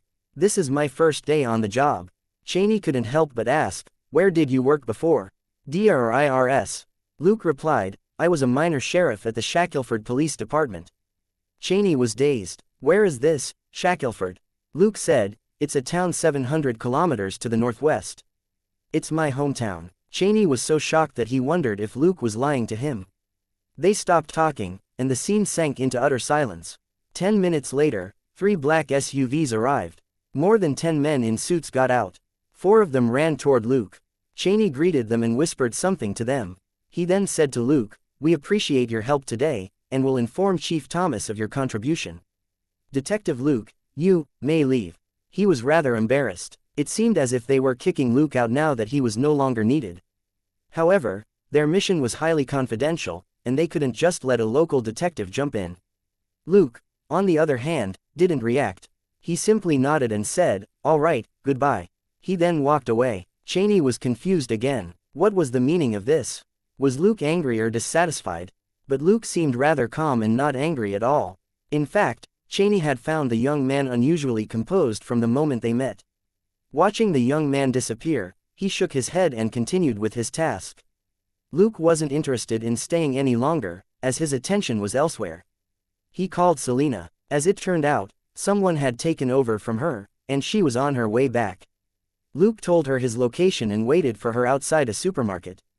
10 minutes later, Selena arrived, and Luke got in the car. "Where to now?" asked Selena. Luke said, "Back to the police station. I think we need to tell the boss what happened here." Before they got to headquarters, however, Thomas gave them a call. "You did a great job today. There's no need to report in. Get some rest and come to my office tomorrow morning." The two of them certainly had no objections to that arrangement. The clash that afternoon had been a brief one, but it had been as electrifying and dangerous as when the Carlos family had attacked them. They certainly wouldn't refuse an early night. Selena turned the car around and drove home. After they returned, they each took a shower. Then, they chilled in the living room. Selena turned on the TV and enjoyed a soap opera. Luke, on the other hand, studied his rewards from today on the sofa. Mission: defeat the Mexican military weapon smugglers and collect the smuggled items. Completion of the mission is worth a total of 1,000 experience and 1,000 credit. Since the host's contribution to the mission was 35%, 350 experience and 350 credit points have been awarded to the host. You defeated Carol Mira and have access to a list of her abilities. System: you have received Carol Mira's appreciation. You may now learn all her abilities. Carol Mira's abilities list: Basic Self-Healing X Gene, Prerequisite, 40 Strength, 10,000 credits. Luke couldn't help but smile. Why had he let Carol go instead of capturing her? It was because she had been a huge surprise. Carol Mira was none other than the ordinary woman who had been shot in her apartment. He had accepted the case that morning.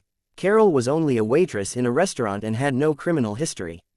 It was one of the reasons why Luke had let her go. As for why S.H.I.E.L.D. agents were after Carol, the answer was obvious. S.H.I.E.L.D. might have noticed that Carol could come back to life. The agents were here precisely to deal with the issue. Therefore, Carol's disappearance from the morgue might be related to S.H.I.E.L.D. At the very least, it must have been Cheney who had wiped the security footage. It was S.H.I.E.L.D.'s responsibility to cover up such supernatural incidents, so that ordinary people wouldn't panic. This could explain Cheney and his teammates' operation. However, Carol's basic self-healing was definitely one of the abilities that Luke desired most. Since he had obtained this ability from her, he was willing to return the favor even if she didn't know what it was about. Besides, Luke had figured out one of the system's rules. Carol Mira's gratitude had allowed him to directly unlock her abilities. Luke was quite excited. This meant that bad guys now weren't the only source of abilities for him. He could acquire abilities from good guys, too, as long as he earned their appreciation first.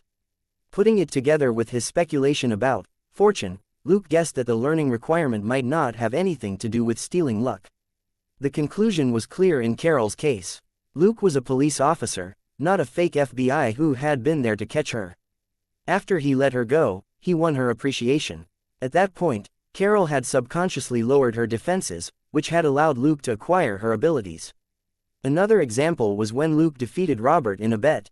That had lowered Robert's defenses, to the point that Luke could learn his abilities. But Robert inevitably had bad luck after that because his defenses had deteriorated. The third example was when Luke killed criminals. He was like a hunter in that sort of situation, and everything the prey had would become his trophy as long as he took them down. However, he had to verify his assumption first. There was still no telling if Carol would start to be haunted by bad luck. After analyzing the situation, Luke pondered the basic self-healing ability. According to the file, Carol had been shot the day before yesterday and had been in the morgue until today. She was shot twice in the abdomen, or more specifically, in her gut and her heart. From that point of view, the speed of recovery with the basic self-healing ability wasn't very high, but Luke would never let go of such a life-saving technique. However, it required 10,000 credits. Compared with basic firearms which cost 100 credits and basic special combat which cost 200 credits, basic self-healing was outrageously expensive. Furthermore, it had a prerequisite, which was 40 strength. That meant that basic self-healing demanded a lot of the body's abilities. Starting from level 6, he would receive 4 basic points at each level, and even if they were all invested in strength, he still needed to level up 5 times. The experience required to level up was getting higher and higher, and Luke wasn't sure when he could reach 40 points for strength. Luke was deep in thought, when Selena suddenly called his name. He opened his eyes. He then saw Selena lying on the sofa in an even more comfortable position. Her short pants were obvious under her loose t-shirt, and highlighted the curves of her body. "What are we having for dinner?" "I don't want takeout anymore," said Selena. Appreciating Selena's sexiness, Luke was in a good mood. He stood up with a smile. "I'll cook. Just wait." Selena opened her eyes in surprise. "You can cook." Most Americans didn't know how to cook. Or rather, they were too lazy to cook. The supermarket had all kinds of pre-packed meals that just needed to be heated in the microwave and were then ready to be eaten. Their apartment didn't have a gas stove or an exhaust hood in the kitchen, but there was an oven. Luke chuckled. "Just wait." Selena expectantly watched Luke dig around in the fridge before he went to the kitchen. A few minutes later, Luke came back. Selena looked at his empty hands and asked, "Where's our dinner?" Luke replied, "I'm still cooking. You can eat something else first if you're too hungry." "Do you want chips? It's a garlic and cheese flavor." Selena said disdainfully, "No, I don't want to be dreaming about garlic." Luke shrugged and tossed the weird flavored chips that he had bought by accident back onto the table. 40 minutes later, beeps echoed in the kitchen. Luke's eyes finally moved away from his laptop and he stood up. He was busy for a while. 10 minutes later, Luke was back. "Dinner will be ready in 10 minutes. Selena sat up and said, "I'll take a look." Luke chuckled but didn't stop her. Selena rushed into the kitchen. She saw shreds of something on a chopping board and a steaming pot, but nothing else. She returned in disappointment. "What are you cooking?" "I didn't see anything," Luke said. "Just you wait." It was Luke who had bought the pot. Houston had a Chinatown where many Chinese lived, and some Chinese food culture could be found here. The common belief that Americans had no access to Chinese food wasn't true. On the contrary, Texas had many decent Chinese restaurants whose businesses flourished. The supermarket that Luke and Selena had visited before, for one, was opened by a Chinese. Besides the pot, Luke had also bought a lot of Chinese condiments. A few minutes later, Luke went into the kitchen again, and Selena followed him this time. Luke took out 2 bowls. He stirred the food inside the pot with a wooden ladle, and had a taste with his chopsticks, only to discover that it was too bland. He poured some soy sauce into the pot and stirred again, before he had another taste. The taste was acceptable with the soy sauce. He poured the food from the pot into the 2 bowls in even portions until the bowls were full. Looking at the food, Selena was a bit dazed. "Well, it doesn't seem yummy," Luke said. "This is for you to eat, not to look at. If you don't want it, I'll pack it up for lunch tomorrow. You can have the sandwich in the fridge." Selena shook her head quickly. "No, although it looks terrible, it smells great. I want this." Luke shrugged and placed a spoon into one of the bowls. "This bowl is yours." Then, he left for the living room with his bowl of food. Selena hurried to follow him. They sat down in the living room. Luke lifted his bowl, and in passing, switched to the news channel on TV. Selena, on the other hand, was too busy devouring the food to watch TV. On the TV, several hosts were discussing how promising the economy looked, and what a great investment real estate was. Luke chuckled. A few years later, many people would be spitting blood because of real estate. Freddie Mac and Fannie Mae, the 2 biggest mortgage companies, almost went bankrupt before the federal government took over. He flipped to another channel. The host was speaking quickly next to the image of a mustached man. For a brief moment, Luke was dazed. Tony Stark will soon meet with multiple corporations in Houston to discuss new space development programs. Luke was amused. How could Tony Stark be interested in space technology? Weren't iron robots his favorite? Despite his amusement, he listened to the news carefully. It wasn't because he liked Tony Stark, or because he intended to win the favor of this super magnate, but because Tony Stark was the best gauge. As long as he focused on news of Tony Stark, he would know when the great era would arrive. Regretfully, Luke hadn't been interested in American comics in his previous life.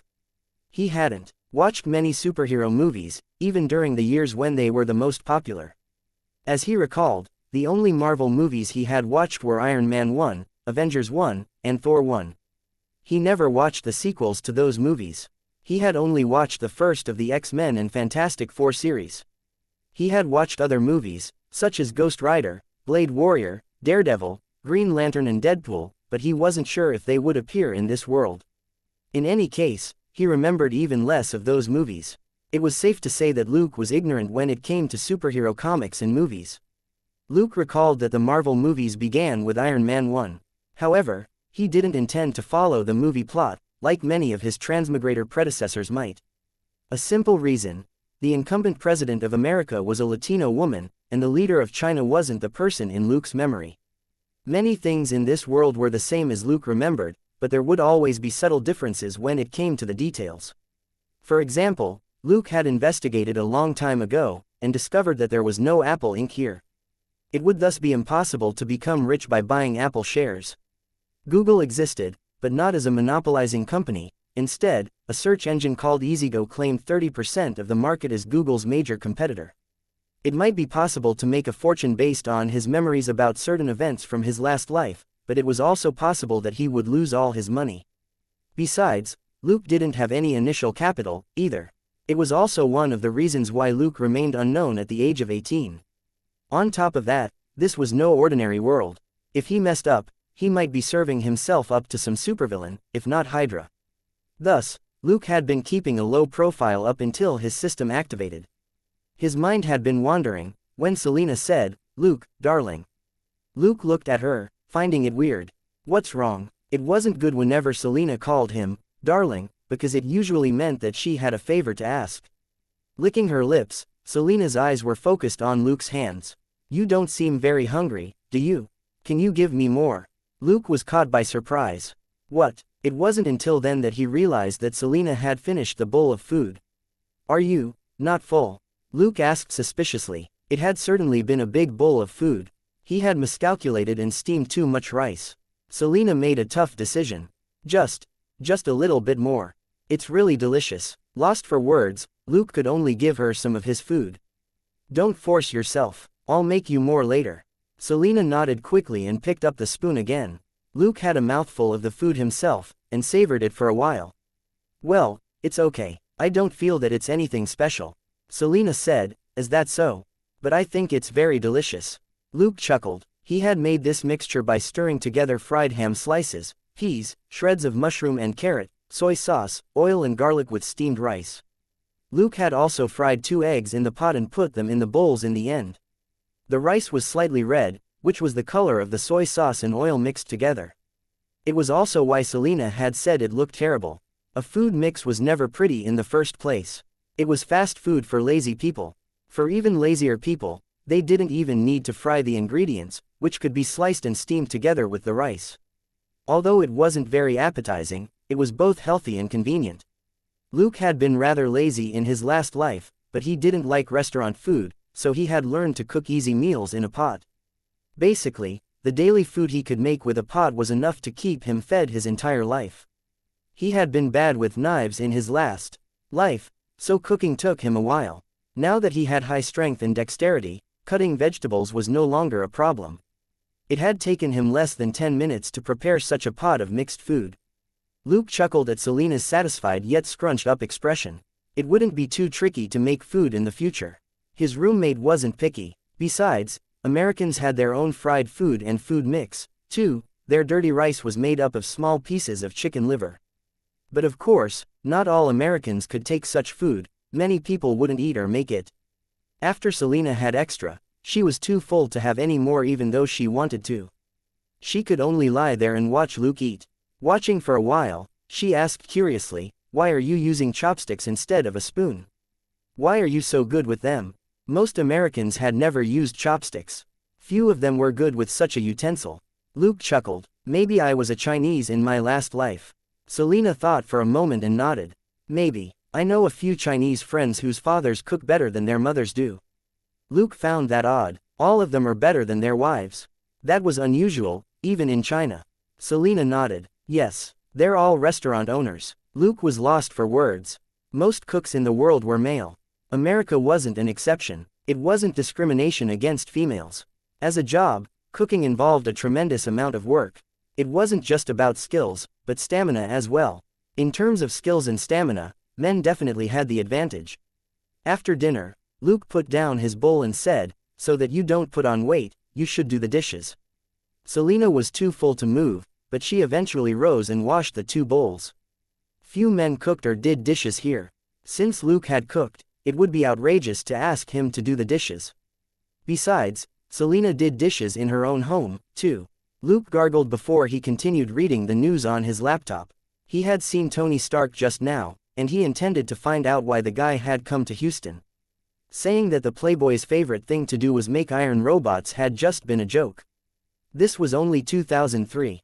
Tony hadn't started studying iron suits yet. Now, Stark Industries was a company that sold military weapons. Technically speaking, space technology was completely unrelated to his main business. So why was he in Houston? It was rather strange. However, after browsing through the news online, Luke abandoned the investigation. Tony was now only a playboy who did whatever he wanted. He didn't need a reason to be here. Since Luke wasn't planning on currying favor with him, there was no need to pay attention to his every move. The next day, Luke and Selena went to work as usual. They had to report to Thomas first. They knocked on Thomas's office door and entered. Thomas put down his work and observed them for a while, before he said, "I read your files and knew you were exceptional, but I have to admit that I didn't expect you to achieve so much on your first day at work." Both of them simply stood in silence. Thomas waved his hand and said, "Sit down." The two of them sat down on the couch. Thomas grabbed several documents and handed them out. "Sign the non-disclosure agreements first." Luke signed the agreement without reading it at all. Selena had planned to read it, but when she noticed what Luke did, she followed suit. Thomas was satisfied. Those two indeed were natural partners. After they were done, he handed over another 2 documents and said, "Sign these, too." Luke opened the document and signed again. Selena did the same. Thomas didn't ask for the documents back. He said, "You can read them now. Ask me if you have any questions, but don't talk about what happened yesterday after you leave this office." They finally read the documents. The non-disclosure agreements had undoubtedly been issued by S.H.I.E.L.D., but the documents after that were actually promotion papers. Selena was a regular officer, and Luke was an intern at best thanks to his relationship with Robert. Robert had pulled some strings and seized the opportunity to get them transferred. Finally, they had managed to rise in rank. Now, after only 1 day at Westside Houston Police Department, they were both level 2 detectives. Most officers would be jealous at how fast they had been promoted. Selena flushed with excitement, obviously intoxicated by the unexpected promotion. Luke, on the other hand, was much calmer. For him, he had gotten the real reward yesterday. This was just a bonus. He understood what this was about after reading the promotion papers. The FBI had sent a brief on the case yesterday, and had mentioned Luke and Selena's contributions. However, Cheney and his team were fake FBI agents. They actually worked for S.H.I.E.L.D.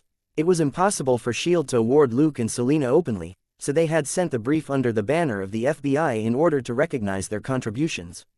In the meantime, to keep them from leaking the matter, the reward had to be a generous one. Furthermore, Luke had saved an agent and helped them kill multiple gangsters. So, they definitely had to give such an ally something more than a gag order. Luke realized what happened yesterday after reading the promotion papers. After her resurrection, Carol had been looking for the Mexican gangsters for some reason. As it happened, Cheney and his team had been tracking her, and had followed her into the warehouse of Mexican gangsters. Then, the 3 parties were engaged in a chaotic fight in the warehouse. Carol had a grudge against the gangsters, but Cheney's team wanted to catch her. The gangsters had to deal with Carol, an intruder, but they could tell that Cheney's team were cops. Cheney's team went after Carol, but there was no way that they would refrain from shooting back at the gangsters. Just like that, the 3 parties had been caught in a deadlock in the warehouse. Then, Luke came in and cleared out the hoodlums in several minutes. He let Carol go and retreated with S.H.I.E.L.D.'s team. The confusing battle finally came to an end. Carol was fine. The only thing she had suffered was a kick from Luke, and she escaped safely. On S.H.I.E.L.D.'s side, 1 agent was heavily wounded, but the other 3 were fine. The gangsters were less lucky. They were the weakest and had been shooting randomly, so the other parties attacked them first. After the incident, 9 bodies and 3 injured gangsters were moved out of the warehouse. Also, given how serious the case was, the Westside Police Department had taken over the warehouse after S.H.I.E.L.D. was done and scoured the place. A hidden bunker had been discovered, and more than 300 weapons of various kinds, including even military C4, were unearthed. It was without doubt a major case. Then, this was the key part. Luke and Selena were the officers who had accepted the case. Later, they were the ones who fought the gangsters and saved an FBI agent, which gave the Westside Police Department an excuse to lock down the warehouse and search it. In all respects, Luke and Selena were the greatest contributors in this smuggling case, even though they had both been sound asleep at home when the smuggled military weapons were discovered. This was also the excuse used to issue the promotion papers. Cracking a case plus saving a colleague meant a promotion. It was utterly justified. Thomas observed their faces, and thought even more highly of Luke. As for Selena, she was obviously the support, but she had done a great job. Cooperating with Luke, Thomas finally said, "You can't discuss what happened yesterday with anyone, not even your commanding officer." Luke nodded, but secretly wondered if Brock would be pissed again when he couldn't ask about the details of a case that his subordinate had cracked. After some more warm encouragement, Thomas sent them back to work. They had never entered the Major Crimes Division office until today. The detectives inside all looked at them.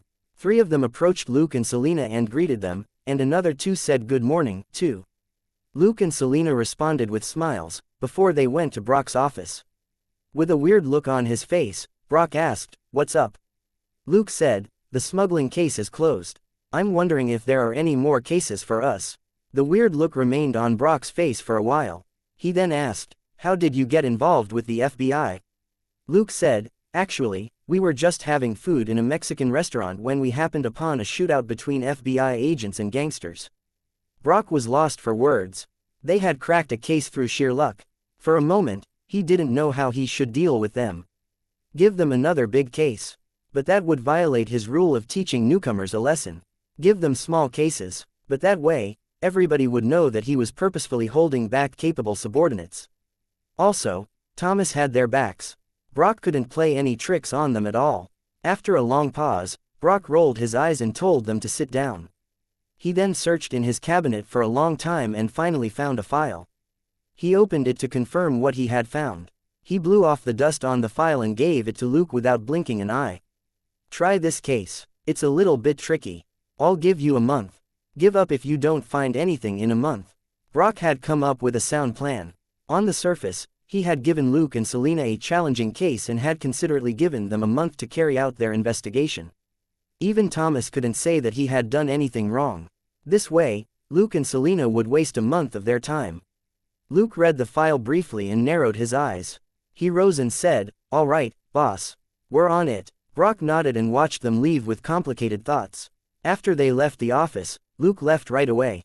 Selena asked, "Where are we going?" Luke replied, "Home." Selena was confused. "We're not working." Luke patted the file in his hand and said, "Did you not hear Brock? The next month belongs to us, and we can't bother him." Selena said, "Did he say, 'Don't bother me'?" Luke chuckled. "Do you think the other detectives in the Major Crimes Division would be allowed to take a month to investigate a case?" Selena shook her head quickly. She was well aware of what the situation was like. The Major Crimes Division in every major city wanted more detectives, whose attention tended to be pulled away from a case after a few days of investigation. Unless everybody was gathered for a major, significant case, the detectives in the Major Crimes Division each had a couple of cases that they would be working on, as well as countless infinite old cases buried under the newer ones. 1 month for a single case. If Brock's subordinates were all as ineffective as this, they would have been fired in the 2nd month of work. Luke said amusedly, "So, he's belittling us." Selena was even more confused. "Why?" Luke said, "There's an ancient saying in China, 'Those who are too outstanding tend to be hated by mediocre people.' We cracked a major case and got promoted on our first day of work. What would Brock think? He isn't Robert." Selena was still confused. "Isn't it good to have capable subordinates like us?" Luke chuckled. "Do you think it's good to have a subordinate who gets promoted fast and who doesn't need to listen to you?" After a brief daze, Selena was enlightened. "I get it now. People in the big city are so complicated." Luke said, "It's only natural. More boring stuff will be waiting for us when we become the most distinguished partners in the Major Crimes Division." Selena asked, "What kind of stuff?" Luke didn't answer the question. He knew that Brock was the trusted subordinate of the department head, and that Thomas was hoping to be the new head of the department. Thus, they were at loggerheads. Hence, Thomas might have had another reason for placing them in the Major Crimes Division. Luke kept this from Selena because she was too innocent to understand that it would only make her feel awful. The 2 of them drove back home. Selena complained, "I'm not used to this place. There aren't any training rooms in the police station. Do we have to find a gym?" Pondering for a moment, Luke nodded. Let's wait and see. It would be best if we can find a martial arts club that has individual rooms. Selena said bitterly, but we'll have to spend more money. Luke was amused. Don't forget that we were promoted today. Our salary will be enough to cover the membership fee. Selena thought for a moment and realized that it did make sense, and started to happily watch TV. Back home, she would have a bunch of chores to do, like washing clothes, doing dishes, or looking after her younger siblings. Although she didn't have to do them every day, she never got any peace. Coming here and sharing a place with Luke, he didn't care what she did. She could watch soap operas and read gossip all day long. Luke sat down on the other side of the sofa and continued reading the case file. Half an hour later, Luke put down the file. Selena simply asked, "So?" With his eyes closed, Luke shook his head. To put it simply, an officer from our department named Matt went missing during his holiday in Loquin. Our department intends to take part in the case out of concern for the police officer. Selena was unconvinced. Why would the Loquin Police Department allow Houston to investigate in their territory? Which idiot came up with such an idea? Luke glanced at her and said, "Don't say that to any outsider, because the idiot is our big boss, Deputy Chief Thomas." Selena stuck out her tongue, knowing that it wouldn't end well for her if she talked like that outside. Luke continued, "However, you're not wrong. The Loquin Police Department refused any suggestion of a joint investigation. Also, Loquin hasn't been enthusiastic about the investigation because of it. It's been a month, and there's been little progress. This case will likely become buried in the archive room along with the other cold cases." Selena kicked around on the sofa angrily with her long, tanned legs. "Damn it, what can we do?" Openly appreciating her long legs, Loquin said, "It's clear what Brock's intention is. He expects us to stay in Loquin for a month. By the time we come back, people will have forgotten what we did. It was Thomas who sent us to the Major Crimes Division, and Brock can't do anything to us openly. So, he can only use this to delay us." Selena understood perfectly. She rolled her eyes and asked, "Thomas is our support. How is he connected to Robert?" Luke smiled. "He and Robert are old comrades. However, we aren't his kids, after all. So, at best, he can only ensure that we aren't maliciously suppressed. We have to work out everything else on our own. If we go to Thomas in private for this, everybody in the Major Crimes Division will hate us." Selena was curious. "Why?" Luke said, "Would you like a subordinate or colleague who snitches whenever something goes wrong? Don't go to Thomas if you don't want to become everyone's enemy." Selena nodded. Luke reminded her again, "Don't tell anyone what we discussed today, including our connection to Thomas. You have to remember that." Selena nodded. She was already used to listening to Luke, because Luke was always right. Having worked together with Luke for a few months, she felt that Luke was more like 30 than 19. He was like a big brother to her. "Are we really going to investigate the case in Loquin?" asked Selena. "They wouldn't have any jurisdiction in Loquin. Even private detectives would find it easier to do the job. Private detectives could resort to a lot of gray methods, but if Luke and Selena did the same, they would lose their jobs." Luke nodded. "We'll set off tomorrow. We won't lose anything even if we don't find anything. Just consider it a trip." Selena realized that it did make sense, which put her in a better mood. Having just been promoted, she felt great, and paid Brock's little trick no mind. After all, she had been promoted twice since she started cooperating with Luke. She was more than satisfied. Luke cooked in the evening again. They weren't expecting to discover anything in Loquin, so Luke was rather relaxed, too. He was less passionate about the promotion than Selena was. His super detective system was more suitable for fieldwork. It wouldn't be much help if he became a leader. So, it wasn't a bad idea to slow down the rate of his advancement. Brock's trick wasn't an outrageous one. He wouldn't hate Brock for it. However, Brock and he would never be friends, either. They would only remain colleagues. Luke had enough time to prepare today, so he simply drove out and bought a bunch of stuff from the supermarket. Then, he got busy in the kitchen. Selena was most shocked to see the food on the table when he was done. "You really learned how to cook, didn't you?" Selena hadn't been surprised at the food mix that Luke had made last night, because it wasn't very hard. However, Luke had made 2 proper dishes today, along with 2 bowls of fried rice with egg. Every grain of rice was covered in egg wash, so the fried rice was a pleasant gold color. The dishes were also simple. They were sugared peppers and beef slices, and fried eggs and tomatoes. Well, Fried rice with egg and fried eggs and tomatoes seemed like a weird combination, but Luke liked tomatoes, and Selena certainly wouldn't object. Luke had just put the dishes on the table, when someone knocked on the door. Luke and Selena looked at each other, both finding it odd. They had just moved here, and weren't familiar with their colleagues or neighbors. Why would anyone visit them? Selena volunteered to open the door. After all, Luke had cooked for them. She exclaimed in surprise when she saw the visitor. "It's you. Why are you here?" Luke looked over and noticed a woman wearing a hat and an awkward smile. "Hello, thank you for your help yesterday." It was none other than Carol. Luke said quickly, "Come in first." Selena, close the door. A moment later, Luke, Selena and Carol were staring at each other, all lost for words. As the aroma of food wafted over, Carol's stomach suddenly growled. She lowered her head in embarrassment. After a brief silence, Luke offered, "Do you want to eat with us?"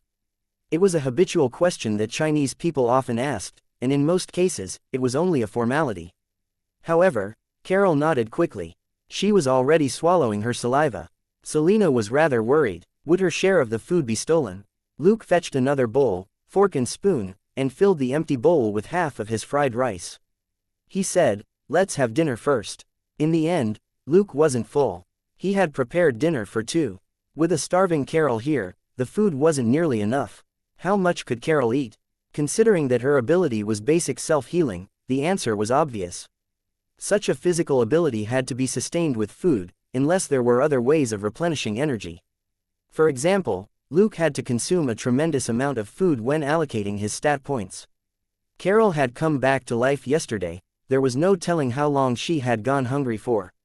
In the end, Luke had to offer her the high-calorie chocolates that he had previously bought for dessert. Carol finally came back to her senses after her crazy binge fest. She was embarrassed, but she didn't stop chewing. A few minutes later, she was already on her fourth bar of chocolate. Luke made himself green tea which he had just bought from the supermarket. Selena enjoyed her drive, pepper, and Carol had a can of energy drink. Sipping the tea, Luke asked, "Ms. Carol, what brings you here?" Carol stopped eating and lowered her head.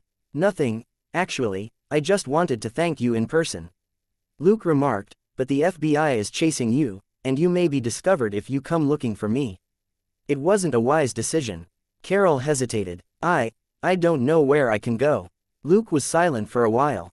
After much thought, he eventually made a decision. "Carol, it probably wouldn't have ended too badly for you if the FBI team had caught you yesterday, but you might have wanted to kill yourself if it had been the military." Carol exclaimed and looked at him suspiciously. Not planning to explain himself, Luke continued, "You're a mutant, aren't you?" Carol stood up quickly and stepped back in a defensive pose. Luke continued calmly, "Don't be shocked. It was just a random guess. Now, I'm going to ask you some questions, and you have to answer them honestly. Then, I'll tell you a way out of this. Are you okay with that?" Carol hesitated for a moment, but nodded. As an ordinary girl, it was impossible for her to deal with a situation like this. Luke pointed at the sofa. "You can sit down." Carol sat down obediently. Luke asked, "Actually, we looked into your shooting, so we have basic information on you. Can you tell me why you went after the Mexican gang?" Carol gnashed her teeth. "They were the ones who tried to kill me. I know the person who killed me. His name's Franco. He was with the manager." Luke asked, "Why did he kill you?" Carol replied, "I caught them moving drugs to the warehouse in the back when I was getting off work. I was terrified and ran off, but they saw me. I called in sick for 3 days. Then, Franco broke into my apartment and killed me." Selena found it weird to listen to a living person talk about how she was killed. Luke asked, "Why did you go to the warehouse after that?" Carol said, "For revenge. I wanted to kill Franco if I could find him, and burn the goods if they were still there." Luke was amazed by the woman's vindictiveness. So far, Carol's confession fitted the information he had. But Luke still asked, "Where did you find the courage to seek revenge?"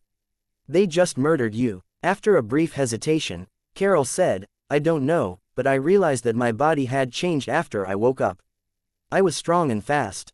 Luke understood. Although self-healing only seemed to be about the body's recovery, Luke knew of a lot of other mutants who had such an ability. Sabretooth, Wolverine, Lady Deathstrike and Deadpool were all experts in melee fights. It would be weird if the self-healing ability didn't improve Carol's physical attributes. Carol's X gene had probably been awakened when she had been near death, and had given her the self-healing ability. She wasn't familiar with her ability yet, or Luke wouldn't have been able to defeat her so easily. But of course, her current performance was already pretty good. Carol was a young girl who weighed no more than 40 kilograms, but she could easily jump 3 meters high. Luke nodded. All right, I have no further questions. There's now only one way out for you. Find Xavier's School for Gifted Youngsters in Winchester, New York, and ask Professor X to take you in. Then you'll be safe. Carol was stunned. Youngsters. Luke couldn't help but smile. I've read your file. It's true that you're 23, but you can still turn to them since you've only just awakened your power. After all, they need teachers to teach the students. Everybody in the school is a mutant. Nobody will look down on you. Carol found it hard to believe. Really? Does such a place really exist? Luke nodded. Your only problem is getting to Xavier's School for Gifted Youngsters safely. Actually, it's an open secret to many organizations. The FBI agents who tried to catch you must have people watching the school all the time. Carol was immediately upset. Luke thought for a moment and went to his room. Soon, he returned with a pile of cash. He gave the money to Carol and said, "Here's about $8,000. Take the money and choose roads that don't have security cameras. Don't enter any big city in case there's surveillance. Also, after you reach New York, you mustn't approach Xavier's School for Gifted Youngsters recklessly. My suggestion is that you observe it from afar until some of the school's more powerful mutants come out. Then, you can ask for their help. Professor X is called Charles. He's, supposedly a bald old man in a wheelchair right now. Storm is a young female with white hair, Cyclops is a young man wearing special goggles, and Dark Phoenix is another young female." Selena and Carol were both dumbfounded.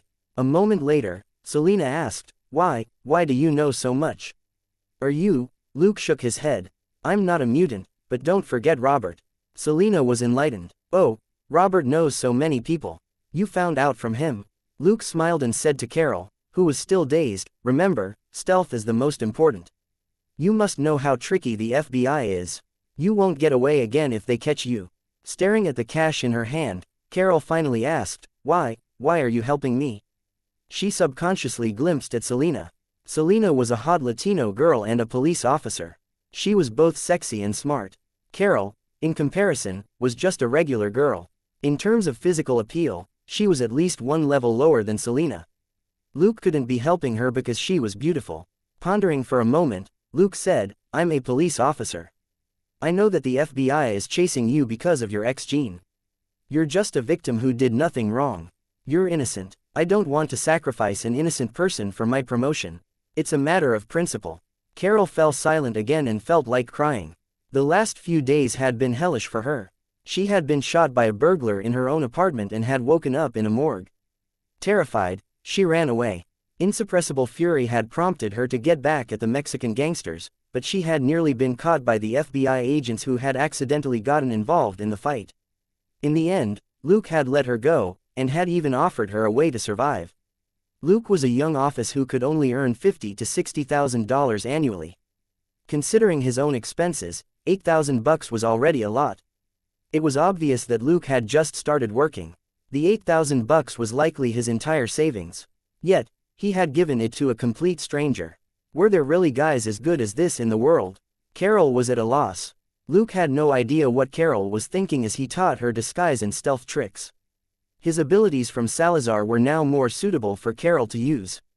It wasn't until 3 hours later that he finally stopped his lecture. However much you remember, you can only count on yourself now, said Luke.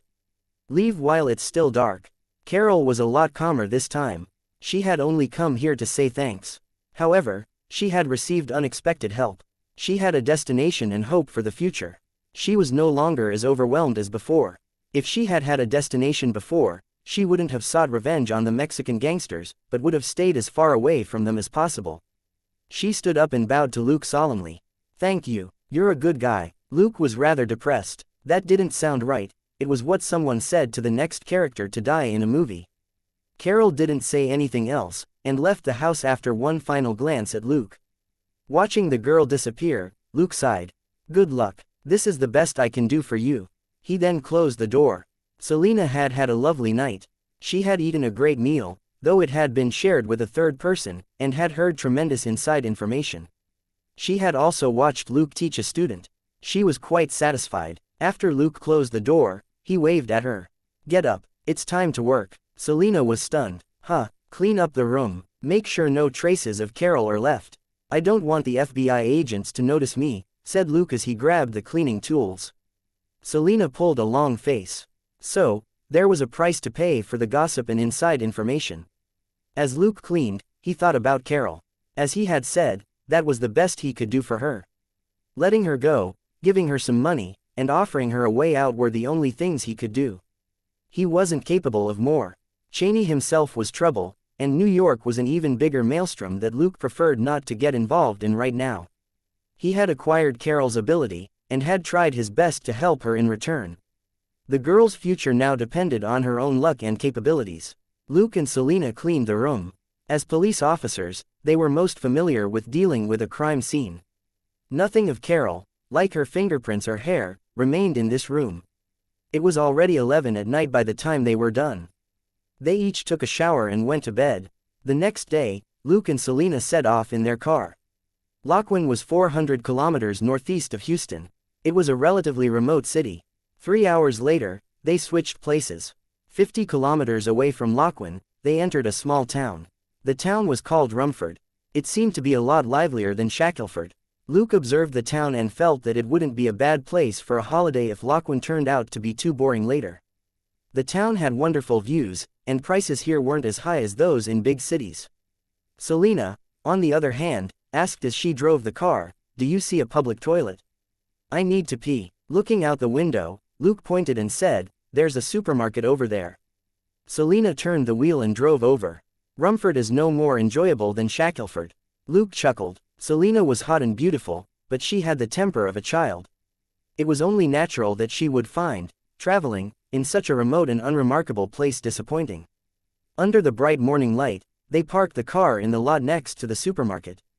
Selena went to the bathroom in a hurry.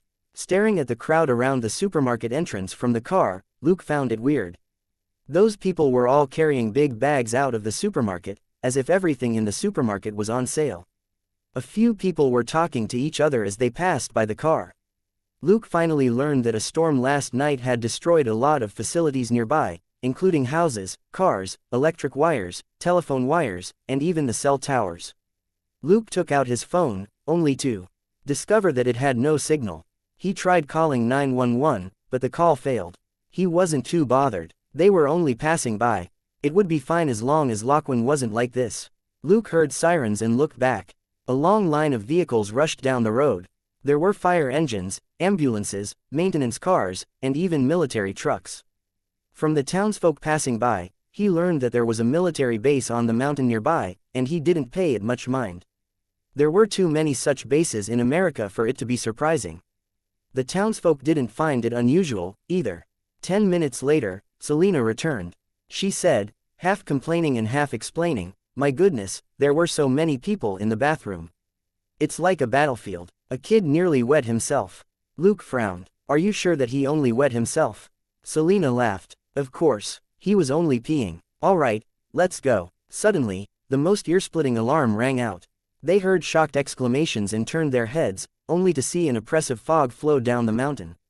The townspeople started running in a panic. Many subconsciously rushed to the supermarket. An old man also cried out in horror as he bled from his mouth and nose. Selena didn't quite catch what he was saying, but Luke heard him. "Monsters. There are monsters in the fog," the old man screamed as he ran past them. Frowning, Luke drove the car to the supermarket and said, "Selena, bring out all our ammo, weapons and flak jackets." As a prudent man who considered safety the most important thing, Luke was always prepared. Even though he was on a trip, he had brought all the necessary equipment, as well as even more bullets than he usually carried. Without any hesitation, Selena packed up the things in the car. Actually, there wasn't much to pack. Their backup gear was stored in 2 bags, one containing the guns and bullets, and the other the flak jackets. All she needed to do was take them out. Luke had already driven the car to one side of the supermarket, and he parked practically right up to the glass wall. Grabbing the 2 bags, he and Selena quickly entered the supermarket. Selena hadn't noticed yet, but Luke had vaguely detected screams coming from the massive fog. However, few people could hear it as the screams were drowned out by the alarm. He even saw someone caught by what looked like gigantic pincers in the fog when it reached him. The dreadful pincers were more than 5 meters long.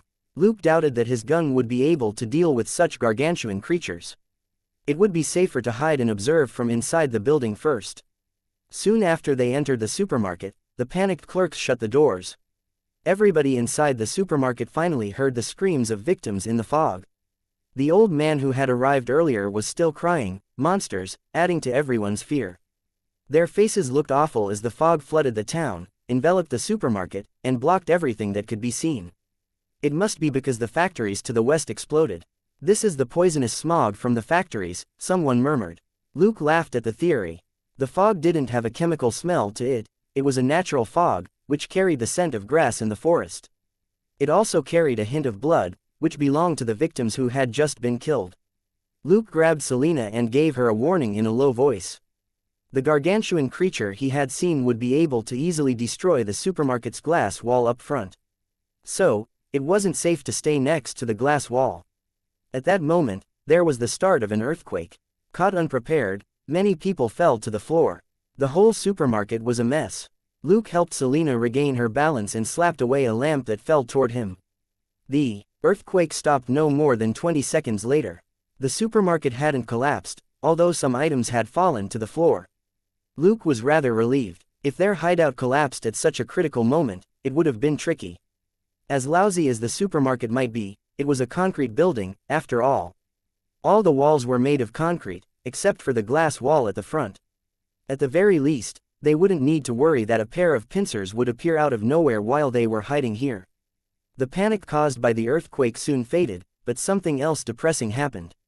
The power went out. Luke learned from the clerks that the supermarket had been running electricity from its own generator since that morning. The generator might have been damaged by the earthquake just now. Pulling Selena along with him, Luke found a short man who was addressed as the boss. "You're going to examine the generator, right?" The boss looked at him, finding it odd. He nodded. "Yes, we need electricity for both the lights and the ventilation system, or the people in here will suffocate." Luke proposed, "We'll go with you." The boss was dazed. "Huh." Luke took out his badge. "We're detectives from Houston. We're on our way to Loquin on business. I think we can give you a hand." The boss was relieved when he saw the badge. Although this wasn't Houston's jurisdiction, the detectives were professionals who would be better at dealing with emergencies than civilians. He nodded quickly and called for the 2 clerks. Another man saw them and said that he was willing to join, too. Luke had no objection. There were always volunteers. On his way, Luke found 2 large-sized cargo vests on the shelf. He threw one to Selena. The boss looked at him suspiciously. Luke smiled. "Don't worry, I'll pay for them." The boss believed him. He didn't think that 2 detectives would steal something that was worth no more than $100. Everyone introduced themselves. The boss was called Ollie. One of the clerks, who was in his 40s, was Jim. He was responsible for maintaining the generator. The other clerk was a teenager named Norton, who had been summoned to help with the maintenance. The volunteer was David. He was a painter who had been creating new works on a nearby mountain. However, the storm last night had destroyed his house on the mountain and had cut the power, and the only thing he could do was leave the mountain with his wife and son. The team reached the basement, which was completely dark. Ollie turned on the flashlight in his hand. Thankfully, flashlights were available because they were in a supermarket. The 2 clerks also turned on their flashlights and looked around. Jim walked to a corner, where the generator was protected behind iron bars. He observed it for a moment, then shouted, "Ollie, I can't see anything wrong. I'll try to restart the generator." Ollie wasn't an expert on generators, either. He was naturally on board. Jim restarted the generator, and the lights in the basement turned on. Everybody was relieved. Going without power in this sort of situation was pretty terrible. Jim, however, sniffed and said, "Something smelly is blocking the vent." "Norton, I'll open the door. You go out and clear out the filth." Norton nodded. "No problem." David couldn't help but intervene.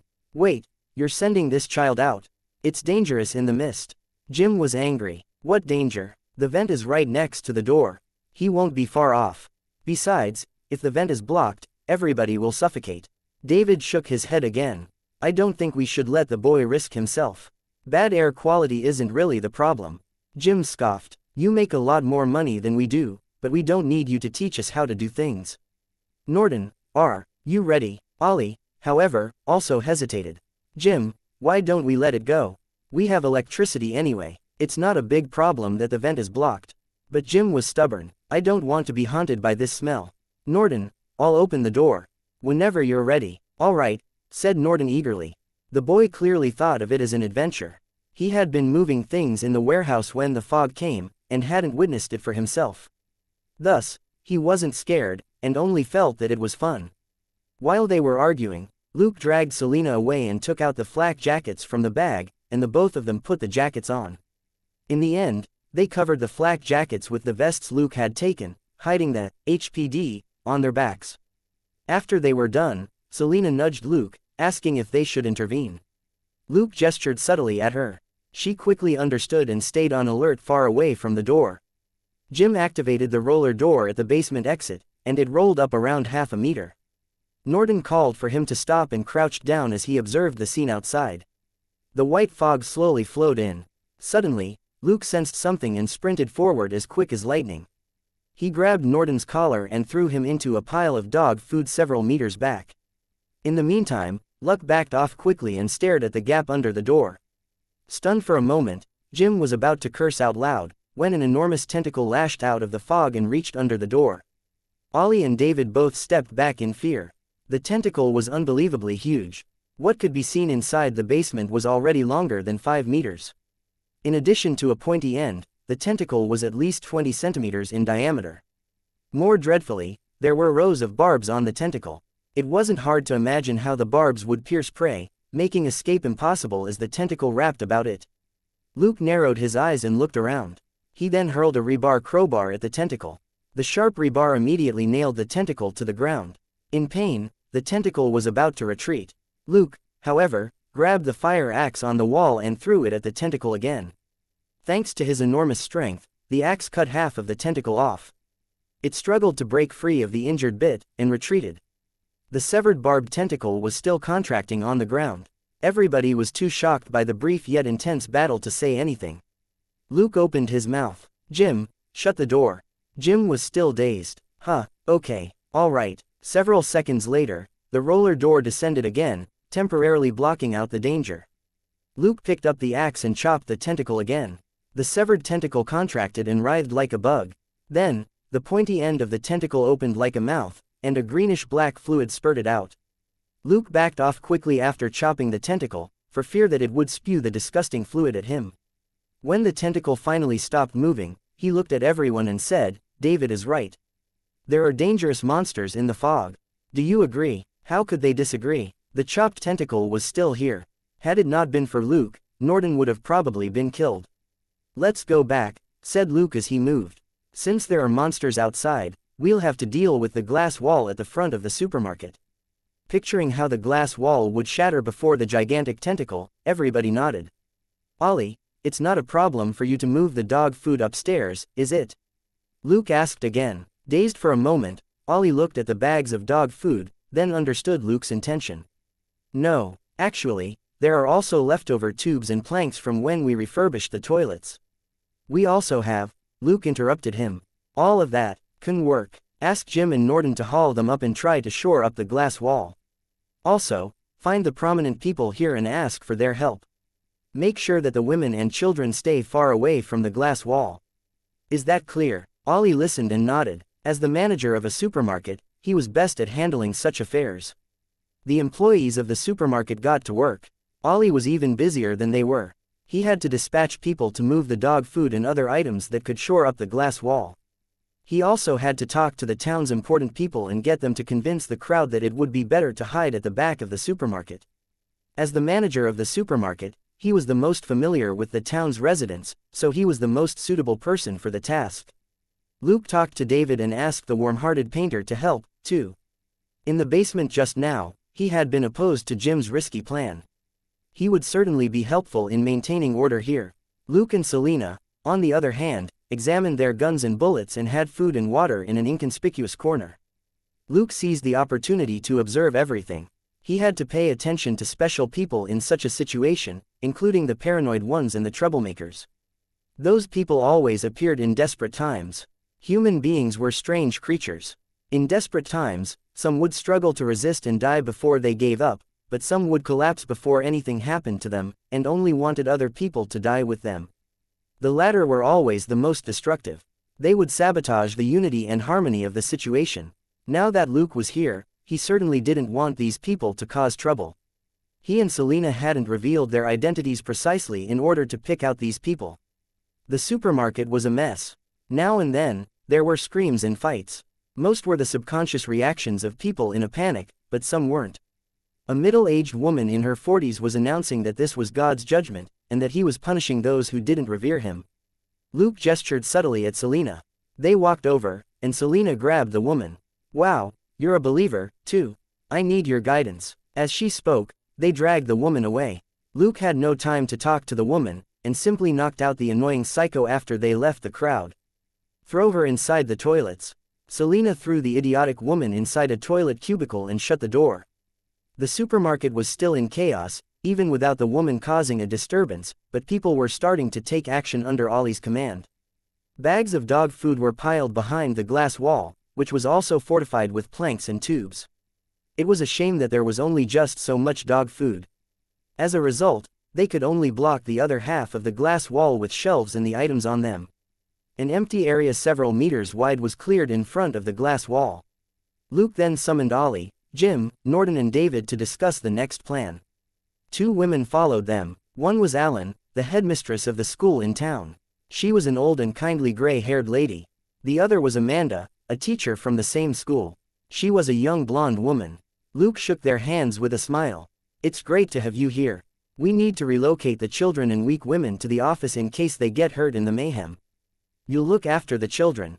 Both women were surprised, but then felt that it was necessary. Alan said worriedly, "But I don't think the parents will let us look after their children." Luke said, "Bring the children with their mothers first. If they're too reluctant, don't force them. This is only meant to reduce unnecessary chaos, and to protect the children and women." Although it wasn't perfect, everybody felt that this was the best solution. Luke then said to David, "Find several reliable men and block the hallway leading to the office with shelves and the like in case anything tries to break into the office." David nodded quickly. The office was much safer than the hallway, which had few places to hide. Since his wife and son were with him, he was naturally willing to agree to this arrangement. Luke looked at Ollie and Jim and said, "I saw tubes and sticks in the basement just now.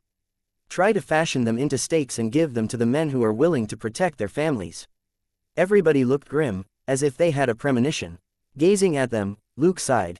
"I wish I could say that everything will go well, but I think it's better to be prepared than to simply wait for your fate without doing anything, right?" Everybody nodded in silence and got to work. Fortunately, no monsters attacked the supermarket until nightfall.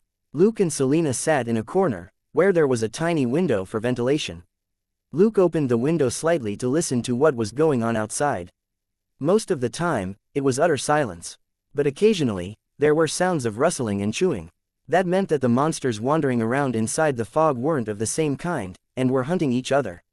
It wasn't a bad outcome, but it certainly wasn't a good one, either.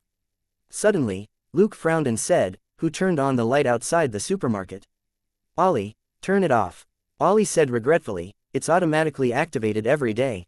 Where's the switch?" "Jim, turn it off now." Jim acknowledged the task and ran to the basement. However, the light at the supermarket entrance was still on 5 minutes later. Luke's expression was stern. He hinted at Selena to stay alert, before he rushed to the basement. On his way to the basement, he saw Jim on the floor, moaning and holding his head. He went over to Jim immediately. "What happened?" "The moment I got here, someone bashed me in the head from behind," said Jim as he clutched his head in pain. "I smelled a weird fragrance." Luke was gloomy. Weird fragrance. He remembered someone who had it. Jim's head was bleeding. The heavy strike could have killed him. "Let's talk about it later. How can I turn the light off?" He carried Jim into the basement. Struggling against his headache, Jim pointed at a box and said, "Over there, the 4th and the 5th switches in the 3rd row." "They're white?" Luke asked. "Both of them." Jim replied, "One is for the light board and the other is for the smaller lights around it. Both of them have to be flipped off." Luke flipped the switches off and picked up the walkie-talkie. Selena, is the light off? Selena immediately responded, yes, but you better return quickly. The light just now attracted a lot of bugs.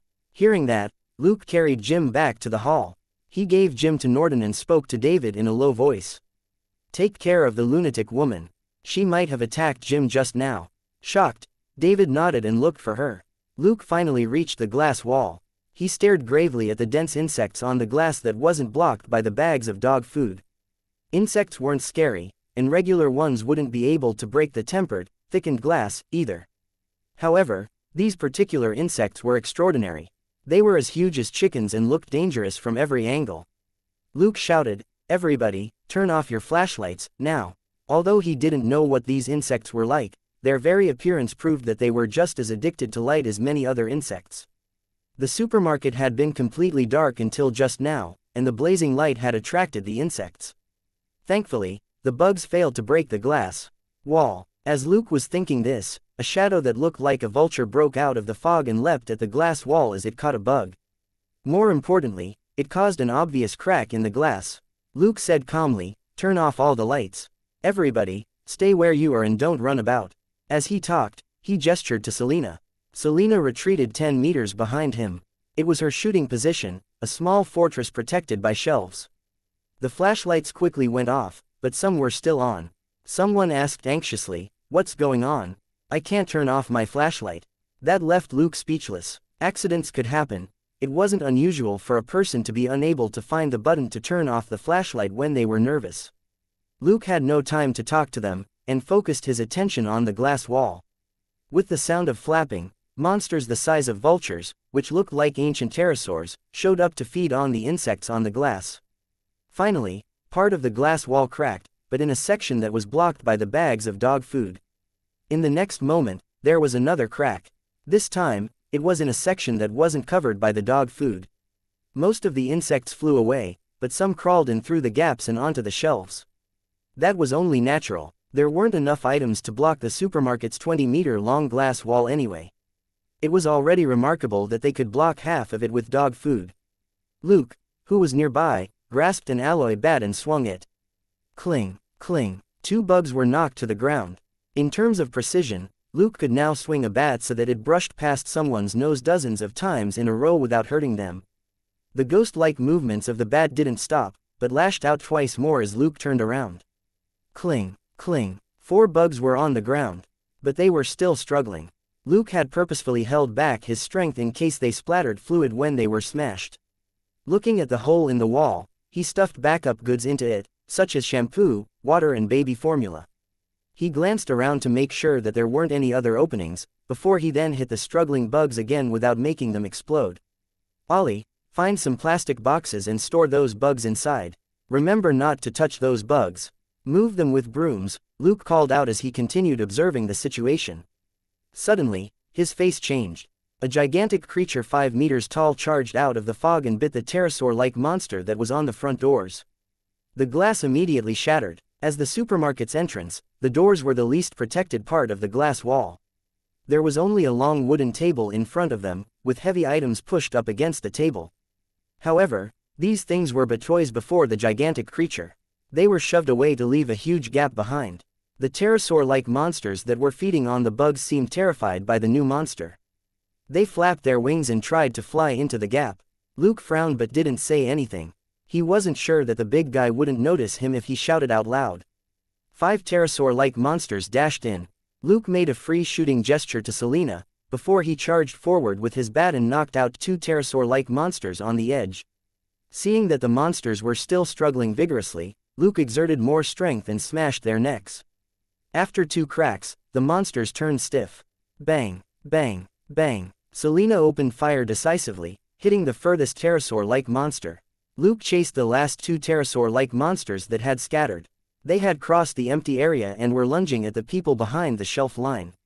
Keeping his eye on the one closer to him, Luke followed the monster to the back of the shelves and smote it from below, flinging it back into the empty area when it tried to peck someone. Although 3 pterosaur monsters had been taken down, there was no time to celebrate as the last one had already rushed into the crowd. Panicked, the folk cried and fled. Several people tried to resist, but could barely keep their balance as the others ran about in a mess. Luke ran over quickly and knocked away several people in his path. He reached the monster just as it was pressing down on a woman's neck and about to bite her. Luke's bat immediately hit the monster in the neck again. The pterosaur-like monster fell and lost the strength to struggle. However, the crowd was a mess.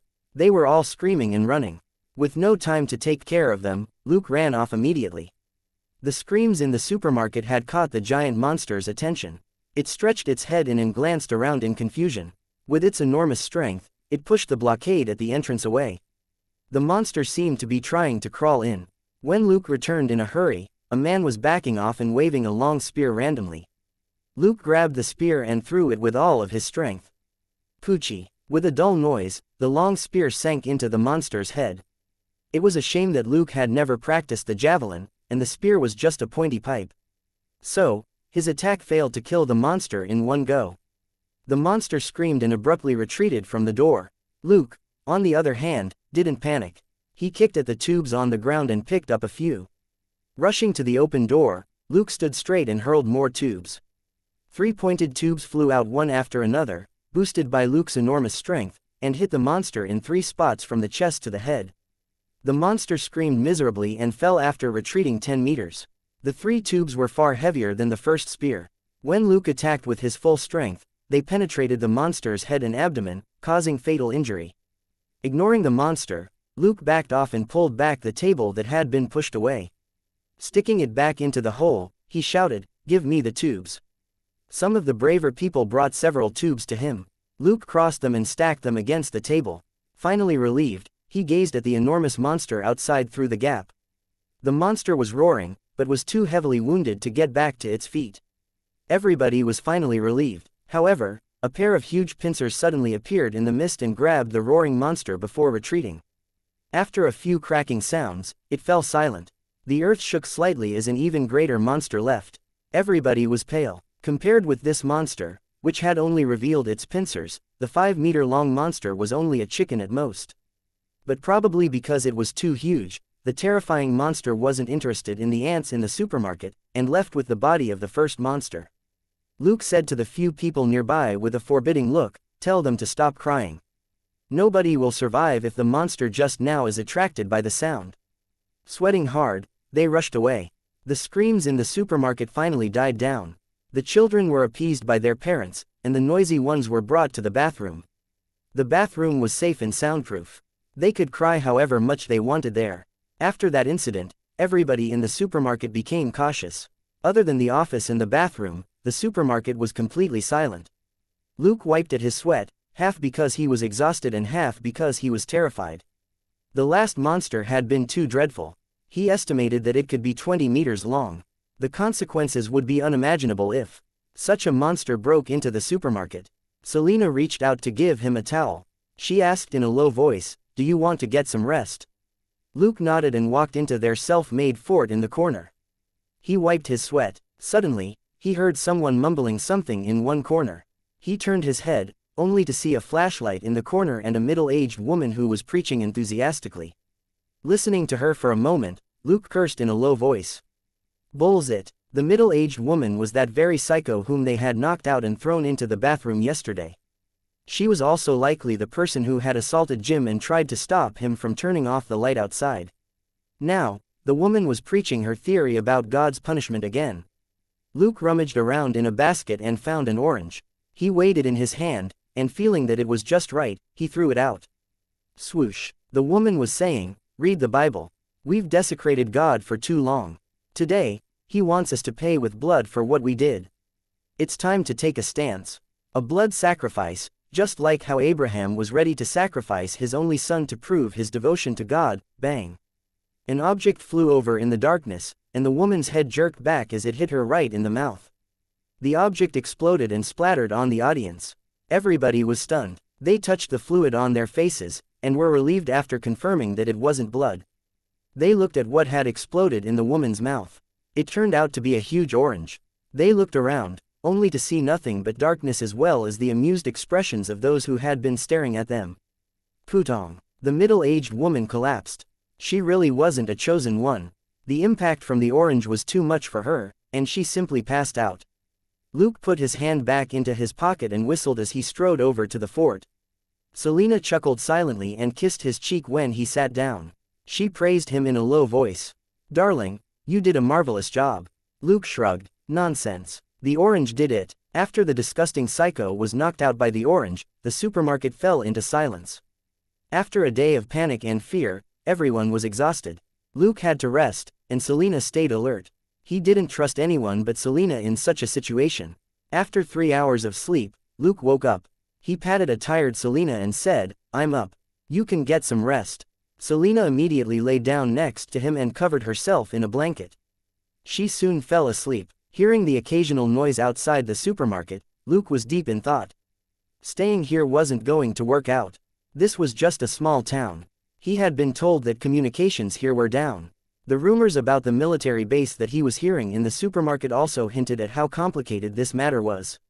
Luke didn't plan to bet his life on the military official's sense of conscience. He had to leave if he wanted to survive. However, it was too risky to drive away now. A car couldn't protect him and Selena from the enormous monster that they had seen. Getting out of here was going to be a tough problem. He thought hard for a long while. Someone suddenly approached him stealthily. Luke noticed that it was a woman. She leaned close and said in a low voice, "Thank you for saving me last night." Luke nodded. He finally remembered who she was. She was the person who had been caught and nearly killed by the pterosaur-like monster. She was around 30. Her clothes weren't eye-catching, but Luke recognized that they belonged to a niche luxury brand and were worth at least $1,000 apiece. The expensive women's watch on her wrist also hinted at her wealth. Her carefully trimmed hair and nails were proof, too. "My name is Alice Miller." She sat down next to Luke and continued in a low voice, "I'm a CEO of a major company." Seeing that Luke wasn't interested, she hesitated for a moment, but still said, "You're quite strong. I was hoping that you can save my daughter." Luke raised his eyebrows. "Outside, hee. I don't want to get killed." "I can give you a lot of money," Alice offered. "How about 100 grand? Luke shook his head. "Mrs. Miller, money is useless when you're dead." With a heavy heart, Alice raised her offer. No, 500 grand. I can sign an agreement first. As long as you get my daughter out, you'll be able to withdraw the money from my account." Luke shook his head without any hesitation. "Sorry, not interested." Alice's face collapsed, and tears flowed down her face. "My daughter is only 8. She's been alone at home for half a day." Luke was amused. "Mrs. Miller, forgive my bluntness, but it's hard to say how many people outside this supermarket are still alive. I'm not rubbing it in. How can we rescue your daughter when we can barely take care of ourselves?" Alice had been angry until she heard, "Take care of ourselves." She leaned in even closer and said, "What if I can get us out of here?" Luke raised his eyebrow. "Tell me about it." Alice said, "There's a chopper in my backyard." Luke was stunned. "Are you kidding?" Helicopters weren't unusual, but they would certainly be unusual in such a small town. Alice said, "You can ask anyone. Everyone knows that I always come here in a chopper. Don't forget that I'm a CEO of a major company. I can afford a chopper." Frowning, Luke pondered for a moment, then said, "I need to think. I'll give you a reply before dawn." Alice hesitated for a moment. She then said, "The sooner, the better. My daughter barely moves due to autism, but she might look for food or go to the toilet." "I'm afraid." Luke nodded his head. Alice finally left. Frowning, Luke woke up Selena and told her Alice's offer. After 2 minutes of discussion, they decided that they should find the chopper. That was, if this Alice did have a chopper. Selena rose and slipped into the office. She found several women who were awake and asked them about the chopper. Luke found Ollie and several clerks and checked Alice's statement with them. As it turned out, Alice wasn't lying. It was true that she often flew her helicopter on vacation here with her daughter. Besides, her house was only 500 meters from the supermarket. Luke was tempted. Instead of waiting for reinforcements here, he preferred to find a way out on his own. The greatest advantage of a helicopter was that it could fly. There might be monsters in the sky, but from Luke's observation, there wasn't much noise in the air. It seemed that the bugs and the pterosaur-like monsters couldn't fly at high altitudes. As long as the helicopter ascended quickly, it would be able to escape most dangers. Of course, there might be even more dangerous creatures in the sky, but no choice was an absolutely safe one. Luke speculated that it would be far more dangerous to wait for reinforcements than to find the helicopter and escape. That was because there were only several hundred people in Rumford. Even though residents from other towns had come to the supermarket yesterday, the total number was still less than 1,000. Luke had learned this from his conversation with Ollie yesterday. This was also his greatest worry. If the military was behind this mist incident, what would they do to eliminate the monsters in the mist? Luke felt that he would end up an innocent victim if he waited any longer. Thinking this, he gave Selena a heads up in a low voice, and went to find Alice Miller again. "Are you sure you have a helicopter at your place?" Luke asked in a low voice. Excited, Alice nodded quickly. "Yes, and it was just serviced before I came here yesterday. The oil tank is full, too." Luke took a deep breath. "All right, get ready. We'll set off at 7. Alice was rather anxious. "Can't we leave immediately?" Luke rolled his eyes. "It's dark outside. I'm not crazy enough to fight blind. I don't want to attract the insects, either." Alice couldn't say anything. There were indeed too many bugs. They might also attract more of the pterosaur-like monster that had almost killed her. Luke checked the time and said, "You better get some rest. It's already 5. We'll leave in 1.5 hours. Alice nodded and simply lay down next to them to set herself at ease. Luke didn't say anything. He couldn't blame a mother who was willing to do anything for her daughter. Letting Selena get more rest, Luke began his preparations. The map of the town was simple. He had already gotten a copy from the supermarket. After repeatedly studying the route to Alice's place, Luke was more confident. It was only 500 meters from here to Alice's place, which would take 3 minutes by car at most. As for whether or not they would encounter the gigantic monsters, that would depend on their luck. Flying a helicopter wasn't a problem. Salazar, whom Luke had taken down, knew how to fly a helicopter, and Luke had picked up that skill. Alice's helicopter was a simple, 2-person vehicle, but it was large enough to accommodate 3 adults and 1 child. Thinking about it for a long time, Luke felt that now was a good time to start praying. If he was lucky, they would get away from here and return to safety in 10 minutes. If he was unlucky, it would be possible that they would run into a big boss monster the moment they went out. When it was 6:30, Luke woke up Selena and Alice, and told them to get ready. In the meantime, he found Ollie and David, and informed them that he was leaving. They were both surprised to learn that Luke was going to help Alice find her daughter. But it was Luke's own choice. They didn't have enough reason to keep him here. Luke had rearranged the hideouts for the townsfolk just now. Everybody had been moved to the warehouse and office at the back of the supermarket, and the goods had been turned into blockades. In this situation, even if some monster broke in, it wouldn't be as chaotic as last night. This was the safest approach given the circumstances. None of the townsfolk was willing to challenge the monsters outside. The middle-aged psycho, who was the biggest hindrance here, had been knocked out by Luke last night. Half of her teeth were gone, and her lips were swollen. She also had clear signs of a brain concussion. Even if her brain was okay, she wouldn't be able to disrupt anyone's state of mind again. After sorting everything out, Luke led Selena and Alice to the door. He nodded at Ollie and moved away the pipes and table that had been blocking the entrance. The 3 of them snuck into Luke's car, which wasn't far away. Without turning on the lights, the Ford quietly turned around and drove into the endless fog. Ollie and David were at a loss for a while after they closed up the supermarket again, before they hid themselves in the safe area at the back. Luke's car drove slowly along the road like a ghost. He didn't dare drive too fast, for fear of running into something. The car moved as if it were floating in an ocean of fog. Alice had covered her mouth with a towel. Luke had asked her to put it on in case she screamed subconsciously. If she wanted to talk, she could take off the towel first. Alice's heart raced as Luke moved forward. Luke wasn't lost, he was on the right road, and reached her house in 2 minutes.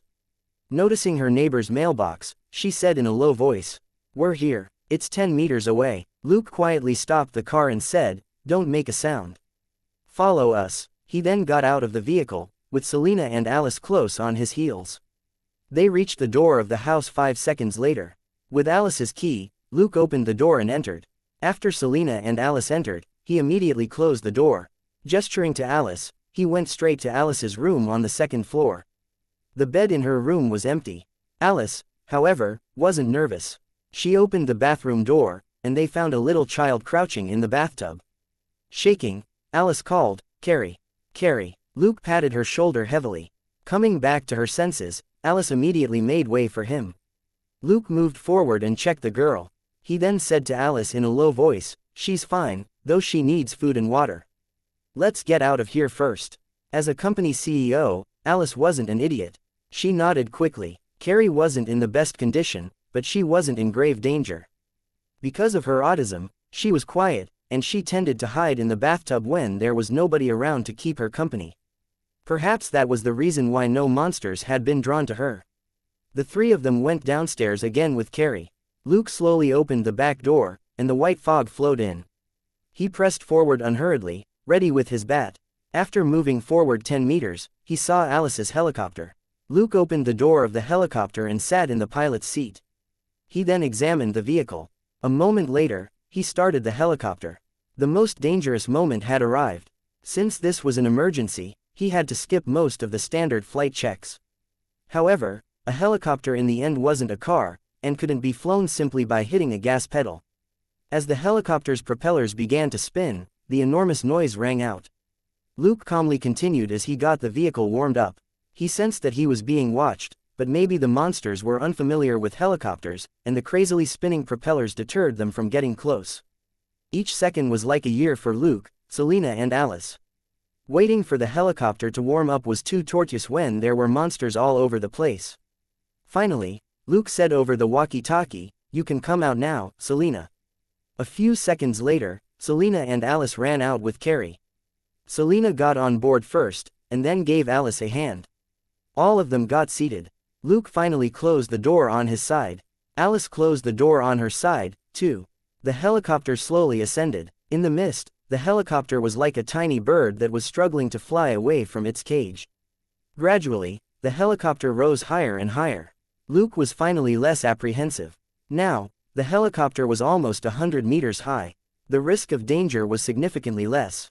Suddenly, Luke detected something wrong, and subconsciously turned the helicopter. 2 seconds later, the helicopter brushed past something. Luke's heart pounded despite his usual calmness. Selena and Alice both held their breaths, not daring to make a sound. In the fog, a gigantic creature passed by the helicopter. Luke sensed the creature glancing at the helicopter, but it didn't turn around. He subconsciously looked at the dashboard. They were now at an altitude of 120 meters. Yet, the gigantic creature had looked at the helicopter head-on. So, it was more than 100 meters tall. Luke didn't expect to really run into a boss monster. It was also out of his expectations that the monster would be so huge that it didn't bother paying attention to them. It was probably just like how lions were uninterested in flies. The helicopter would barely fill this boss monster's mouth. The helicopter broke through the thick fog when it was 500 meters up. The morning sun on the horizon illuminated the passengers inside the helicopter. At that moment, even someone as composed as Luke felt as if he had been reborn. At 8 o'clock in the morning, the helicopter landed in Houston again. All of them felt fortunate to have escaped. The police station was dyed gold by the sun. A detective of the Major Crimes Division was going in with his breakfast, when he saw Luke and Selena on the airfield. He was stunned. "Luke, Selena, you're back." Luke and Selena greeted him with smiles. "Oh, Creech, good morning." Creech looked at the helicopter, finding it odd. "Why did you come back in this?" Luke chuckled. "We were caught in an emergency. A friend brought us back here with the helicopter." Creech wasn't entirely convinced, but he didn't ask more. The detectives kept their cases confidential, and would only share with their best friends. Luke and Selena were newcomers, and they weren't familiar with each other. So, Creech simply nodded and walked in.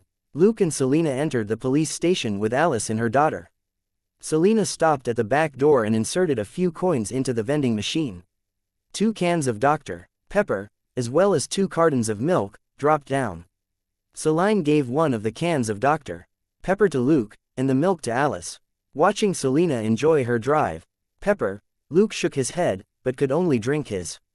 He had never liked it, but Selena had been trying since forever to make him fall in love with it. To quote her, "Partners should share enjoyable things together."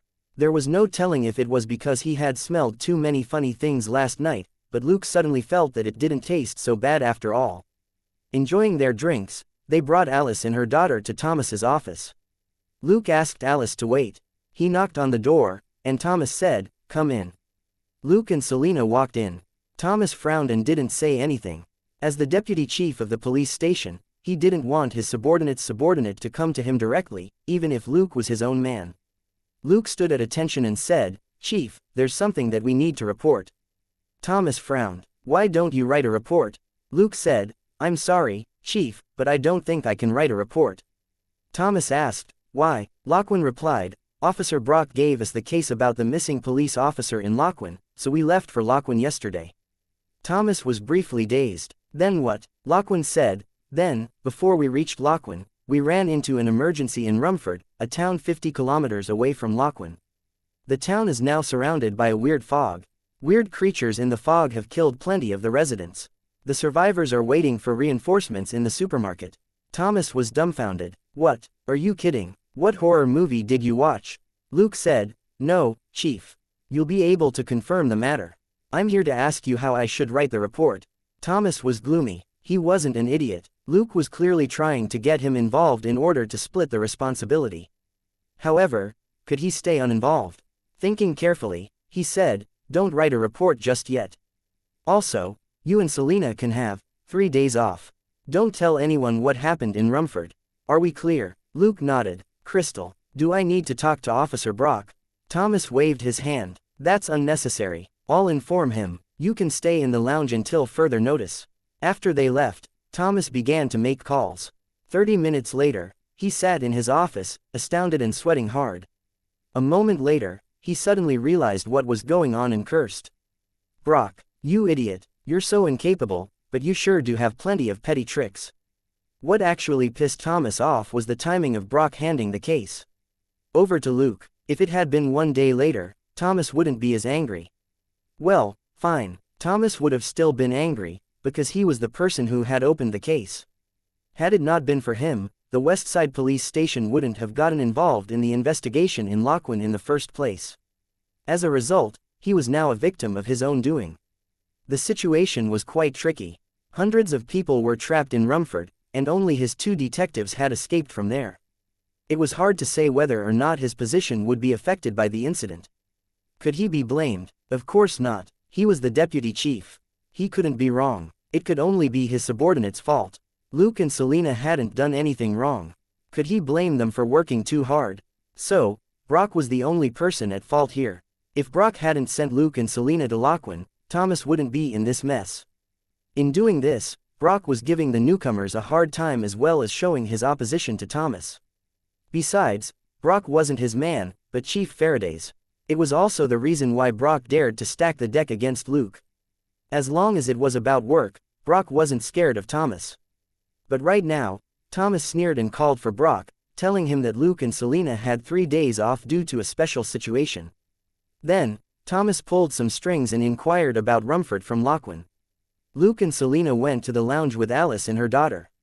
When they passed their desks, they picked up some of the snacks they had there. The lounge was actually just a corner in the hall that had been partially blocked from the outside. There were tables and chairs and a sofa here for the officers to rest.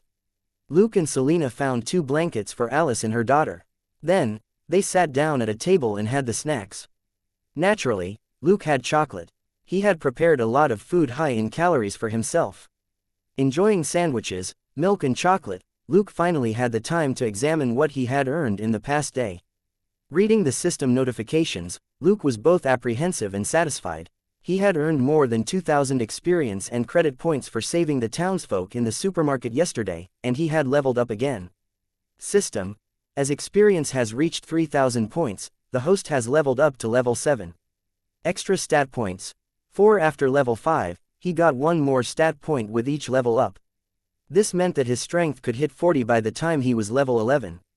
He would also have enough credits to buy the basic self-healing ability. He had read Carol's autopsy report and asked her about it in person. Carol had been shot in the abdomen and in the heart, which had been critical hits. However, she had automatically recovered by the next day. For Luke, this was more enticing than any other ability. With this ability, he could become more bold in obtaining experience and credit points. Neither common gangsters nor low-level supervillains would be of any threat to him. He added the points to strength without any hesitation. His stats were now strength 21, dexterity 20, and mental strength 14. He had 3 stat points, 1,830 experience points, and 7,630 credit points left. Until now, he had only spent 700 credit points on basic firearms, basic special combat, basic tactical command, and basic helicopter piloting. What caught his attention was another notification. System: you have received Alice Miller's gratitude. You may now learn all her abilities. Alice Miller's abilities list. Basic self-healing, gene mutation, prerequisite, 40 strength, 10,000 credits. Luke fell into deep thought after he read the notification. Alice didn't look like anyone special. Had she been hiding all this time? He soon stopped thinking, because he had acquired Alice's ability. Anyway, however, he was bummed by the fact that to learn either Carol's or Alice's basic self-healing, his strength had to first reach 40.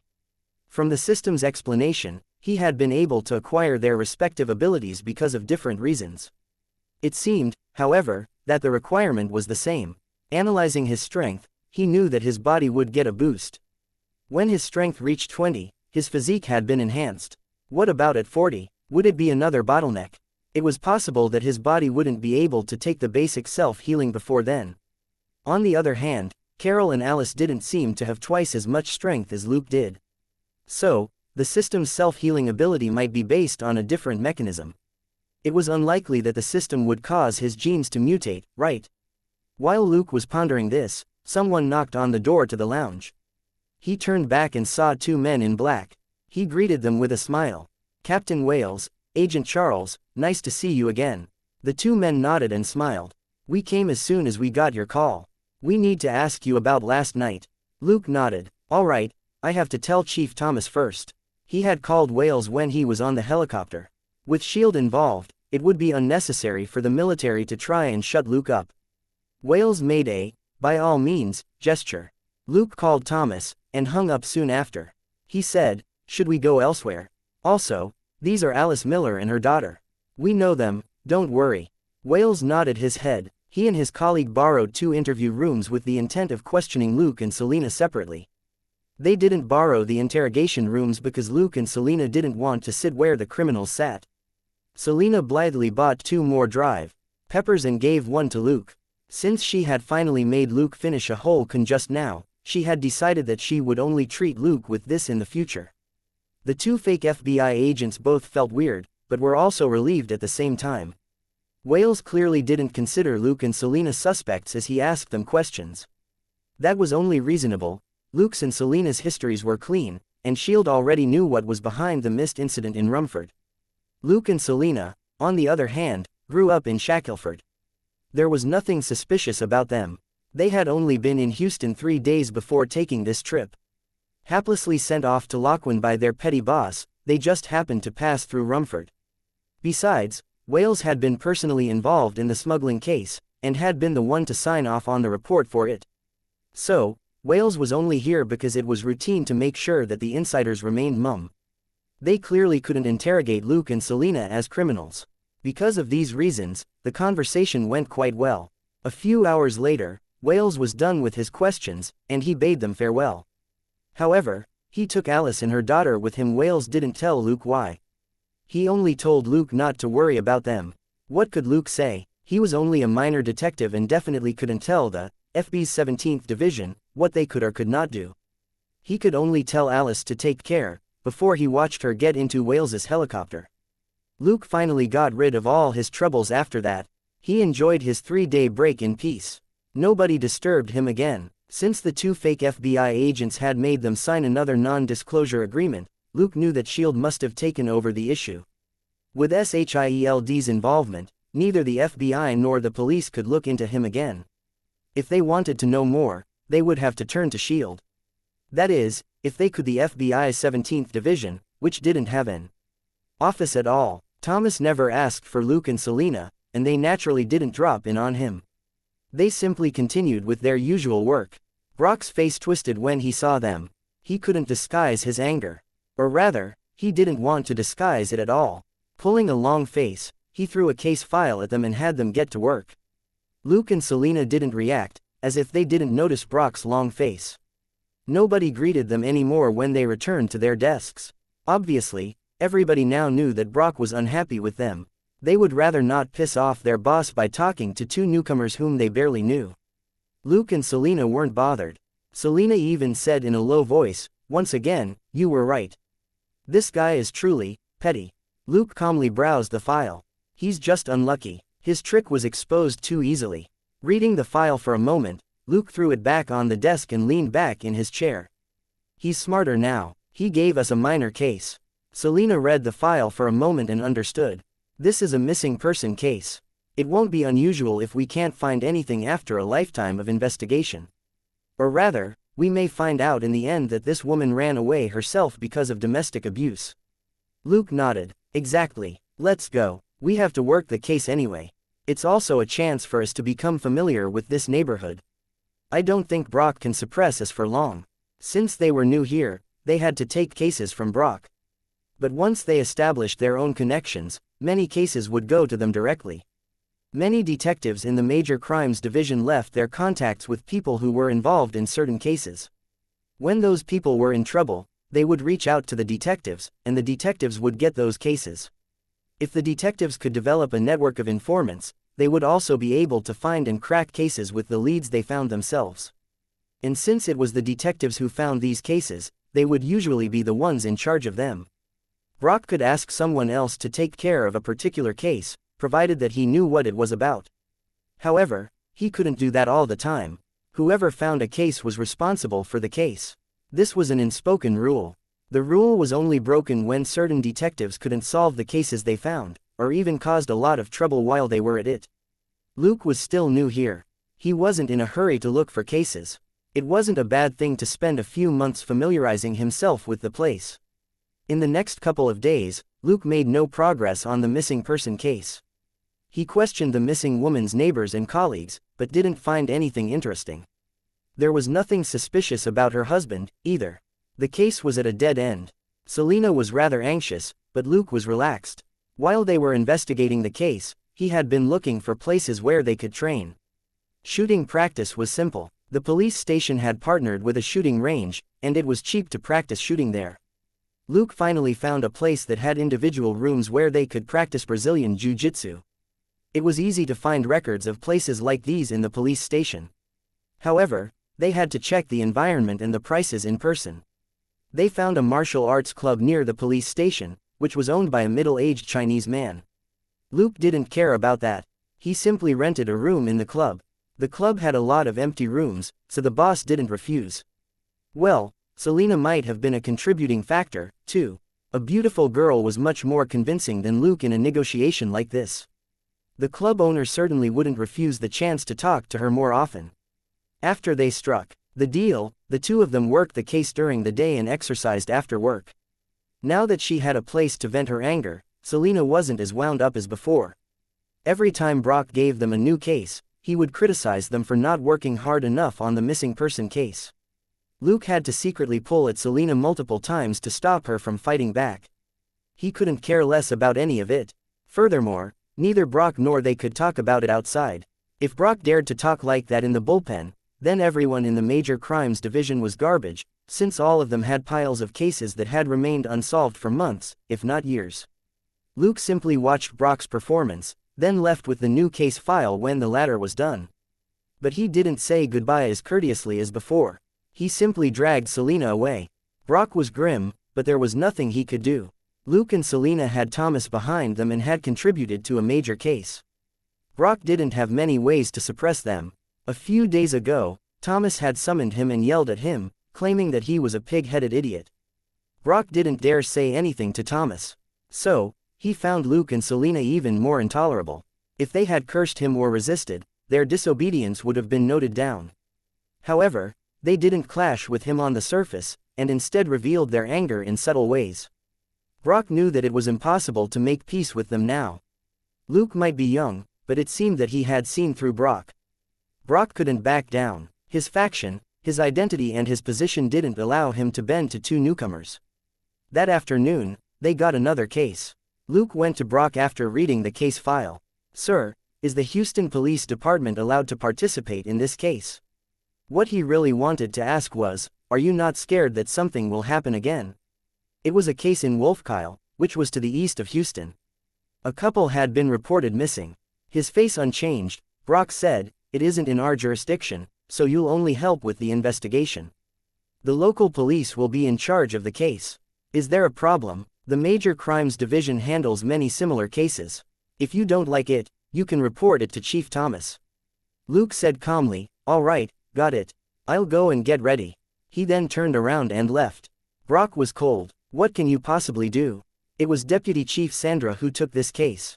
Do you think Thomas will fight her for you? Thomas had been craving a promotion, which would be impossible if he pissed off the other big shots in the police department. Brock hoped that Luke would complain to Thomas. That way, Thomas might clash with Sandra, and he might think that Luke shouldn't have gone to him. It would be a good thing for Brock either way. Thinking for a moment, Brock made a call. He sneered and said, "Hee hee. I've helped you out a lot. You better pay me back someday." He was calling the local sheriff in Wolfkyle, and was full of condescension. The sheriff wouldn't be able to stand the humiliation as long as he was a normal person, and he certainly wouldn't be friendly to Luke. After he left Brock's office, Luke found Selena. They set off in their car. Reading the file in the car, Selena complained, "Another missing person case. This can't be another sham, right?" Luke said, "Brock isn't so stupid. He won't make any more trouble until we get back. Now, we're working a case, that's all." He remembered how he had described their last work trip as a holiday, and how they had returned to Houston only a day later. It was best to not raise a flag like that for themselves again. Selena was clearly thinking the same thing. She nodded. "You're right, we're investigating a case, we're not on holiday." Luke said, "Come on, can you please not say it out loud? You'll jinx us." But he didn't really think that they could be unlucky enough to run into an accident on every work trip. Brock must have thought the same. Selena apologized. "Haha, you're right, I was wrong." They drove for an hour. Suddenly, Luke frowned and stopped the car. "What's wrong?" asked Selena. Looking at the dashboard, Luke frowned. "We have flat tires," Selena said, "so, change them, I'll give you a hand." Lost for words, Luke said, "The problem is that we have 3 flat tires, and we don't have 3 spares in our car." Selena exclaimed, "What, 3 flat tires? How is that possible? Neither of them was great at fixing cars. Besides, even the greatest mechanic wouldn't be able to fix 3 tires without any tools." Luke raised his head, only to find that they were stranded in a troublesome place. Behind them, it was 100 kilometers back to Houston, while the nearest town was 50 kilometers away. In front of them, Wolfkyle was also 50 kilometers away. They were caught right in the middle. Luke took out his cell phone, but there was no signal. Luke thought for a moment, then waved at Selena. "Let's go on foot." 50 kilometers wasn't too much for him. He could even carry Selena if he had to. They hadn't brought more than a backpack on this trip, either. Getting out of the car, they started walking unhurriedly. Soon, they saw another car on the road. Unlike their car, this vehicle was an RV. Luke and Selena were both astonished to see what was happening next to the RV. It was a family. A middle-aged couple was fighting, a teenage girl in a bikini was sunbathing on a chair, and a boy was playing with 2 dogs next to her. It was like some sort of comedy show. Luke asked them, "Hi, are you going to Wolfkyle?" The couple had stopped fighting when they approached. The husband replied, "Yes. You, too." Luke nodded and was about to say something else. The middle-aged woman, however, grew excited. "Fantastic. Can you help us find a tow truck? We have flat tires." Both Luke and Selena were speechless. They had planned to hitchhike to Wolfkyle. After all, this RV was spacious enough for them, as long as the strangers didn't refuse. Little did they expect that the family also had flat tires and had been forced to stop here. Luke and Selena subconsciously glanced at the girl who was enjoying the sun next to the road. Her casual posture had convinced them that her family was only taking a break in the middle of their trip. Is it really all right to be so carefree when your family's vehicle is stranded in this desolate place? Luke could only set off with Selena again after saying goodbye to the middle-aged man. Unable to count on the family, they had to press on. It wouldn't be a problem to call a tow truck for the family when they reached Wolfkyle. The sun was setting in the west. They walked forward unhurriedly. Selena said with a smile, "Well, it really feels like we're on a holiday hike." Luke simply nodded, not caring that she had mentioned the taboo word again. They were utterly on their own. Faced with a broad plain, rustling trees, and a blood-red sun, they enjoyed the magnificent view.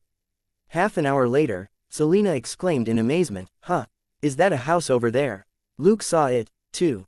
He smiled. "Great, we can at least get some help now." 10 minutes later, they reached the house. It was a fairly large, one-story building, with a sign that said, "Hostel," in front of it. It was a hostel, but it didn't have a name. They walked in, and didn't see anybody, either. Luke called, "Hello." After a brief silence, someone emerged from a hallway. It was an average-looking middle-aged man wearing plain clothes, who seemed rather sloppy. Selena frowned. She wasn't biased toward laborers. Having grown up in the Texan countryside, she couldn't care less about that. However, this particular person had a messy beard, and his filthy shirt and pants clearly hadn't been washed in days. They could smell the stink from several meters away. "You're running a hostel with this sort of appearance," Selena secretly complained. Luke, however, turned a blind eye to that. He simply asked with a smile, "Can we borrow your phone? Our car broke down. We have to call for a tow truck." The man replied, "There's no phone here." Luke asked, "Okay, do you have a car? Can you give us a ride?" The man said, "My wife went shopping in Wolfkyle and took the car, so it's unavailable." "Are you checking in or not?" Luke and Selena looked at each other and knew what he was implying. Nothing would be available here unless they paid for a room. The boss of a hostel in such a desolate place certainly wouldn't let go of any potential boarder. It would be late at night even if Luke and Selena reached Wolfkyle on foot, and they would have to find a hotel, too. So, they might as well stay here. A moment later, after paying for 2 single rooms, Luke finally asked, "Now, do you have any backup phones or cars?" They'd paid $90 for the rooms. It was time the boss told them the truth. However, the boss merely told them that his wife would return from Wolfkyle the next morning, and she could take them to Wolfkyle then. Luke and Selena were lost for words. They went around the hostel, only to discover that it truly had no cars or phones. The hostel was in the middle of nowhere, and they would have easily spotted phone lines or cars if there were any. Selena said, "Did we misunderstand him? He wasn't deliberately implying that we should stay here." Luke said, "Well, I think the boss did more than just imply. The boss could have goods and supplies delivered regularly, but passers-by couldn't." Remembering how his car and the RV both had flat tires, Luke knew what happened. Since the hostel was right next to the road, it certainly had to take advantage of the cars passing by. But was that all? Could the hostel be in cahoots with the tow truck service in Wolfkyle? Luke secretly cursed as he realized that the hostel had been established here precisely to rip off travelers. The cost of food and board, plus a tow truck, it truly was a brilliant way to make money. No cars could possibly arrive at Wolfkyle without paying hundreds of dollars. Luke was determined to call the police in Wolfkyle to get back at these fraudsters. Eventually, they didn't order any food in the hostel. Considering the boss's personal hygiene, they feared that the food might contain lice. They could only buy pre-packed food at the counter, like sandwiches and cans. They were also outrageously expensive and twice what they would cost in a supermarket. Luke and Selena paid $50 for the food. Even eating in a restaurant in the city didn't cost that much. As usual, Luke and Selena wandered around the area before it was completely dark. It was very important to be familiar with the basic environment of any place. However, since they didn't have a car, they didn't go very far. When they returned to the hostel, they saw 4 familiar faces. A middle-aged couple, a boy and a girl. It was the family whose RV had gotten flat tires. They had clearly decided to walk, and had also found this hostel. The middle-aged couple greeted Luke and Selena. After all, Luke and Selena were quite attractive. One of them was gentle and the other beautiful. Most people would be genial toward them. Luke and Selena didn't return to their rooms, none of which even had a TV. This hostel was isolated from the rest of the world. While chatting, Luke learned that the husband was called Bob Carter, and he was a detective from Cleveland. He had brought his family to Texas on vacation to appreciate the splendid views here. The middle-aged woman was Assel, his wife. Brenda and Bobby were their daughter and their son. Brenda was currently unemployed after graduating from high school, and Bobby was in his junior year. Of course, Luke was only guessing that Brenda was unemployed. After all, if she planned to go to college, she should be busy submitting applications instead of enjoying herself on a trip. Unless her family was a major patron of a college and had planned out everything for her, Brenda clearly wasn't going to go to college. Bobby's high school was briefly on hiatus due to an accident. Luke and Selena didn't reveal that they were detectives, mostly because it was unnecessary. They were only here to help the local detectives, not to crack the case on their own. As they talked, Brenda grew interested in Luke. There were only 2 men here other than her father and her brother. Compared with the boss who had swindled her family of their money, she naturally liked Luke, who was younger and more handsome. The boss didn't say anything. He was enjoying a drink in solitude at the counter. At 10 o'clock, Luke and Selena said goodbye to the family. Luke reminded Selena to be careful. After all, they were in the middle of nowhere, and they had to look out for themselves. Selena rolled her eyes at him, but still nodded her head. Luke went to bed after a shower. There was no sound from next door. Selena had obviously fallen asleep, too. The Texan countryside was absolutely quiet save for the occasional chirping of birds. Luke was sound asleep. After a long time, he suddenly woke up. He heard the voices of 2 men next door. But that was Selena's room. How could there be men talking in her room in the middle of the night? Alarmed, Luke tried to get up, only to discover that he felt extremely exhausted, as if he hadn't slept for days. Luke was shocked. Had he been drugged? He thought quickly, and soon found an ability in the system's list: basic resistance to interrogation, 100 credits. He quickly learned the ability. Although his body didn't recover, a huge load of knowledge on resisting interrogation appeared in his head, including ways to resist drugs. Using the knowledge he now had, Luke managed to fight off the drowsiness and reach for his gun under his pillow, but he could barely pick it up. He was going to get up, when 2 men in masks opened his door. One of them said, "Be quick about it. We've already loaded the woman into the car. Get this guy in it, too." "Right, they're Houston police. Take their guns away." Luke's heart was heavy. Selena had been caught. Also, these people knew that they were police. Thinking quickly, he didn't do anything and simply allowed the strangers to move him and take away his gun. A moment later, he was thrown into the bed of a pickup. Below him was a soft body. Luke didn't need to open his eyes. The familiar scent of this shampoo belonged to Selena. He was less anxious now. As long as he and Selena weren't separated, he could still turn things around. However, the strangers didn't do anything else. They simply chatted and smoked next to the car. "Haha, it's going to be fun this time. There's another family other than this couple. The husband is a policeman, but the rest of them are just ordinary people. They'll be boring." It was Gus, the boss of the hostel. The other person said, "You're too greedy. We got 3 women this time, and one of them is a smoking hot police officer." Luke remembered his voice. "Just wait, you'll get it soon." Gus chuckled. "Forget it. The best you can get is the middle-aged woman." The other person cursed. **T. Why do they get to choose the toys first? Hey, Gus, can we get the others this time?" Gus said, "I don't think so, but if you still want them when the game is over, it might be possible." The person said, "Really? That's not bad." As they talked, another 4 people moved something out of the hostel. Luke couldn't see anything and could only listen to them. From the conversation, he was certain that the family had been moved to another car, too. 6 people. 6 people were involved in this weird kidnapping operation. Based on their conversation, they were only responsible for grabbing travelers, and the real members of the gang hadn't shown up yet. The car soon started moving, not toward Wolfkyle, but to the east. Luke tried to resist the sedative, and quickly recovered as time passed. While his strength was 24, the actual effect was 48 and 5 times that of a normal person. The sedative that the strangers had given them was very strong, but not strong enough to turn the victims into idiots. Thus, Luke had woken up in his room back then, while Selena had remained unconscious. After 20 minutes, Luke's fatigue faded away quickly, and his eyelids were now less heavy. He checked Selena carefully. She wasn't tied up, but she had obviously been drugged. Luke thought quickly. Those people had revealed a lot of information just now. This wasn't the first time they had done this, it was almost a game for them. The strangers who had moved Luke and the others for the game, later weren't even interested in regular people. They were more excited about Luke, Selena and Bob, because they were police. Something was definitely wrong with these people, and it was bordering on madness. Luke felt around as the car bumped along on the journey. He didn't find anything except a stick. Luke rolled onto the stick when he had the chance. He immediately frowned. **CK. There were nails in the stick, and they pierced his thigh.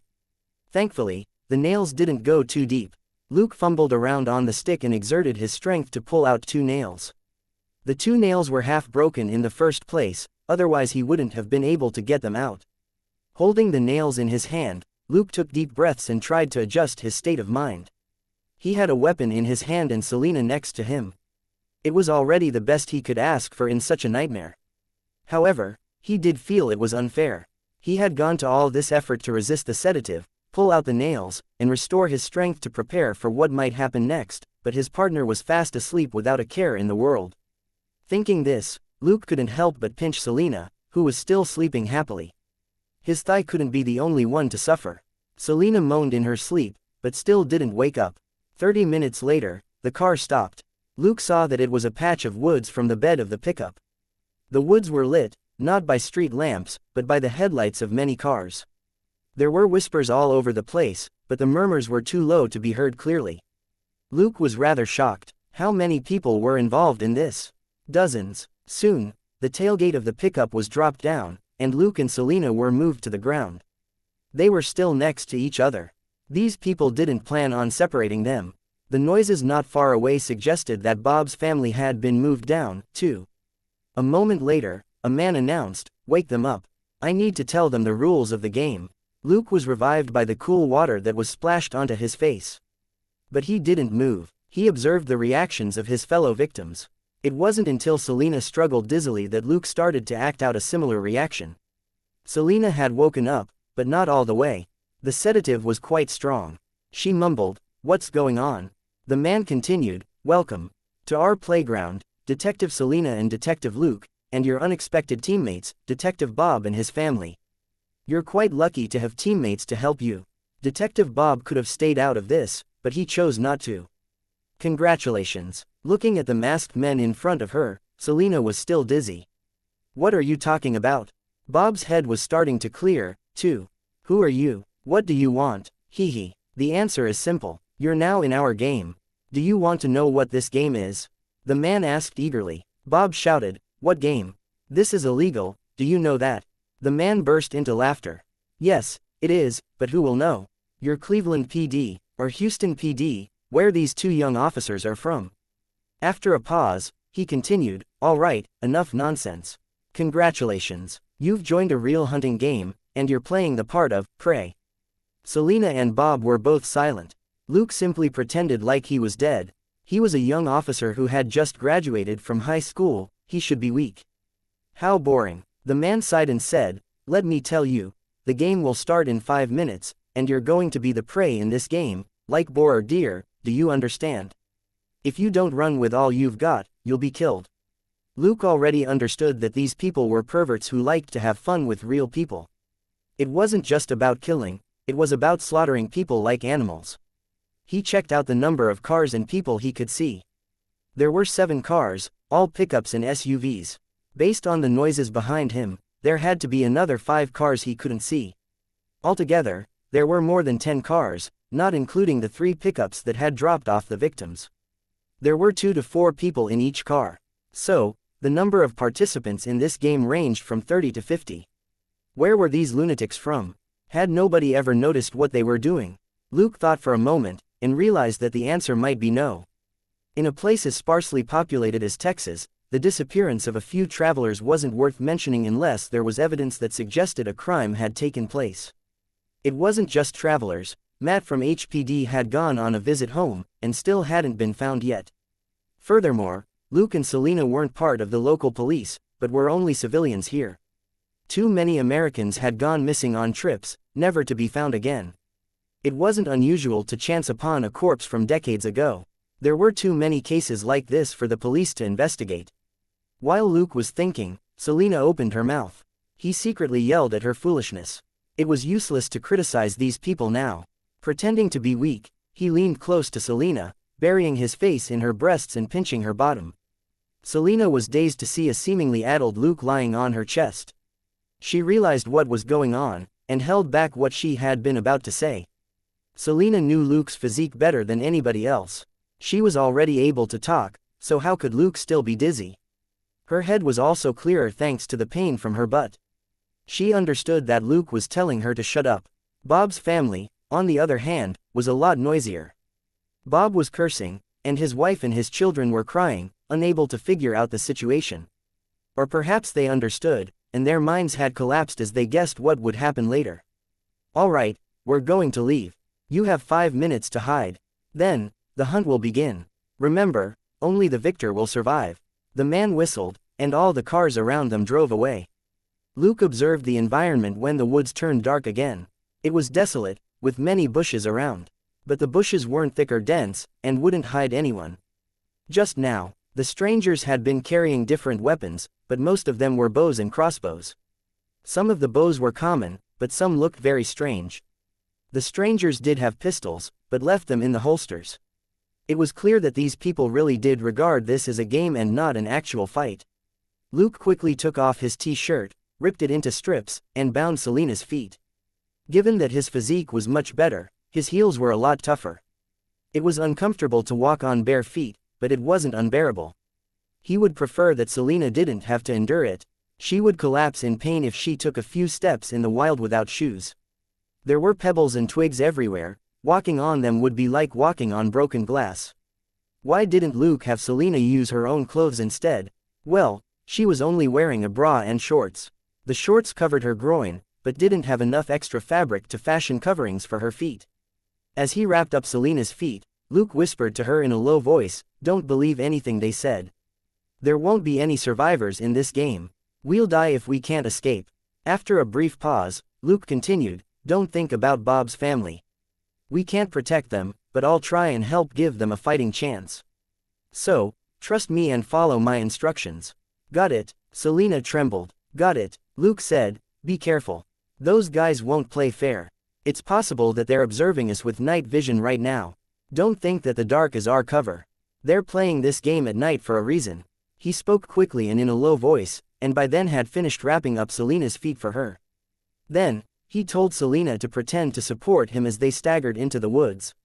Far away in their cars, the hunters were using various types of night vision gear to observe their prey.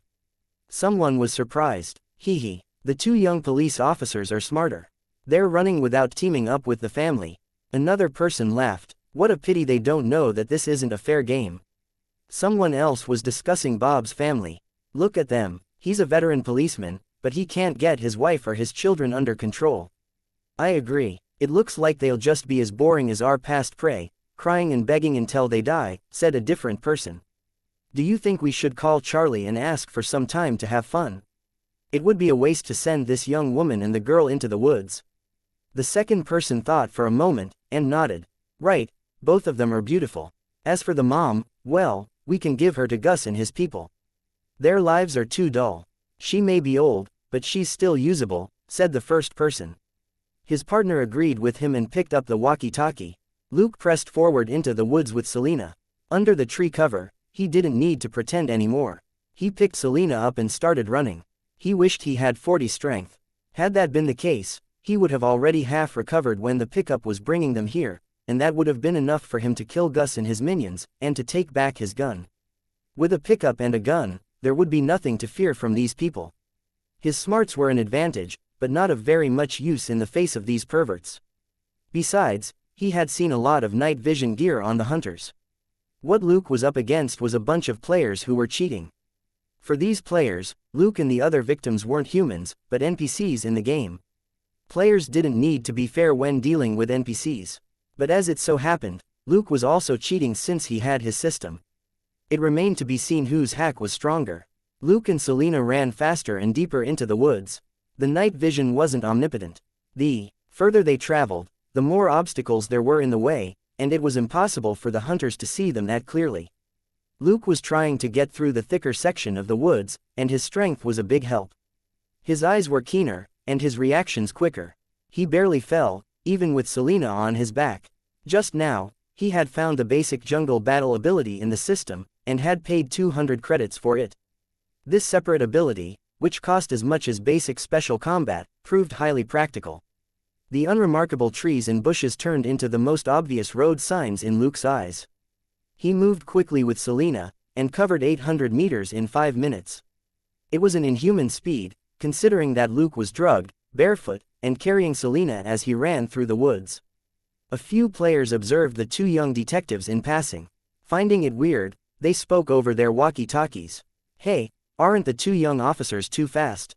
"Huh, you think so, too? Weird. Is my watch correct? Why are they already near the lake? Charlie, has it been 5 minutes already?" The man called Charlie frowned and looked at his watch. "It's only been 4 minutes and 50 seconds. Does your watch say otherwise?" Everybody was silent. Their times were obviously the same. F***ck. They jumped into the lake. Someone shouted into the walkie-talkie.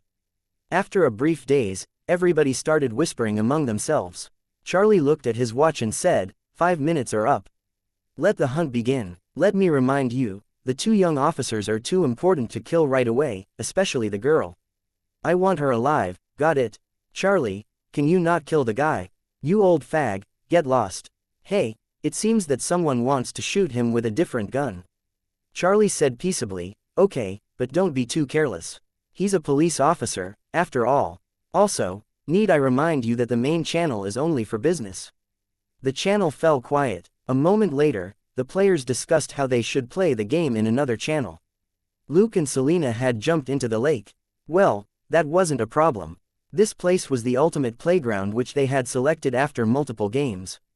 The rich terrain here suited their craving for entertainment. Hunting from boats was something they did often. In the lake, Luke swam to the other side with Selena on his back, exerting all his strength like he never had before. The cool water cleared his head even more. Even Selena also felt much more refreshed. "Ah, darling, you're really a fast swimmer." Luke replied, "Young lady, I'm running for my life, all right." When you're running, you have to do your best. Suddenly, he vaguely saw a couple of white dots. Thanks to Luke's dexterity and dynamic vision, he got a clear picture, and was surprised. It was two yachts. The yachts weren't important. The important thing was that two people were standing on the pier where the yachts were anchored. Luke slowed down and gently swam to the pier, before he said in a low voice, "Selena, good girl, be quiet." He spoke like that because Selena obviously wasn't completely clear-headed yet, or she wouldn't have called him darling and praised him for his quick swimming. 10 seconds later, Luke approached the two yachts. It was understandable that security here was so sloppy since they were on the other end of the lake. Luke had Selena with him, and the players thought it was highly unlikely that both of them would be such fast swimmers. Most of the players were still searching on the other side of the lake. None of them knew that before they realized it, Luke had already swum hundreds of meters with another person on his back. When he approached the yacht, Luke had Selena grab onto a column under the pier. He then quickly climbed up the column. Both guards were facing the head of the pier, and were obviously waiting for other people. When Luke snuck up on them from behind, they were still smoking and talking. Hearing the familiar voice and the remark on Selena's figure, Luke bared his teeth. Gotcha. He lunged forward, cracking the surface of the pier that he was standing on, and when he reached the two guards, he punched one of them in the back of the head. He didn't know if he killed the guard, but even if he were rescued in time, the guard would be a paraplegic for life. In the meantime, Luke grabbed the other guard's neck and choked him, preventing him from screaming, before he punched the guard in the stomach with his right fist. After everything was done, he quickly examined the guards for weapons. As it turned out, they didn't have anything but 2 knives on them. Luke wasn't too disappointed. He put on the clothes of one of the men and went back to pick up Selena, who was still clinging to the column. The silly girl was already shivering. She didn't have Luke's extraordinary physique. After lingering in the lake in the middle of the night for so long, she was freezing. Luke quickly covered her with the jacket of the smaller guard, and told her to stay put. He then jumped into the yachts and searched them. 2 minutes later, he jumped back to the pier with a small bag and a long stick that looked like a spear gun. At that moment, the second guard was finally done retching, and tried to stand up. Luke squatted next to him and said, "You haven't forgotten what you said earlier, have you?" The man seemed terrified. Instead of waiting for an answer, Luke simply stuffed a towel into the man's mouth, so violently that his mouth was almost torn open. Then, Luke stomped on the man's left hand. Eyes wide, the guard screamed into the gag. Indifferent, Luke stomped on the man's other hand with his other foot, before he drove the nails into the man's hands and into the pier. The guard's eyes rolled back and he passed out. The whole process only took 20 seconds. Picking Selena up again, Luke ran for another few minutes. He still chose areas with thick tree cover. Eventually, he stopped at a hollow. It was a space under 2 rocks, which was blocked by a fallen tree. No one hiding inside would be seen unless they were observed from up close. Luke put Selena in the hollow and said, "Don't run, keep quiet, and hide yourself well. I'll be back soon. Take this spear gun. Shoot anyone except me." He was about to leave, when Selena pulled on his clothes and said, "Safety. Safety first." Luke smiled and hugged her. "I'm smarter than you." He left the hollow and returned the way he came. He had been as fast as a stallion earlier, but he walked at a normal speed on the way back. On his way, he took out 2 bottles of water from the bag and drank them up. A normal person would have destroyed their kidneys if they drank that much water after such intense exercise. But not Luke. Given his physique, his body's internal circulation was much faster than that of a normal person. He needed the water to dissolve the sedative in his system. He wasn't sure how he had been drugged, but drinking more water couldn't hurt. He soon returned to the lake. There were 4 cars near the pier, and a bunch of people around the 2 guards. They were questioning the unlucky guy whose hands had been broken by Luke, because they couldn't wake up the guard that Luke had knocked out. It was rather amazing that none of them cared about his injuries, and were simply throwing questions at him. Luke sneered at the guard who was screaming miserably as he answered the questions. Players. They might have the best equipment, but they weren't experts. Even though the game seemed insane, they weren't professional killing machines. They were all questioning the wounded guard, and nobody paid attention to their backs. Of course, Luke knew why they were being so careless. Bob's family was hopeless. Bob would be heavily wounded, if not dead, unless he had abandoned his family and escaped on his own. Now, only Luke and Selena were on the run. With the drug in their systems, they shouldn't have any strength right now. On the players' side, they had more than 30 people, who were all equipped with bows, pistols, night vision gear and walkie-talkies. Regular officers wouldn't dare retaliate, even after successfully escaping. 2 versus dozens was rare even in video games, let alone in real life. However, Luke was different. He had killed more than 100 scumbags in total in the past 4 months, and it wasn't his first time fighting 50 people on his own. Luke walked unhurriedly toward the crowd, as if he were one of the players who was joining his fellows. It took him no more than 10 seconds to reach the crowd from where he had been staking them out 20 meters away. Luke's target was a man who was standing on the top of a car and looking down at the 2 injured guards. Luke got on the top of the car nimbly, but he still made a slight noise. The man subconsciously turned around, but tremendous pain burst in the back of his head, and he passed out before he saw Luke. Sticking close to the man's back, Luke kept him from falling while he quickly grabbed the man's Beretta 92 FS in his magazines. Luke was greatly reassured now that he had a weapon. He continued to take off the man's vest and holster. The equipment was unattractive, but could be very convenient in battle. His movements were light but quick. With the person in the car covering him, nobody else had noticed what happened. Even the car driver was craning his head and looking forward. A minute later, Luke looted the man of all his equipment. He smiled. The role of hunter and prey had switched. He jumped off the car and stopped next to the driver. The driver subconsciously turned around and said, "George, you." Luke smashed his fist into the guy's face, flinging him back into his seat. Without stopping, Luke moved sideways to the second car. This driver was an even more avid spectator than the first one. He had opened the door and was watching from outside the car. In the next moment, his collar was grabbed and he was struck on the back of his head. He was also stuffed back into the driver's seat. There were now 2 cars and 7 people up ahead. Luke approached them unhurriedly with the Beretta 92 FS raised. If any of those people saw him, he would have no choice but to kill them. But he couldn't kill all of them. Some of them had to be kept alive as witnesses. The more witnesses there were, the less likely that the case could be covered up. Of course, it was only the lackeys, such as Gus, that he would keep alive. The real leaders of the group were the people who waited for the prey to be delivered to them in the playground. They wouldn't catch the victims in person. They had to be wealthier and more influential. Luke wouldn't let any of them live. Dead men couldn't pull any strings. And if their families sought revenge, wouldn't they seek revenge anyway if Luke let those people go? Approaching the rear of the crowd, Luke put his pistol back into the holster. He then grabbed 2 people by the heads and smashed them together. With a bam, both of them collapsed, and only 5 players remained. Luke sped up and moved as fast as he could. His fists lashed out like lightning. The drug was still in his system, cutting his strength and reflexes down by half, but it was still easy for him to ambush these players who were barely prepared. Bang, bang, bang, bang, bang. The 5 players were instantly knocked down. Luke looked them over and soon figured out their identities. For those who clearly had better clothes and weapons, he punched them in the back of their heads heavily and killed them. There were no survivors after he was done, because none of them had lousy gear. He didn't use a gun to kill them, because it would alert the players on the other side of the lake. He didn't break their necks either, because he might later be accused of killing criminals when they had lost the ability to resist. When the case was investigated later, he could argue that he had been punching hard when the enemy attacked him. Nobody could blame him. Nobody could control their fists perfectly when they were faced with 10 armed bandits. He stripped them of their weapons and kept a generic M1911 for himself. He also took a leg holster off one of the players to store all the magazines that his pistol could use.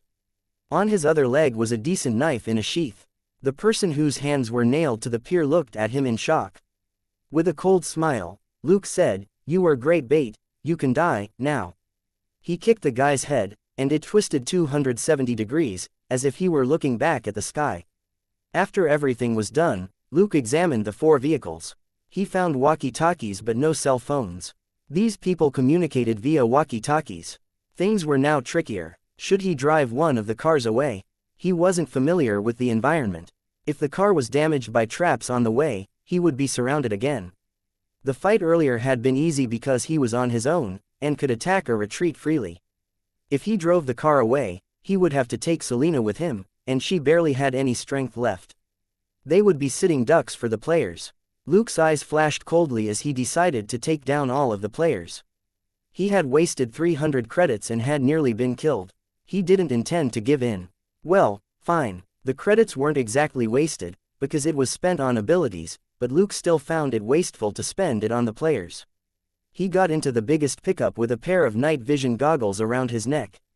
Starting the car, he drove along the edge of the lake. He had heard a few gunshots just now. Obviously, things weren't going well for Bob's family. As he drove, Luke met another vehicle coming from the opposite direction.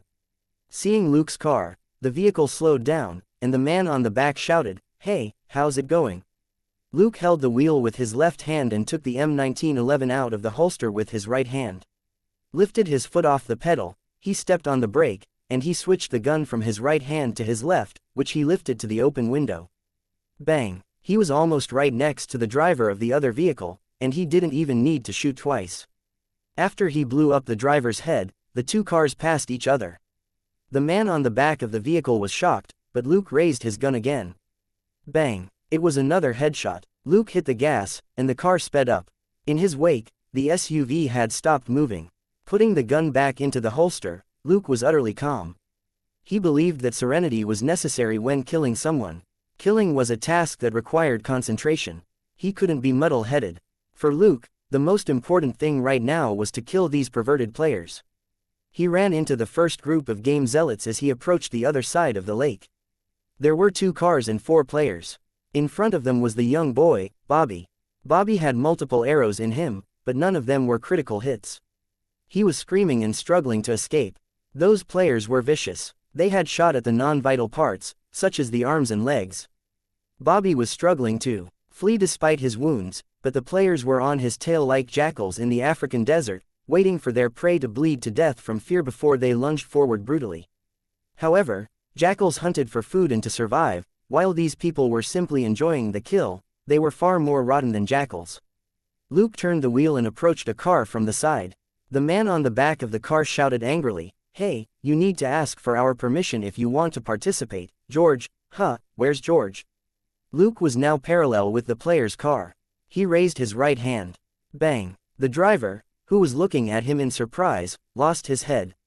Luke hit the brake and lowered his head, aiming at the man standing on the back of the car.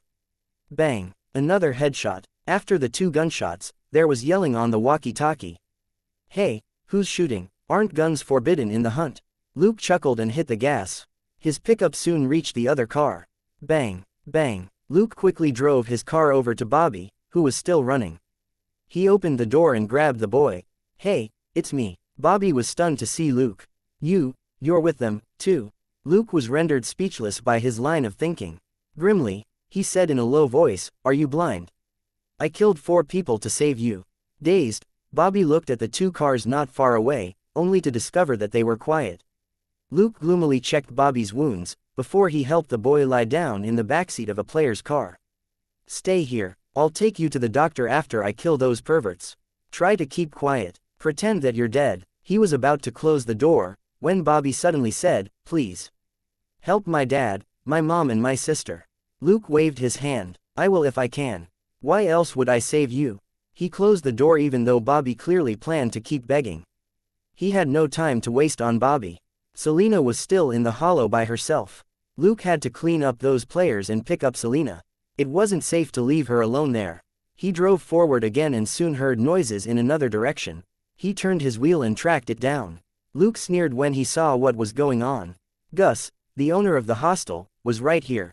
He was jeering at a middle-aged woman. The woman was naturally Assel, Bob's wife and Bobby's mother. She begged and cried in despair and fright, but her hands were tied down by several people, who kept her from moving. Luke parked the car far away. He didn't want his car to alarm the scum who were having fun. He quickly approached them through the woods without catching their attention.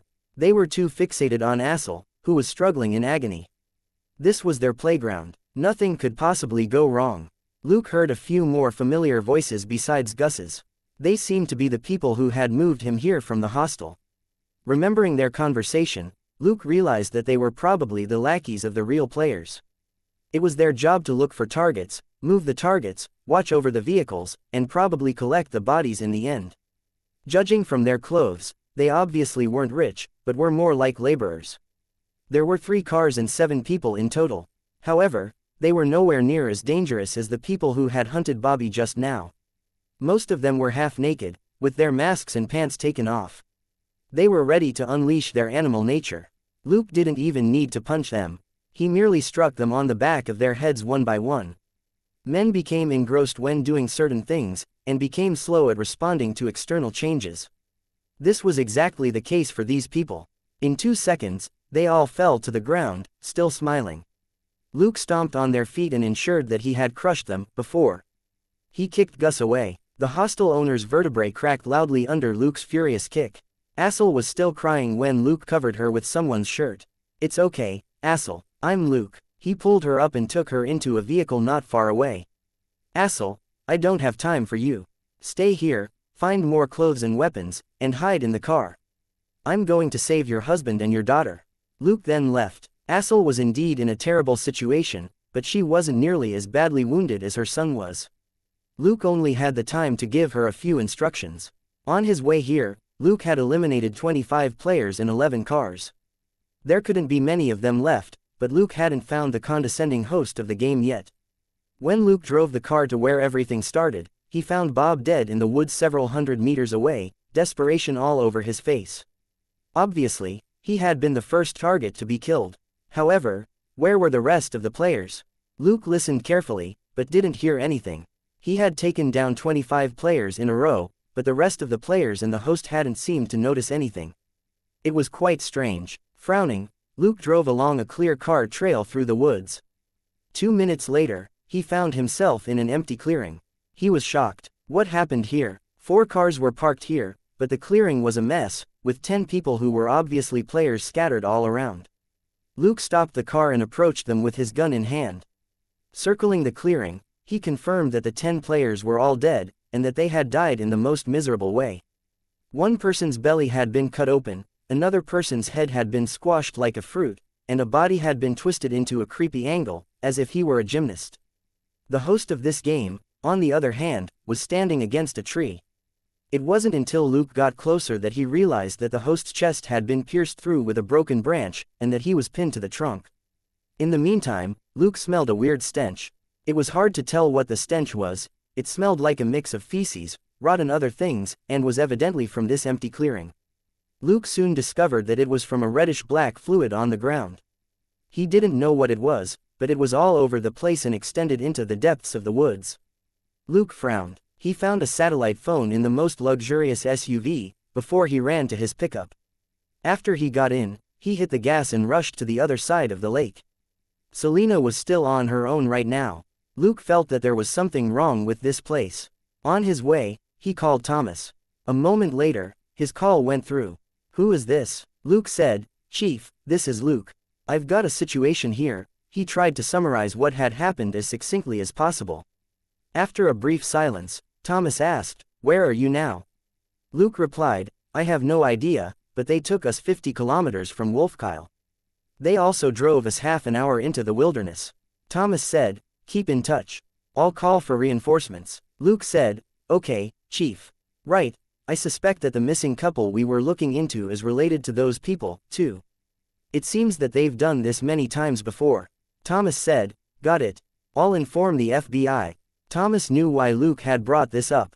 If this was a simple case, the police of Wolfkyle would be responsible for it. However, if it was a serial murder case that involved multiple victims, the FBI's involvement would be justified. Luke wanted the FBI involved because the players couldn't possibly influence a national agency, no matter how powerful they might be in Wolfkyle. More importantly, the Houston Police Department had no authority to investigate this case. It wasn't in their jurisdiction, after all. Thomas would have to contact the FBI via his own connections, which would be a huge help to Luke. In any case, Luke had already disposed of half of the criminals, so it would be very easy for the FBI to handle the rest. Thomas wasn't actually asking for help, but was doing the FBI a favor. As long as they weren't idiots, they would certainly get here quickly. Thomas asked again, Did you just say that someone was severely injured? Luke's mind was blank. Did he say that? It was mostly the players who were wounded. Bobby's injuries were mild, and his father had been killed. But he thought quickly, and realized why Thomas had asked the question. Yes, a high school student is in dire need of treatment. Thomas said, All right, I'll send a helicopter from Houston as soon as possible. Luke said, Thank you, Chief. Thomas didn't say anything else and hung up. Luke marveled inwardly. Thomas truly was Robert's best buddy. With this excuse, Thomas would be able to send police officers here by helicopter. Luke would thus have the protection of trustworthy people. Putting down the satellite phone, he sped up. When the pickup passed by Assel's hideout, Luke glanced at her and found nothing wrong, so he pressed on. Bobby was also quiet when Luke passed by. For Luke, it was Selena's safety that he was most concerned about. He had already done enough for Bob's family by saving 2 of them. Luke got out when he reached the other side of the lake. The woods were too thick for a pickup to pass through. He could only continue on foot. At that moment, 2 police cars drove up. Their lights and sirens weren't on, but Luke had noticed them very early on. He could only stop and wait next to his car for the newcomers. The 2 police cars stopped, and 1 person got out of each vehicle. An old police officer in his 40s said, We're from the Wolfkyle Police Department. Don't move, or we'll shoot. Luke was helpless. He couldn't kill the 2 police officers, and he still had a long walk ahead. Would he have to fight them when he returned with Selena? He wasn't afraid of fighting, but killing 2 officers would cause a lot of trouble. I'm Luke Colson from Westside Houston Police Department. I sent the Wolfkyle Police Department a notice just yesterday, said Luke. The police officers looked at each other and said, Put down your gun and let us confirm your identity. Luke frowned. I have to rescue my partner. She's still alone in the woods. The old police officer said, I'm York Brown, Sheriff of Wolfkyle. This is Nicholas Crew, Deputy Sheriff. You should know us if you're here to help with a case. Luke eyed them for a moment, and finally dropped his M1911. Your other gun, said Crew. Luke slowly drew the Beretta from under his armpit and threw it 3 meters away. The 2 police officers looked at each other and approached him. Luke asked, Why are you here? Calmly, Brown replied, Someone called the police and said that they heard gunshots around here. Luke said, Where are we? My partner and I were drugged before we were brought here. I still don't know what this place is. It's about 50 kilometers away from Wolfkyle, answered Crew casually. Luke asked, Well, someone is heavily wounded and needs treatment. How far is the highway from here? Crew said, It's about 20 minutes by car. Luke narrowed his eyes and suddenly rolled to the side. However, it seemed that the 2 police officers had anticipated this move. They shot at him when they were 10 meters away. Bang, bang, bang, bang, bang, bang, bang. Luke's left arm turned numb, before he felt excruciating pain. He couldn't help but grunt, but he didn't stop, and he grabbed the Beretta on the ground as he rolled. Bang, bang, bang, bang. The 2 police officers fell immediately. It was practically suicide to engage Luke in a gunfight at less than 10 meters. Even if Luke didn't have a gun, his strength and reflexes made it impossible to lock onto him. However, he miscalculated how crap a shot Crew was. The guy's bullet should have missed the target, but happened to hit Luke in the left arm. Ignoring the pain, Luke picked up his gun and said darkly, "If you don't drop your guns, someone's head is going to blow up in the next second." The police officers quickly dropped their guns. They had been defeated even when Luke was outnumbered and unarmed. Now, Luke's gun was still aimed at them after he shot them. They would be idiots if they continued to put up a fight. Besides, Luke was a police officer. He couldn't kill other police officers without reason. As long as they didn't die here, they had 10,000 ways to get away with attacking Luke. After all, Luke wasn't wearing a uniform or a badge. This wasn't Houston, either, but Wolfkyle, which was their territory. Luke didn't say anything to them. He simply took out their handcuffs and cuffed them to their cars. Would they die from their wounds? Well, they could just pray that their arms were long enough for them to reach and press down on the bullet wounds. If they couldn't, they might as well die. Naturally, Luke didn't leave them the keys to the cars, and threw them into the woods. Everything happened too fast. Luke had been highly vigilant, and had still been suspicious even when he saw the police cars. However, he did recognize Sheriff Brown from a photo he had seen before. It was for this reason that Luke dropped his weapon. But their hands had been on their holsters when they approached him. If they were truly wary, they should have aimed at him as soon as they got out of their cars. Yet their hands had been on their guns as they slowly surrounded Luke, which was highly unusual. Luke had tossed his gun and asked questions to test them. He had thrown the gun in a perfect location to pick up again after a roll. He confirmed that something was wrong when he heard Crew's reply. If this place was 50 kilometers away from Wolfkyle, it would have taken more than 20 minutes to drive here on the highway. Luke didn't think that the two police officers would dare to drive so fast in the middle of the night. It was still a distance from the highway to these woods, which meant that it would have still taken an hour if they had received a 911 call in Wolfkyle and came here immediately.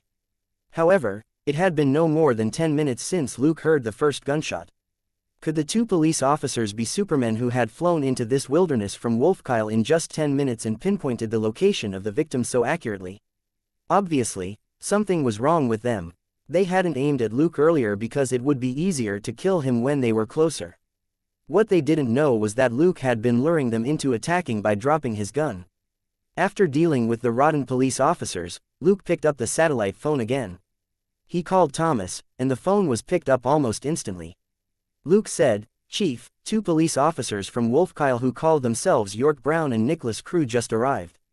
They shot at me after I dropped my weapon and told them who I was. I suspect that they're related to the criminals, and that they were here precisely to get rid of me." Thomas exclaimed, "What?" He didn't know what to say.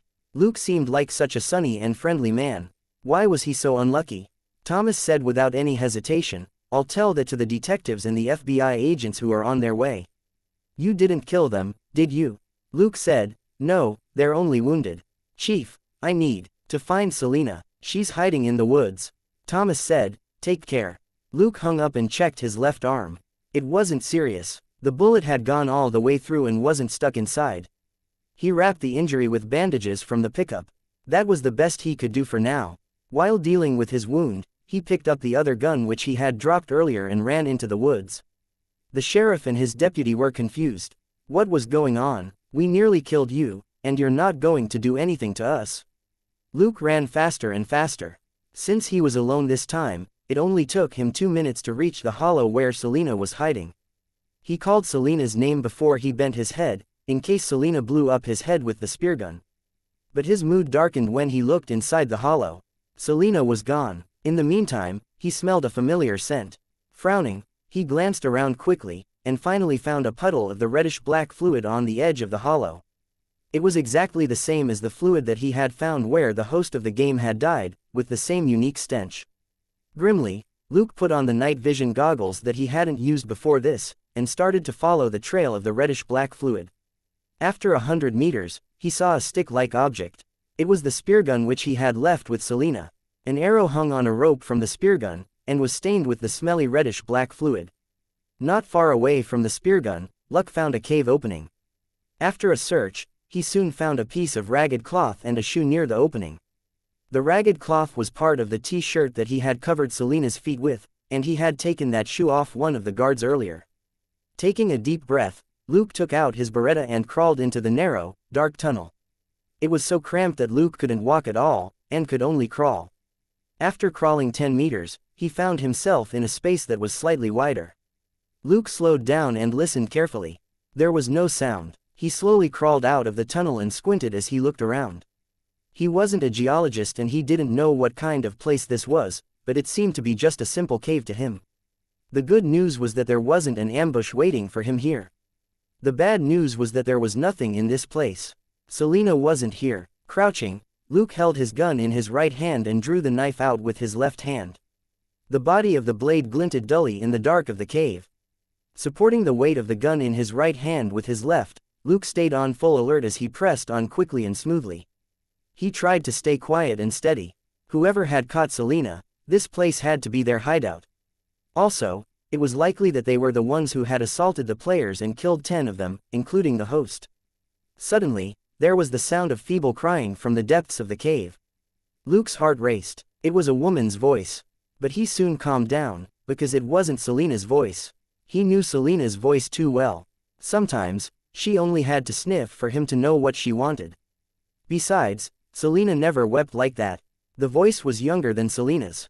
Was it Brenda? Holding his breath, Luke focused on the crying and went down the passage where it had come from. The cave wasn't entirely dark. The walls and rocks glowed with a dim light.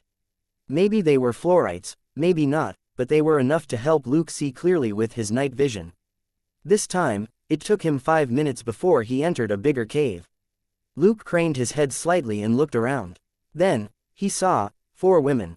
A little startled, Luke narrowed his eyes. He knew 3 of the 4 women. Selena was among them. Luke could identify her instinctively without needing to look carefully. 2 of the other women were Assel and Brenda, the mother and daughter. However, they were now hugging each other and shivering in fear, and were practically naked. Brenda was also sobbing. The last woman sat against the wall as if she were dead. But Luke saw her move her head and limbs, so she couldn't be dead. However, she was filthy and naked, and completely ignored the other 3 women. Selena was in the best condition among them. She had almost all her clothes on, although a shoe was missing. It was obvious that she had dropped the shoe on purpose so that Luke could track her. Also, based on her posture, Luke knew that she was observing the terrain instead of fearfully waiting for her doom. That was what he liked about Selena. She would never give up as long as there was the slightest chance of survival. Luke wasn't in a hurry to reveal himself. He observed the place carefully. This cave had more than one passage. Luke saw a few more openings in the wall. However, nobody was here except the 4 women. Luke could smell all kinds of scents. The most distinctive was the stench of feces. There was also a strong smell of blood.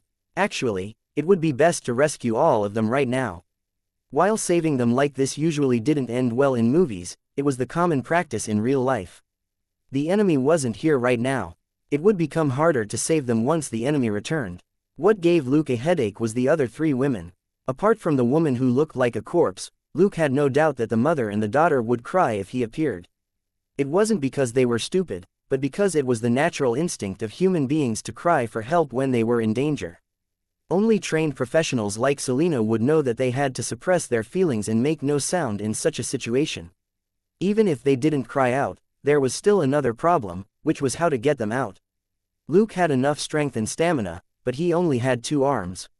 It was impossible for him to carry 3 women at the same time. He didn't think that the mother and the daughter would wait patiently while he took Selena with him. Also, it was difficult to crawl out of the tunnel, unless someone helped pull them up with a rope from outside.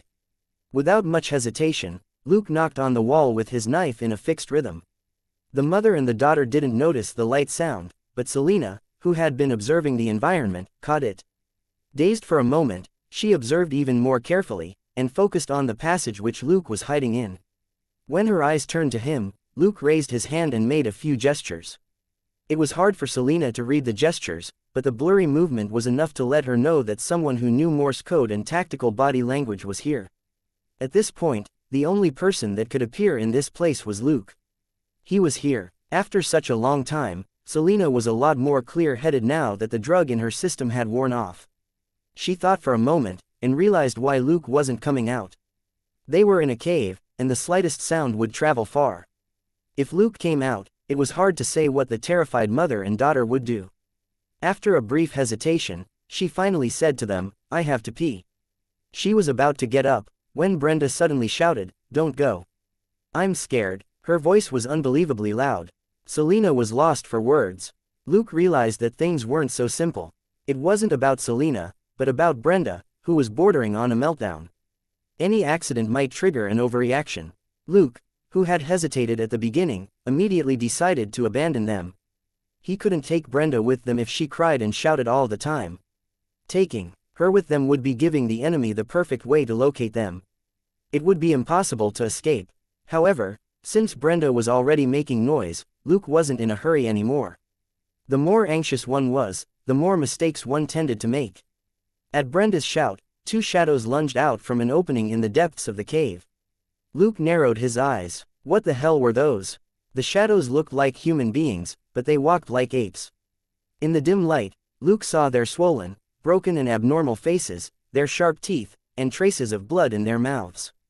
They couldn't be any more hideous. They had strong muscles and moved quite fast. They were truly as agile as apes. Luke furrowed his brow. The two monsters weren't exactly a threat to him. But how many of them were there? Just now, 10 players, including the host of the game, had been eliminated. Assel, Brenda and Selena had been in 3 different locations, but were captured and brought to this place without causing much noise. These two couldn't be the only monsters, unless they had abnormal abilities. The moment the monsters appeared, Brenda shut up and buried her head in her mother's arms, as obedient as a dove. Luke was lost for words. "So, you only dare shout at your allies?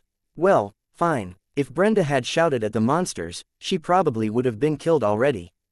Those monsters certainly didn't seem to have good tempers. The monsters eyed the 4 women suspiciously and roared to each other, as if they were communicating, before they moved back to where they had come from. After the monsters left, Selena said in a low voice, "I need to pee." "Assel, can you stop Brenda from shouting? I don't want to be eaten when I'm peeing." Brenda lowered her head further, not because she was ashamed, but because she was scared of the monsters. Assel was actually just as terrified, but unlike her daughter, she didn't cry out. This time, Selena was finally unhindered as she slowly reached Luke's location. Luke's heart pounded. He was confident in himself, but not so in Brenda, who seemed hysterical. He didn't know if she would scream again. Brenda seemed to have learned her lesson. She didn't cry out again. Just like that, Selena fumbled her way into the passage. Without any hesitation, Luke pulled her in and covered her mouth, before he said in a low voice, "It's me." Selena rolled her eyes. She knew it was Luke when he pulled her into his arms just now. "Don't make any sound. Let's go." Luke picked her up and quickly moved out. They didn't have much time. Brenda was a ticking time bomb and might scream again at any moment, so Luke had to escape from this cave with Selena as quickly as possible. When they got out, Luke had 100 ways to teach the monsters a lesson. Even if he couldn't, the FBI agents who were coming would. And if the FBI agents failed, S.H.I.E.L.D. and the military would certainly make sure that the monsters were beaten in the end. Thanks to Luke's strength, they left even faster than when Luke had come in. When he first entered, Luke had been trying to avoid being noticed, but right now, he was trying to escape quickly without causing much noise. Actually, Brenda's screams were a more substantial threat to them than the noise that Luke might make. At that moment, Brenda's voice rang out faintly behind them. "Hey, are you alright?" Luke and Selena were speechless. "We were, but we're not so sure now." Luke sped up again. They finally returned to the first cave.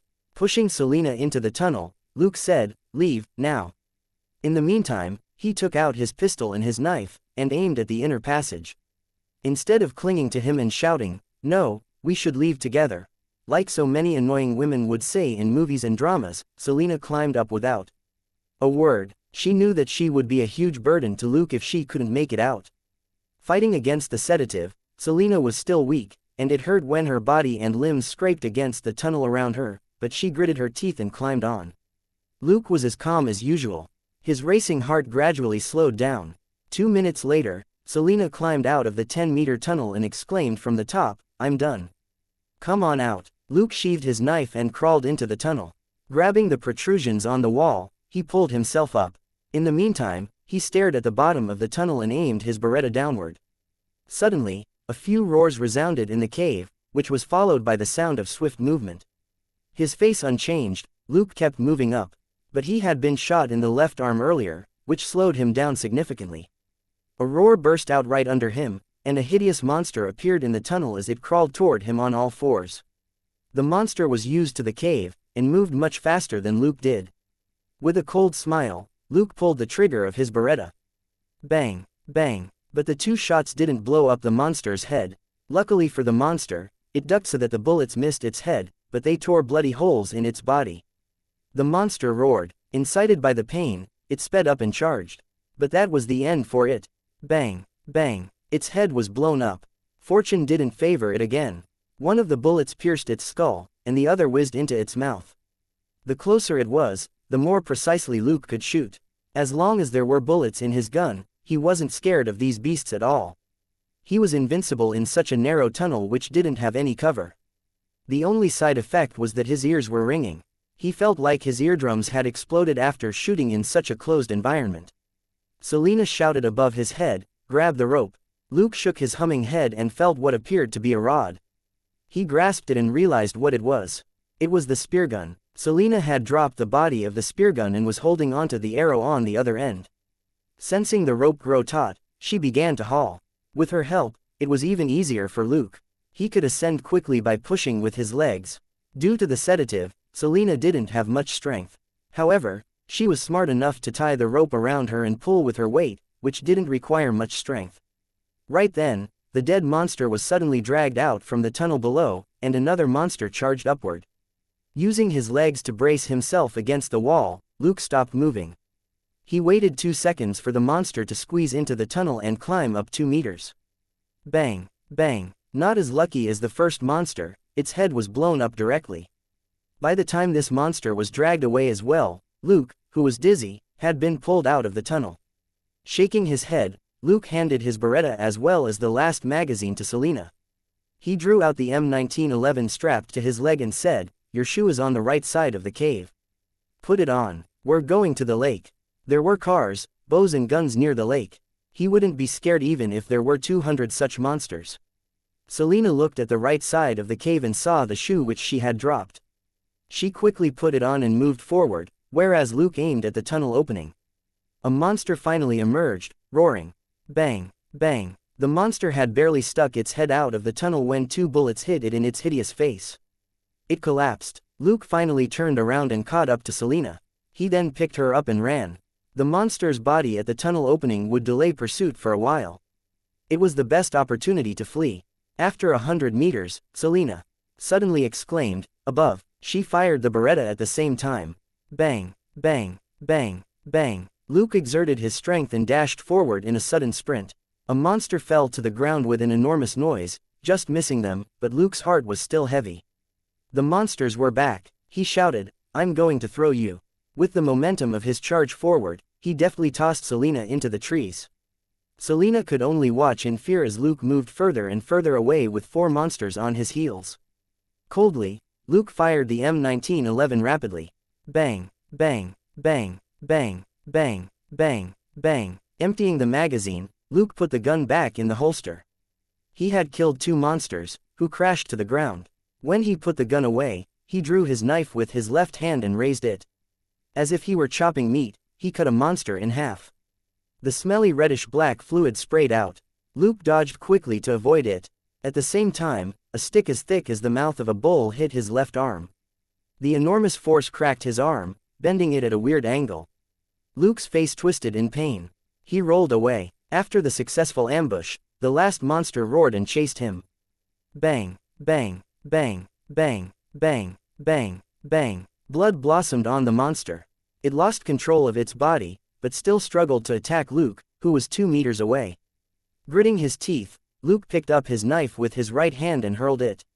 Pooh! Under his enormous strength, the knife cut into the monster's skull and slashed off 1/3 of its head before plunging into the ground and leaving only the handle jutting out. Selena finally rushed toward him. In the emergency just now, she had shot decisively and hit the last monster, saving Luke's life. Gritting his teeth, Luke quickly drew the M1911 from the holster and threw it to Selena with a magazine. Load it with the magazine. He then got up and plucked the knife from the ground. The gun was useful, but his left arm was broken, and it was impossible to reload the gun quickly. So, he couldn't abandon the knife. Selena followed his instruction, and didn't check his injury. She knew very well that Luke with a gun was far stronger than Luke without one. She quickly reloaded the Beretta first and gave it to Luke. It had the last magazine, which contained 15 bullets, so it was most suitable for Luke. After she was done, she reloaded the M1911, too. Bang, bang. Luke shot another monster who had been sneaking up on them. He said again, "Tie the sheath to my right leg." He slowly glanced around at the bushes that he hadn't paid attention to before. Selena quickly took off the holster on his leg and moved the sheath from his left leg to his right. "Let's go." Luke didn't carry her this time.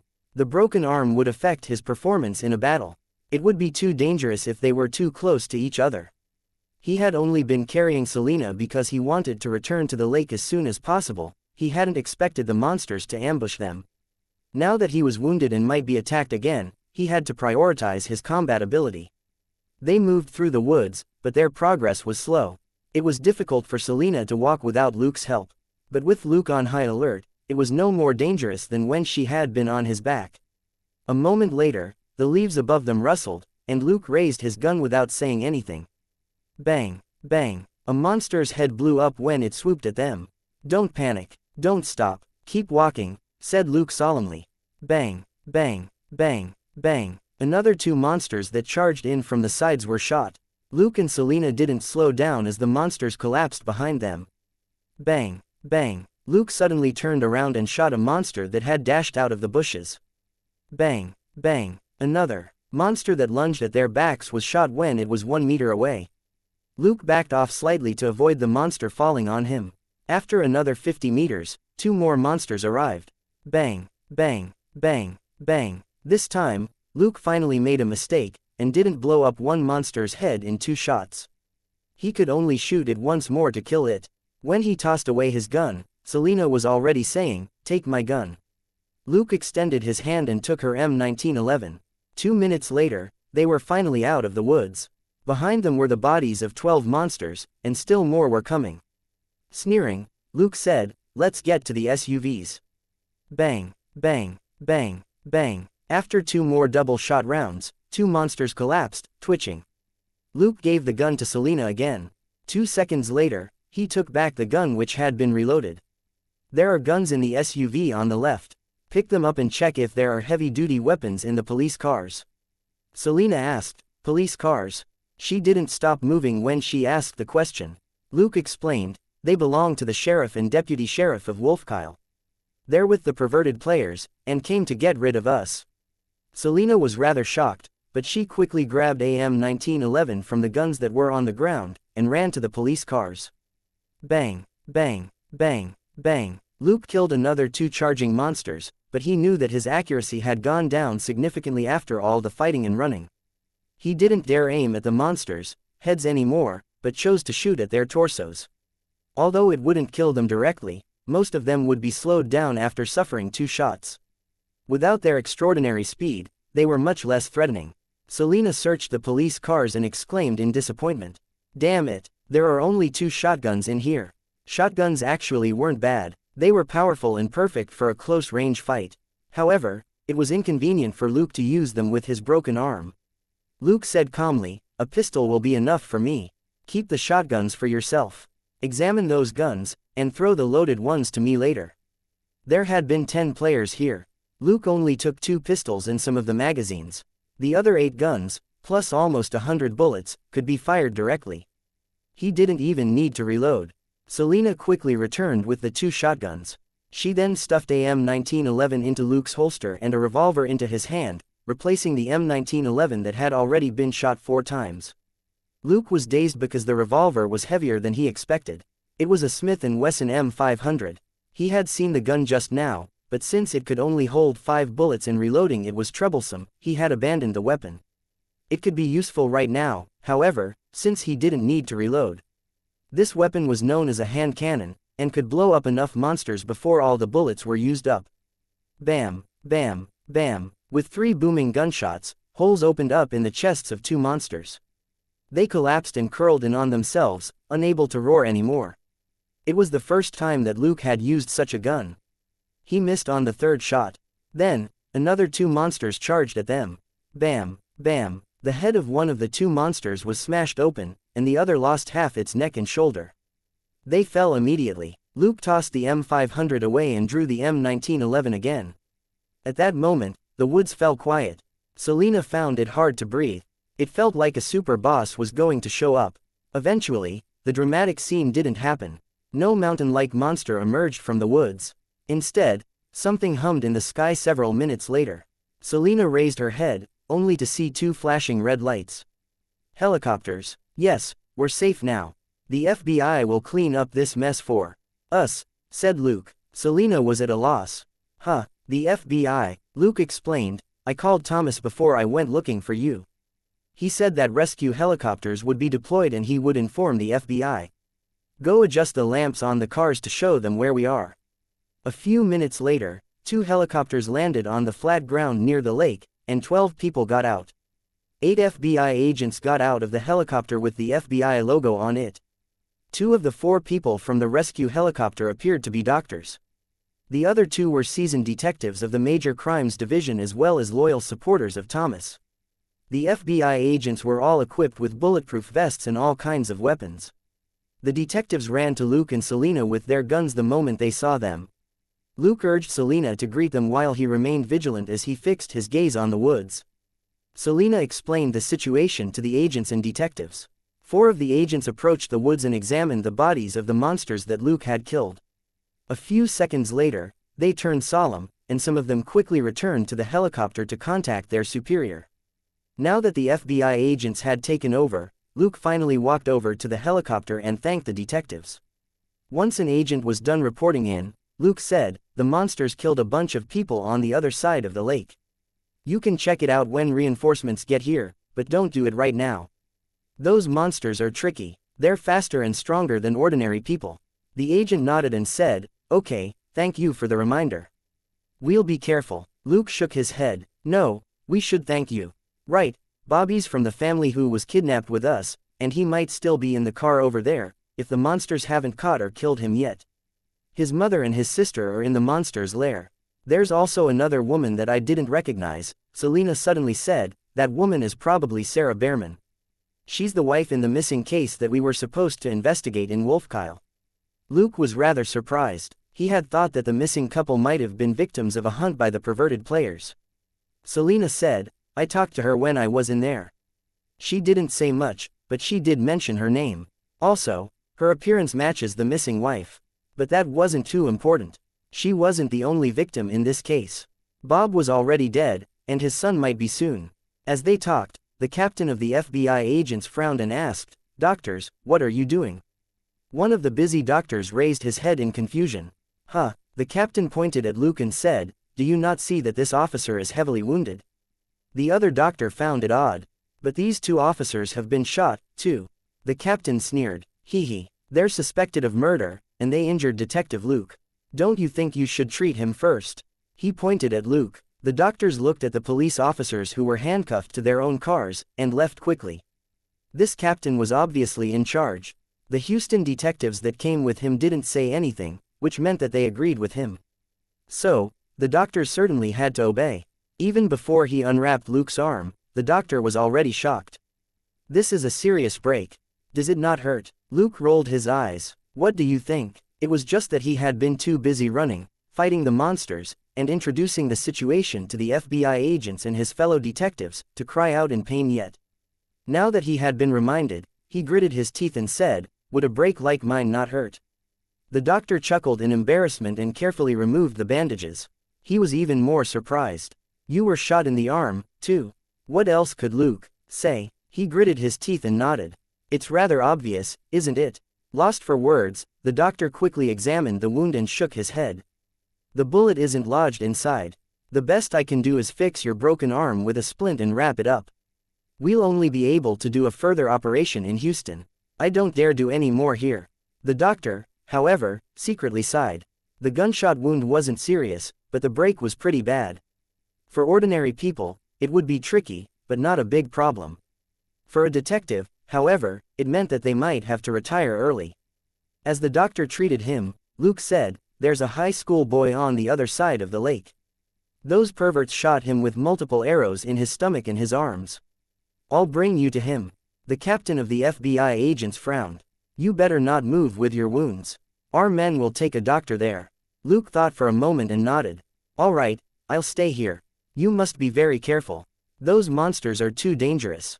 The captain mumbled inwardly, "You're just a minor police officer. Do you think you're better than 4 FBI agents by yourself?" But the captain didn't say anything out loud. After all, Luke was the person who had contributed the most to the case, and he shouldn't be too tough on him. 4 agents left with a doctor. 10 minutes later, they returned with Bobby, who was unconscious. The doctor simply said, "He's quite lucky. His veins and vital organs weren't nicked. His vitals are steady. He only fainted from the shock." Jack Johnson, the captain of the FBI agents, had a discussion with them for a moment, then said, "We're going to search for the other 3 women. You can return on the helicopter first." Luke frowned. "This isn't the best place for a battle, is it?" Smiling, Jack picked up an item and said, "Night vision." Then, he took out a small can from his tactical vest. Flash grenade. He grabbed another can. Tear gas grenade. Finally, he raised the item in his hand. Respirator. Luke was rendered speechless. Their equipment was much more practical than his pistols and knife. The tear gas and flash grenades, in particular, were indisputably fatal weapons in the dark cave. Thinking for a moment, Luke described the monsters he had encountered just now, focusing on their agility and how they attacked. He wasn't bragging, but telling Captain Jack how dangerous the monsters were from his own experience. Jack nodded solemnly. "Got it, I'll go in with 3 agents." Luke shook his head. "I think you should be more cautious. You have advanced weapons, but 20 of them were chasing us just now. You better go in together, or not at all, and wait for reinforcements." After a brief hesitation, Jack shook his head. "I'll go in with 5 agents. 2 of them will stay here to protect you." Luke didn't say anything else. He wasn't sure what Jack was thinking. Maybe he was trying to steal the credit, maybe he was hoping to investigate the monsters, or maybe he had another reason, but it wasn't Luke's place to order him about. It was only for Thomas's sake that Jack had listened to him so far. Luke could only nod. "All right, I'll wait for you here." Half an hour later, Jack and his team returned. Many of them smelled terrible. Luke hurriedly stayed away from them. He wasn't sure if the monsters' reddish-black body fluid carried any viruses or germs. Also, it was too smelly. It was as if these agents had just crawled out of a sewer. But none of them were missing or heavily wounded. Jack didn't look good. Obviously, the battle against the monsters hadn't gone as planned. Luke naturally wouldn't point that out. He had warned the guy, but the guy hadn't accepted it. What could he say now? "Hey, see, you should have listened to me." He would be an idiot if he said that. The 3 women looked a lot better. Clearly, they had been protected and hadn't gotten involved in the battle. Suddenly, Brenda charged at them, shouting, "Ah, you B*TCH, you abandoned us. I'm going to kill you." She was yelling at Selena. Luke gazed at her coldly, but Selena showed no reaction when Brenda ran at her with her hand raised. Luke moved to step between them. Brenda's hand hit Luke's chest. Luke looked at her calmly and asked, "Can you go back now?" Dazed for a moment, Brenda shouted, "Why? Why did she abandon us?" Luke chuckled, "Because she couldn't, nor was she obliged to save you. If she could save you, she wouldn't have been caught in the first place, would she?" Brenda cried, "Liars. You liars. I'll kill you." She waved her hands and was about to scratch Luke's face. "Pa!" Brenda was slapped away and she fell to the ground. She was completely addled. "What's going on? My head is so dizzy." Luke, on the other hand, dragged Selena away and asked in a low voice, "Why didn't you dodge?" Selena hesitated. I did abandon them." Luke grinned and shook his finger in her face. "No, I was the one who abandoned them, not you. You're my partner whom I rescued, not an officer who went to rescue them, right?" Selena was dazed. "Huh," Luke said indifferently, "I was the only one who had the power to choose whom to save. You didn't get to choose at all. So, are you responsible for abandoning her? How are you guilty? Should you give in to her just because she's stupid?" Selena was deep in thought. "If one day, you have to choose between helping 2 strangers and helping me, who would you choose?" asked Luke. "You," Selena replied without any hesitation. Luke opened his hand. "That's right, If that happens, I won't feel guilty toward the two strangers at all, because it was my partner's decision. I don't want her to feel that her decision was wrong. Selena lowered her head and said, I'm sorry. Luke said, no need for that. Just remember to slap back next time anyone touches you. Unlike him, Selena didn't have a system which restricted her, and she didn't have to consider the gains and losses all the time. All videos have ads disabled. YouTube doesn't pay me enough to cover electricity costs. If you are well off, please consider donating via PayPal or becoming a member of this YouTube channel. Thank you.